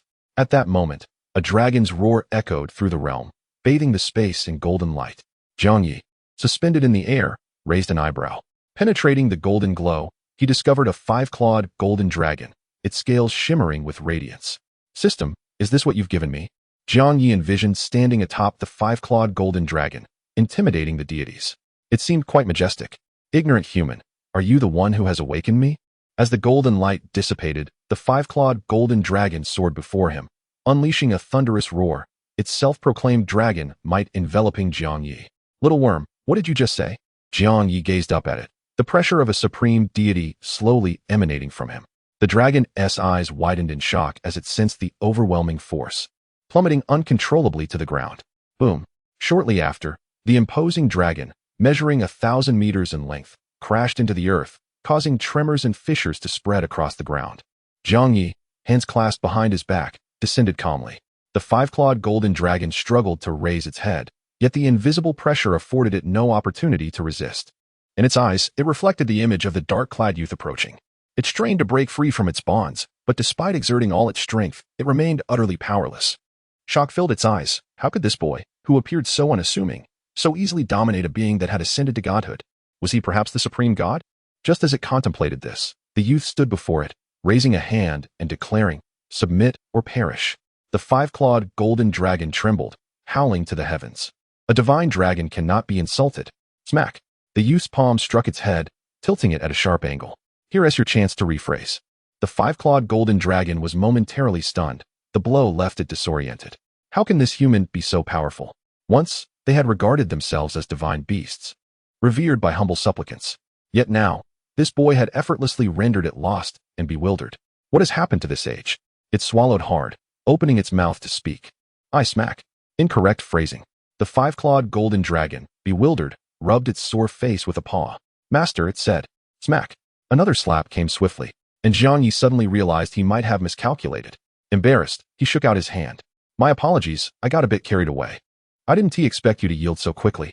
The 5-clawed golden dragon. It buried its head, afraid to lift it again, seemingly terrified that Jiang Ye might inadvertently strike it once more. Jiang Ye cleared his throat a couple of times and inquired, Do you have a name? You may call me Divine Dragon. Slap. Just call me Little Gold. After receiving another slap, the 5-clawed golden dragon buried its head even lower, tears welling in its dragon eyes. After countless millennia, it faced the humiliation of being subdued by a human, leaving its pride severely wounded. Little Gold? That name is rather simple. Jiang Ye nodded, a soul contract embedding itself within the dragon's head. The 5-clawed golden dragon offered no resistance, and the soul contract was completed in an instant. Following the completion of the contract, a progress bar appeared on the dragon's head. Devouring progress. 0, reach 100 to upgrade to the Supreme God. Devouring mysteries, deities, and other energy entities can increase progress. Devour and evolve into a dragon. Jiang Ye nodded in satisfaction. If it could ascend to the Supreme Golden Dragon, it would be truly formidable. Fortunately, it would not be long before the resentment of Shiva leaked, and the South Sea Divine War would commence. At that time, he would have this little gold dragon devour a few outer gods. Jiang Ye stroked the Soul Keeper ring on his left middle finger and patted Little Gold's head. Come in. The Soul Keeper ring could store living beings, and the dragon's massive form transformed into a golden streak of light, entering the ring. Subsequently, with a thought, His consciousness vanished into that realm. Having a divine pet is quite advantageous. As Jiang Ye's consciousness returned to his body, he touched the ring on his hand, a satisfied smile gracing his lips. However, he still needed to continue earning modified value and elevate to the celestial sovereign realm. He could simply nurture this golden dragon. Knock, knock, knock. At that moment, a sound of knocking echoed, and Jiang Ye opened the door. Jiang Ye, let's go to the office for dumplings. Lin Qiye grasped his arm. Jiang Ye responded with a couple of O's, gathered his belongings from the room, and left the inn with Bali Fatty and the others. Hey, Jiang Ye, let me carry that. It's a trivial matter. Bali Fatty snatched the backpack from Jiang Ye's back and slung it over himself. Then, with one arm draped over Chao Yuan's back and the other on Jiang Ye's shoulder, he exclaimed, Brothers, come, let's take a group photo. A golden bird flew out of his spatial pocket, clutching a camera as it soared before the five of them. Lin Qiye smiled at Jiang Ye, resting his right hand on his shoulder and flashing a victorious peace sign. Meanwhile, Shen Qingzhu appeared somewhat reluctant, though his arm was already draped over Chao Yuan's shoulder. 3, 2, 1. The golden bird began the countdown. Just before pressing the shutter, a white mouse with eyes gleaming pink appeared before the five. Click. Chapter 59. Awarding medals on the third day of the new year at the training camp in the training ground. The new recruits, having concluded their holiday, stood in neat military formation. Unlike usual, the instructors on stage wore uniforms adorned with dazzling medals. Yuan Gang stood tall, puffing out his chest. The medals glimmered brightly in the morning sun. Today, we shall bestow medals of honor upon the new recruits who made outstanding contributions during this holiday. The Night Watchman medals of the Great Xia are categorized into Starfire, Starlight, Starry Sky, and Star Sea, from lowest to highest, with Star Sea being the pinnacle. Generally, only those who have eradicated significant threats have the opportunity to receive such honors, with fewer than 10 individuals in the entire Great Xia possessing medals of this level. As he spoke, admiration shone in the eyes of the new recruits, who seemed eager to attain such glory. Yuan Gang continued, before joining the Night Watchman. Jiang Ye and Lin Qiye collaborated to eliminate the Nandu snake demon. Additionally, with Lin Qiye's assistance in thwarting Han Shaoan, Jiang Ye killed the agent of the ancient god church, Medusa, and several of her followers. As a reward, both shall receive the Starry Sky medal. Please come up to receive it. Instantly, countless gazes from the new recruits turned to Jiang Ye and Lin Qiye. After exchanging nods, the two walked up to the stage with smiles on their faces. The awarding of medals ignited a frenzy below. Wow, they quietly accomplished something monumental, especially Jiang Ye, who single-handedly killed the agent of the ancient god church. This guy's power is terrifying. It makes our gap seem immense. Forget about feeling inferior. These are seeds destined to become gods in the future. What do you have to compare? Damn, being among these geniuses, the hope of my entire village, can no longer hope for anything. It's so cruel. Listening to the envy and jealousy of the surrounding new recruits, Bali Fatty exclaimed in disbelief. He knew that Lin Qiye had fought hard against Han Shaoyan with Team 136 and Instructor Yuan, but he hadn't anticipated that Jiang Ye had accomplished something so significant. He had directly eliminated an agent of the ancient god church. Wow, impressive. Chao Yuan, why don't you choose someone else to fawn over? Jiang Ye is clearly more capable of handling you, Bali Fatty remarked. Chao Yuan shook his head, clasped his hands together, and declared, as a monk, I do not indulge in such flattery. Soon, amidst the admiring gazes of the crowd, Jiang Ye and Lin Qiye descended from the stage. Bali Fatty gave a thumbs up, awesome. Shen Qingzhu, when Han Shaoyan was about to unleash great wind disaster upon the South Sea, you intervened in time. Therefore, you are awarded the Starlight Medal. At this moment, Yuan Gang's voice resounded once again. Bali Fatty's attention was immediately drawn. Shen Qingzhu appeared bewildered. Only the surrounding gang members, such as Deng Wei and Li Liang, were praising Shen Ji's prowess. Shen Qingzhu, still in a daze, walked up to the stage, where Yuan Gang hung the Starlight Medal around his neck, smiling as he patted his shoulder. But wait, I'm a divine-level seer and don't even have one. How does that guy have it? Bali Fatty felt a twinge of jealousy. Jiang Ye and Lin Qiye earned their medals through merit, which was entirely deserved. However, Shen Qingzhu seemed to have relied purely on luck. Speaking of luck, my sacrifice of lifespan to save the South Sea by Li Tuming. Sacrificing a teammate's lifespan to summon a deity for assistance, you are awarded the Starfire Medal, Yuan Gang announced with a peculiar tone. He then turned to glare at the instructor writing the list, clearly conveying his discontent. What the hell is this contribution? The instructor awkwardly raised his hands, appearing innocent. Damn, it's real. I've made it. Jiang Ye, Qiye, Chao Yuan, Shen Ge. Did you hear? I've made it. Bali Fatty exclaimed proudly, scampering up to the stage. Chao Yuan shook his head helplessly, It seemed he was even more thrilled about receiving a Starfire medal than those who earned the Starry Sky medal. He glanced at Jiang Ye and Lin Qiye, who merely smiled in response, while Lin Qiye shrugged in resignation. Shen Qingzhu let out a sigh, recalling the 10 years of his lifespan. On stage, Li Fadi stood upright, his prominent beer belly particularly noticeable, his eyes glimmering with anticipation as he gazed at Yuan Gang, who held the Starfire medal. Below, the new recruits fell into silence.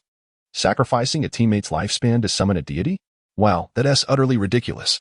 The first 3 recipients of the medals had said nothing. This chubby guy seemed to have purely relied on luck. Yet, inside, Li Fadi felt as sweet as if smeared with honey. Yuan Gang took a deep breath, closed his eyes briefly, and approached Li Fadi. Hesitantly, he slowly hung the Starfire medal around his chest, hardly wanting to say anything more, and simply sent him off. Li Fadi stood tall, puffing out his chest with pride as he returned to the ranks. Even after the dismissal, he would eagerly tell anyone, "Hey, how did you know I received a medal? You possess remarkable insight, a Rolex, perhaps?" This afternoon, we delve into the theoretical course on forbidden markets, where the training for the latter half of the year encompasses not only physical conditioning, but also practical application and theoretical subjects. At this moment, Instructor Gu is diligently explaining concepts on the blackboard, while some trainees occasionally drift into distraction. Shen Qizhu, the drowsy Shen Qizhu, roused by the call, stood up, looking listlessly at Instructor Gu. "Tell me, what is the mental fortitude I just discussed?" "I don't know," Shen Qizhu replied. Instructor Gu's lips twitched, then run 20 laps. With a spark of energy, Shen Qizhu dashed out of the classroom. Instructor Gu then tapped the desk, attempting to invigorate the new recruits. Meanwhile, Jiang Ye and Lin Qiye sat side by side against the wall. Even if Jiang Ye were to doze off, Instructor Gu would have little to say. Yet Lin Qiye's mind was preoccupied with questions about Merlin. Despite the time that had elapsed, Merlin's healing progress remained at 0, causing Lin Qiye to grow increasingly anxious. He turned to the quietly seated Jiang Ye, nudging him with his elbow. "Jiang Ye, I have a question for you." Jiang Ye paused, seemingly recalling something, attempting to deter Lin Qiye's inquiry, but realized it was too late. "Do you believe this world is real?" Jiang Ye sighed, contemplating for a moment before responding. "It is real." Lin Qiye pressed further. "What evidence do you have to assert that this world is genuine? Could it not be a creation of higher dimensional beings?" "Stop," Jiang Ye interjected. "Since it is my belief, the reality of this world is determined by me." Lin Qiye was taken aback, pondering this notion, before his eyes brightened. Lin Qiye." Before he could continue, Instructor Gu's voice interrupted. "You stand up and answer Shen Qingzhu's question." "Oh, mental fortitude is," Jiang Ye began, chuckling and shaking his head. At that moment, a notification chimed. "Ding. You have answered Merlin's query for Lin Qiye, enabling him to draw upon Merlin's divine abilities. Reward, 5,000 modified value points. Current modified value points. Reach 500,000 to obtain the divine skill. Words manifest reality." Chapter 60. Has the mental control device malfunctioned? Huh? Is that even possible? Jiang Ye was momentarily stunned upon hearing the system's voice, and after a brief contemplation, he comprehended the implications. In essence, accelerating the main storyline could also yield modified value points. Originally, Lin Qiye would have had to wait for Instructor Gu to become unhinged and treat him before answering Merlin's question. Now, having spoken up, he had expedited the process. If accelerating Lin Qiye's growth could also yield modified value points, that would be advantageous. Soon, the planned evaluation for new recruits would commence, and Lin Qiye had drawn the summoning magic of Merlin. If he could acquire a few more corpses, it would hasten his progress, thus generating more modified value points. Jiang Ye turned to Lin Qiye, who was standing to answer the question, resting his chin on his hand with a smirk. Just as Lin Qiye finished responding, he caught a glimpse of Jiang Ye's smile and turned to face him. "Why do you look at me as if I were your wife?" "Jiang Ye, you are quite starved for attention." As the day's training concluded, Jiang Ye, Lin Qiye, and Li Pang returned to their dormitory. "Aren't you going to shower?" Jiang Ye inquired, observing Li Pang lounging on his bed, still clad in his military uniform adorned with the Starfire medal. "Higi," Li Pang sat up, grinning. "I'm a bit excited on my first day. I need to snap a photo to show my dad." He released a golden bird from his spatial pocket, causing a series of clicking sounds and flashes to fill the dormitory. Jiang Ye's lips twitched, but recalling Li Pang's past as a substitute, he felt a sense of understanding. Everyone requires acknowledgement at times. He had once been no different. As night deepened, moonlight streamed through the window. Jiang Ye lay with his hands behind his head, the moonlight illuminating his dark satin hair. In that moment, he sensed that what was to come would not be far off. The next day, the sun rose high. Once again, they were awakened early to stand in military posture for 2 hours, though thankfully, the heat was not as oppressive as in summer. Following the posture drill, Yuan Gang slowly ascended the platform, flanked by 2 instructors carrying large cardboard boxes. Many new recruits were curious about the contents within. However, Jiang Ye knew well. These were controllers, colloquially known as performance apparatuses. A faint smile crept across his face. He anticipated a spectacle. "What is that?" Li Pang asked aloud. Yuan Gang picked up a device resembling a watch from one of the boxes and explained to the recruits, "This is known as a mental precision controller. You will wear these until the end of the training camp. It will help you refine your control over mental fortitude. Everyone is to come up and collect one." He wore a smile that seemed to harbor hidden intentions. Lin Qiye frowned slightly, sensing something peculiar about Instructor Yuan's demeanor. Subsequently, the recruits approached to collect their controllers. Chao Yuan took his, fastening it to his wrist, and instantly felt a surge of energy coursing through his muscles. He involuntarily performed a backflip in the air. Lin Qiye and Li Pang exclaimed in surprise. Once he regained his balance, Chao Yuan hurriedly channeled his mental energy into the controller to dispel the strange sensation. Noticing their gazes, he cleared his throat. "You'll all experience the same thing. Don't look at me. Aha. As long as you can't do it." "That is fine. Look at me," Li Pang chimed in as he put on the controller, only to have his mouth snap shut, his body going rigid. He then executed a backflip, twisting and turning midair, creating a series of beautiful arcs. "What the hell is happening? Jiang Ye, save me." Li Pang's cries echoed. Jiang Ye struggled to contain his laughter as the surrounding recruits erupted in a chorus of giggles, performing various antics. Witnessing such a scene was a stark contrast to reading about it in novels. The instructors on stage watched with amusement, shaking their heads. "This year's recruits are certainly more prone to flipping than in previous years," one remarked. "Those with extreme potential are managing quite well. They've only flipped once. It's normal. Historically, no recruit has managed to avoid flipping entirely without preparation. Haha." Lin Qiye, observing this spectacle, glanced down at the controller in his hand. After a moment's deliberation, he chose not to wear it immediately and instead looked to Jiang Ye. "You go first." Jiang Ye hesitated for a moment before strapping it on, channeling his mental energy into the device. However, the needle on the controller began to spin erratically as if disturbed, and then, boom, the device exploded into fragments. Lin Qiye's eyes widened in disbelief. "It exploded? What is happening?" The loud explosion caught the attention of the instructors, who had been enjoying the show. When they saw Jiang Ye's controller had shattered, their smiles faltered, replaced by expressions of confusion. The device exploded? How is that possible? In all the years of training, such an incident had never occurred. Yuan Gang narrowed his eyes and approached Jiang Ye. "What happened to your device?" Jiang Ye shrugged helplessly. "Perhaps it's a defective product." Yuan Gang replied. "A defective product reaching the training camp? That would be quite a rarity." He turned to Instructor Hong. "Bring me another controller." Yuan Gang remained skeptical. Before long, a control watch was personally placed on Jiang Ye's wrist. Boom. Before it could be properly donned, the watch exploded, narrowly missing Yuan Gang's face with its shards. Yuan Gang and the cadre of instructors gasped, utterly bewildered by the unfolding events. Ultimately, Instructor Gu approached and remarked, "The explosion of the control watch can only indicate one possibility. Jiang Ye possesses an immense mental power that the device could not withstand." Immense mental power? The instructors recalled the source of power bestowed upon Jiang Ye by the Reaper. Yuan Gang coughed a couple of times, initially hoping to see the lad embarrass himself, only to find him exuding an air of superiority instead. "In that case, Jiang Ye, you need not wear it," he concluded. Jiang Ye nodded in agreement, acknowledging the statement. Observing this, Lin Qiye, undeterred, strapped the control watch on his own wrist. Without any preparation, a surge of electricity coursed through his muscles, causing his body to uncontrollably perform a front flip before the astonished instructors. The instructors nodded in approval. Lin Qiye, however, was left speechless. Afterward, the instructors dismissed the new recruits for their meals. Once he regained control, Lin Qiye walked side by side with Jiang Ye towards the dining hall. He could not help but inquire, "How did you make that watch explode?" Jiang Ye pondered briefly, speculating, "Perhaps the watch sensed my terrifying strength." Lin Qiye was left momentarily speechless. Upon reaching the dining hall, Li Pang eagerly watched Jiang Ye and Lin Qiye. After a moment of contemplation, Jiang Ye picked up a piece of meat from his bowl and fed it to Li Pang.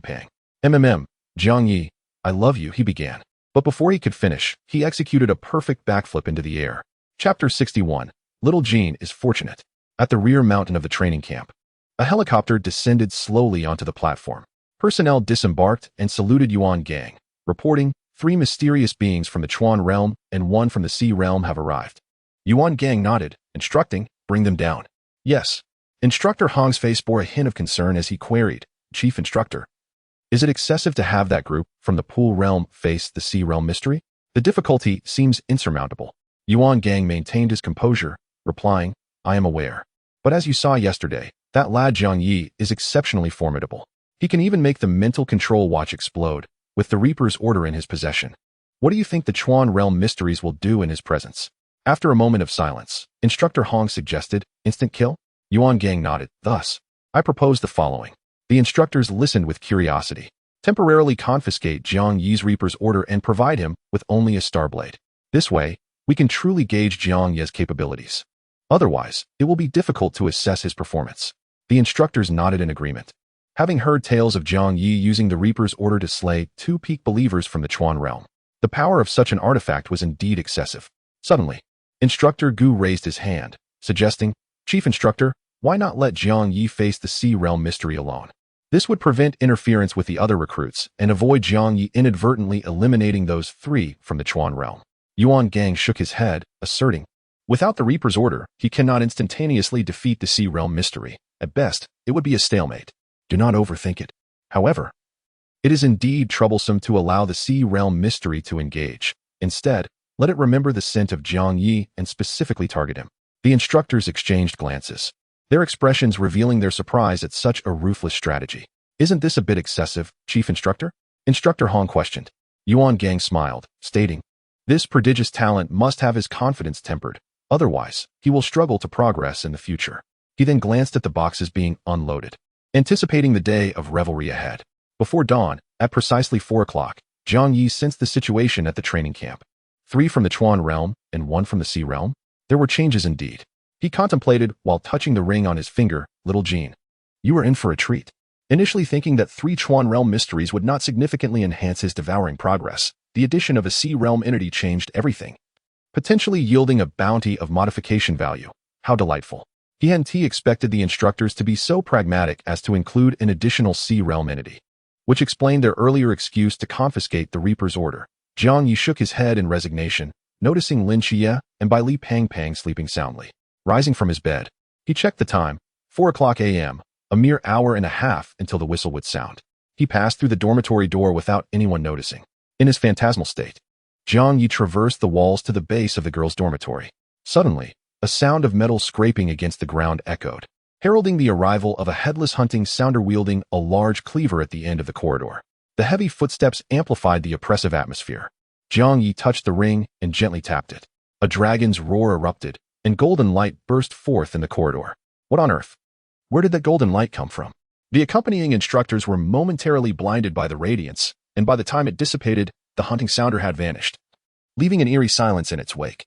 At that moment, the magical cube began to shift spaces, causing the dormitory environment to become chaotic. The instructor scratched his head, bewildered. What was that golden light?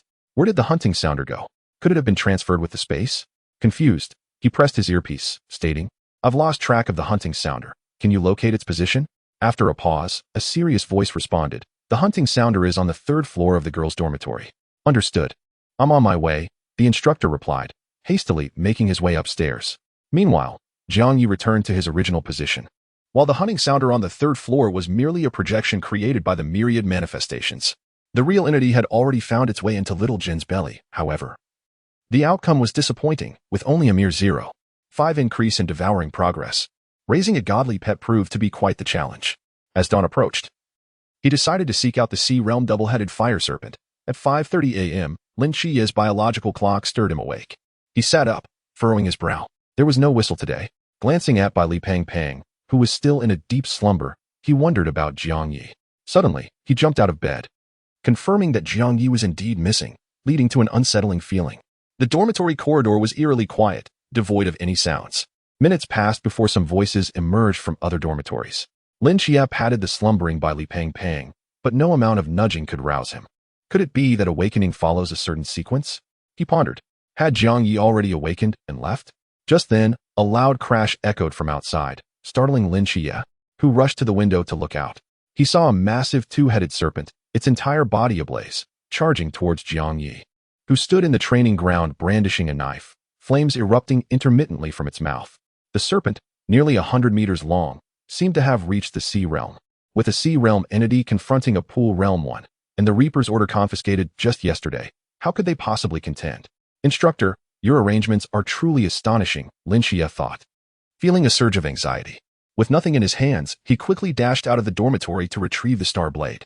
Meanwhile, Jiang Ye stood in the training ground, frowning as he faced the approaching double-headed fire serpent. The instructors should not have allowed such a high level of aggression. Had this serpent been targeting him from the very beginning? Sensing the instructors watching him through the surveillance monitors, Jiang Ye allowed a faint smile to grace his lips. In the monitoring room, Yuan Gang held Jiang Ye's score sheet, marking a -2 next to his strategy. Witnessing Hai Jing's twin-headed fire serpent approach without retreating was a display of utter folly. The other instructors shared his disappointment. Although Jiang Ye's strength surpassed Lin Qiye's significantly, he lacked in analysis and situational awareness. Instructor Hong shook his head, asserting that in such a disparity of power, confronting it head-on was the most ill-advised choice. Instructor Gu scrutinized Jiang Ye on the screen, perplexed as he faced the oncoming twin-headed fire serpent without flinching. Could he possibly possess the strength to defeat it? The instructors exchanged incredulous glances, quickly dismissing the notion. How could that be? It was already impressive for a lower tier to contend with a mid-tier, let alone surpass 2 levels. Suddenly, a sharp sound reverberated from the screen, followed by a blinding flash of white light enveloping the battle scene. The unfolding combat became obscured, leaving only the echoes of a blade sheathing and a heavy thud as something colossal struck the ground. The instructors gasped, and as the dazzling light dissipated, Jiang Ye emerged, dragging the lifeless body of the twin-headed serpent toward an area out of the camera's view. Passing by the surveillance, he bowed and expressed his gratitude. Yuan Gang's score sheet slipped from his grasp, landing on the floor. Chapter 62, Dividing Spoils. The instructors in the monitoring room stared wide-eyed at the screen, their expressions blank. What had just transpired? How did the twin-headed fire serpent fall so swiftly? Instructor Hong's lips trembled. Could it be that he had been defeated in an instant? The surrounding instructors reacted with disbelief, utterly astonished. What was this? A lower tier defeating a mid-tier so effortlessly? Surely, they jested. Instructor Gu stated solemnly, given the current circumstances. It appears he has indeed achieved a swift victory. We have gravely underestimated Jiang Ye, who is fused with the essence of the god of death, for him. This performance is but child's play. The instructors fell into a daze, grappling with the revelation of such a prodigy. Finally, Instructor Han confessed. I now understand why you once knelt. The surrounding praise jolted Yuan Gang from his stupor. He picked up Jiang Ye's score sheet, amending the -2 to a 2. Historically, new recruits began with a perfect score of 100, with instructors determining deductions during training assessments. Instances of adding points had never occurred. Yuan Gang's action left the onlooking instructors agape. Commander, isn't the perfect score 100? Why add 2 points? They queried. Indeed, there has never been a case of bonus points in history. Realizing the implications of his gesture, Yuan Gang faltered. Jiang Ye had not lost a single point in previous assessments. Awarding him extra points would indeed surpass the maximum score. Initially, he had intended to alleviate the awkwardness, but now he found himself in a more precarious situation. Clearing his throat, Yuan Gang asserted, is Jiang Ye's performance not worthy of extra points? Could you have faced a mid-tier when you were still at lower tier? His words struck hard against the hearts of many instructors. Damn, that was too harsh, they thought. Even as a mid-tier, Yuan Gang would require considerable effort to tackle the twin-headed fire serpent, let alone a new recruit. This realization left the lower-tier instructors feeling inadequate, their spirits crushed in comparison to Jiang Ye's prowess. In an instant, the instructors' fragile egos shattered, and dissent regarding the added points ceased. Indeed, Jiang Ye's talent shone too brightly. Fused with the essence of the god of death, he was undoubtedly a seed of divinity for the future of Daxia. For ordinary individuals, this revelation was utterly staggering. Others might observe from afar, while they could scarcely partake in the aftermath. Instructor Hong clutched his chest, feigning injury. Are we to allow Jiang Ye to continue participating in the exercise? If he dispatches all the mid-tiers, how will the other recruits showcase their abilities? Yuan Gang nodded in agreement, turning his gaze back to the screen. Where has he gone? He wondered, searching through all the footage from the training camp. Jiang Ye's figure had vanished, and memories of his earlier bow of gratitude flooded Yuan Gang's mind. Could it be that this boy intended to hoard the mid-tier's corpse? Yuan Gang's eyes widened in realization, and he turned to the observing instructors, who, too, had been lost in thought and had not kept a close watch on the monitor. We must pull up the replay immediately. The footage revealed Jiang Ye dragging the twin-headed fire serpent's carcass toward a blind spot in the surveillance.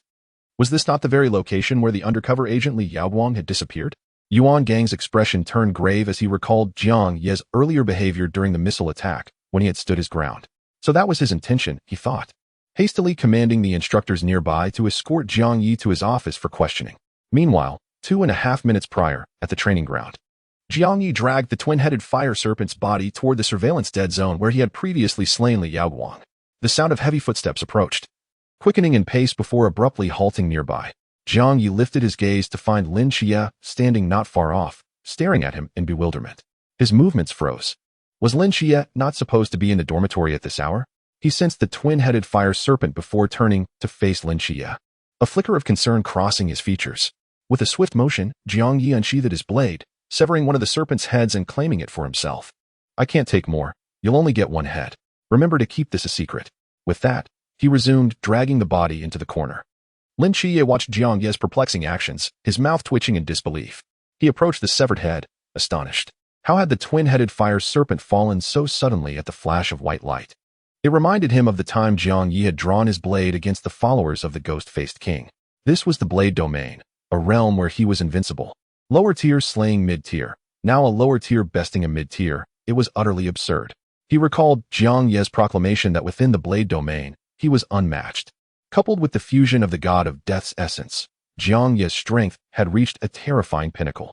Even without the death command, he stood as an invincible figure. Lin Qiye, deeply shaken, re-evaluated Jiang Ye's capabilities. Even with the spirit of the goddess of night aiding him, he had barely attained mid-tier status. Did this mean Jiang Ye could defeat him in an instant? He rubbed his forehead, relieved that he and Jiang Ye were not adversaries. Then, glancing at the serpent's severed head on the ground, a smile broke across his face. The corpse of a mid-tier would serve as excellent material for summoning magic, allowing him to call forth a mid-tier creature to assist him in battle. Furthermore, with the likelihood of additional mid-tier creatures present, if he could utilize their remains, his overall strength would surely see a substantial increase. Lin Qiye grasped the oversized serpent's head, surveying it carefully before stealthily dragging it toward Jiang Ye's direction, anxious that an instructor might appear and seize the corpse. Yet, just as he maneuvered between the walls of the surveillance dead zone, he spotted Jiang Ye emerging empty-handed. "Where is the body?" he inquired. Jiang Ye furrowed his brow and shook his head, saying, "A corpse? What corpse? I haven't taken any corpse." Lin Qiye glanced around, astonished to find that the 100-meter-long serpent had vanished into thin air. Could it be that Jiang Ye's death god essence needed to absorb some mysterious power? He looked at the serpent's head in his hand and sighed softly. Not wanting to pry further, he decided against asking any more questions. The two exchanged a knowing smile. Once Jiang Ye had dealt with the serpent's head, they nodded at each other and walked side by side out of the narrow passage. "Stay right there. You too." Just as they emerged, two instructors rushed over. The pair stood still, bewildered. One instructor approached with a serious expression, asking, "Where is the corpse of the two-headed fire serpent?" Jiang Ye was taken aback and turned to Lin Qiye, inquiring, "What is that? Did you see anything?" Lin Qiye shook his head sincerely. "I didn't see anything." Chapter 63. Higher than full marks?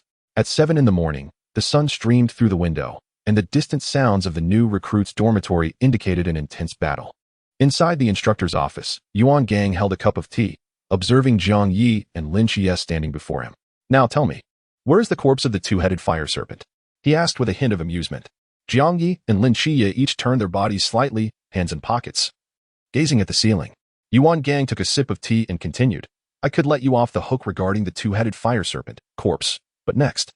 Yuan Gang looked at Jiang Ye, setting down his teacup. "Jiang Ye, you need not participate in this exercise." Jiang Ye was startled. "Not participate? Then how will I?" "Ding.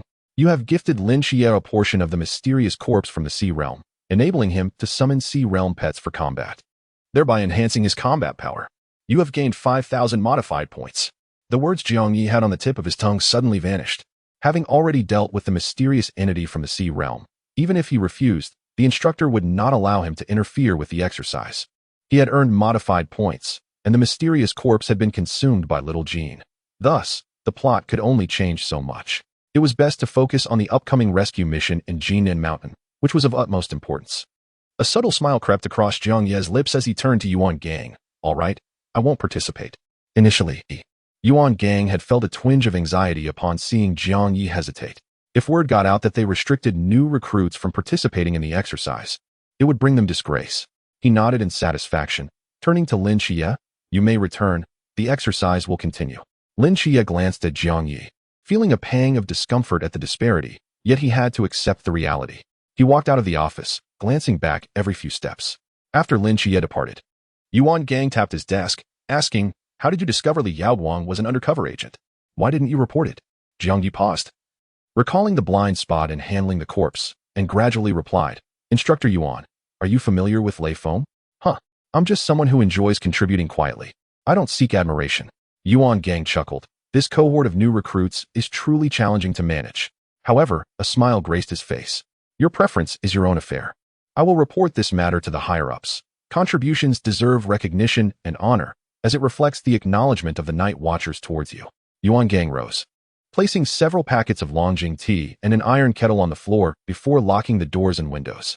"All right, stay here and enjoy your tea. And don't cause any trouble," he said, his eyes narrowing slightly. Seeing this familiar scene, Jiang Ye couldn't help but twitch his lips. Yuan Gang left with a smile, returning to the monitoring room. "So, have you found out where they hid the corpse?" he inquired of Instructor Hong. The latter shook his head, looking quite astonished. "The training camp has been thoroughly searched, yet nothing was found. I suspect Jiang Ye and Lin Qiye might have a similar spatial ability as that fat guy." Yuan Gang frowned, realizing that these two had hidden themselves quite well. He pondered what they could possibly want with the mysterious corpse. However, remembering how Jiang Ye had swiftly eliminated the undercover agent in the training camp, saving everyone's lives, he slowly said, "Forget it. No need to search any longer. Consider it their reward." Instructor Hong nodded slightly, then pulled out Jiang Ye's evaluation form. "Commander, are you sure you want to give Jiang Ye this score? This has never happened in the history of Night Watcher training."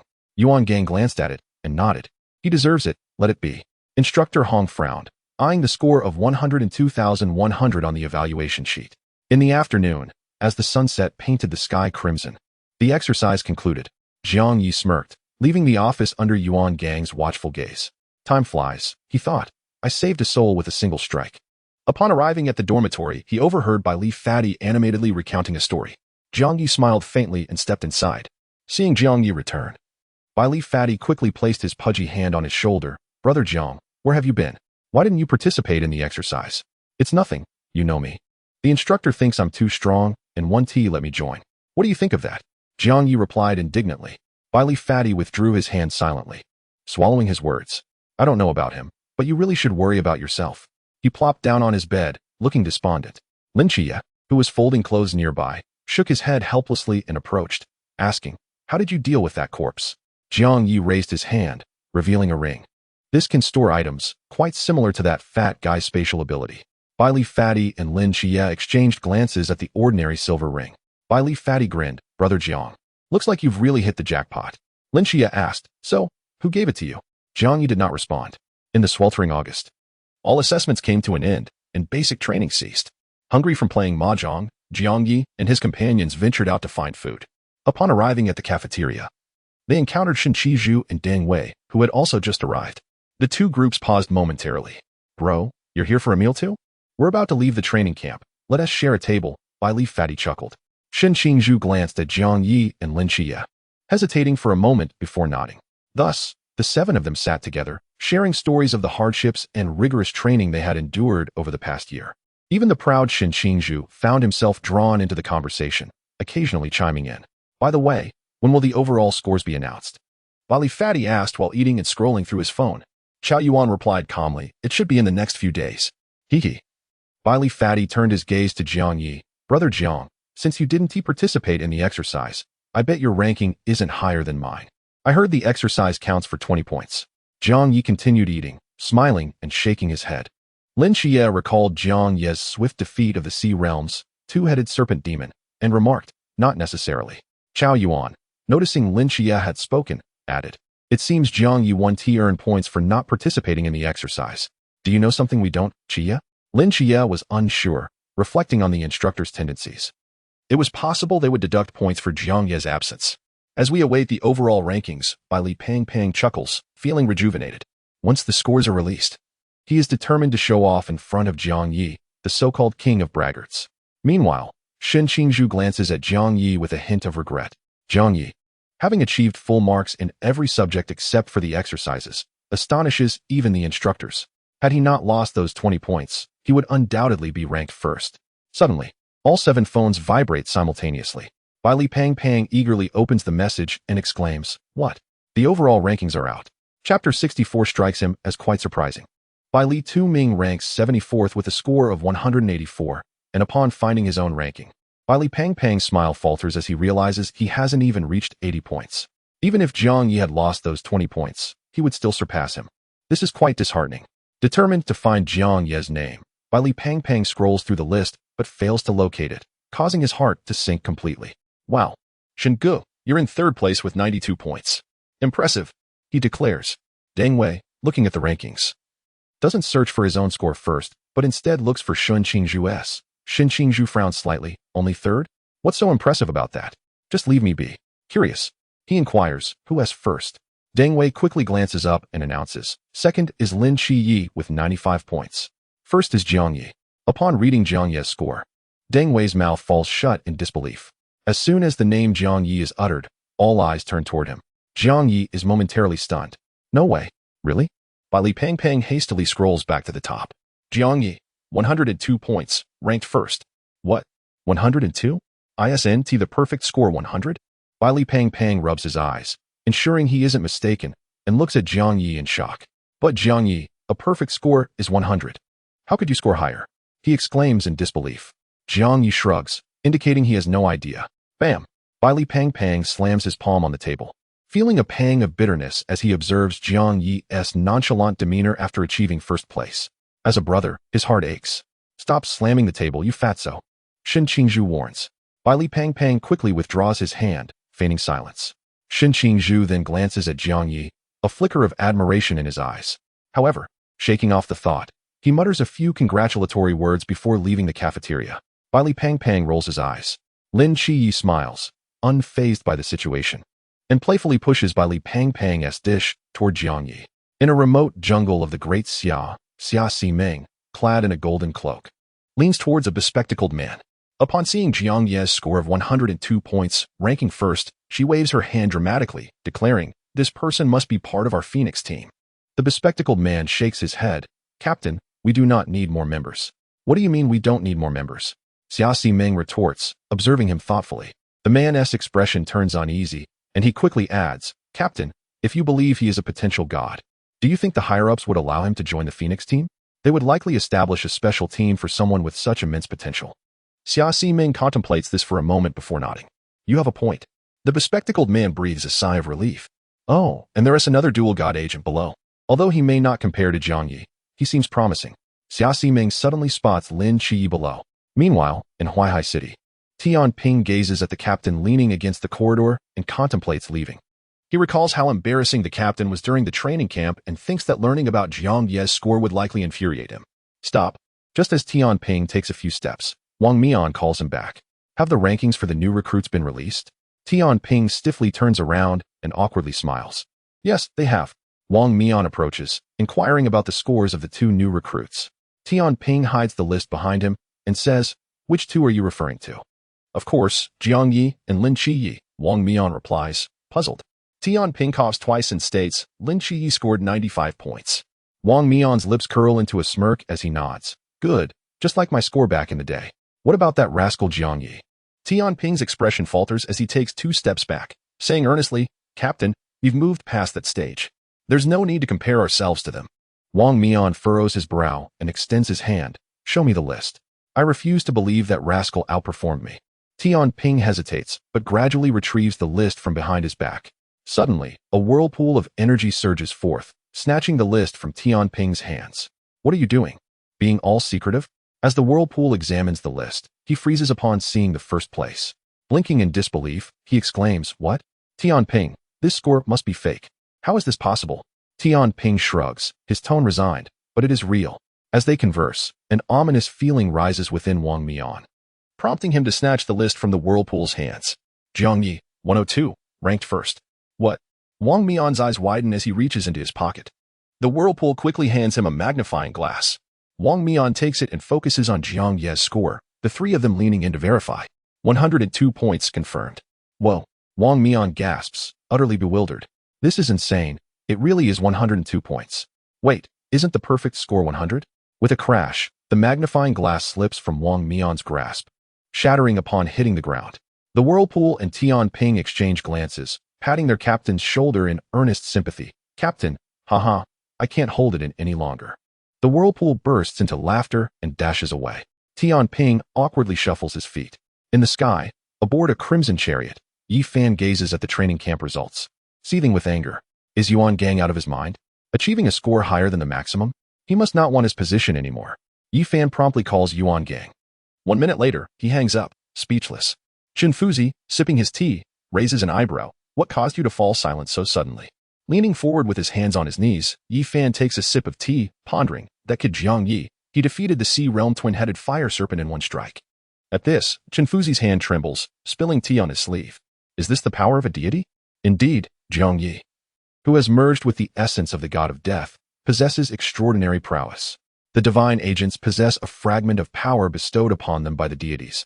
While the manifestation of the divine origin within the realm of gods is what one truly refers to as the domain of divinity, Shen Fuzi exclaimed in astonishment, setting down his teacup, and inquired, to what fate do you intend to assign Jiang Ye? Yi Fan fell into contemplation. It was imperative that Lin Qiye remained in Songnan. However, would Jiang Ye, who had shared a gaze with the seraph, be adversely affected if he were to depart from Songnan? In truth, this question had preoccupied him ever since he learned that Jiang Ye had survived the calamity of Songnan a decade ago. Yi Fan furrowed his brow.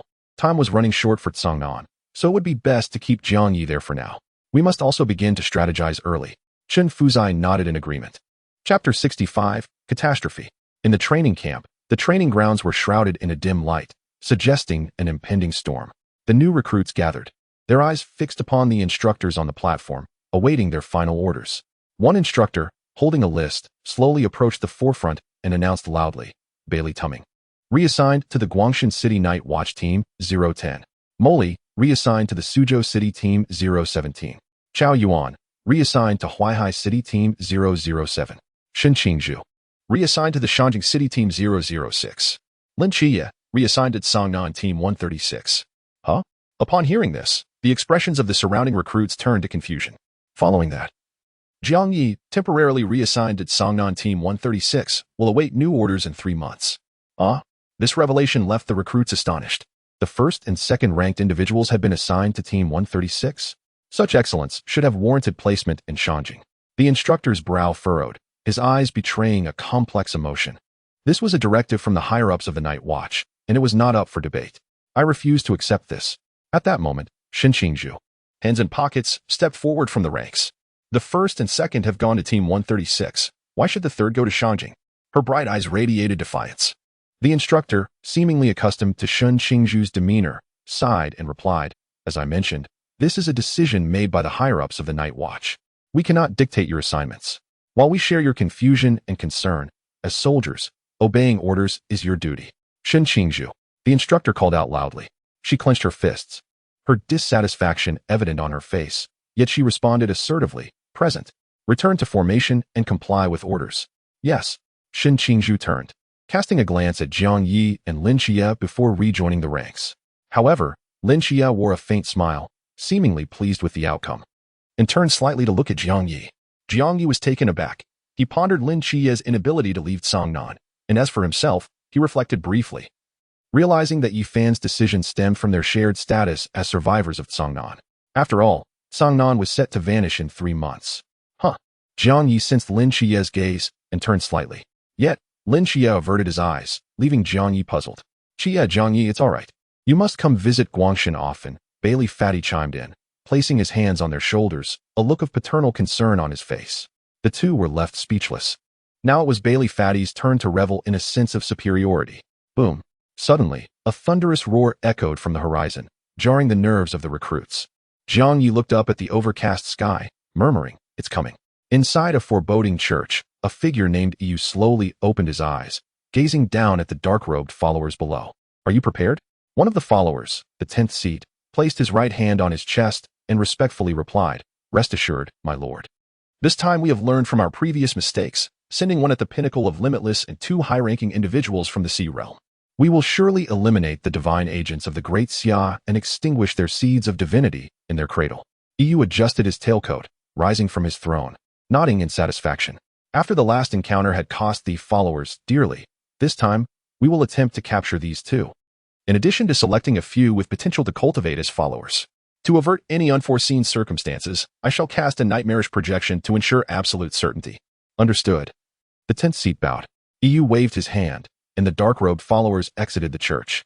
His eyes turned icy as he regarded the secret chamber where Han Xiaoyun was kept.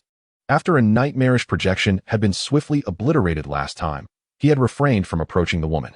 The ability to annihilate one of his nightmarish projections instantaneously, while remaining completely unaware, suggested that a certain deity of the great Xia had ascended to the rank of a true god. And as for Medusa, Yu shook his head, sensing that this plan might not unfold favorably. However, the deity of the great Xia rarely revealed themselves and seemed reluctant to expose their true form, implying that they could not act without some form of restriction. Thus, the choice to strike at the periphery of Cangnan, at Jinan Mountain, was made. Without divine protection, a group of recruits at the Pool Realm, coupled with instructors of no higher rank than the Sea Realm. How amusing. EU narrowed his eyes, preparing to welcome your demise. The sky was overcast, and torrential rain battered the earth. Inside the dormitory, Jiang Ye extended his perception, instantly enveloping the edges of Cangnan's Jinan Mountain. The limitless realm? He shook his head slightly, walking slowly to the windowsill, listening to the sound of rain pattering against his raincoat. Click. Chia, Jiang Ye, I just went downstairs. And the ground was shaking. Surely nothing disastrous is occurring? The drenched Bailey Fatty entered through the door. Lin Qiye glanced over. With his formidable perception, he had sensed it too, but the specifics eluded him. Just then, an all-too-familiar assembly call resounded throughout the training camp.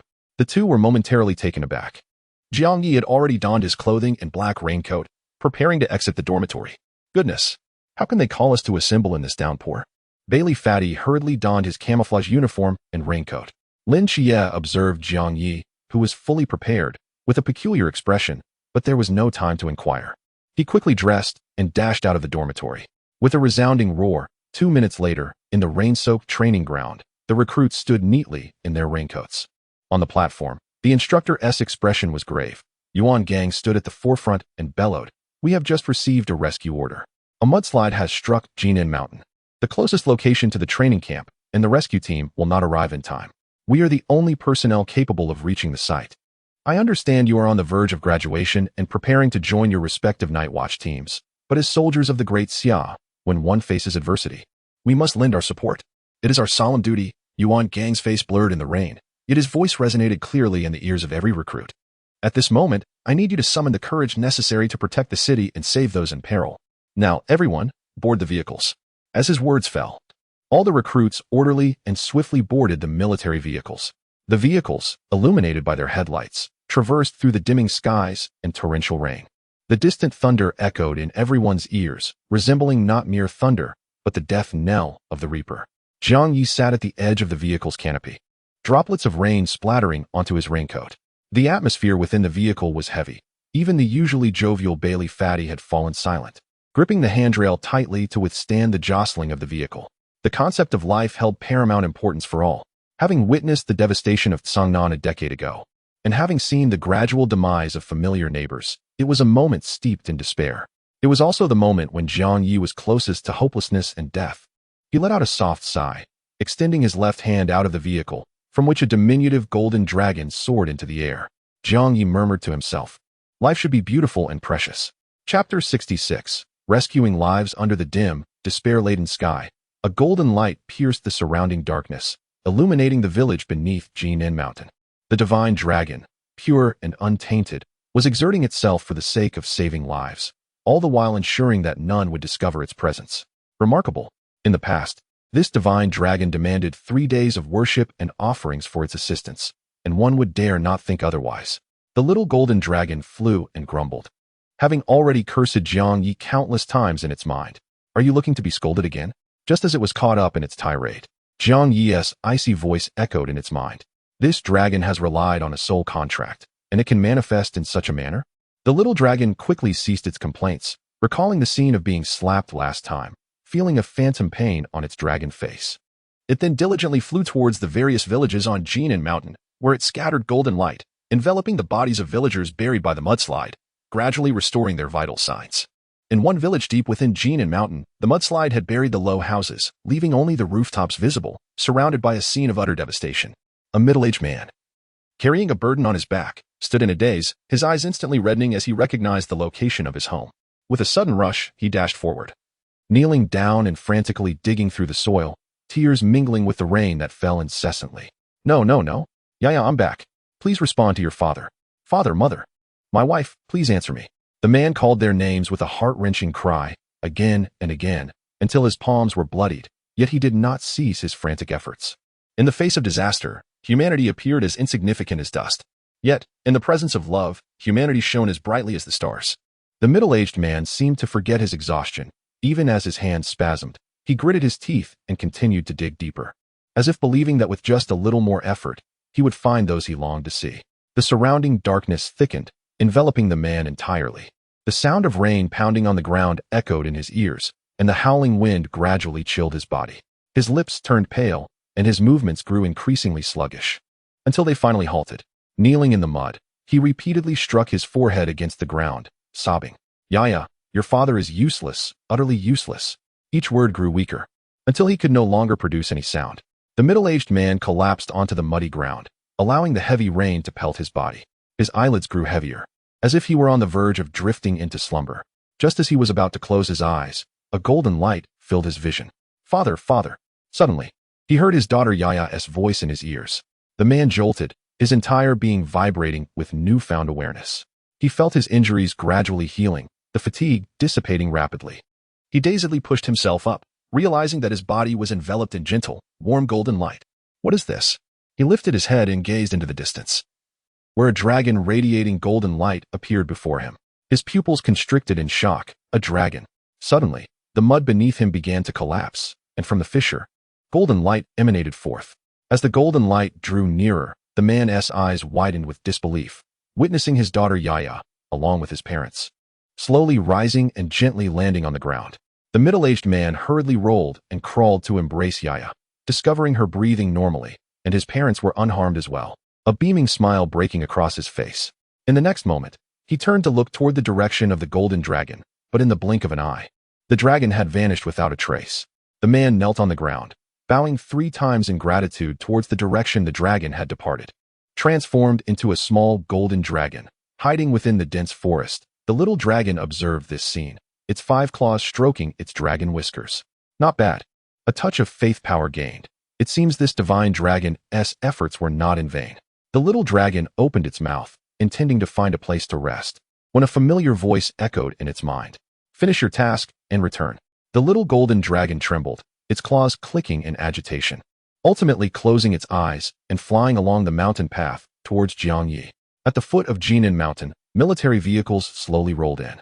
Jiang Ye, Lin Qiye, and Li Pangpang disembarked, standing orderly before the instructor alongside other new recruits. Jiang Ye stretched out his left hand, retracting the little golden dragon he had released. Huh? How did the absorption progress reach 5? Jiang Ye raised an eyebrow. Last time, the Sound Hunter, in the Chuan region, and the 2-headed fire serpent, in the Sea region, had only increased it to 2. How did it jump by 3 this time?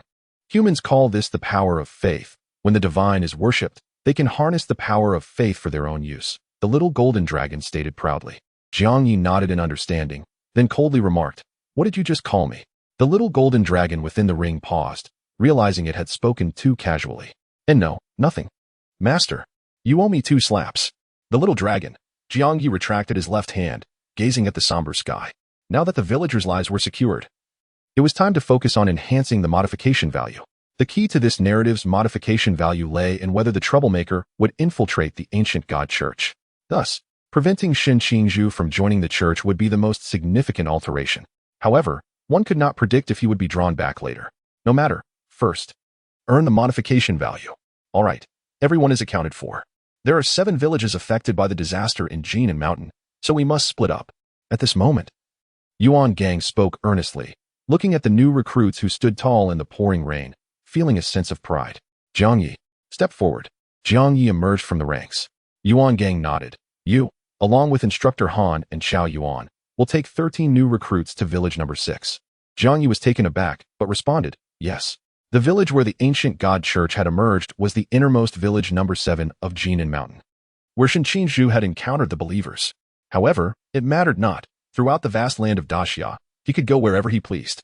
Once Yuan Gang finished assigning tasks, he continued. Lin Qiye, Li Pangpang, Shen Qingzhu, Molly, along with Instructor Hong, We'll head to the deepest village number 7. He then proceeded to assign the rest of the rescue personnel.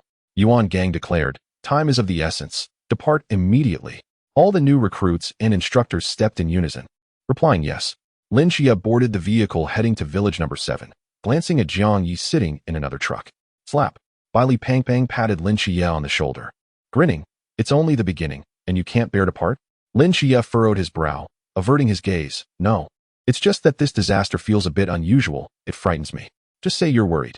You're such a tough nut. Li Pangpang laughed. Then turned to the red-haired Molly beside him, thumping his chest. Just wait and see my performance. Lin Qiye fell silent, choosing not to continue the conversation. Molly shot Li Pangpang a cold glare before turning her head away. Meanwhile, Jiang Ye sat beside Chao Yuan, sensing a familiar aura approaching Yuan Gang's tent. A smile crept across his face. Murmurs, you have arrived. Chapter 67. Whispers must enter my illusion, then satisfy him. Within the tent, Yuan Gang gazed into the depths of Jinan Mountain, where the deep and endless ranges loomed, shrouded by thick clouds as twilight approached. The ascent would only grow more arduous, presenting a formidable challenge for them. It remained uncertain whether this group of inexperienced recruits would manage. It seemed they would not. Suddenly, a voice with a Western accent pierced the air, causing Yuan Gang to furrow his brow. Before him appeared a noble gentleman clad in a tailcoat, adorned with a brooch on his chest. Whispers. Yuan Gang's expression darkened instantly. Yet, the surroundings began to fade, raindrops suspended in midair, as if in an instant. He was no longer by the tent's edge. Whispers elegantly extended a hand and remarked, it seems that Vice Captain Yuan is quite familiar with me. Yuan Gang steadied himself, replying, one of the 3 oldest gods of the ancient god church, the true nightmare, who has crafted his own followers. Whispers nodded, his eyes narrowing slightly. In that case, let us have a proper conversation. Yuan Gang lowered his brow slightly. Whisper's presence indicated that this was merely a chat without confrontation. It appeared that this calamity was orchestrated entirely by the ancient god church, intentionally luring everyone from the training camp here. Your target is Jiang Ye and Lin Qiye, isn't it? Do you truly believe you can stop me here? Whispers chuckled softly. No, I am rather confident. However, the last defeat vexed me greatly. Hence I must eliminate all possibilities. Yuan Gang, a formidable force at the Sea Realm, could elevate the power within their Night Watchman insignia to immeasurable heights if he fought desperately. As long as he could confine Yuan Gang, the rest would be inconsequential. Yuan Gang's expression grew serious as he activated the Forbidden Void, a golden shield manifesting around him. Whispers smiled. Although I am merely a projection of a nightmare, my main body is still being pursued by a medium, but dealing with you is well within my capabilities. Yuan Gang snorted coldly. Let us see then. Just as the two prepared for confrontation, the sound of footsteps reached their ears. Both Whispers and Yuan Gang turned to see a young figure gradually emerging from the darkness, his striking black satin eyes prominent. Whispers was taken aback, wondering how he managed to enter. Jiang Ye? Yuan Gang was equally puzzled. Jiang Ye sensed the two and scratched his head. Sorry to interrupt, but can I ask how to get out of here? Whispers and Yuan Gang exchanged incredulous glances. How did you get in? Weren't you at Village 6 for rescue? Yuan Gang inquired. I don't know. I just walked in while wandering. Jiang Ye responded sincerely. Yuan Gang was momentarily stunned, turning to Whispers and shaking his head. Is your nightmare really this pathetic? Whispers, visibly irritated, narrowed his eyes. I do not care how you entered. Since you are here, it is fortuitous that I can make you my follower. Join me, and I can assure you the first seat among the followers, commanding them all. Furthermore, when the ancient god descends, you shall possess unparalleled authority. What do you say? Tempting, isn't it? His eyes gleamed with excitement as he gazed at Jiang Ye, envisioning the future potential of one fused with divine essence. Jiang Ye pondered for a moment before shaking his head. Whisper's expression turned stony as Yuan Gang nodded in satisfaction, stepping forward to pat Jiang Ye on the shoulder, offering a word of encouragement before retreating behind him. Jiang Ye's mouth twitched. Wait, aren't you my instructor? What does it mean for you to hide behind me? Yet Yuan Gang maintained a resolute demeanor, stating, if I can dispatch a sea realm creature with a single stroke, your current strength, I assure you, exceeds mine. Jiang Ye, I am doing this for your own good, to gain more practical experience. Shine bright, Yuan Gang declared earnestly. Whispers found the scene amusing, bursting into laughter. Colonel Yuan, you, a sea realm entity, hiding behind a pond realm youth, truly have no shame. Yuan Gang huffed, crossing his arms. If I cannot defeat him, then what right do you have to challenge me? He shot Whispers a look, turning away dismissively. Jiang Ye interjected, all right. You can boast about that. Whispers, infuriated, exhaled sharply. Very well, a seed for divinity. I shall see what a pond realm can accomplish. Do not forget, this is my domain. Allow me to unveil the nightmares that dwell deep within you. Releasing his mental energy, Whispers initiated a transformation of the nightmare scene, sending waves of soul attacks into Jiang Ye's mind. Jiang Ye raised an eyebrow at Whisper's words, recalling the last time someone wished to see his nightmares. The fox demon had ended up, since he wished to see, then behold. He opened his mind, allowing Whisper's soul attacks to penetrate effortlessly, perceiving them as mere tickles. At that moment, Whispers easily infiltrated Jiang Ye's mental realm, a smirk forming on his lips. A pond realm, truly weak. The instant his soul attack entered Jiang Ye's mental world, his eyes widened in astonishment. What is this? Before him stretched a cosmos filled with twinkling stars, and behind him loomed a mist-shrouded earth. Is this his nightmare? Why is it above the starry sky? There is not a hint of distorted humanity, nor scenes of death or calamity. How utterly mundane. He chuckled dismissively. Mortal, do you understand the consequences of deceiving a deity? Yet just then, a voice resonated, shaking the very essence of his soul from behind. Whispers shuddered, slowly turning around, his pupils constricting in horror. Before him stood 6 wings aglow with divine light, one hand clasping a scepter, the other extending a colossal palm. Those golden eyes filled him with dread. He never anticipated that within Jiang Ye's mental realm lay the presence of the seraphim, Michael. Before Whispers could utter the full name, the terrifying divine power instantaneously obliterated him. Without a sound, the projection of Whispers within the nightmare dissipated like fireworks, bursting into violet sparkles, vanishing within his domain. The surrounding raindrops resumed their descent, the sounds of wind and rain filtering into Yuan Gang and Jiang Ye's ears. Jiang Ye chuckled. Truly, I couldn't resist my curiosity. Behind him, Yuan Gang's hand trembled, his eyes widening. What? It ended like this? I thought we were in for an epic battle. One of the 3 ancient gods of the ancient god church. And this is all there is? How utterly disgraceful. Indeed, it was lacking in grandeur. Chapter 68. The Divine Dragon Manifesting. Beneath the darkened heavens, a series of footsteps echoed through the tranquil night. Whispers, now slightly tattered in his tailcoat, bore a grim expression. How could that young one's mental realm harbor the existence of a seraph?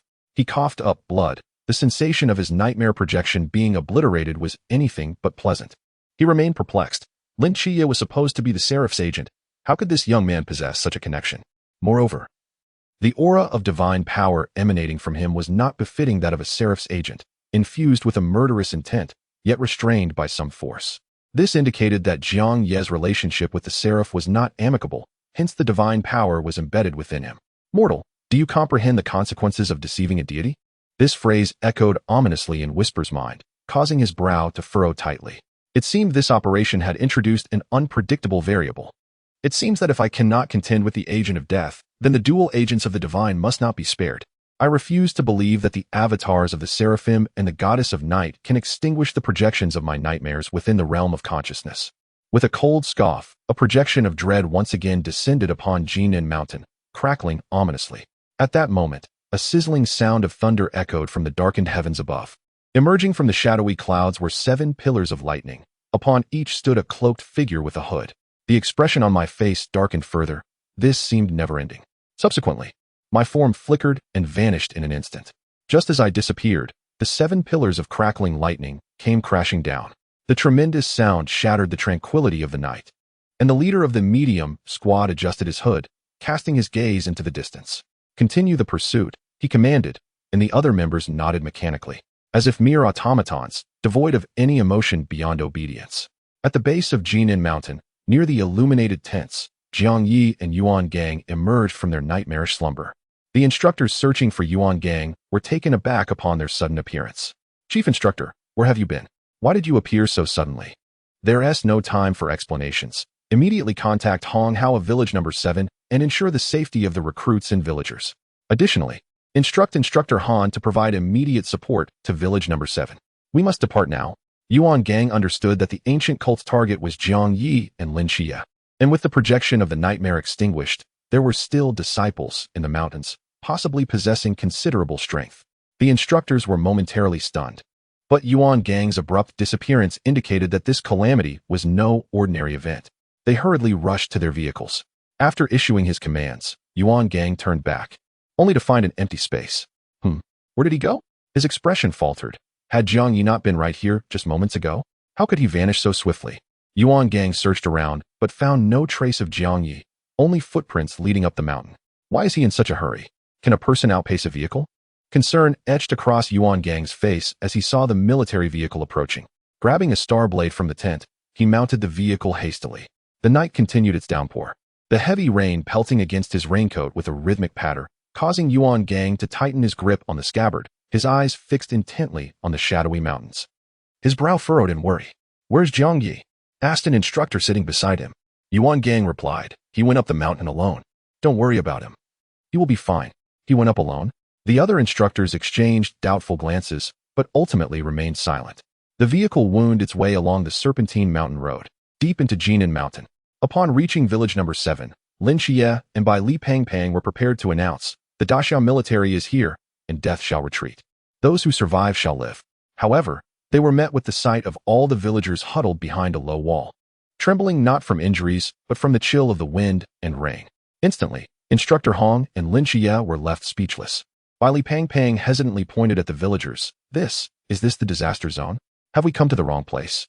Instructor Hong rested his chin on his hand, observing the unharmed villagers with a contemplative expression. Lin Qiye quickly discerned the situation. The landslide had engulfed the entire village. Yet the villagers' faces bore the expression of having survived a catastrophe.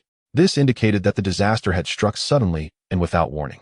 However, this was the peculiar aspect. If there were no forewarnings, how could there be no casualties? Not even a single injury? This defied logic. Hey, Instructor Hong, what is the situation on your end?" At that moment, the voice of Instructor Han crackled through the walkie-talkie. Instructor Hong picked up the device and pressed the button. "The situation is rather odd. Are all the villagers unharmed?" "No, not even a scratch," he replied. The group fell silent, momentarily stunned. "Is it the same on your side?" Instructor Hong inquired, astonished. "Indeed, it's quite bizarre. Despite such a massive landslide that buried the village, the people remain untouched. They even claim to have seen a golden dragon shimmering with light, proclaiming that a divine dragon had manifested. The more they listened, the more perplexed they became. A divine dragon manifesting? Could there be some mystery behind this?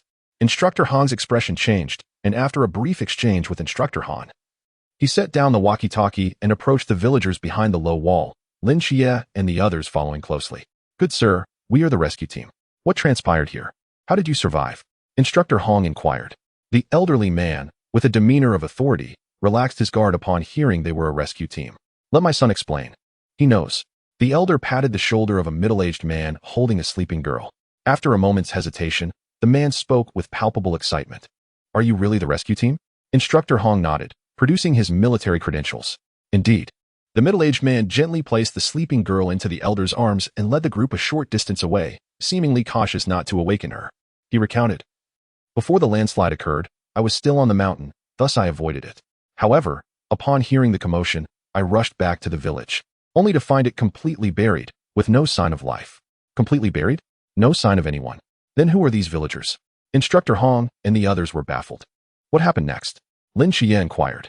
The middle-aged man lowered his gaze, hesitating before speaking. "What I am about to say may be hard to believe, but it is what I truly witnessed." "Come on, you can't be saying it was a divine dragon manifesting, right?" Bai Li Pang chuckled. The middle-aged man nodded vigorously. Yes. It was indeed a divine dragon manifesting." The group exchanged incredulous glances. Chapter 69. The unwillingness of Mu Yu to transform into Patrick Star. "Good sir, was it really a divine dragon manifesting? Are you not fabricating a tale?" Bai Li Pang's expression reflected his astonishment, echoed by the bewildered faces of the others. Such supernatural phenomena were for them either a mystery or a manifestation of divinity. But would a god be so bored as to concern themselves with such matters? Clearly, it was illogical. Mystery is one thing, but a mystery that harms no one is fortunate enough. How could it possibly save lives? Lin Qiye furrowed his brow and asked, "Sir, could you describe the divine dragon you witnessed?" The middle-aged man nodded. It was entirely radiant with gold, emanating a golden light that healed all wounds instantly. It was truly miraculous. At this, the group fell into a deep silence. The description matched that of Instructor Hans precisely. Could there truly be a divine dragon that saved lives? The term dragon held significant meaning within Daxia. Suddenly, the walkie-talkie crackled to life, and Instructor Hong turned aside to respond. Pressing the button. "This disaster was orchestrated by the ancient God Church. You must exercise caution, as the disciples of the ancient God Church may be lurking nearby, and they are likely formidable. Upon hearing the mention of the ancient god church, the group's heart sank. Instructor Hong glanced at Lin Qiye and nodded. Understood, Chief Instructor. I will ensure the safety of these young ones. Yuan Gang responded with a brief acknowledgement, then inquired, what about the victims? Instructor Hong, upon hearing this, glanced at the villagers and replied solemnly, not a single scratch. The walkie-talkie fell into a profound silence. After several seconds, a voice finally emerged. Instructor Hong hesitated for a moment, echoing the words of the middle-aged man. In brief, it is the manifestation of the divine dragon. Yuan Gang responded. But silence enveloped the device once more, followed by a single beep indicating the line had been cut. Instructor Hong paused in surprise, then shrugged helplessly, glancing at the drenched middle-aged man, unable to fathom the situation. He finally said, let us set aside the matter of the divine dragon for now. We must first ensure the villagers are safe, awaiting the arrival of other rescue teams to escort them down the mountain. Lin Qiye and the others nodded in agreement.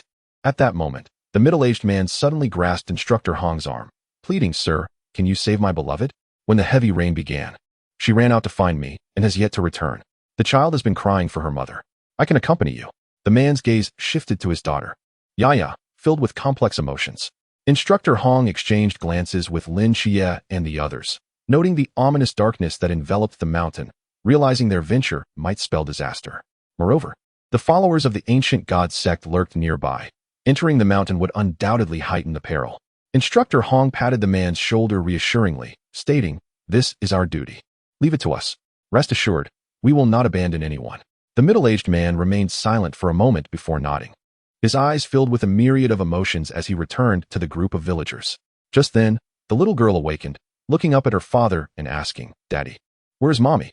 The man gently stroked her head, forcing a smile as he replied, it's all right. When dawn breaks, Mommy will return. Oh, okay, Yaya nodded. Disappointment etched on her face. Shinchiju observed this scene, her palms instinctively tightening. She turned her gaze towards the pitch-black forest. We cannot venture into the mountain now. The followers of the ancient god sect are surely lying in wait, and their target is you, Lin Qiye. Instructor Hong declared, thus. Our immediate course of action is to await support from Instructor Yuan before we search for the girl's mother. That is the most prudent approach. Lin Qiye and Bai Li Pangpang nodded in agreement, casting a helpless glance at the little girl. Shinchiju huffed softly, resolutely making a decision in her heart. Lin Qiye, Bai Li Pangpang, and Molly found a relatively intact house, guiding the villagers inside to escape the rain. Hey, where's Brother Zhuang? Bai Li Pangpang, exhausted, sat on the ground, glancing around but failing to spot Shinchiju. Lin Qiye surveyed the distant forest, guessing she had gone up the mountain. He noticed that Deng Wei and the others were also missing. Meanwhile, in the depths of the forest, Shinchiju impatiently watched Deng Wei and the others. Don't worry, Shun. We won't hold you back. I'm quick in finding people. Deng Wei chuckled, his dark skin contrasting with the moonlight. Shinchiju feigned annoyance, retorting. Don't act like I need you. I can handle this alone. You three should go back. The trio showed no signs of anger, sticking closely to her without any intention of leaving. With a resigned sigh, Shinchiju turned away, frowning in frustration, although a slight smile tugged at the corners of her mouth. The forest was shrouded in darkness as the four wielded powerful flashlights, searching along the mountain path. In the pitch-black woods, two pairs of eyes observed the distant beams of light. For in the pool realm, but the target is not among them. The leading figure in a black robe shook his head. The muscular man wielding an axe chuckled, addressing the 10th seat. Leave these four brats to me. They don't require your intervention from the sea realm. Fine, but I wonder what Lord Yu is thinking, even sending the 6th seat from the limitless peak. The 12th seat remarked, puzzled. A bunch of novices at the peak of the highest river realm, and yet they warrant such a mobilization. Well, I'll go collect their heads. Completing the task is paramount. The muscular man gripped his axe tightly, slowly making his way towards Shun Qingzhu's direction. The 12th seat shook his head and turned to glance at the village below. Just as he was about to act, a surge of divine energy rippled through the air, prompting him to look towards the right side of the village. The aura of the seraphim. This young man seeks to divert my attention to protect the villagers? Very well. Those villagers are merely bait. The dual divine agents are the true targets. With a swish, the black robe fluttered in the wind as he swiftly approached Lin Qiye. Meanwhile, Lin Qiye was moving away from the village when, after communicating with the starry night dancer and the bats, his expression turned grim. The aura is stronger than that of the river realm. The sea realm? It appears a fierce battle awaits. As a pool realm fighter, confronting a sea realm powerhouse seemed impossible. However, the corpse of the two-headed fire serpent could summon a sea realm creature, and with Mu Mu's assistance, Victory was not entirely out of reach. If all else failed, he still had the option of soul-bearing. Just as Lin Qiye contemplated this, feeling the pressure behind him intensify, he instinctively quickened his pace, racing through the darkness. Kid, with your speed in the pool realm, do you think you can escape? Suddenly, a voice from the sea realm believer was cut short by the grisly sound of flesh being severed. Lin Qiye froze, halting in his tracks as a bat flew onto his shoulder. He is dead. The news of the sea realm believer being abruptly slain by a white blade left him stunned. He dashed over to the 12th seat's corpse, his eyes widening in shock at the precise beheading. Only the body remained, the head nowhere to be found. This method of execution, it resembles Jiang Ye's style, he mused. Without a doubt, it was him. Just then, Jiang Ye emerged from the thicket.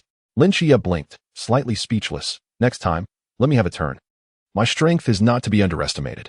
After witnessing Jiang Ye's effortless dispatch of a sea realm foe during the previous drill, he had become somewhat accustomed to it. Jiang Ye nodded. There's another sea realm presence halfway up the mountain. I've left that for you. I'm off to assist Qingju now. You go have some fun. With that, Jiang Ye turned and sprinted up the mountain. Lin Qiye thought to himself, confronting a sea realm fighter as a pool realm? Am I out of my mind? Suddenly, an explosion erupted in the forest, drawing his gaze upward as flames erupted into the sky. This must be the result of Qi Min. It seems Qingju and the others have encountered the believers. Lin Qiye sprinted to catch up with Jiang Ye, but as he ran, he found the surrounding space had frozen, raindrops suspended mid-air, motionless. Lin Qiye halted, his eyes fixating on a man in a tailcoat approaching slowly. Let me see what lies deep within your soul, the man said, his tone dripping with mockery. Chapter 70. Welcome to my asylum. Lin Qiye stared at the advancing figure, momentarily taken aback as he assessed the man's attire. You are Yu? Yu smiled slightly. It seems I'm quite well known.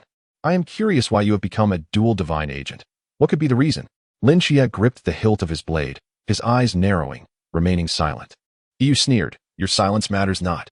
Once I penetrate the depths of your soul, all will be revealed. Lin Qiye paused in his motion to draw his blade. You wish to delve into my soul? Indeed. A person's soul is but a plaything in my presence. You hold no secrets from me. Once I seize control of your soul, you will be bound to serve me, Yu asserted with unwavering confidence. Lin Qiye slowly lowered his hand from the hilt, blinking contemplatively. Yu chuckled. Are you frightened? Lin Qiye raised his head, pulling at his eyelids with his right index finger and sticking out his tongue, making a rather unsophisticated face. Oh dear, how utterly terrified I am. As I gazed at Lin Qiye's fearless demeanor, I found myself hesitating. Despite my clear warnings, this young man exhibited no fear. Could he, like Jiang Ye, harbor something profound within his soul? I couldn't help but recall the profiles of both Jiang Ye and Lin Qiye, each having lost their sight at the tender age of 7. Yet, while Lin Qiye had ascended to become a seraphim agent, Jiang Ye remained ensnared by the torment of divine laws lingering within his being. What could possibly account for this disparity? As I pondered, I refrained from immediately invading Lin Qiye's soul. Observing my hesitation, Lin Qiye muttered to himself, this Yu is quite timid. I had imagined him to be formidable. However, within Yu's nightmarish visions, every subtle movement of Lin Qiye was within his grasp, and he heard those words distinctly. Frowning, Yu cast a dark glare at Lin Qiye, sensing pretense. With that, his formidable soul surged into Lin Qiye's mind. Even if Lin Qiye possessed the same divine power as Jiang Ye, it was merely a fading echo. Yet, it was highly unlikely that Lin Qiye did, for otherwise, he would not have become a seraphim agent. The odds were firmly in my favor, at least 80%. Deep within Lin Qiye's soul, Yu, clad in a tailcoat, traversed a fog-laden realm, his brow furrowing in concentration. Yet, he found solace in the fact that Lin Qiye's essence did not bear the remnants of a seraphim. I had won this gamble. A faint smile crept onto Yu's lips as he advanced, revealing a structure gradually coming into view. The Asylum of the Gods? He softly uttered the name, glancing at the towering stone statues around him, his unease intensifying. The depths of these two youngsters' souls were increasingly peculiar. Yet he pressed on, climbing the steps toward the asylum's entrance. The more enigmatic it became, the more his curiosity piqued. Upon reaching the grand doors, just as he intended to knock, they creaked open of their own accord. A warm light began to illuminate the interior, and the scene gradually came into focus.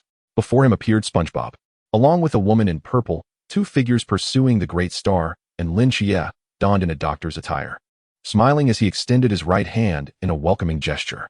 Welcome to my asylum. Meanwhile, in the mountains, a cacophony of explosions erupted.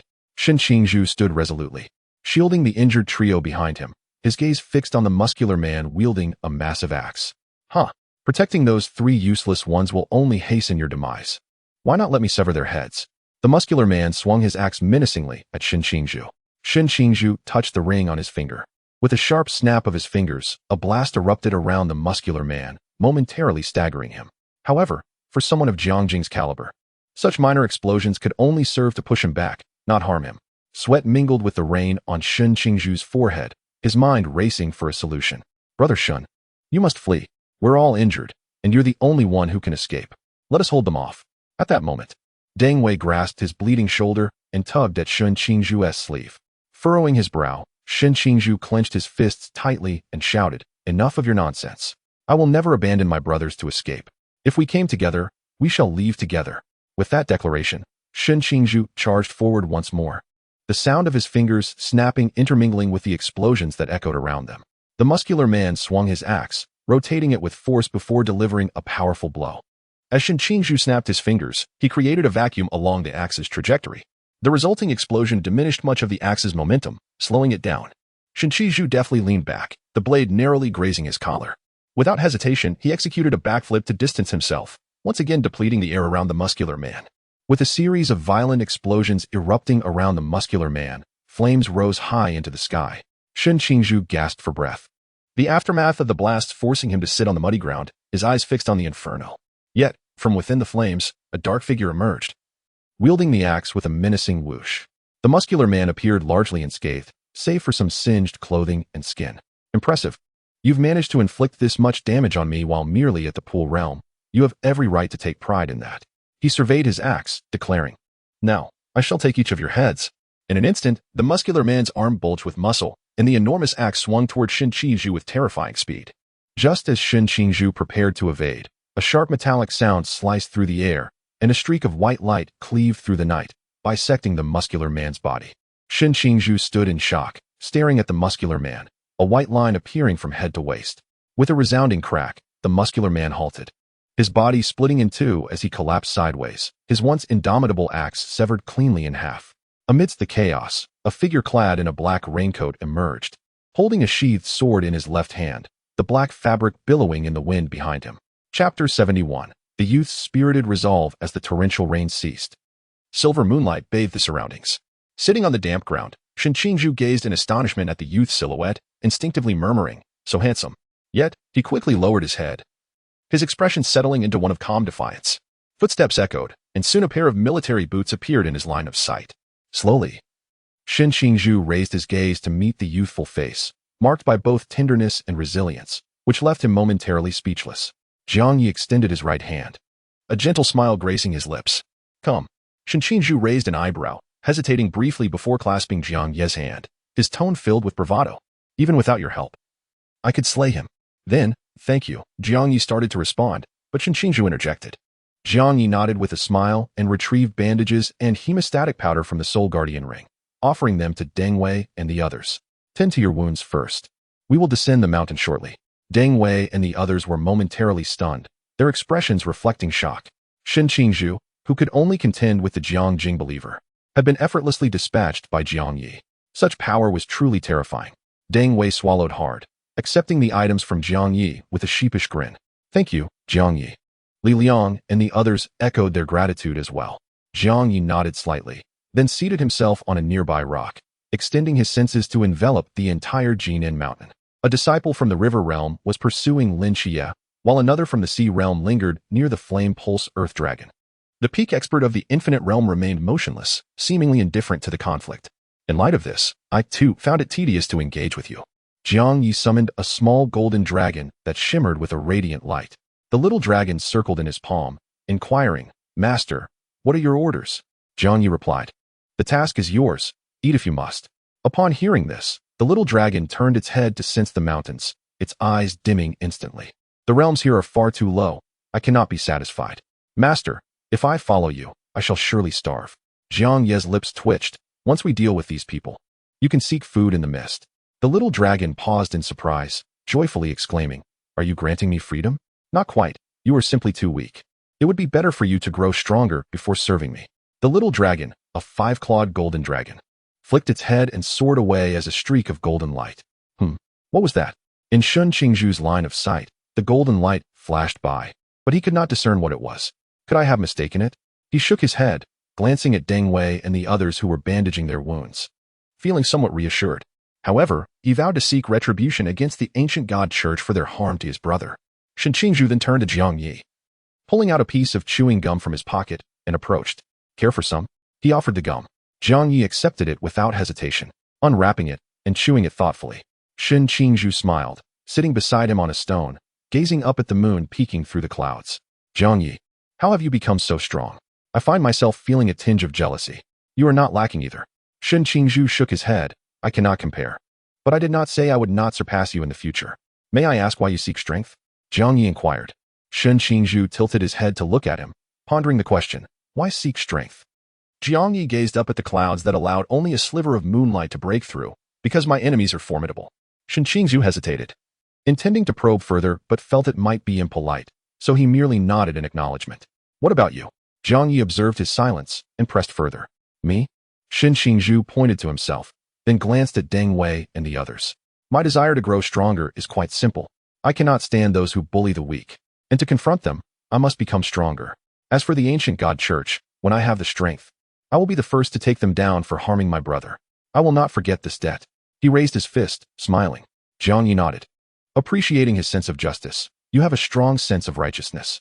Humph. Don't think that your compliment will make me go easy on you in the future. Just wait until I surpass you. Seeing that the others had finished bandaging their wounds, Shen Qingzhu stood up. Let us head down. Do you need support? He looked at Jiang Ye, whose eyes were obscured by black silk. Jiang Ye smiled lightly, pointing to Jiang Ye and the others. Help them.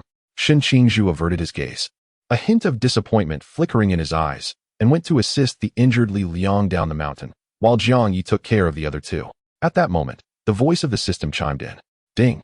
You have caused the dreaming whisper to lose its nightmare projection, developing a psychological shadow, and it dares not return to Jinan Mountain. This has delayed Shen Qingzhu's infiltration of the ancient god church storyline. You have saved the lives of all villagers in Jinan Mountain, releasing the little golden dragon, which has influenced the internal structure of the Jinan Mountain narrative. You have obtained modification points. Current modification points reach 500,000. Obtain the divine skill. Words become reality. Triggered random reward. Random ability package. Only 40,000. Jiang Ye frowned as he descended the mountain. Delaying Shen Qingzhu's infiltration into the ancient god church merely implies that this storyline will eventually revert. Thus, it has not altered Shen Qingzhu's trajectory. Only 20,000 more for the divine skill. This is quite frustrating. It seems I can only cut down the prince when returning to Cangnan to likely achieve it. However, triggering a random reward isn't bad either. I'll save the random ability package for later when I return to the village. Jiang Ye nodded to himself, feeling somewhat consoled. After walking a few steps, he suddenly realized a grave issue. If Shen Qingzhu were to infiltrate the ancient god church in the future, how would he deceive the dreaming whisper without the returning heavenly jade? In the original story, Bai Li Pangpang only revealed the returning heavenly jade when he sensed danger. Now, it seems I'm meant to assist? Hiss. Jiang Ye gradually recognized that, due to his involvement, the narrative had woven him into its fabric. Damn that old thief Sanjiao. No, damn the old Tujio. Jiang Ye pulled his thoughts back, looking up at Shen Qingzhu, who walked ahead of him. He recalled Shen Qingzhu's previous words. Now that the modification points are in hand, the rest can be discussed later. He slightly lifted his head, sensing the moon obscured by clouds. The unruly youth. How similar he is to me. Jiang Ye's palm emitted a faint glow, and with a flick of his fingertip, the light shot into Shen Qingzhu's body. With an all-encompassing spiritual barrier, setting up a mental shield without the dreaming whisper noticing is exceedingly simple. Suddenly, Shen Qingzhu felt a tingling sensation coursing through his body, as if an electric current were flowing through him. He immediately sensed his mental prowess strengthening. Shen Qingzhu froze, halting his steps. Li Liang glanced over in confusion. Brother Shen, why have you stopped? Is something wrong? Suddenly, a surge of spiritual energy erupted from Shen Qingzhu's body, elevating his realm from the pool realm to the peak of the pool realm, finally stabilizing at the river realm. Shen Qingzhu felt his mental power flowing like an unending river. Jiang Ye and Li Liang were taken aback. Holy crap, Brother Shen, you've broken through. Chapter 72, The Little Golden Dragon. Brother Shen, you've truly broken through to the river realm? Jiang Ye exclaimed in astonishment. Shen Qingzhu slowly came back to his senses, feeling the spiritual energy coursing through him, and nodded. It seems so. In truth, he was just as bewildered. How could one break through just by walking? Could it have been the battle with that muscular man that led to a moment of enlightenment? Yet he felt no particular sensation. Brother Shun, you're incredible. You were the first among us in the training camp to break through to the river realm. Li Liang clapped his hands, despite his limp. Deng Wei and Li Jia also offered their congratulations. Though the three younger brothers were not particularly strong, they were elated to see Shun Qingzhu's achievement. Jiang Ye, however, withdrew his hand sheepishly, cursing himself for having given away too much spiritual energy, allowing Shen Qizhu to break through. It was all the system's fault for not letting him experience the breakthrough from the pool realm to the river realm. Otherwise, he wouldn't have lost control. After a brief celebration, the four descended the mountain, encountering Bai Li Pangpang, who was rushing up. Upon seeing Jiang Ye, Bai Li Pangpang paused. Jiang Ye, what are you doing here? I came to support you. Bai Li Pangpang responded with a few O's, recalling that even Instructor Yuan had arrived. And it was normal for Jiang Ye to come over since he was closest to the 6th village from the 7th village. However, when Bai Li Pangpang looked at Shen Qingzhu, his eyes widened in surprise as he hurried over to feel Shen Qingzhu's body. What are you doing, you fatso? Shen Qingzhu shouted. Bai Li Pangpang withdrew his hand, pondering. Wait, Brother Zhuang, you seem different from before. Of course, just earlier. Brother Shen has already broken through to the river realm. Are you envious? Deng Wei boasted, as if he were the one showcasing an achievement. Bai Li Pangpang took a couple of steps back and glanced at Jiang Ye. The latter nodded his head in acknowledgement. Bai Li Pangpang's eyes widened, and he slapped his left cheek twice, his expression clouded with frustration. How did even Zhuang Gu become so formidable? We promised to grow up together. Yet you all left me behind. Stop making a fuss, fatso. Aren't you pleased that I've made a breakthrough? Bai Li Pangpang's face fell, and he replied in a low tone. Pleased? Oh, I'm absolutely thrilled. Master Shen Qizhu, engrossed in his phone, shot a glance at Bai Li Pangpang before inquiring seriously. What is the situation with the village and Instructor Hong? After collecting his disheartened thoughts, Bai Li Pangpang responded, I entered the mountains with Instructor Hong, but he was intercepted by a disciple from the Chuan realm. As they fought, they vanished from sight, so I came to find you all. I also encountered Instructor Yuan, who has ventured deeper into the forest, and asked me to bring you back to the village. Furrowing his brows, Shen Qingzhu immediately prepared to rush into the mountains. Bai Li Pangpang quickly stopped him, saying, Wait, Instructor Yuan is from the Sea realm, while you have just entered the Chuan realm. Let us not go stir up trouble. We might even become a burden, right, Jiang Ye? Jiang Ye, taken aback, nodded in agreement. Seeing him acquiesce, Shen Qingzhu reluctantly abandoned his intention to assist. That's more like it. Our primary task is to ensure the villagers' safety. Leading the way towards the village, Bai Li Pangpang occasionally paused to chatter in Shen Qingzhu's ear. How did you break through to the Chuan realm? Any secrets to share? Shen Qingzhu rubbed his ear and replied, Indeed. What is it? Upon reaching the village, he said, Find an open space and lie down. Bai Li Pangpang's face lit up with hope. And then what? Is there a spell to recite? No need, Shen Qingzhu replied. Just wash up and sleep. Dreams will encompass everything. Meanwhile, deep within Jinan Mountain, a tiny golden dragon soared through the air at breakneck speed. Its eyes filled with the frustrations and indignation of a laborer. A once majestic dragon, now reduced to a mere worker in this world. Who understands the plight of us dragons? Little Jean lamented, nearly brought to tears. After shaking its head, it sensed the presence of several individuals below and pinched its whiskers. I must find a way to garner some faith energy. Only by acting at a crucial moment can I inspire reverence among humans. Nodding slightly, it prepared to descend and observe. Suddenly, a tremor shook the mountainside, resembling an earthquake. A formidable earth dragon, indeed, Little Jean remarked, intrigued by how the entire mountain seemed to flip over. It pawed at its body, producing a pack of chips that had slipped from Jiang Ye's ring, marveling at the peculiar ways humans enjoy life. As it crunched on a chip, its eyes remained fixed on the battle below. Underneath the upheaved mountain, dark red lava bubbled incessantly. The fiery earth dragon erupted into the sky, its eyes ablaze, fixated on Instructor Hong and Lin Qiye. Meanwhile, Instructor Yuan was engaged in a fierce duel with another disciple of the Sea realm, neither yielding ground. The disciple from the Chuan realm had already been dealt with by Lin Qiye, who was now unable to summon his pets to fight due to exhaustion. Lin Qiye, we are not a match for this earth dragon. As the dual divine agent, your potential is limitless. My only option now is to buy you some time. Quickly go. Hanging precariously from a cliff, Hong Hao withdrew a medal from within his clothing. Lin Qiye was momentarily taken aback, recalling that fateful night of heavy rain. The figure slowly surfacing in his mind, Old Zhao. Instructor Hong gazed at the name inscribed on the medal, contemplating the gravity of his situation. If the dark night were to descend, he steeled himself, causing a silver needle to protrude from the metal. Just as he was about to pierce his flesh, Lin Qiye grasped his arm firmly. "No need. I have a plan," Lin Qiye stated earnestly. Seizing the metal from Hong's grasp, he tucked the silver needle back into his own clothing. "You little rascal," Hong began, but before he could finish, Lin Qiye stepped onto the cliff and soared into the sky wielding the star knife. His consciousness linked to the mental hospital, his eyes turned pitch black. "Bear witness." In an instant, Lin Qiye's hair lengthened and billowed in the wind, the spirit energy of the goddess of the night enveloping him, shrouding the surroundings in profound darkness, obscuring even the faintest moonlight. Below, Instructor Hong, along with the fiercely battling Sea Realm disciple and Yuan Gang, halted in astonishment, gazing up at Lin Qiye in the night sky. The fiery earth dragon, sensing Lin Qiye's overwhelming presence, roared defiantly, twisting its body and unleashing a torrent of flames.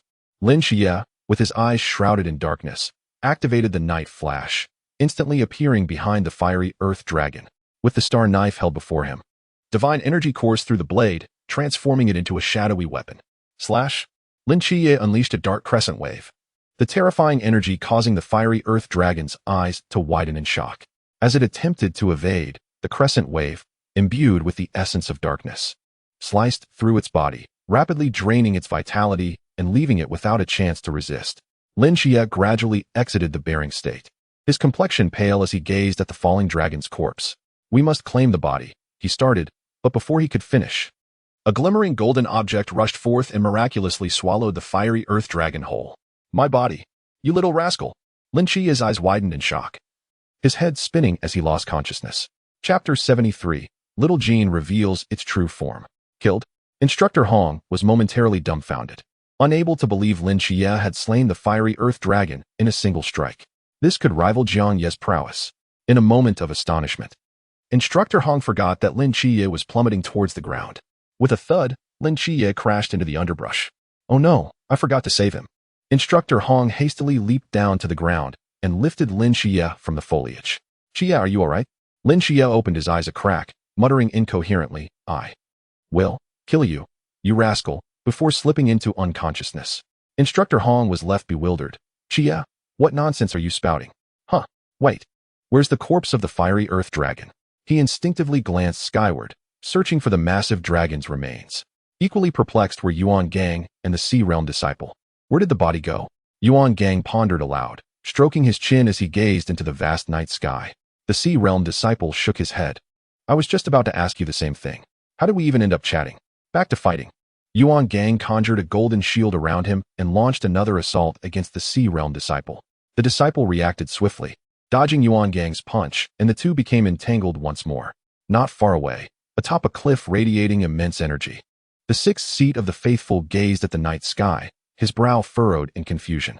He had been observing the battlefield intently, yet the fiery earth dragon's corpse had vanished without a trace, leaving even him baffled. All he caught was a fleeting glimmer of gold in the night sky. What could it be? To steal the earth dragon's body right under my nose without me noticing? The sixth seat fell into contemplation, initially believing that this task would be effortlessly accomplished, but it appeared that he would have to take matters into his own hands. The dual divine proxy was intriguing, yet it would end here. Just moments ago, he had witnessed Lin Qiye's strike, which enabled an individual at the Pool Realm to ascend instantaneously to the Sea Realm. Such an astonishing ability was truly enviable. A faint smile crept upon the sixth seat's lips as he surveyed his surroundings, ensuring that the radiant golden object was no longer in sight. With a leap, he descended the cliff. At the very spot where the sixth seat had stood, Xiao Jin suddenly emerged, playfully twisting its dragon whiskers and chuckling. "Is the means of this divine dragon something you can truly comprehend?" However, the earth dragon's bloodline is far too muddled. Its flavor is utterly atrocious. I wonder what the taste of this human is like. With newfound interest, it followed suit and flew down. Below, Yuan Gang was still engaged in fierce combat with the Sea Realm believers. "Commander Yuan, cease your futile struggles. Do you think we have only this few?" The 14th seat scoffed. Yuan Gang furrowed his brow, realizing, "Your targets are two at the Pool Realm. Can you possibly dispatch an infinite realm individual?" "You guessed correctly, Commander Yuan. Your sixth sense is quite formidable," the 14th seat replied, parrying Yuan Gang's attack and stepping back with an approving nod. Yuan Gang's eyes widened as he sensed a terrifying mental presence emanating from Lin Qiye's direction. "So, the infinite realm has truly arrived. This is grave." He took a step toward Lin Qiye and Hong Hao. However, The 14th seat would not allow him to succeed. Extracting a forbidden object from beneath his cloak and pressing a finger against it. In an instant, the space surrounding them was sealed, and a barrier rebounded Yuan Gang. Turning back, Yuan Gang's expression grew serious as he faced the 14th seat. Commander, your opponent is me. I am a person of principles. Once I have made a decision, I shall not alter it, the 14th seat stated, a smirk playing on his lips as he advanced toward Yuan Gang. Yuan Gang tightened his fists, fearing that if the dual divine proxy were to perish here, Yi Fan would scold him severely. Cursing under his breath, he resolved to fight with all his might, channeling his mental energy. Meanwhile, the 6th seat observed the two from a distance, slowly making his way toward them, releasing the oppressive aura of the infinite realm. At that moment, Instructor Hong, who was examining Lin Qiye's injuries, suddenly felt a heavy sensation in his heart, as if a stone were pressing upon it. Alarmed, he turned to the depths of the dark forest. A figure in black robes drew closer, becoming increasingly distinct. A believer. Instructor Hong quickly gripped the hilt of his knife, shielding the unconscious Lin Qiye behind him, his gaze fixed intently on the shadowy figure. The river realm is far too weak. The 6th seat emerged from the darkness, appearing even more sinister under the moonlight. You are not our target. Hand over those behind you, and you may leave. His tone, though calm, bore a hint of amusement, as if he intended for his words to provoke. Instructor Hong slowly unsheathed his knife, knowing that even with the ghostly goddess guidance, he was no match for the believer before him.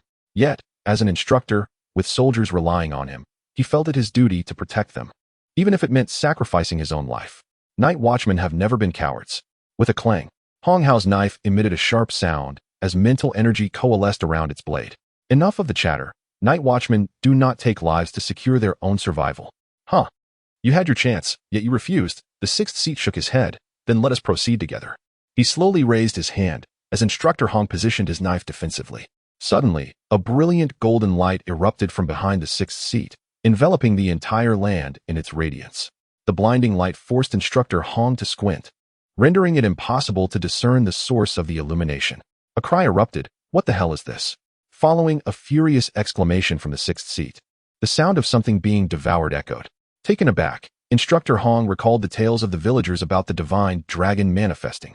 At that instant, the space sealed by the 14th seat's forbidden object shattered into fragments, leaving both men momentarily stunned. Yuan Gang's movements faltered as the pressure of the golden light seemed to contain a restorative energy, rapidly healing his injuries. Awestruck, he gazed at the source of the golden radiance, his pupils contracting in shock. It was indeed the location of Lin Qiye. What has transpired? Yuan Gang dared not linger, stepping forward toward the ground. Meanwhile, the 14th seat, upon glancing back, discovered that the once arrogant believer had been reduced to a puddle of blood. Without uttering a single cry before perishing, Yuan Gang's eyes widened as he soaked in the golden light above him. I am unscathed, yet he is dead? What is the nature of this golden light? In a short time, filled with confusion, he leaped to the ground, only to be left utterly stunned upon lifting his gaze. A cold sweat broke out across his back, recalling the last time he had felt such distress was when he faced the goddess of night, Nyx. This time, Yuan Gang felt the urge to kneel in submission, for before him hovered a magnificent 5-clawed golden dragon, adorned in gleaming scales, with sharp claws and electric eyes, exuding an extraordinary presence. The divine dragon has truly manifested. This is no jest. Chapter 74, Lick the Dragon. On Jinan Mountain, amidst a night sky cloaked in dark clouds, a golden beam of light shot up into the heavens, piercing through the firmament. In an instant, the shrouding clouds dissipated, revealing the silver moonlight and golden radiance in a harmonious display. Following the ascent of the golden pillar, a roar that resonated throughout Jinan Mountain echoed through the air. Yuan Gang bowed his head, his star knife plunging into the earth to support himself. The pressure of such a level made him break into a cold sweat.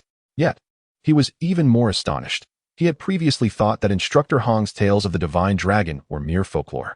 To his disbelief, Jinan Mountain indeed concealed a dragon. A 5-clawed golden dragon at that. In the annals of the Great Xia, the 5-clawed golden dragon symbolized supreme imperial authority. In myth and legend, it represented a powerful and divine presence. Sacred, majestic, with extraordinary abilities and a revered status, these were the attributes ascribed to the 5-clawed golden dragon by humanity. Yuan Gang, lowering his head, found himself unable to even gaze directly at the 5-clawed golden dragon from his current standing. It was likely more fearsome than any human pinnacle, perhaps already reaching the level of a deity. The gods of the Great Xia were manifesting. Yuan Gang's breaths quickened, his eyes alight with excitement. Since the arrival of the mist, this was the first appearance of a deity from the legends of the Great Xia. Was the divine presence of Great Xia truly among them? His heart raced with exhilaration. Similarly, Instructor Hong, positioned closer, struggled under the overwhelming divine pressure due to his river realm status. Meanwhile, Lin Qiye, illuminated by the golden light, experienced a rapid restoration of his excessively strained soul. He gently stirred his eyelids, awakening his star-like gaze, as he beheld the dazzling golden light. Memories of the sudden illumination during his theft of the Earth Dragon's body flooded back. Feeling incensed, he sprang to his feet with a sudden surge of energy. Possessing the might of the Seraphim and the Goddess of Night, his actions were largely unaffected, though he felt a significant weight upon his body. Just as he reached for his knife, he lifted his gaze and was struck dumb. Above his head, a magnificent golden dragon, shimmering with radiant light, soared gracefully. Its length estimated to exceed a kilometer. The sight of the dragon left him momentarily stunned, his grip on the knife loosening as he gazed up in astonishment. The little dragon, observing Lin Qiye's audacity to disregard its regal presence, felt a flicker of surprise. This divine dragon was a symbol of nobility and supreme authority. Any who beheld it without kneeling were deemed disrespectful. The little dragon, its golden eyes fixed intently on Lin Qiye, opened its mouth and proclaimed, "Human, dare you utter a word of defiance? I challenge you." However, before the little dragon could assert its majesty, Jiang Ye's voice resonated in its ears. The dragon's mouth abruptly halted, a hint of embarrassment flashing in its eyes as it silently closed its jaw. Subsequently, the little dragon hastily withdrew its imposing aura, the golden light gradually fading as its form diminished in size. Lin Qiye blinked in confusion. What had caused the dragon's once formidable presence to vanish so suddenly? He had been ready to draw his weapon. Yuan Gang and Instructor Hong shared puzzled glances, sensing the oppressive weight lift from their shoulders as they turned their attention to the now shrinking dragon. The five-clawed golden dragon shrank to the size of an adult human, twisting its body as it gracefully approached Lin Qiye. With a furrowed brow, Lin Qiye felt a surge of anxiety in the presence of a divine dragon. He focused intently on the creature, beads of sweat forming on his forehead. Yuan Gang and Instructor Hong remained silent, wary of provoking the dragon. The little dragon fluttered anxiously to Lin Qiye's front, the two locking gazes for a moment. Suddenly, the little dragon opened its mouth wide, and with a resounding thud, a colossal white dragon-shaped skeleton crashed to the ground. Lin Qiye's expression turned blank as he sensed its origin. It was indeed the skeleton of the Inferno dragon. "Is this for me?" He glanced questioningly at the now diminutive golden dragon. The little dragon nodded, its form shrinking further as it flew closer to Lin Qiye, extending its tongue to give his face a hearty lick. I'm sorry. I shouldn't have threatened you. I don't want to be slapped." Lin Qiye was taken aback. Yuan Gang and Instructor Hong exchanged astonished looks, both frozen in place. In the old district of Chang'an City, Yang Jin was awakened from sleep by the dragon's overwhelming presence emanating from Jinnan Mountain. "Woof, woof," barked the small black dog on the floor. Frowning, Yang Jin rose from his bed and opened the window to gaze towards Jinnan Mountain. This dragon's aura was undeniably divine. Confusion washed over him. Wasn't he the great Xia deity still in reincarnation? He considered himself among the fastest to regain strength, yet here was something surpassing him. Was that the Heavenly Quartz dragon? Why would it reveal itself? How could this be? I am not yet at divine level. How could it have risen so swiftly? The little black dog spoke. "Go check it out and try to communicate with it." Yang Jin smiled, patting its head in reassurance. The little black dog, with a disdainful glance, barked twice before leaping out the window. In an instant, its form vanished into the night. He watched into the distance, sensing a connection with that divine being nearby. In the heavens, an elder clad in Taoist robes also observed the golden dragon over Jinnan Mountain, nodding subtly. Clearly, this was the heavenly dragon. It should be taken into custody. On the mist-shrouded earth, a beam of golden light caught the attention of the seraphim on the moon. Michael's 6 wings fluttered slightly, his golden eyes sparkling. A 5-clawed golden dragon radiating divinity appeared before him. The dragon of the Great Xia? Why has it suddenly manifested here? His gaze shifted, revealing Lin Qiye. Michael began to comprehend that the dragon's efforts to ingratiate itself with Lin Qiye indicated it was there for him. No, something was amiss. Michael's golden eyes roamed over the 5-clawed dragon, ultimately resting on its head. He sensed that this dragon's soul was enslaved, bound by an exceedingly unequal contract. To enslave a divine dragon. Michael's brow furrowed. The power required to dominate a divine dragon must reach the realm of the supreme deity. Yet, wasn't the great Xia deity still in reincarnation? Even if it were to awaken prematurely, it couldn't possibly ascend to that level so quickly. Could it be the celestial treasure sovereign? Michael raised his right hand, gathering divine power to unveil the identity of the one who had forged the soul connection. However, a mysterious force obstructed his insight, leaving him baffled and astonished. If even his probing could be thwarted, what level of divinity did this dragon's master possess? Chapter 75. A breath of equivalence in Jiangnan Mountain. Within village number 7, Bai Li was seated beside the red-haired Molly, exchanging friendly banter. Molly, having shed her previous disdainful demeanor, responded with a calmness that thrilled Bai Li. Observing this scene, Shen Qingzhu shook his head slightly, his gaze shifting to Jiang Ye with a subtle smile as he enjoyed a piece of candy without interrupting. Suddenly, a soul-stirring dragon's roar echoed, leaving the occupants of the room in shock. The overwhelming pressure extinguished Bai Li's romantic aspirations in an instant. He shot up from the ground, exclaiming, "Damn it, can't you show some decorum and refrain from howling at night?" He then retrieved a forbidden object from his spatial pouch, a pair of binoculars. By now, several night watchers had emerged from their low houses, astonished gazes directed toward the brilliant golden light emanating from the depths of Jiangnan Mountain. Bai Li maneuvered through the crowd, raising the binoculars to focus on the light. Who dares to disturb my romantic pursuits? Before he could finish his thought, he froze in place.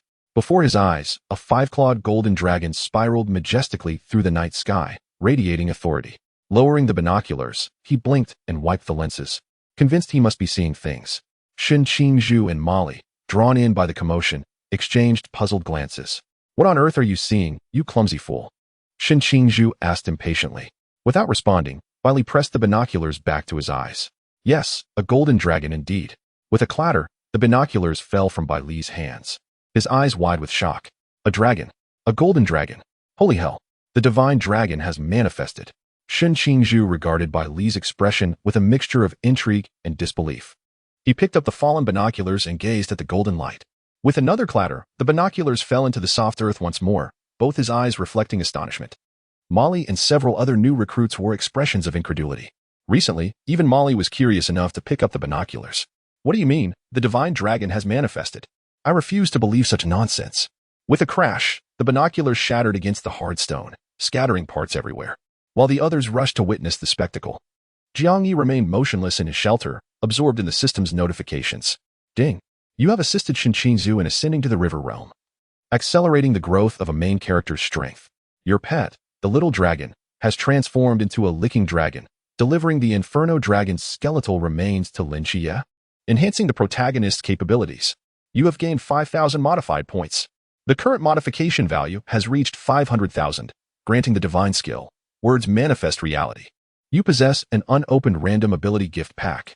Assisting in elevating one's realm is permissible. However, the host is advised to exercise caution, as forcibly enhancing multiple realms may deplete their potential." Reluctantly, Jiang Ye abandoned this notion and shifted his attention to the random ability gift pack. With a mere thought, he accessed the description. The gift pack promised bizarre and peculiar abilities. Bizarre abilities? What could that possibly entail? Jiang Ye pondered, but recalling the previous rewards, he felt a sense of trust in the system and promptly clicked to draw. A disc, visible only to him, materialized, and the pointer began to spin rapidly. Breath of equivalence? What is this? Upon hearing the name, Jiang Ye's hope dwindled, as it lacked any gravitas. Breath of equivalence, regardless of the opponent's strength. The aura released by you and your adversary will be equivalent. Despite initially deeming it somewhat useless, Jiang Ye now recognized its potential for intimidation. If the opponent were a dimensional ascender, his aura would also match that of an ascender. At the same level, would the opponent not reconsider? He decided to retain it, for it might prove valuable in the future. Exiting the system, he gazed at the empty, low dwelling and stepped outside. The dragon manifested. May the divine dragon bestow its blessings. Upon emerging, he beheld a throng of villagers kneeling in the mud, reverently bowing towards a distant golden light. Even Bai Li, Shen Qingzhu, and Mo Li looked on in disbelief, staring fixedly at the golden radiance. Jiang Ye's lips twitched. This dragon was rather ostentatious, seemingly oblivious to the virtue of humility. It appeared it was eager for another round of flattery. With a mental command, he urged it to cease its grandstanding and hasten towards the mist for an upgrade. In the distance, the little golden dragon, eager to please Lin Qiye, suddenly trembled, smacked its lips, and transformed into a beam of golden light soaring into the sky. A sense of freedom enveloped it. The divine dragon had arrived. In a mere second, it soared thousands of meters, but midway, a sudden flash of light caught it, and its body was instantly immobilized. The little golden dragon struggled, but a delicate, faintly golden net ensnared it. Regardless of its efforts, it could not break free. It was a divine being. What manner of treasure could bind even a god? This was a predicament. Master, I, the divine one, have been ensnared. Come save me. After exhausting all its strength to escape, the little golden dragon promptly alerted Jiang Ye. As it gradually descended towards the ground, a figure clad in a simple robe, with a gentle smile, emerged in the little dragon's sight. The little golden dragon, wary, thought, "Who are you, old man? Let me tell you, my master is formidable. You would do well to release me. Otherwise, my master will come and make you regret it in an instant." The primordial heavenly sovereign paused, stroking his beard in confusion, and inquired, "Do you not recognize this humble Taoist?" The little dragon roared twice, "How could I possibly know you, old man? I'm a noble divine dragon." Seeing the defiant demeanor of the little golden dragon, the primordial heavenly sovereign frowned and asked, "Who is your master? Which esteemed figure from the heavenly court?" "The heavenly court?" The little golden dragon's eyes widened, its arrogance waning as it tentatively responded, "Who are you?" "I am the primordial heavenly sovereign. Pray tell, who is your master?" The old man spoke calmly. "The jade pure primordial heavenly sovereign." The little dragon's eyes bulged in shock. It and the azure dragon were once recognized as guardian dragons of the Jade Emperor. Thus it had heard of the primordial heavenly sovereign's renown. "Oh dear, I just provoked the primordial heavenly sovereign." The little golden dragon quickly corrected its posture, putting its claws together in respect. "I humbly apologize for my earlier insolence. I am the Huang dragon, guardian divine beast of the heavenly court." The primordial heavenly sovereign nodded slightly, a faint smile gracing his face. "In that case, come along with me." But sovereign, I have formed a contract with a human lad." The primordial heavenly sovereign paused. "Pray tell, who is that human?" The little golden dragon stammered. He is." It abruptly fell silent, sensing the contract, quickly turning its gaze towards a figure approaching in the distance. "He has arrived," the little golden dragon remarked bitterly. The primordial heavenly sovereign looked up, a hint of surprise flickering in his eyes. He then gently placed the little golden dragon into the sleeve of his robe, speaking kindly, "Young friend, I did not expect us to meet so soon." Jiang Ye grimaced. "Forgo the pleasantries and return that dragon to me, if you please." The primordial heavenly sovereign slightly turned, burying his hands within his robe sleeves. "Young friend, this humble Taoist is uncertain of what you speak." Jiang Ye, Chapter 76, The Aura Unleashed, the primordial heavenly sovereign submits. Jiang Ye was at a loss for words. To snatch something in plain sight, and yet feign ignorance, was quite audacious. After a moment's contemplation, he stepped forward. Instantly, ripples emanated from the ground, a formidable aura erupting from Jiang Ye. The primordial heavenly sovereign, having turned slightly, furrowed his brow, casting a surprised glance at the youth. The aura of a peak sovereign. Although he had not yet restored his full strength, he could not mistake the aura of a sovereign. The primordial heavenly sovereign shook his head slightly. The deities of the heavenly court had sacrificed their powers for the people of the Great Xia, trapped in a cycle for a century. As the century had not yet elapsed, how could a peak sovereign emerge? The last time the evil god Medusa had revealed her aura, it was not nearly as potent. Could he be concealing his strength? Furthermore, he had never encountered a sovereign of Jiang Ye's caliber. This aura was neither that of a spiritual treasure nor a moral sovereign. Who then could he be? The primordial heavenly sovereign's brow furrowed as he considered that Jiang Ye had not committed any heinous acts against the Great Xia. After a moment's reflection, he withdrew the entrapped little golden dragon from his sleeve and released it. "Go forth. When the heavenly court is re-established, you shall be summoned back." The little golden dragon bowed respectfully and then flew to Jiang Ye's shoulder. "Master," it cried in fear. "Oh dear, one more anomaly." My humble master just stood up to the primordial heavenly sovereign and emerged victorious. Who would dare believe such a tale? This is astounding. The primordial heavenly sovereign, who even the Jade Emperor must respect, had yielded to Jiang Ye. What manner of being was this humble master? In that moment, Jiang Ye's hands, hidden behind his back, were slightly damp with sweat, yet he maintained an outward calm.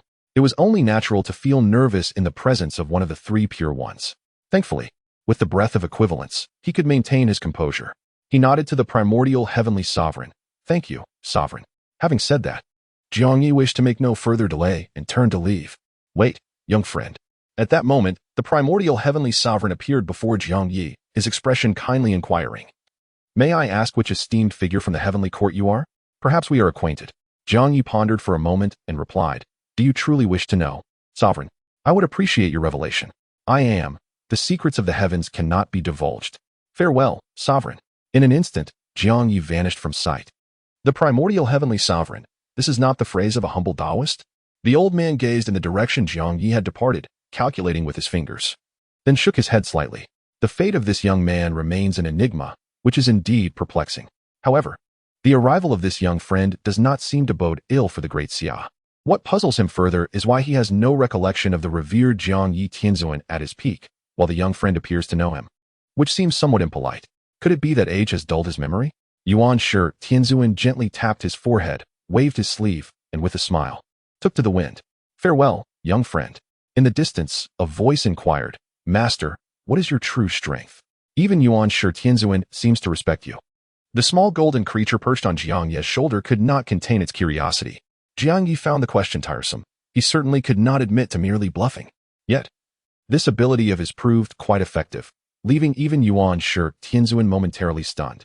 Silence enveloped them as Jiang Ye's figure appeared at the border of Great Xia. The treacherous mist, deemed perilous by outsiders, was held at bay by a national protective monument. Observing the mist, the small golden creature realized that having such a formidable master meant it had nothing to fear. Clinging tightly, it felt invincible. Master. Actually, Jiang Ye had no intention of granting it a chance to refuse. He picked up the small creature and squeezed it into a ball, tossing it skyward before executing a swift kick that sent it deep into the mist. The only sound left echoing in the air was the creature's anguish cry.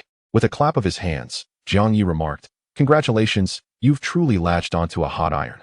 After the golden dragon soared away, the three individuals slowly regained their composure. Yuan Gang and Instructor Hong placed their hands on Lin Qiye's shoulders simultaneously. Qiye, what is your connection with that dragon? Instructor Hong asked earnestly, while Yuan Gang cast a questioning glance. Lin Qiye replied, I have no idea. The dragon came and started licking me. I was equally bewildered. Learning to lie at such a young age is not a good habit. Qiye, Yuan Gang remarked thoughtfully. Lin Qiye, caught off guard, fell silent. After a series of inquiries with no fruitful answers, they reluctantly decided to abandon the questioning. Qiye, we will discuss this later. For now, let us return to the village. Other rescue teams have likely arrived to escort the victims down the mountain, Yuan Gang instructed. Lin Qiye and Instructor Hong nodded in agreement. As they journeyed in silence, all three were still reeling from the earlier shock. The emergence of a deity in Great Xia marked a monumental moment. Lin Qiye's mind was filled with questions. That five-clawed golden dragon had seemed poised to assert its authority, yet suddenly behaved like an eager lapdog. Did it fear a reprimanding slap? Lin Qiye mused, perplexed as to why a majestic dragon would utter such words, wondering if it had suffered a psychological trauma from a prior encounter. Upon reaching village number 7, the rescue team clad in red vests was already escorting villagers down the mountain. Qiye, Bali Pangpang rushed towards Lin Qiye upon spotting him. Following closely were Jiang Ye, Shen Qizhu, and others. Bali Pangpang grasped Lin Qiye's shoulders and exclaimed, You won't believe what I just saw. Lin Qiye pushed him away, replying casually, A golden dragon. Bali Pangpang was taken aback. You saw it too? No way. This Jinan mountain truly has a divine dragon. You have no idea. The moment I laid eyes on it, I knelt and sacrificed 10 years of my life to ensure my father remained safe and sound. Lin Qiye responded, Instructor Yuan. Instructor Hong, you may go ahead. I need to handle a personal matter. He pulled Bai Li Pangpang aside, while the others fell silent. Soon after, Bai Li Pangpang's cries echoed through the valley. While hidden in the nearby underbrush, Xiao Hailai cast a deep glance at Jiang Ye, whose presence was shrouded in mystery. In an instant, he transformed into a dark shadow and vanished into Jinan Mountain, unimpeded as he returned to the old district of Songnan City. As dawn broke, the sun rose brightly on the horizon. A beam of sunlight filtered through the dense trees of a low house, illuminating the youthful visage of Yang Jin. Upon hearing the tale from the howling celestial dog, his eyes sparkled with astonishment. Are you sure you didn't missee anything? Xiao Hailai shook his head vigorously. That golden dragon was once the guardian deity of the heavenly court.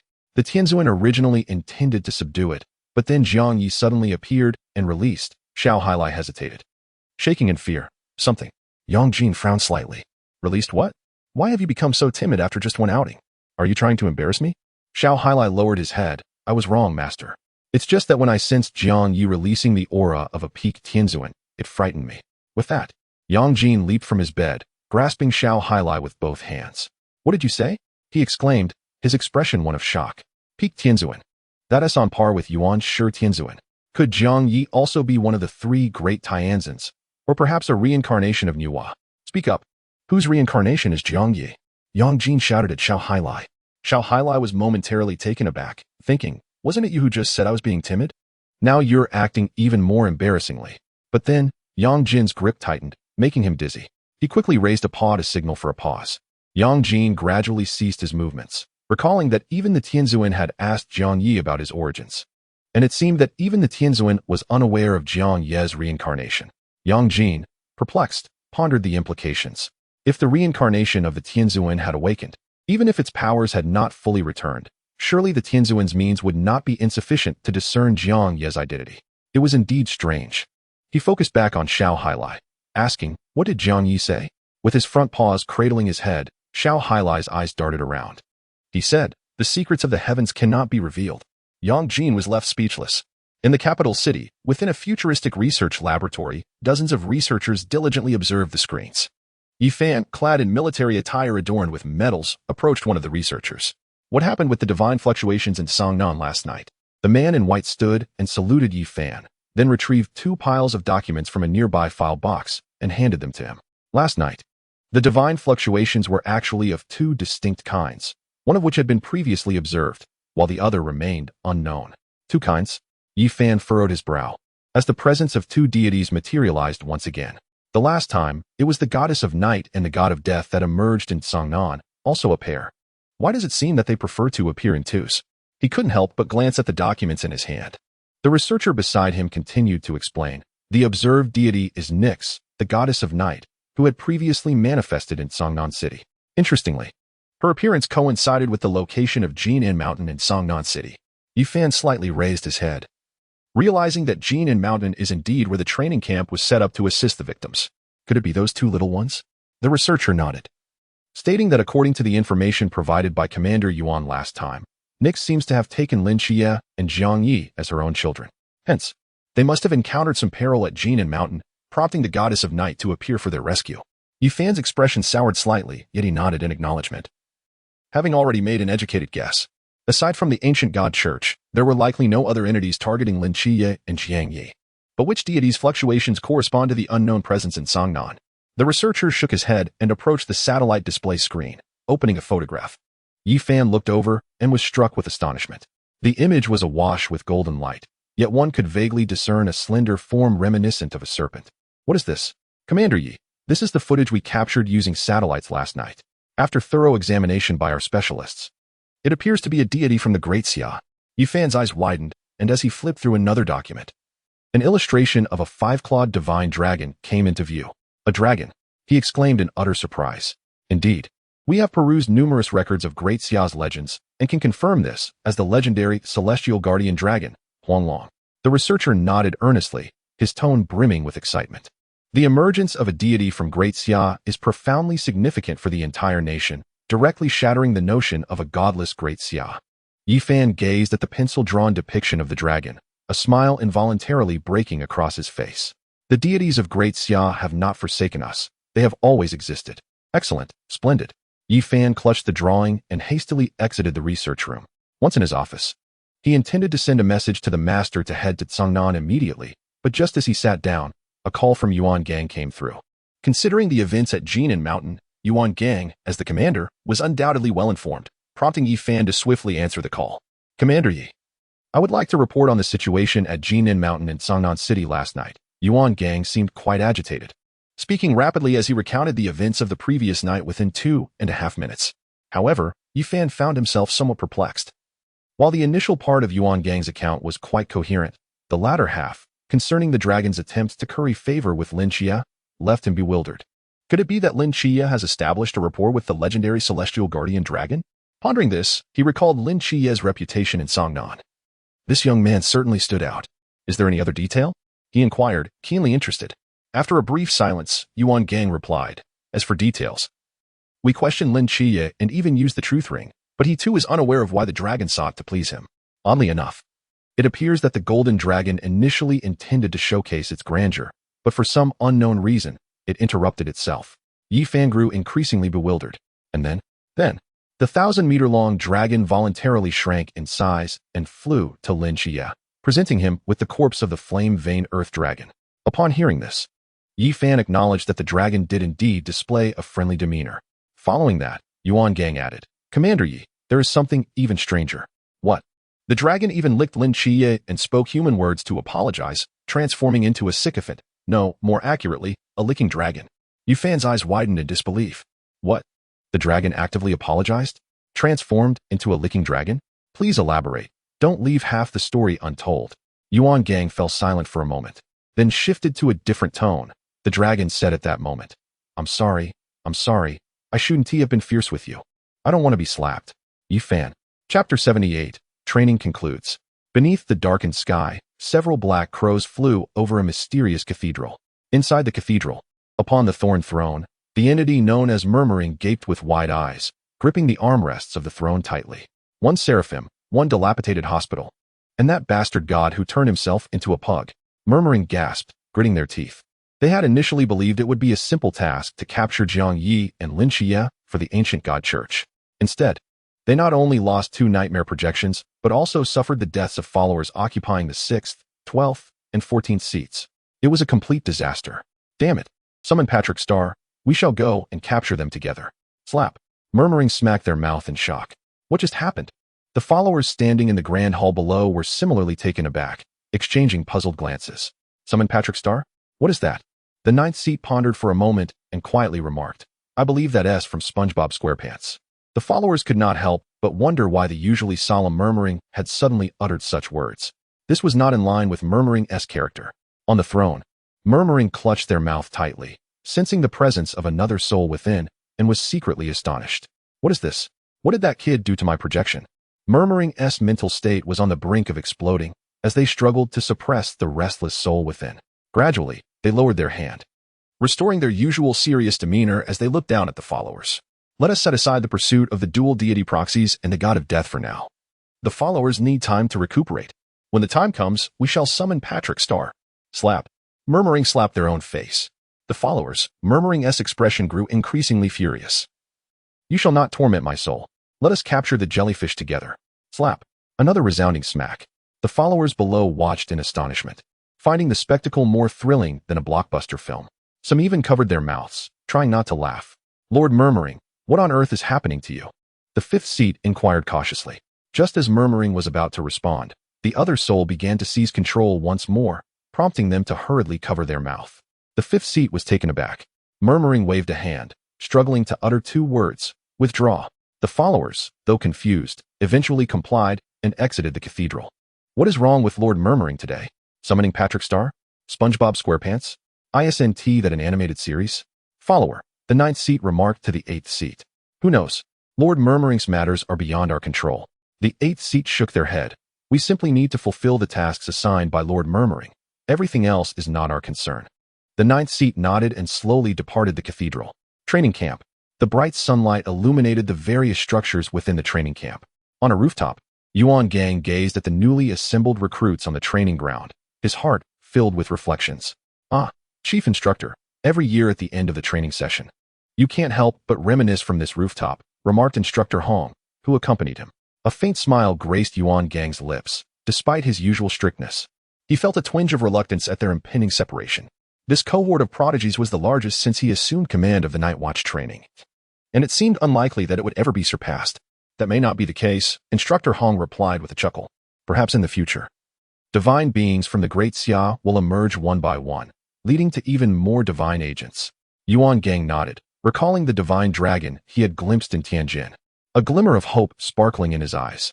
After a while, he glanced at his watch and said, Let us go. The swearing-in ceremony is about to commence. With that, he turned to descend the rooftop. Instructor Hong cast a final glance at the recruits below, soon to become true night watchmen, a smile curving his lips as he followed suit. On the training ground, Brother Shun, I will miss you dearly. I don't want to leave, sobbed Deng Wei, as he, along with Li Liang, clung to Shen Qingzhu, tears streaming down their faces. You 3 get off me, one at a time, Shen Qingzhu protested, pushing against their advances. Bai Li, observing this rather embarrassing scene, clicked his tongue in disapproval. Turning to the girls, he noticed a red-haired girl with a cherubic face, who smiled at him. He then approached Jiang Ye, Lin Qiye, and Xiao Yuan. Aren't you going to say goodbye to her?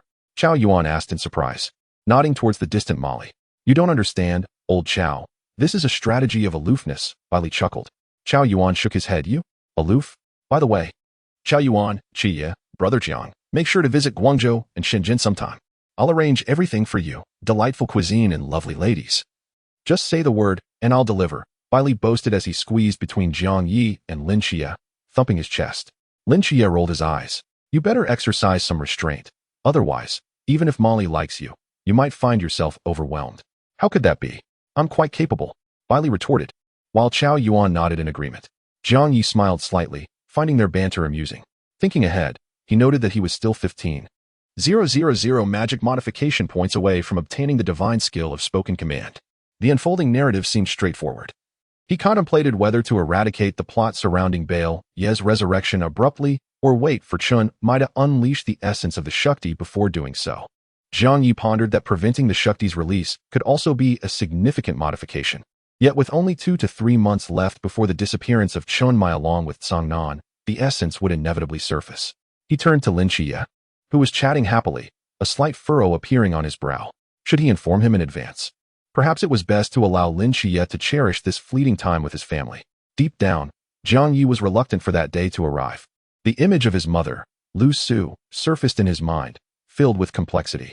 His myriad divine realm could emulate all things, yet they remained devoid of true existence. He could replicate the life trajectories of Songnan's inhabitants, making it seem as if they were resurrected in form, but they would be mere soulless automatons, trapped in a cycle of existence without genuine revival. Sighing, Jiang Ye shook his head. What are you thinking about? Lin Qiye approached and inquired. Just feeling a bit nostalgic. Jiang Ye replied. Lin Qiye nodded slightly. Indeed, a year of training has come to an end, and I feel a bit reluctant to leave. He gazed up at the fluttering red flag of the training camp, a gentle smile gracing his lips. By the way, do you remember the incident with Han Xiaoyan? Jiang Ye paused, nodding. I do. Instructor Gu mentioned that Han Xiaoyan possessed the power of the Seraph. And the reason Shun Qingzhu's vacuum failed was due to the unique properties of the Seraph's divine laws. Lin Qiye looked at Jiang Ye earnestly. Instructor Gu believes it to be a miracle, and that my mundane divine realm may have the same potential in the future. Perhaps then, I could help you with your vision. Jiang Ye was momentarily taken aback by the boy's clear and gentle voice, a smile slowly forming on his lips. The scorching sun suddenly transformed into a soft warmth enveloping the two youths. Silence. We shall now commence the night watchman's swearing-in ceremony. Chapter 79. The Oath on the stage of the training ground. All newly appointed night watchmen receive their cloaks, medals, and celestial blades. Standing tall in formation, they fixed their gazes upon the descending Great Xia flag. On stage, Yuan Gang wore a solemn expression, turning left to face the flag, awe in his eyes. Clenching his fist around the night watchman's medal with his right hand, he placed his left hand on the hilt of the celestial blade. A deep, resonant voice echoed. I, Yuan Gang, pledge my oath beneath the Great Xia flag. In that instant, everyone stood solemnly, mirroring Yuan Gang's actions. Gripping their medals to their chests and proclaiming loudly, I, Jiang Ye, I, Lin Qiye, I, Bailey Tuming, I, Chao Yuan, I, Shen Qizhu. All present declare our oath beneath the Great Xia flag. Yuan Gang's powerful voice reverberated. If the dark night should fall, if darkness should descend, I shall stand before the multitude. I shall stand before the multitude, with sword drawn to the abyss. Blood shall stain the heavens. After the oath-taking ceremony concluded, all the night watchmen returned to their dormitories to gather their belongings. Inside the dorm, Bailey clung to Jiang Ye's arm. Brother Jiang, you must come visit Guangzhou and Shenzhen. My father is quite interested in you and wishes to converse. Jiang Ye attempted to pull away, but Bailey held on tight. Let go. If you promise me, I'll let go. Jiang Ye sighed, recalling Bailey's tragic demise on his birthday, as well as the unfulfilled meeting between Bailey and Molly. Softening, he relented. All right, I promise to visit when the opportunity arises. With a clap of his hands, Bailey exclaimed, Great. Brother Jiang, you're doing me a favor. I will ensure everything is perfectly arranged for you. With that, he grabbed his suitcase and stepped out of the dorm. However, after taking a few steps, he turned back with a grin. Don't forget to check under your bed. I've prepared a gift for you. With that, he joyfully dragged his suitcase away. Jiang Ye and Lin Qiye, who were busy packing, exchanged puzzled glances and simultaneously retrieved a box from beneath the bed. Opening it, they found a dazzling Rolex sparkling under the light. Truly the foolish son of a landlord. Lin Qiye shook his head. Jiang Ye closed the box with a smile. Nice souvenir. I'll take one back for each of the team leaders. Lin Qiye chuckled. Sounds good. After they finished packing, they pulled their kawaii suitcases and exited the training camp, finding that everyone had already left except for the instructors. Wait, Jiang Ye. As the two were about to exit the training camp, Yuan Gang suddenly appeared from nowhere and grabbed Jiang Ye's arm. Jiang Ye, slightly bewildered, asked, "Instructor Yuan, what is it?" Yuan Gang flashed a cunning smile, pulled Jiang Ye aside, and earnestly said, "Jiang Ye, I have treated you rather well this past year, haven't I?" Jiang Ye's expression turned peculiar, realizing he was being emotionally manipulated. He nodded politely and replied, "Instructor Yuan, if you have something to say, just say it." Yuan Gang continued with a smile, "For the next batch of recruits, I would like you to take charge. I cannot invite the masked squad again. With your ability to annihilate the sea realm with a mere flick, after another year of honing your skills, you will undoubtedly possess immeasurable combat prowess. If another monster like you appears in the next session, the Night Watch training will be in jeopardy." Jiang Ye replied nonchalantly, "That sounds fine. I have always enjoyed overpowering the weak." Yuan Gang smiled and nodded, finding no surprise in Jiang Ye's audacious words. It could only be said that in all the years of Night Watch training, Jiang Ye was indeed an anomaly that no one could subdue. "All right. We shall meet next year, huh? Now go back. Your captain has called me several times." Jiang Ye turned and walked over to Lin Qiye, who was waiting for him. "Let us go," he said, and they walked side by side. Lin Qiye couldn't help but ask, "What did Instructor Yuan say to you?" Jiang Ye shrugged, "Nothing much. Just helping him bully the weak." "Then why not ask me?" Lin Qiye inquired. "Perhaps you're too weak," Jiang Ye replied, leaving Lin Qiye to silently close his mouth. In the center of Cangnan City, at the bus station, Chun Mai, Hong Ying, Si Xiaonan, and two others waited, while Lung Xian was concealed atop a discreet rooftop. Holding a gun, "Let us go over our talking points." The two divine agents were left in Cangnan, especially Xiao Yi. Something must have gone awry, causing them to perform poorly. Chun Mai looked at his teammates and said earnestly, "Remember, do not mention this matter. We must not hurt the children's feelings. Especially you. Hong Ying and Xiaonan. Being girls, you should comfort Xiao Yi and Qiye." "Huh."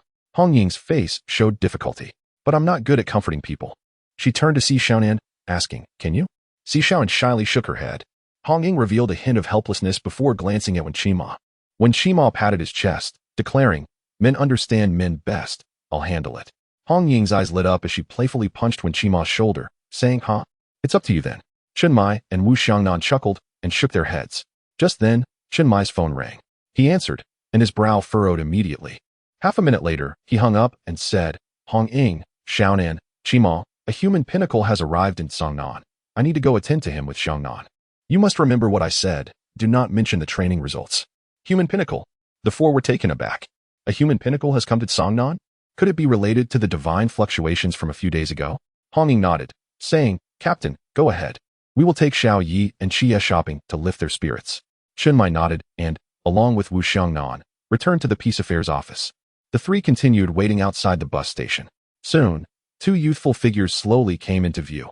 Jiang Ye, draped in black satin, and the handsome Lin Qiye, both quite conspicuous. They noticed Hong Ying and the others as they approached. Before either could speak, Hong Ying embraced their shoulders, exclaiming, "Boys, a momentary mistake is nothing. Let us go. Sister will take you to eat something delicious." Jiang Ye, puzzled, asked, "What mistake?" Wen Qima quickly patted Hong Ying, shaking his head. She promptly stopped, waving her hands. "It's nothing. Let us not mention it." Lin Qiye, understanding, spoke up, "Sister Hong Ying, you want to ask about our training results, right?" The three were momentarily stunned into silence. Wen Qima, with a hint of resignation, gently said, "It's all right. Everyone makes mistakes. Not performing well this time doesn't reflect your strength." Hong Ying and Si Xiaonan nodded in agreement. "Xiao Yi, Qiye, let us turn our grief into appetite. Let the past remain in the past," Hong Ying said, grasping their arms. Lin Qiye smiled, pointing at Jiang Ye, "Sister Hong Ying, it's not what you think. In the training camp rankings, he came first, and I came second." The three were left speechless. In the basement of the Peace Affairs office, Master Chun, sipping tea, dismissed Wu Xiangnan and then observed Chun Mai taking a sip. "Master, I understand your intention. I will safeguard that forbidden object properly," Chun Mai stated solemnly. Master Chun set his cup down and nodded slightly. "Once the aura of that forbidden object is exposed, it will undoubtedly attract the attention of outer gods. Therefore, when necessary, you may need to make certain preparations." Chun Mai's expression darkened upon hearing this.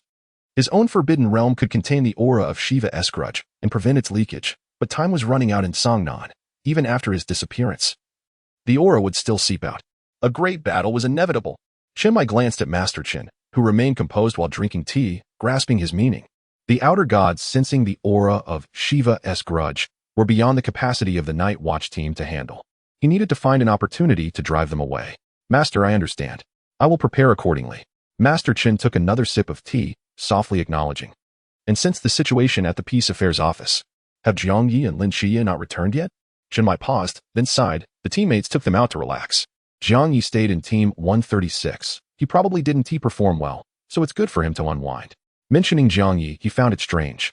While he could understand Lin Qiye remaining in Songnan, Jiang Ye's presence there puzzled him. After all, Jiang Ye possessed the strength to suppress him with ease. Unwind. Not perform well. Master Chen paused in his tea drinking, a look of skepticism on his face, but quickly realized something. You need not worry too much. Jiang Ye's reassignment is only temporary. You cannot fathom how legendary this kid is in training camp. Temporary? Chen Mai's expression reflected surprise. Master Chen nodded. Commander Yi has ordered Jiang Ye to remain temporarily with Team 136 of the Night Watch. Once the Songnan situation is resolved, a new order will be issued. Chen Mai felt somewhat relieved. Jiang Ye, being so exceptional, should not be stifled in Team 136, but rather be placed where he could truly shine. And Jiang Ye's training camp results? Master Chen raised an eyebrow and slowly remarked, 102. Chen Mai was taken aback. I recall when I participated in training. The full score was 100. Has it changed? No, Jiang Ye exceeded the full score by 2 points. Chen Mai, he exceeded the full score. Is that true, Xiaoyi? In an old-fashioned hot pot restaurant, upon hearing Lin Qiye's results, Hong Ying leaped up in disbelief, staring incredulously at Jiang Ye. When Qima and Si Xiaonan were equally astonished. Having all gone through night watch training, they understood the fierce competition involved. Achieving a score like Lin Qiye's 95 was a testament to extraordinary talent. Typically reserved for divine agents or those ranked within the top 30 of the divine and forbidden realms. However, now there are monsters that exceed the perfect score. It's simply absurd. Jiang Ye sensed their expressions and smiled wryly, dismissing it as trivial. Let's eat. This is not trivial. What qualifies as a big deal?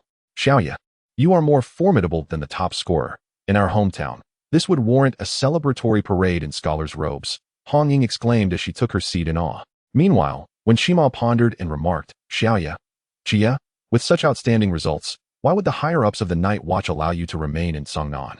Exactly. I was just about to mention that. Hong Ying mumbled around a chicken leg. Lin Qiye shook his head, admitting he didn't know either. However, he genuinely felt delighted to stay in Songnan. Jiang Ye understood the situation well, but also shook his head, indicating he was in the dark. The trio, realizing they could not decipher the higher-ups' intentions, decided to drop the subject. A radiant smile blossomed on Hong Ying's face as she piled more meat onto Jiang Ye and Lin Qiye's plates, cheerfully saying, "This is quite nice. We can occasionally go home to visit." The conversation gradually shifted to the case of the mysterious corpse theft by Qingyu and the resurrection sacrifice of Beer Clan. Jiang Ye listened thoughtfully. The resurrection of Beer Clan was the pivotal event that exposed the captain's connection to the Shiva's grievance.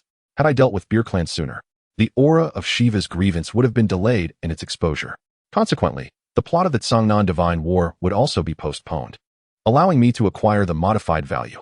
The critical point of the resurrection sacrifice plot lies with the tavern owner who disguised the crime scene. If I can seize the crystal ball containing Beer Clan from the tavern owner, this plot will conclude. Jiang Ye nodded slightly, formulating his plans internally. Just then, he lifted his gaze and sensed a piercing stare. Si Xiaonan, wearing glasses and with sparkling eyes, was intently gazing at him. Jiang Ye furrowed his brow, recalling the disruption to Si Xiaonan's plans when he had slain the fox demon earlier. Wait, Si Xiaonan is now Loki's agent. She was sent for the purpose of Shiva's grievance. While I prevented the captain from exposing himself, what if Loki suddenly utilized Si Xiaonan to seize the opportunity? Jiang Ye fell into contemplation. After their meal, the group returned to the peace office, where Wu Xiangnan announced their next move. Just in time. A tavern in the city center has reported a suspected mysterious murder case. Prepare yourselves. We must head over immediately. The 5 of them nodded in agreement. Wu Xiangnan soon drove up, glancing at the back seats and the group of Hong Ying. Hong Ying, Qima, Qiye, you 3 will accompany me to the crime scene. Xiaonan and Xiaoye, wait for the captain to finish his tea before joining us. Hong Ying eagerly opened the driver's seat door, exclaiming, "Let me drive." After a moment of hesitation, Wu Xiangnan settled into the passenger seat. When Qima and Lin Qiye followed suit into the car. With a rumble, the engine roared to life, and the car shot forward like a bullet. Wu Xiangnan gripped the armrest tightly in the passenger seat. In the back, when Qima and Lin Qiye felt a strong push against their backs and instinctively clung to each other, exchanging wide-eyed glances, while Hong Ying laughed heartily, seemingly exhilarated. Meanwhile, Jiang Ye and Si Xiaonan, who remained at the office, stood outside for a while, finding little common ground for conversation before retreating inside to wait quietly for the captain. Si Xiaonan sat beside Jiang Ye on the sofa, her gaze occasionally drifting toward him, who was wrapped in black satin. She fidgeted with her clothing, adjusted her glasses, and finally looked up at him. How was life in the training camp? Quite good. The two fell silent again, and Si Xiaonan felt a twinge of anxiety. Oh dear. This is awkward. Jiang Ye smiled, realizing they were alone and that Si Xiaonan had something to express. Perhaps it was due to the significant alterations he had made to the plot. It was evident that Si Xiaonan, like in Qingyu, had her memory seal lifted prematurely. This meant that Si Xiaonan was now aware of her role as Loki's agent. He spoke slowly. Sister Xiaonan, you wish to discuss Loki. In that instant, upon hearing Jiang Ye utter Loki's name, Si Xiaonan's body jolted, her eyes wide with disbelief as she stared at him. How does he know? After awakening her memories, she had never spoken of it to anyone. How could Xiaoyan know? You know? Si Xiaonan's voice was barely above a whisper. Jiang Ye nodded slightly. Si Xiaonan's gaze fell, revealing a look of self-reproach. I'm sorry. Sister Xiaonan, there's no need for apologies. I understand you are not in control of your situation. I can help sever your connection with Loki, granting you your freedom. Jiang Ye spoke gently, given the nature of the situation. He planned to handle Beer Clan to prevent the captain from inadvertently exposing the aura of Shiva's grievance. He would undoubtedly leverage Si Xiaonan's identity as Loki's agent to pull her back, which is why her memory seal had been lifted early. Help me sever the connection? Si Xiaonan's eyes widened in surprise. Can you really do that? My divine ruin is somewhat unique. It can sever the link between deities and their agents. Si Xiaonan was taken aback, wondering how she had never heard of such a capability. However, Jiang Ye had managed to accomplish it. If Jiang Ye claimed he could, it must be feasible. Yet, she realized that breaking her connection with Loki would certainly alert him. Her objective was Shiva's grievance. Removing her identity as an agent would only affirm Loki's suspicions that Shiva's grievance was in Songnan. At that point, the captain, Hong Ying, and Lin Qiye. She bit her lip gently, feeling a deep affection for this place and her team. 136. She didn't want to see it destroyed. Clenching her fists, Si Xiaonan shook her head at Jiang Ye. No need to sever it. I have my own plan, but I need your involvement. Jiang Ye listened to her complete plan, feeling a twinge of disappointment as it closely resembled the original plot, ultimately leading to her becoming the new trickster god. In truth, directly severing Sister Xiaonan's connection to Loki would have been a monumental alteration. However, from a teammate's perspective, he chose to respect Sister Xiaonan's decision. All right, I agree. Jiang Ye replied with a smile. Gratitude shone in Si Xiaonan's eyes. Thank you. And please, do not inform the captain or the others. I have always been a member of Team 136. With that, a radiant smile spread across her face. Jiang Ye nodded, touched.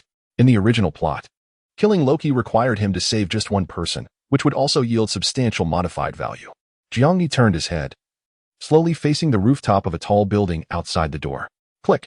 Lin Qiye took a picture of Jiang Ye and Si Xiaonan at the office. Upon seeing the photo, he paused in surprise. Jiang Ye was clearly facing his direction. Did Xiaoyan notice me? Lin Qiye was astonished that he could be detected from such a distance. He couldn't help but recall that Xiaoyan had the ability to sense things within a certain range. Had that range expanded significantly during the training camp this past year? Lin Qiye chuckled softly, realizing that his stealth abilities required refinement. He decided to head to the tavern for a first-hand observation.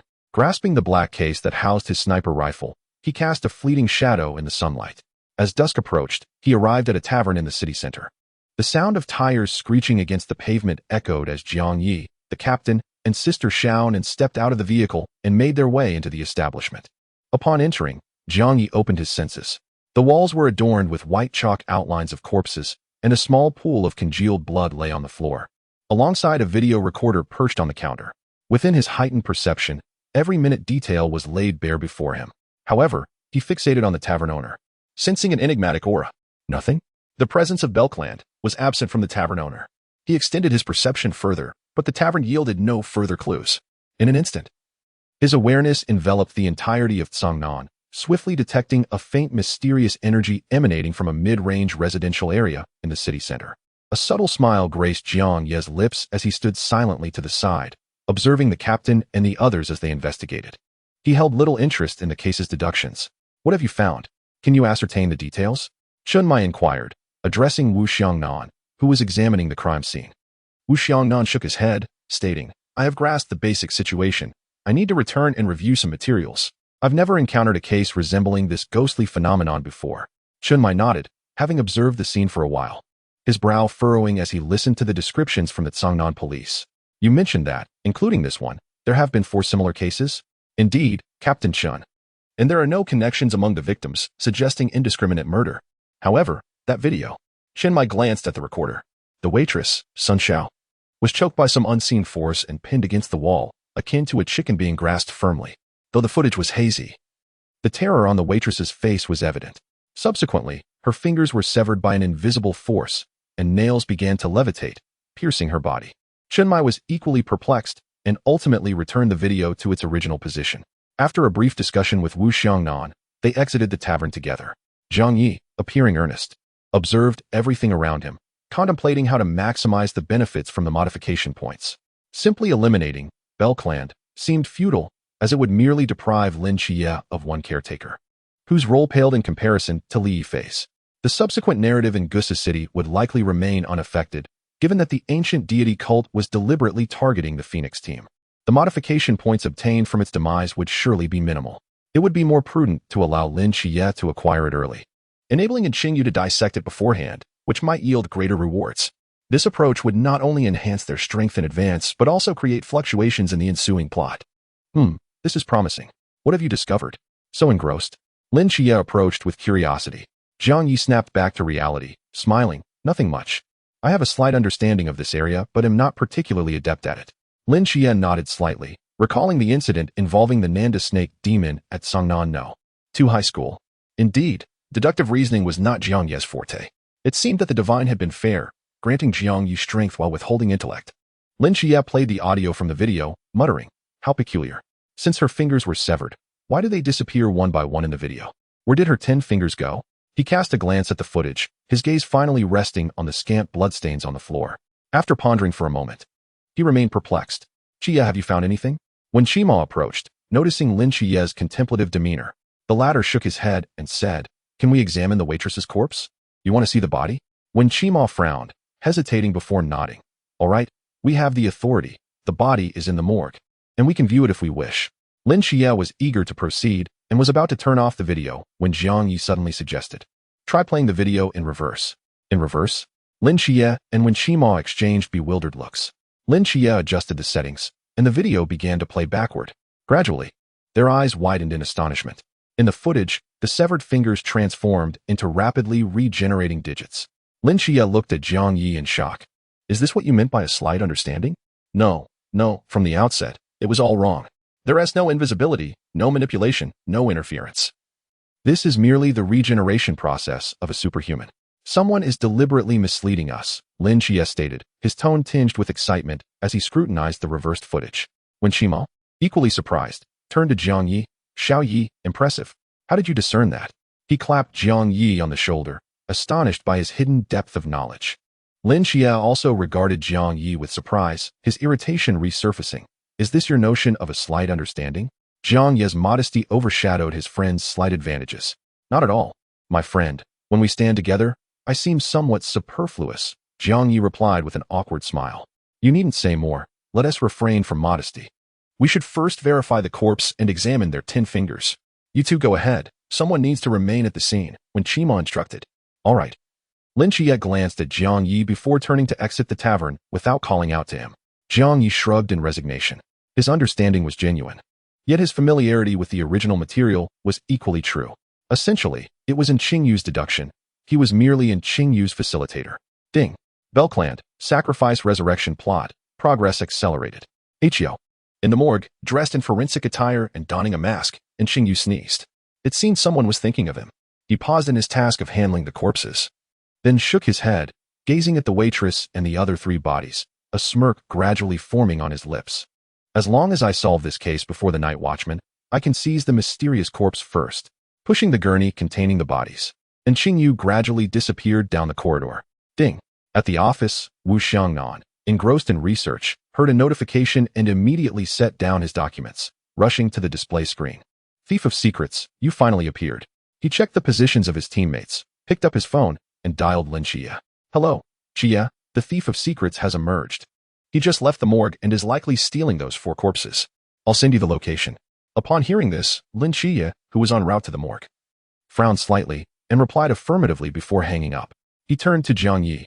The bodies have been taken by Qingyu. We should pursue him.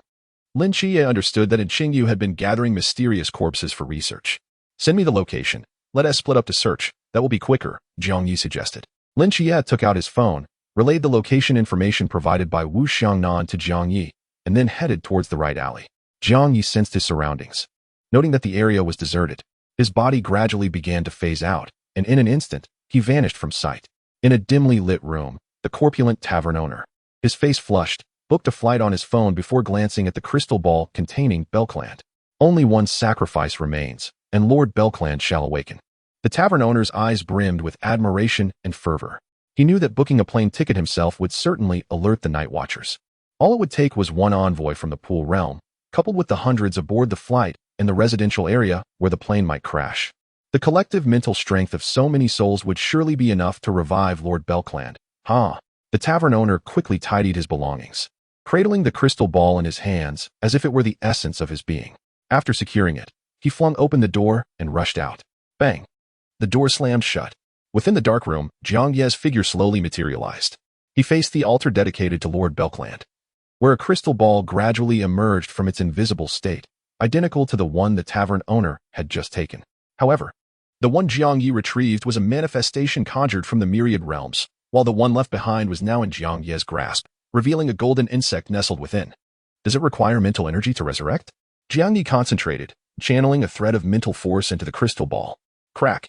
As a mere hint of mental energy was absorbed, a sound of cracking resonated. The crystal ball was soon adorned with fractures that spread across its surface. With a clatter, it shattered, the golden insect tumbling into Jiang Ye's palm, fluttering its tiny wings as its delicate limbs supported its form. Did you awaken me? I am your loyal servant. A mental wave emanated from Belcland. Jiang Ye, servant? What nonsense is this, you little insect? Startled, the insect gazed up at Jiang Ye's human visage, retorting in anger. I am the great Belcland, a powerful deity from the western mists, the sovereign of spirit and desire. Lowly eastern servant, having awakened me, I shall bestow upon you immense power. With that declaration, a purple haze of mental corruption enveloped Jiang Ye. Belcland's spirit surged violently, attempting to invade Jiang Ye's mind. Yet, just as the purple miasma was about to penetrate, a wave of formidable pressure pinned it to the ground. Belcland's small eyes widened in disbelief. This human seems rather formidable. Lowly insect, I didn't quite catch that. Speak again. Jiang Ye stepped forward, the oppressive force intensifying. Belcland found itself firmly pressed against the ground, its mind swirling in confusion. Why revive me only to threaten my life? What power is this? I possess no means of resistance. Has this human reached the Klein level? By heavens, I have encountered a tough opponent. Great one, please spare me. I was wrong. As the pressure threatened to crush Belcland completely, it hastily released a mental wave. I am lowly indeed. I am the very definition of lowliness. Spare me, great one. Belcland clasped its tiny front legs in a gesture of supplication.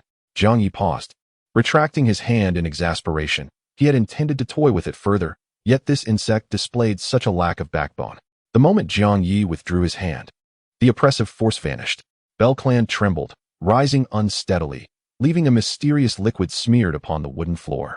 Truly, I have been beaten out of my wits. But before Belcland could fully comprehend, a surge of soul-piercing mental energy rushed into its mind, and a pact was instantaneously forged. Belcland blinked in bewilderment, gazing up at Jiang Ye. What are your commands, my master? Jiang Ye nodded slightly, stroking his chin in contemplation before stating, I offer you an opportunity. Belcland's eyes gleamed with joy as it eagerly responded, Master, what opportunity? I am ready to serve. There was no choice. The soul contract in its mind dictated that Jiang Ye's slightest thought could lead to its obliteration. Jiang Ye produced his phone and retrieved a photograph of Lin Qiye, presenting it before the insect. Master, what is this? Go and deliver his head. Return only when you succeed. Belcland. Chapter 83. The Shadow Deepens. Hello, Captain. We just received updates from the police. The tavern owner purchased a plane ticket and left Songnan just now.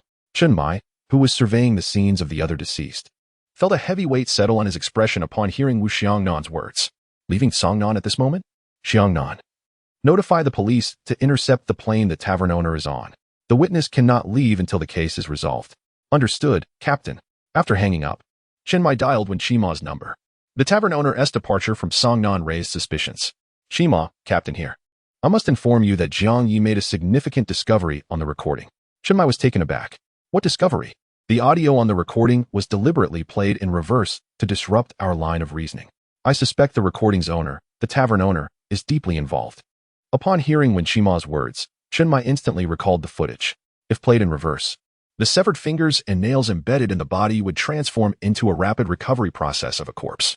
This implied the absence of supernatural beings, revealing instead an individual possessing abilities akin to accelerated regeneration. Chen Mai felt a surge of astonishment. They had scrutinized the footage for so long without realization. Yet Jiang Ye discerned it at a glance. This kid is quite the prodigy. But now was not the time for contemplation. He hastily instructed, Qima, head to Changnan Airport. The tavern owner booked a flight for tonight. He must not be permitted to leave. Yes, Captain.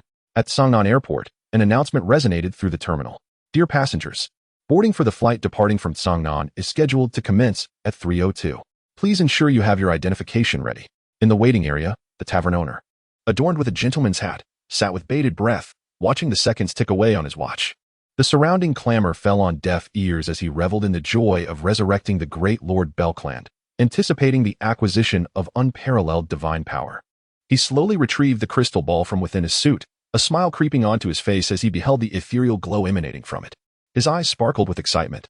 Tonight, I shall summon the great Belcland. Suddenly, the tavern owner noticed something amiss within the crystal ball. He hastily brought it closer to his eyes for a closer inspection. In an instant, his eyes widened, veins surfacing on his sclera. The crystal ball contained no trace of Belcland. It was nothing more than an ordinary orb.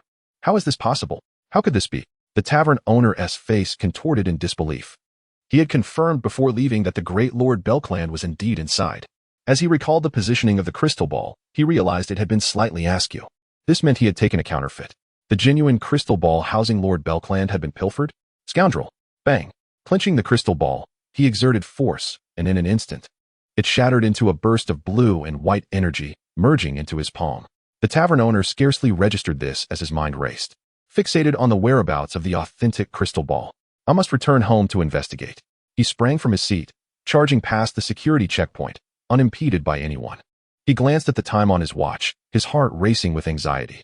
If he were to miss the revival of Lord Belcland, the consequences would be dire.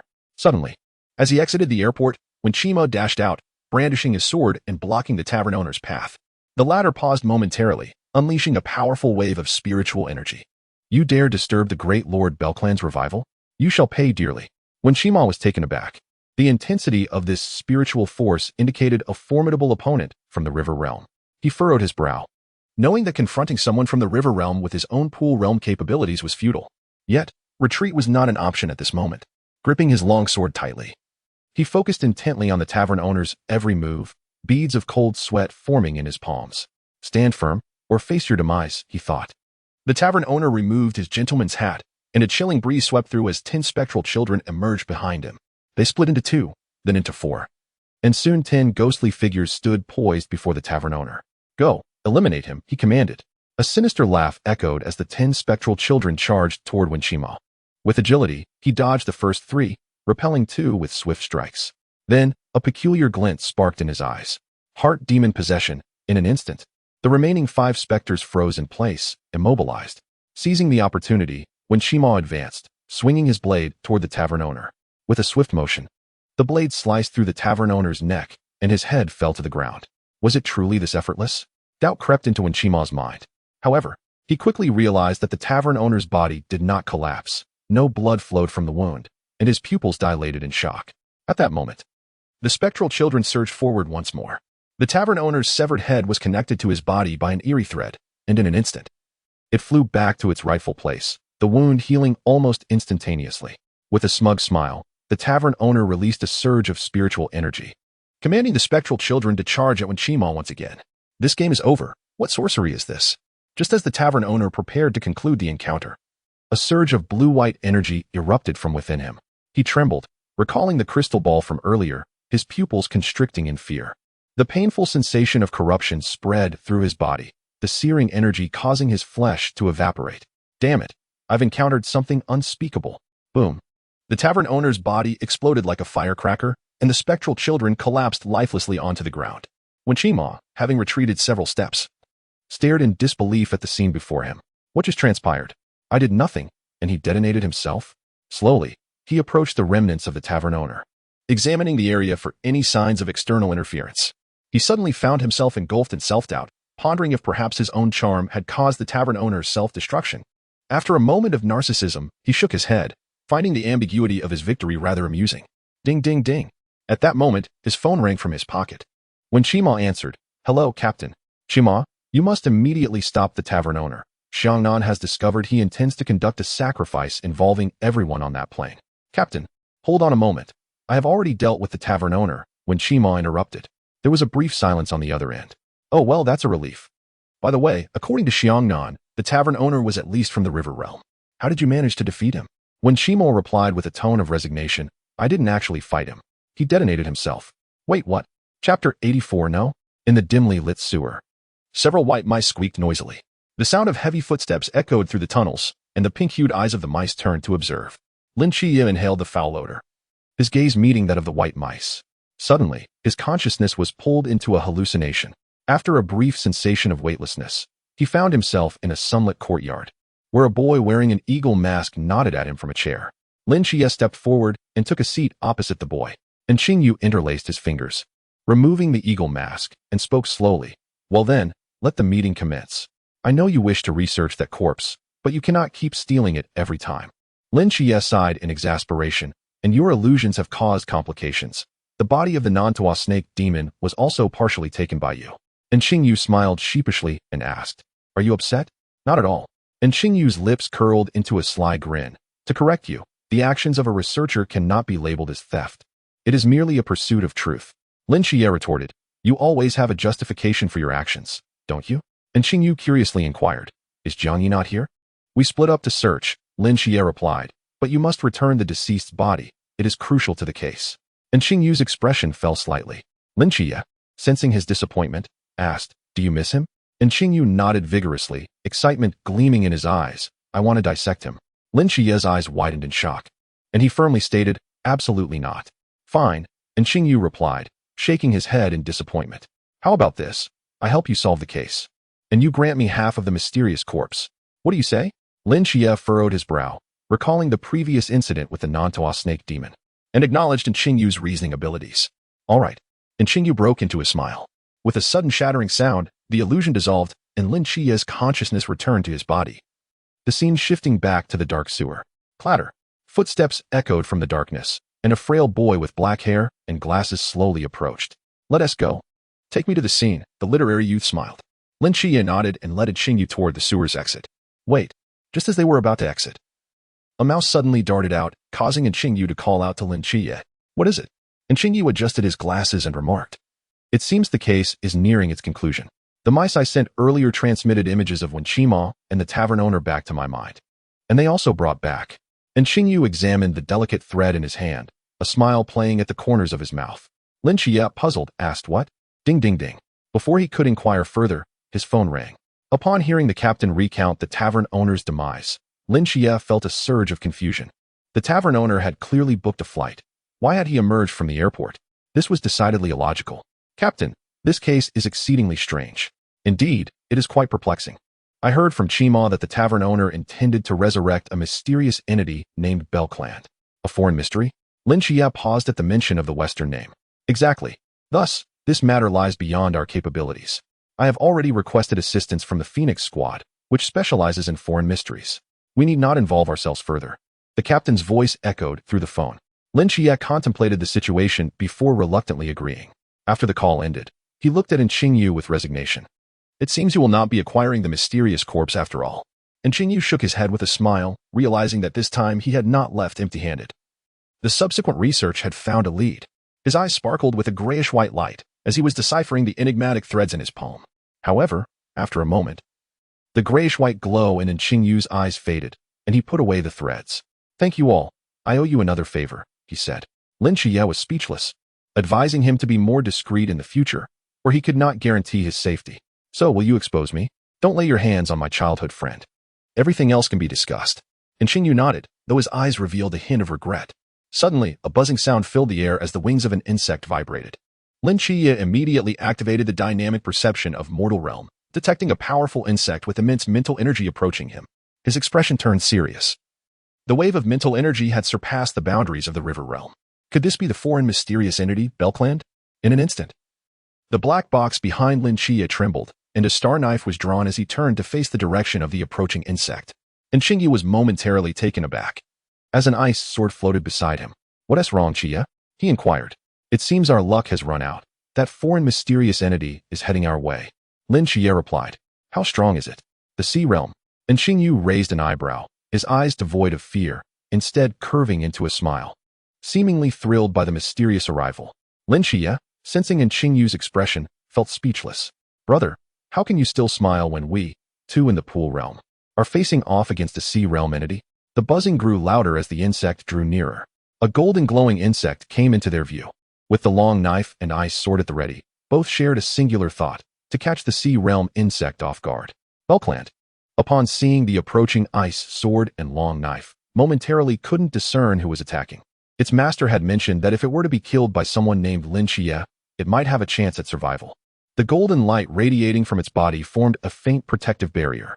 When the long knife and ice sword struck the golden barrier, they were instantly repelled. The ice sword floated back to Jiang Ye, while Lin Qiye was pushed back several steps, his palm slightly numb. Both furrowed their brows in concern. Belcland's small eye scanned the two, fixing its gaze on Lin Qiye, as if it had found a glimmer of hope. "Qiye, do you know it?" "I can't shake the feeling that its gaze is filled with desire," and Jiang Ye utilized his unique insight to comment. Lin Qiye shook his head.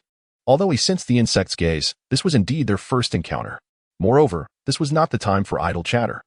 A sea realm mystery taking an interest in him was hardly a good omen. "Be careful, it's flying towards you."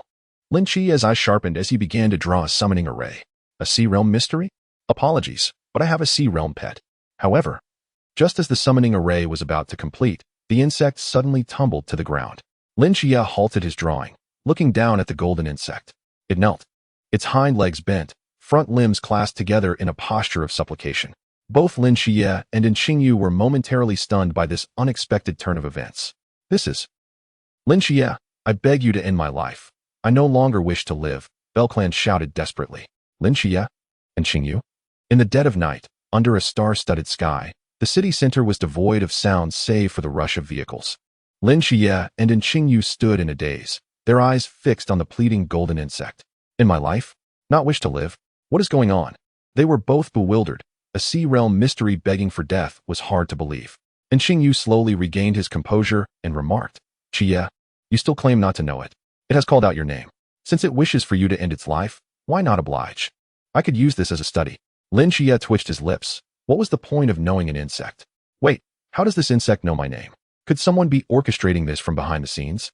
Lin Qiye crouched down, scrutinizing the golden insect. "Are you Belcland?" "Yes, please, end my life quickly," it implored. Lin Qiye coughed lightly, adopting a serious tone. "Who sent you? Tell me, and I will grant you your wish." Belcland paused, contemplating, before quickly dismissing the thought of revealing Lin Qiye's identity. Exposing Jiang Ye's identity could lead to its demise at a mere thought. If what its master said was true, being killed by Lin Qiye might actually grant it a chance at survival. The choice was obvious. It shook its head at Lin Qiye, stating, "If you don't kill me, I won't tell you." Lin Qiye furrowed his brow slightly, retorting, "If you don't tell me, I won't kill you."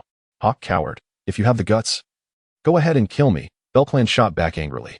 Lin Qiye tightened his grip on the long knife, defiantly saying, "You coward, if you have the guts, tell me." Belcland, feeling cornered, thought, "Damn it, is dying this difficult?" It steeled itself and took to the air, declaring, "If you don't kill me, believe me, I will fly away." Lin Qiye countered, "If you fly away, I still won't kill you." Belcland, this is getting absurd. And Jiang Ye scratched his head, feeling as though his brain was itching, as if it were about to grow a new one. First time encountering a mysterious entity seeking death. "If you don't kill me soon, I really will leave." "Then go ahead," Lin Qiye replied coldly, sheathing his long knife with an air of indifference. Belcland was on the verge of losing its mind. "What are you doing? A mysterious entity comes to you, and you won't kill it? What kind of brain do you have?" At that moment, Jiang Ye raised his hand, suggesting, "How about I help you? This is my specialty." After saying this, he adjusted his glasses, and the ice sword floated into position. Belcland looked down at him with disdain. "Kid, go play elsewhere. Don't interrupt our conversation. You can't do it." And Jiang Ye, disappointed, glanced at Lin Qiye and shrugged. "You handle this, then." Lin Qiye turned his attention back to the hovering Belcland, filled with confusion. A sea realm mystery appearing to offer its head. What secrets lay behind this? Who was pulling the strings? Were they friend or foe? Countless questions flooded his mind. Meanwhile, Jiang Ye, sensing the entire situation, held his forehead in disbelief, utterly impressed. Given Lin Qiye's temperament, this blatant act of self-sacrifice would surely lead to his demise. Not even a hint of subtlety in seeking death. It was truly remarkable. Jiang Ye positioned his fingers in front of him, connecting with Belcland through their soul contract. You fool, attacking directly? Who told you to be so brazen in seeking death? Subsequently, Jiang Ye transmitted a scene of a man colliding with a luxury vehicle. Before Lin Qiye, the bewildered Belcland suddenly experienced a moment of clarity. Astonishing. Such a manner of demise exists. Indeed, the profundity of Eastern thought is vast and profound. With the channels of his body opened, Belcland radiated a brilliant golden light. Lin Qiye and Qingyu immediately sensed the change, their eyes sharpening with vigilance. If you do not intend to kill me, then neither of you shall survive. A wave of purple mental pollution enveloped Qingyu, deftly avoiding Lin Qiye. Qingyu's gaze sharpened as he began to analyze the purple mist. This is mental pollution. Instantly, he felt a dizzying sensation wash over him. In his current state, Qingyu was no match for the mysterious Belcland, and even a mere whiff of the mental pollution left him slightly disoriented. Lin Qiye reached out, attempting to pull Qingyu from the haze, but Belcland flew between them, charging directly at Lin Qiye's face. The latter grasped his sword sheath and swung it forcefully. The insect easily dodged and continued its advance. This left Lin Qiye perplexed. Hadn't it just been begging for death? The sudden attack he initially thought was mere theatrics seemed far more serious. Thud. Heavy footsteps echoed from the purple mist, and Qingyu, eyes gleaming with a purple light, stood before Belcland. The frost sword hovering beside him, under his control. Lunged toward Lin Qiye. The latter's pupils constricted as he swiftly drew his sword, deflecting the ice blade. This purple mist can manipulate one's mind. Lin Qiye furrowed his brow, gazing at Qingyu, who resembled a lifeless automaton. Then, Belcland's voice pierced through. Kid, your friend is now under my control. Once the duration reaches 10 minutes, he will become my servant. This was, of course, meant to intimidate him. Belcland regarded Lin Qiye with keen interest, and Qingyu showed no signs of hesitation, commanding the ice sword to attack with ruthless intent. Lin Qiye understood that he could not allow this to continue. Should Belcland's words prove true, it would spell trouble. He could not risk his friend's life. Casting his gaze toward the hovering Belcland, Lin Qiye summoned the star blade, which emitted a resonant hum. Bypassing Qingyu to strike at Belcland. Clang. Qingyu's ice sword abruptly blocked his long blade. Lin Qiye's resolve solidified. This insect was indeed serious. To harm my friend means death. The might of the seraphim erupted, causing Qingyu's ice sword to falter and momentarily disorienting Belcland. Lin Qiye's long blade glimmered with a faint golden light. Whoosh. A golden blade of light slashed toward Belcland. Yet, in the next instant, Lin Qiye's pupils widened in shock as he beheld Belcland not retreating, but dispelling his defensive golden aura and racing toward the blade of light. Crack. Upon contact with the blade, Belcland was cleaved in two, his segmented form collapsing to the ground. "Ha, you just cut me. What a nuisance," were Belcland's final words. Qingyu's purple gaze gradually faded. Lin Qiye stood in stunned silence, staring at the corpse on the ground, his lips twitching. It had actually staged its own demise. In the distance, Jiang Ye smiled, and the system notification chimed. Ding. Chapter 86. Words manifest reality. Ding. You accelerated the plot of Belcland's sacrifice and resurrection, causing Qingyu's character glow to remain unfulfilled. You made Belcland stage his own suicide, allowing Lin Qiye to acquire Caretaker 006 in advance. Along with a helper from the ocean realm, you enabled Qingyu to dissect Belcland's corpse ahead of time, further enhancing his power.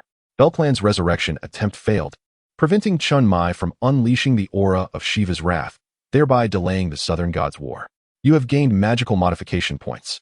Current magical modification points have reached 800,000, granting you the ancient artifact, Xianyuan Sword. Magical modification points reached 500,000, obtaining the divine skill. Words manifest reality. Words manifest reality. The Jade Emperor's words manifest reality. All beings in the three realms bow down. Whatever you say will instantly become a reality or produce a corresponding effect. Note, the rules of heaven and earth possess inherent qualities within a certain scope. Your spoken words can alter specific heavenly rules. Jiang Ye felt a surge of joy. At last, he had acquired the divine skill of the heavenly court's Jade Emperor. His gaze fell upon the description. The preceding section aligned perfectly with his thoughts, but the latter part, being able to alter certain heavenly rules within a given range, intrigued him. A thought crossed his mind. He gazed at the star-filled night sky and uttered the word, cover. In an instant, countless dark clouds emerged on the horizon, obscuring the bright moon and starry sky. The sudden darkness captured Lin Qiye and Qingyu's attention, prompting them to look toward the cloud-covered night sky. How peculiar. There hadn't been a cloud just moments ago, so how did so many appear so suddenly? Qingyu examined the scene, seemingly intrigued. Lin Qiye too was puzzled. The rapid change in weather was rather extraordinary. It seemed likely that rain was imminent. We should find shelter, he thought, as he picked up Belclan's corpse and hurried toward a nearby pavilion. Qingyu, contemplating, followed suit. Songnan can exist without the mortal realm. Standing on the rooftop, Jiang Ye called out again. He then enveloped all of Songnan with his perception and shook his head. He understood now that the ability to alter heavenly rules with words manifest reality was limited to a portion of reality. He couldn't command the earth to explode or declare the annihilation of outer gods. However, he could simply manipulate the elements of yin and yang, thwart people's schemes, and obstruct their thoughts. Jiang Ye nodded slightly. If that were the case, when the Southern Gods' War commenced, could he not, with mere words, bring the gods to their knees? Hiss. That seemed rather impressive. Furthermore, having reached 800,000 magical modification points, he obtained the ancient artifact, Xianyuan's sword, forged by the Yellow Emperor, reputed to possess world-shattering capabilities. Jiang Ye touched his empty, dark eyes, sensing the silvery moonlight. Seraphim, once I ascend to half a step into higher dimensions, can your supreme power withstand the might of the Xianyuan sword? A faint smile graced his lips as he snapped his fingers, dispersing the clouds. As he spoke, the clouds that had obscured the night sky vanished without a trace in mere seconds. The silvery moonlight and the starry sky reappeared. Step.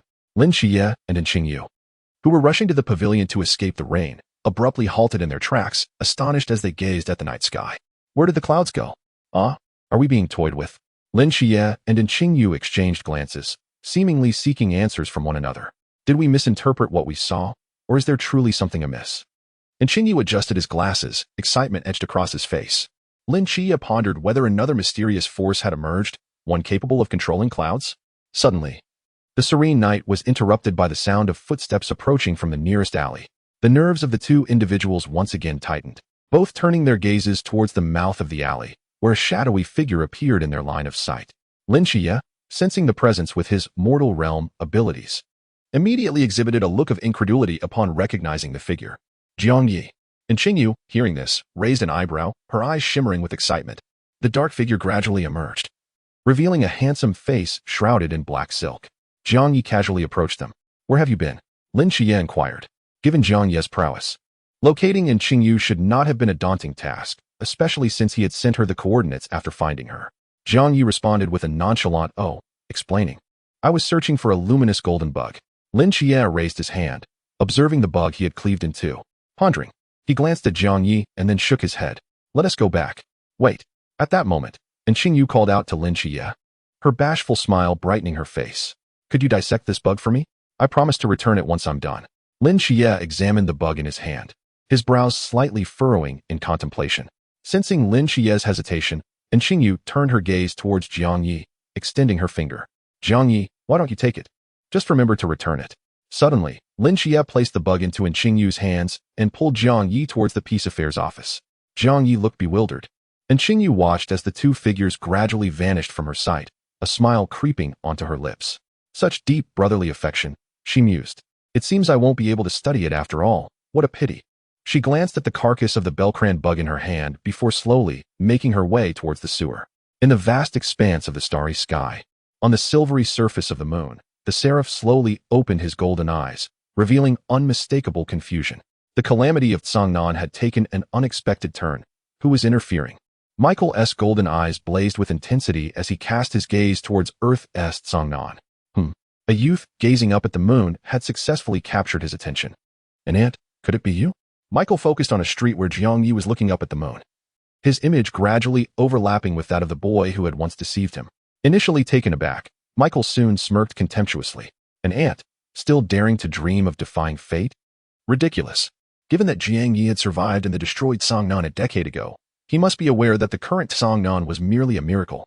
Previously, he had deceived a god to save his life. Now, fully cognizant of his impending doom, he still sought to alter an inevitable fate? Michael operated the laws of miracles. Shaking his head after a moment, the calamity of Tsangnan had merely been postponed, not altered. Gradually ascending from the ground, Michael looked down upon the azure planet, a golden light flashing from his palm, merging with the moonlight as it cast downwards. Stubborn ant, your fate intertwined with mine halts here. In your futile attempts to change destiny, you shall inevitably plunge into the abyss. Under the night sky, Jiang Ye, having withdrawn his gaze from Tsangnan, heard Michael's words echoing in his ears. He halted, involuntarily looking up again. What's wrong? Lin Qiye sensed a fluctuation of divine power within him and turned to Jiang Ye. Jiang Ye chuckled and shook his head. It's nothing. I merely heard two birds calling.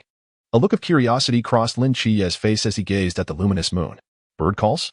Chapter 87. A fatal encounter in the morning at the Peace Affairs office. In the conference room. Qiye, did you encounter Belcran last night? Shenmai asked, astonished. Lin Qiye hesitated for a moment before nodding. And you killed it? Honging inquired. Her curiosity piqued. It was known that tavern owners were from the river realm. The mysterious beings resurrected through sacrifice would likely surpass those of the river realm, potentially belonging to the sea realm. And Lin Qiye was merely of the pond realm. The members of Team 136 exchanged glances, focusing on Jiang Ye beside Lin Qiye. It seemed that only Jiang Ye had been seen capable of slaying a sea realm entity while being of the pond realm. Noticing the gazes upon him, Jiang Ye was momentarily taken aback, recalling the incident from last night when Belcran had tried to con him. He cleared his throat twice. What are you looking at me for? I didn't help. The others gradually diverted their attention back to Lin Qiye. Qiye, how did you manage to kill Belcran? If I'm not mistaken, it should be a sea realm mystery. Wu Xiangnan's eyes sparkled with curiosity. Lin Qiye's mouth twitched. He was unsure how to explain it reasonably. Qiye, just tell us. I am quite eager to hear about your exploits, Honging encouraged, patting Lin Qiye's shoulder. Lin Qiye awkwardly replied. I fear you won't believe me if I say. Shenmai smiled slightly. Qiye, rest assured, we are teammates. We will believe you. Indeed, Qiye, speak boldly. Honging chimed in. When Qima, Wu Xiangnan, Lang Xian, and Si Xiaonan nodded, their faces reflecting curiosity. Taking a deep breath, Lin Qiye surveyed the eager faces around him. Belcran sought to con me. He began, recounting the entire incident, deliberately omitting any mention of Qingyu. And that is how it transpired. As he concluded, an eerie silence enveloped the conference room. Even the lively Hong Ying was rendered speechless. A sea realm mystery begging for death? What is the meaning of this? You claim that in the face of absolute power, it knelt and begged for death, and I would still believe it halfway. But Qiye is merely of the pond realm. How could he possibly compel such a request from a being 2 realms above him? Did it change from seeking death to attempting a con? For a moment, aside from Jiang Ye and Lin Qiye, everyone in the conference room was at a loss for words. Jiang Ye sipped his tea, struggling to suppress the smile tugging at his lips, quietly absorbing the bizarre atmosphere. Wait, let me gather my thoughts. Shenmai lifted a glass of water, preparing to take a large sip. Jiang Ye extended his hand. Captain, take it slow. Be careful not to choke. Shenmai waved his hand dismissively. How could I possibly? Cough, cough, cough. Suddenly, he began to cough violently, truly choking. Jiang Ye was startled and quickly suppressed the effect of his verbal command. Shenmai calmed down, puzzled as he looked at the glass, which hadn't lost a drop of water. What in the world? I haven't even drunk yet. He slowly set down the glass and patted his chest, dismissing the odd occurrence. The others, shaken from their stupor by their own coughing, began to recover from the shock of the sea realm mystery, seeking death through a con. Qiye, since you killed Belcran, where's the body? Shenmai continued his inquiries. Lin Qiye replied truthfully. On the way back, it was stolen by a thief. What? That thief? If I ever see him, I will stab him with a gun. Hong Ying exclaimed, slamming her redding spear onto the table. Shenmai pressed his hands down, urging Hong Ying to sit. His gaze lingered on Lin Qiye for a moment before he sighed. All right, that settles it. Xiangnan, report the situation to the Phoenix team. Tell them not to come.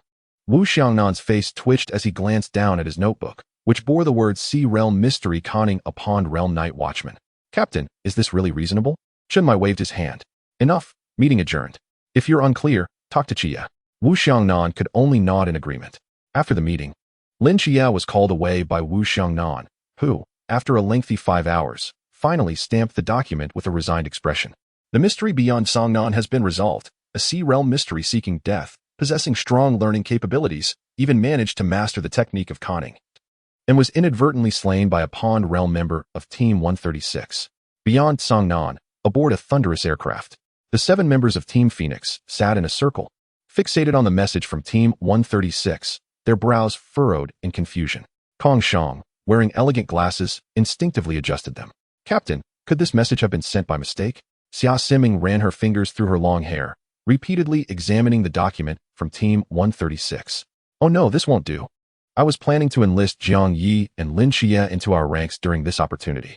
The other 6 members were momentarily taken aback. What on earth? You're supposed to focus on the document, yet you're more concerned with that.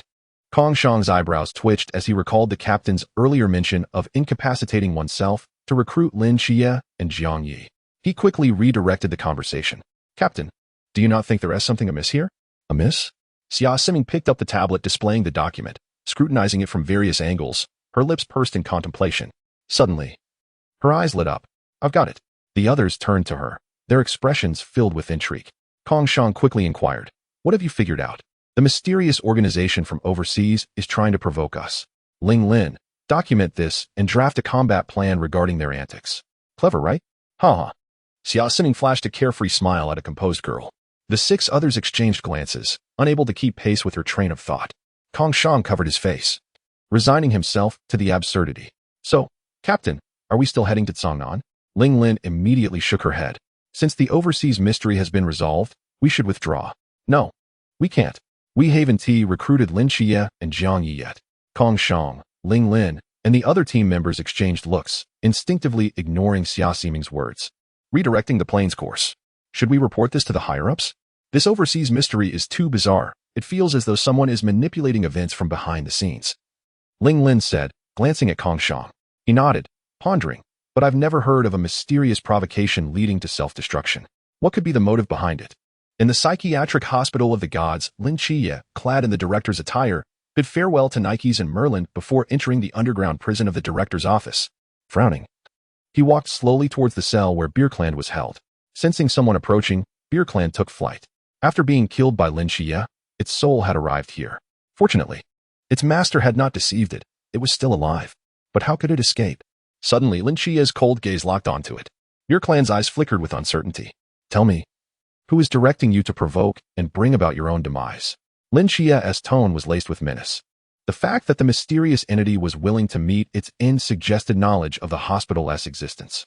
Could it be the former director's legacy? BeerClan remained silent. Lin Qiye snorted dismissively. This is my domain. If I wish for your demise, you shall not survive. If you tell me, I might grant you a chance at life. BeerClan's insect body trembled. What kind of madness is this? It cautiously sensed its surroundings and suddenly felt a jolt of realization. Lin Qiye was speaking the truth. I just jumped out of one hell only to leap into another. BeerClan cradled its head in despair, feeling as though a bolt of lightning had struck. Speak, or perish. Lin Qiye insisted once more. BeerClan hesitated for what felt like an eternity, then tremulously confessed, he is. Just as BeerClan was about to reveal the name, a flash of blue-white light surged from its body. Lin Qiye's brow furrowed as he noticed the light dimming BeerClan's eyes. A message appearing on the Center panel. Center BeerClan, partial memories erased by a powerful force. Lin Qiye clenched his fists, realizing that the puppet master had anticipated this. But what was their purpose? What significance did self-destruction hold? That blue-white power felt eerily familiar. After some reflection, he recalled that Han Xiaoyan had also been enveloped by such a force. Was it the god concealed in Cangnan? Did they know of the psychiatric hospital's existence? Lin Qiye stood frozen, slowly gazing at the insect in the cell, completely bewildered by the god's intentions. However, it did not appear to wish him harm. Otherwise, it would not have intervened to save Cangnan. Sighing, Lin Qiye ceased his futile speculation. He reached out into the void, summoning a contract of servitude, or rather, an employment agreement, into his grasp. He looked at BeerClan and said, sign this. Meanwhile, the emergence of uncertainties in Cangnan perplexed the ever-watchful Yuan Shitianzun, clad in a robe of white. Stroking his beard, he calculated with his fingers, a frown creasing his brow. Young friend, why intervene? This is merely Cangnan's destined tribulation. Yuan Shitianzun shook his head. What is meant to happen will come to pass. I implore you to observe. A transmission traversed thousands of miles, reaching Jiang Ye's ears. Heavenly Lord, please refrain from intervening. I simply wish to spend more time with my mother. After a lengthy pause, Jiang Ye's voice echoed back, leaving Yuan Shitianzun in contemplative silence. Cangnan has at most 2 months left. Young friend, you have attained divine status. Why cling to the mundane? Such alterations to others' fates bear heavy consequences. Yuan Shi Tianzun advised, shaking his head. I have never concerned myself with consequences. I care only for those I love and who love me. Should the heavenly Lord obstruct me, I shall show no mercy. Yuan Shi Tianzun was taken aback, intending to impart wisdom, but reconsidering upon sensing Jiang Ye's overwhelming aura akin to the pinnacle of a heavenly lord. He swallowed his words. He extended his weathered hand. Calculating once more, a look of resignation washing over his face. Young friend, why take such measures? It will inevitably occur. This sentiment he did not convey through transmission. Merely a sigh of resignation. Yuan Shi Tianzun waved his sleeve, pondering. The heavenly court is still under repair. The great Xia cannot withstand disturbances. I hope you will not hold it against me. Under clear skies, the warm sun illuminated the soon-to-be fated Songnan city. At the Peace Affairs office, Lin Qiye expressed surprise. Jiang Ye, you wish to return home? Hong Ying was momentarily taken aback. This is rather against protocol. Jiang Ye smiled. Sister Hong Ying, I promise I'll be available whenever needed. I just want to check in on my home. Hong Ying scratched her head, uncertain of what to decide, ultimately stating, you should discuss it with the captain. You know the last incident with the ancient god cult. Your safety is paramount. But then again, she dismissed the thought upon recalling Jiang Ye's formidable strength. Jiang Ye nodded, preparing to stand when Chun Mai emerged from the basement. Xiao Yi, you wish to return home? Yes, he affirmed. Chun Mai nodded, approaching to pat Jiang Ye's shoulder. Go on, your mother hasn't seen you in 6 months. She must feel quite lonely. Thank you, Captain. Oh, and Lin Qiye, you should also return home. Spend some time with your aunt and younger brother, Chun Mai directed at Lin Qiye. The latter, taken aback, nodded in agreement. A flicker of sorrow crossed Chun Mai's eyes as he gazed at the two children, holding back tears. He was uncertain how Xiao Yi and Lin Qiye would face the impending disappearance of Songnan in 2 months. Allowing them this time to cherish their family was the only thing he could do as their captain. What? Captain, this seems inappropriate. What if? Chun Mai raised his hand, interrupting Hong Ying's protests. I will bear any consequences. Ying pouted, her lips sealed. In the afternoon, Jiang Ye and Lin Qiye tidied up and headed homeward. Chen silently observed the silhouettes of the two youths until they vanished from sight. Then sighed and turned back. He descended to the office below and retrieved a list pertaining to the training of the vigilantes in Shngjiang. The names and were inscribed, yet his own name was glaringly absent. He gently grasped the collar of his shirt, pulling it slightly to reveal a corner of an ancient parchment. A bitter smile creeping upon his lips. Just 2 months remain. May safety accompany him. Chen adjusted his attire and sat upon a chair, gazing up at the ceiling. Meanwhile, behind the office door, the bespectacled clenched her teeth tightly, her fists balled in frustration. A voice echoed in her ears. Remember your mission. You are my agent. The voice of the trickster god reverberated in her mind. With great difficulty, she exited the office. As night fell, noticed the light in the captain's office still illuminated. Her crimson lips bit down, drawing blood as she slowly approached the office. In the twilight of the old city, the setting sun hung low in the sky, a vivid hue of red.